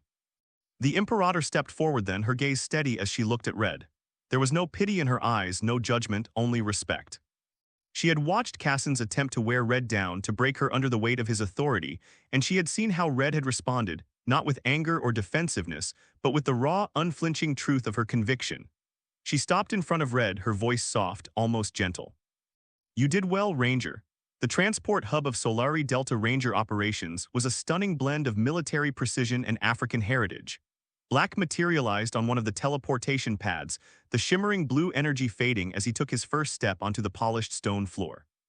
The air inside was thick with life. The low hum of voices speaking in a dozen different languages, the rhythmic echo of boots striking marble, and the faint, lingering scent of incense burning in honor of ancestral spirits. The fragrance, a blend of frankincense and myrrh, drifted from altars set in small alcoves throughout the terminal, where civilians and military alike could pause to give thanks or seek blessings. The central terminal was a marvel of art and architecture, where the functionality of a military installation coexisted with traditional African aesthetics. Massive support pillars were adorned with intricate carvings of tribal symbols and ancient warriors, their stories etched into the stone to remind passers-by of the enduring spirit of the continent. Murals painted in bold, vibrant colors covered the high walls, each depicting scenes of unity, nature, and the strength of community, while metal fixtures incorporated motifs of woven baskets and flowing rivers. Black stood amidst this organized chaos, feeling like a foreigner in a place that had once been familiar. Soldiers in sleek, battle-ready uniforms moved through the terminal with a sense of purpose, while civilians dressed in brightly patterned robes and tailored suits made their way to their destinations. The world had carried on, evolved, and grown richer in his absence, while he remained a relic of a time frozen in combat. This wasn't a ghost city by any means, but the sense of being an outsider, of having lost years he could never reclaim, made the bustling energy feel almost surreal. Black exited the terminal, stepping into the open-air concourse of Solari Delta. The city unfolded before him in a sweeping panorama of glass and steel, its architecture a testament to the region's rapid growth and resilience. Skyscrapers gleamed in the sunlight, their surfaces reflecting patterns inspired by woven fabrics, while vibrant banners hung from balconies, advertising everything from tech fairs to cultural festivals. The noise hit him all at once, a rush of laughter, street musicians playing rhythmic beats, and the steady hum of maglev trains above. As he made his way onto one of the main boulevards, Black felt the warmth of the afternoon sun filtering through the gaps in the towering structures. The transition from the terminal's controlled climate to the city's natural elements was jarring, almost as if he had walked into another world. Crowds moved around him in waves, their energy palpable. Vendors sold fragrant kebabs and steaming bowls of spicy stew from carts, the rich aroma of food swirling through the air and mingling with the occasional burst of laughter from children playing nearby. He wanted to feel part of this living, breathing tapestry of life that he had once known so well. Yet, for all the noise and motion, Black felt a profound stillness within himself, a disconnect that he couldn't shake. The city had thrived in his absence, evolving in ways he struggled to grasp. Familiar landmarks were still there, the towering statue of Bastet in Solari Plaza, the sprawling market district that buzzed with life, and the grand solar towers that drew energy from the blazing African sun. Yet even these familiar places felt somehow altered, like echoes of memories that had taken on a life of their own. The streets he had once walked with ease now felt more crowded, the pathways more winding, as new layers of urban sprawl had woven themselves into the old.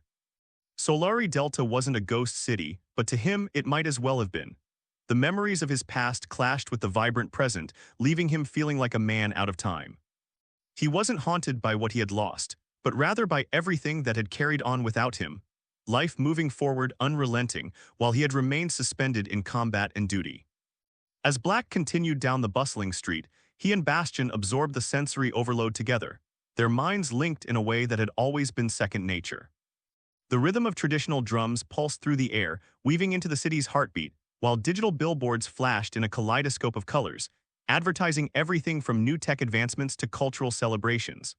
Vendors called out their goods from vibrant, fabric-draped stalls, the scent of incense mingling with roasted street food. It was a sensory symphony, one that would have left most people breathless. Solari Delta feels more alive than ever, Bastion noted, his voice calm and steady in Black's mind. I don't remember the city having quite this much energy. Black tried to smile at the comment, but it felt hollow. It's alive, all right, he replied, his gaze drifting over the market stalls, but it's like I'm watching from behind a glass wall. The disconnect felt suffocating, an unshakable sense that he was a mere observer in a world that had carried on without him. Bastion paused, absorbing the emotion radiating through their link. You're not alone, he said, his tone gentle but unwavering. You might feel like a ghost right now, but you're here, and being here counts for something. Black's steps slowed just slightly, the words resonating deeper than he cared to admit. He took a breath, trying to let the city's energy seep in, but his heart remained heavy. Even with Bastion's reassuring presence, the weight of the past 10 years was impossible to ignore. The farther Black walked, the more his mind drifted to the unavoidable confrontation waiting for him, his parents. His heart clenched at the thought of seeing them again, older now, with a decade of grief etched into their faces. The last time he had seen them was before the series' mission, when he had hugged his mother goodbye and promised he would come back. That promise had become a silent prayer, whispered into the void of space as he fought to survive. Now he was here, but the weight of 10 lost years bore down on him, and he didn't know how to face it. "You're bracing for impact," Bastion observed, his mental voice calm yet deeply perceptive.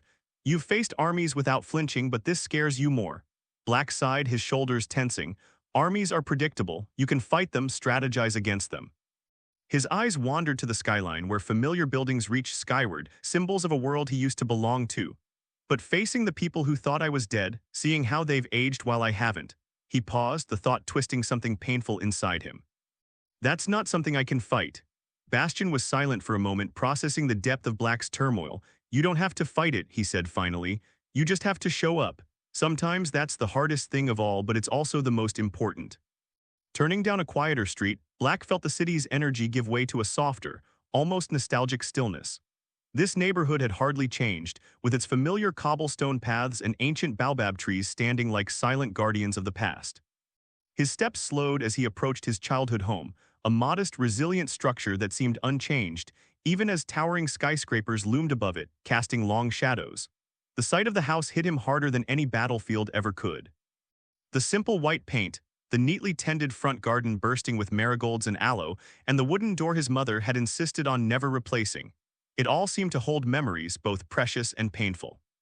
Every crack in the pavement, every wind chime that tinkled softly in the breeze felt like an echo of the life he had left behind. "It's still standing," Bastion murmured, his voice a quiet reassurance in Black's mind. "Just like they are." Black swallowed hard, his throat tightening. "Yeah." But for how long? The years he had missed weighed on him, and he wondered how much time he could truly reclaim. His parents had lived and aged, carried on with their lives while he had stayed the same. "They kept living without me." "They had to," Bastion reminded him gently. "But that doesn't mean they didn't hope." Black took a deep breath, steeling himself as he stepped up to the door. His hand hovered over the wooden surface, his pulse thundering in his ears. Bastion's presence was a steadying force, but it didn't lessen the anxiety twisting in his gut. He was home, but it felt like a dream or maybe a memory, something he wasn't sure he could ever reclaim. His hand hovered over the door for a moment longer, the hesitation thick and suffocating. Memories of laughter and warmth flooded his mind, memories that felt fragile now, as if a single misstep could shatter them. Steeling himself, he knocked, the sound loud and echoing in the quiet street. For a moment there was nothing, just the silence of a world holding its breath. Then he heard footsteps, slow, deliberate, and filled with a weight that made his heart race. The door creaked open, and there she was. His mother's face was the first thing he saw. Age had left its mark in the lines that framed her eyes and mouth, but she was still so unmistakably his mother. Her eyes widened in disbelief, as though she hadn't truly believed he was back until this very moment. Behind her, his father appeared, his reaction slower but no less profound, recognition and emotion flooding his features. "Michael," his mother's voice trembled, barely more than a whisper. Her hands came up to cover her mouth as tears welled in her eyes, the dam of grief and hope breaking all at once. Black felt frozen, the weight of the moment crashing into him with all the force of a tidal wave. The reality of his return hit harder than any battle ever had. This was real. After 10 long years, after everything they had endured, he was finally standing in front of them. He hadn't aged a day, but they had. He had missed so much time that could never be recovered. "Hey, Mom," he managed, his voice thick with emotion. "I'm home." And then she moved, throwing her arms around him in a tight, desperate embrace, sobbing into his shoulder. Her touch was warm and fierce, a mother's love that had survived a decade of loss and hope. His father followed, wrapping his arms around them both, his grip strong and unyielding, holding on as if afraid they might all vanish.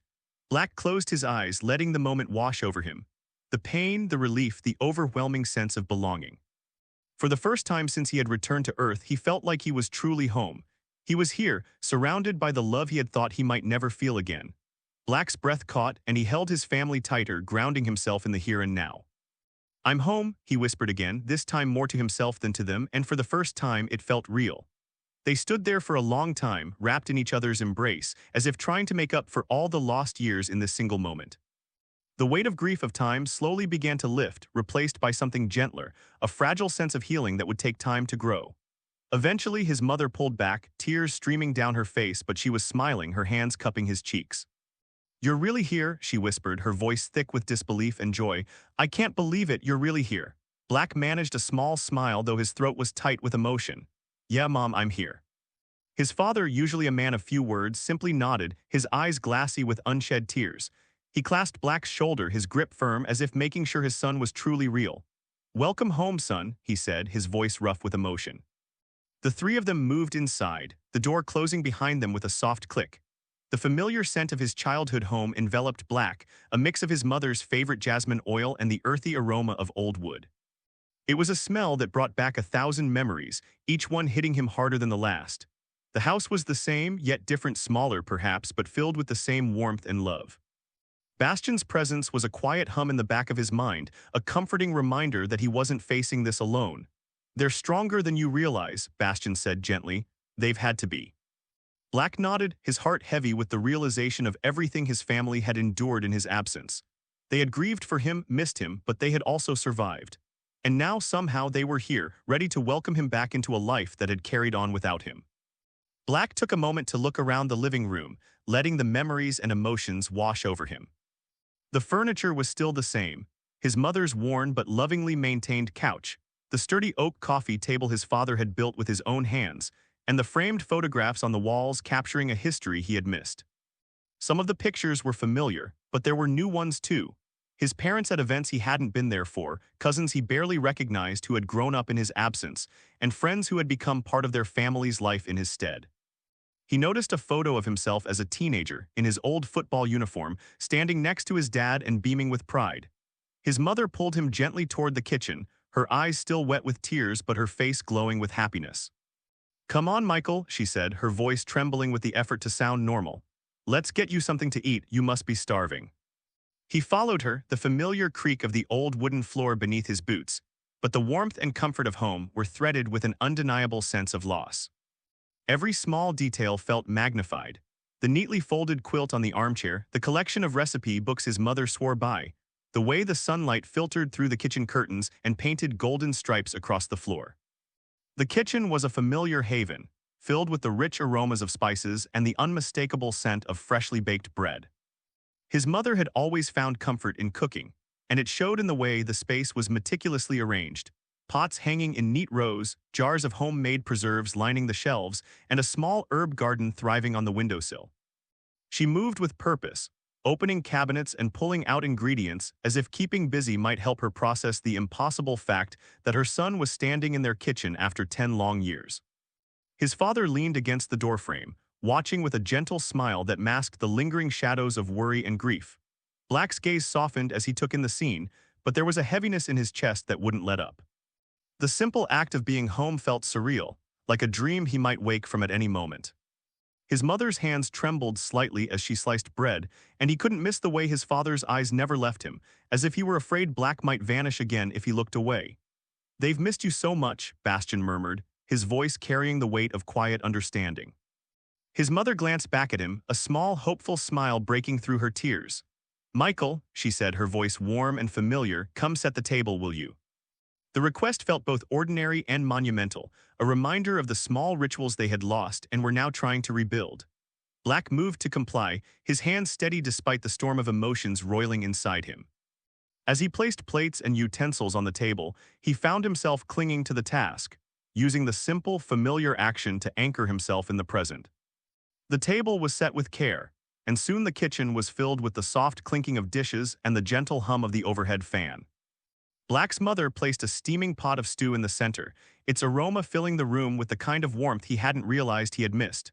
She took a moment to look at him, her eyes still brimming with the joy and disbelief that he was really here. His mother's eyes shimmered with tears, the disbelief and joy warring within her. She looked at her son as if he were a miracle, as if God himself had reached down and granted them this impossible boon. For years they had prayed, struggled, and suffered, believing their son had been lost to the darkness of the countdown and the series mission. And yet, He was here now, alive, returned to them in a way that only faith could begin to explain. His father sat heavily in his chair, his eyes never leaving Black. There was a quiet humility in his expression, a recognition of all they had endured, the broken bones, the hunger they had suffered, the countless nights they had gone without so that Black could grow strong and face a world that demanded everything from him. The thought that all their sacrifices, all their suffering had led to this moment felt overwhelming, like grace in its purest form. "We thought God had taken you from us," his mother whispered, her voice cracking with emotion. "We mourned you, Michael. We grieved and tried to accept his will even when it broke us." Her fingers reached out, curling around his hand, as if needing to feel his warmth to believe it was true. "But he brought you back to us. All those years of pain, all those nights of praying, it was worth it. Every sacrifice was worth it." His father's voice, usually so steady, trembled with raw emotion. "We never stopped believing in his plan," he said, his eyes glistening. "Even when it hurt, even when it felt like we were being tested beyond our limits. And now, he's given you back to us." His father nodded, his grip tightening as if he would never let go. "We're proud of you," he said, his voice breaking with raw sincerity.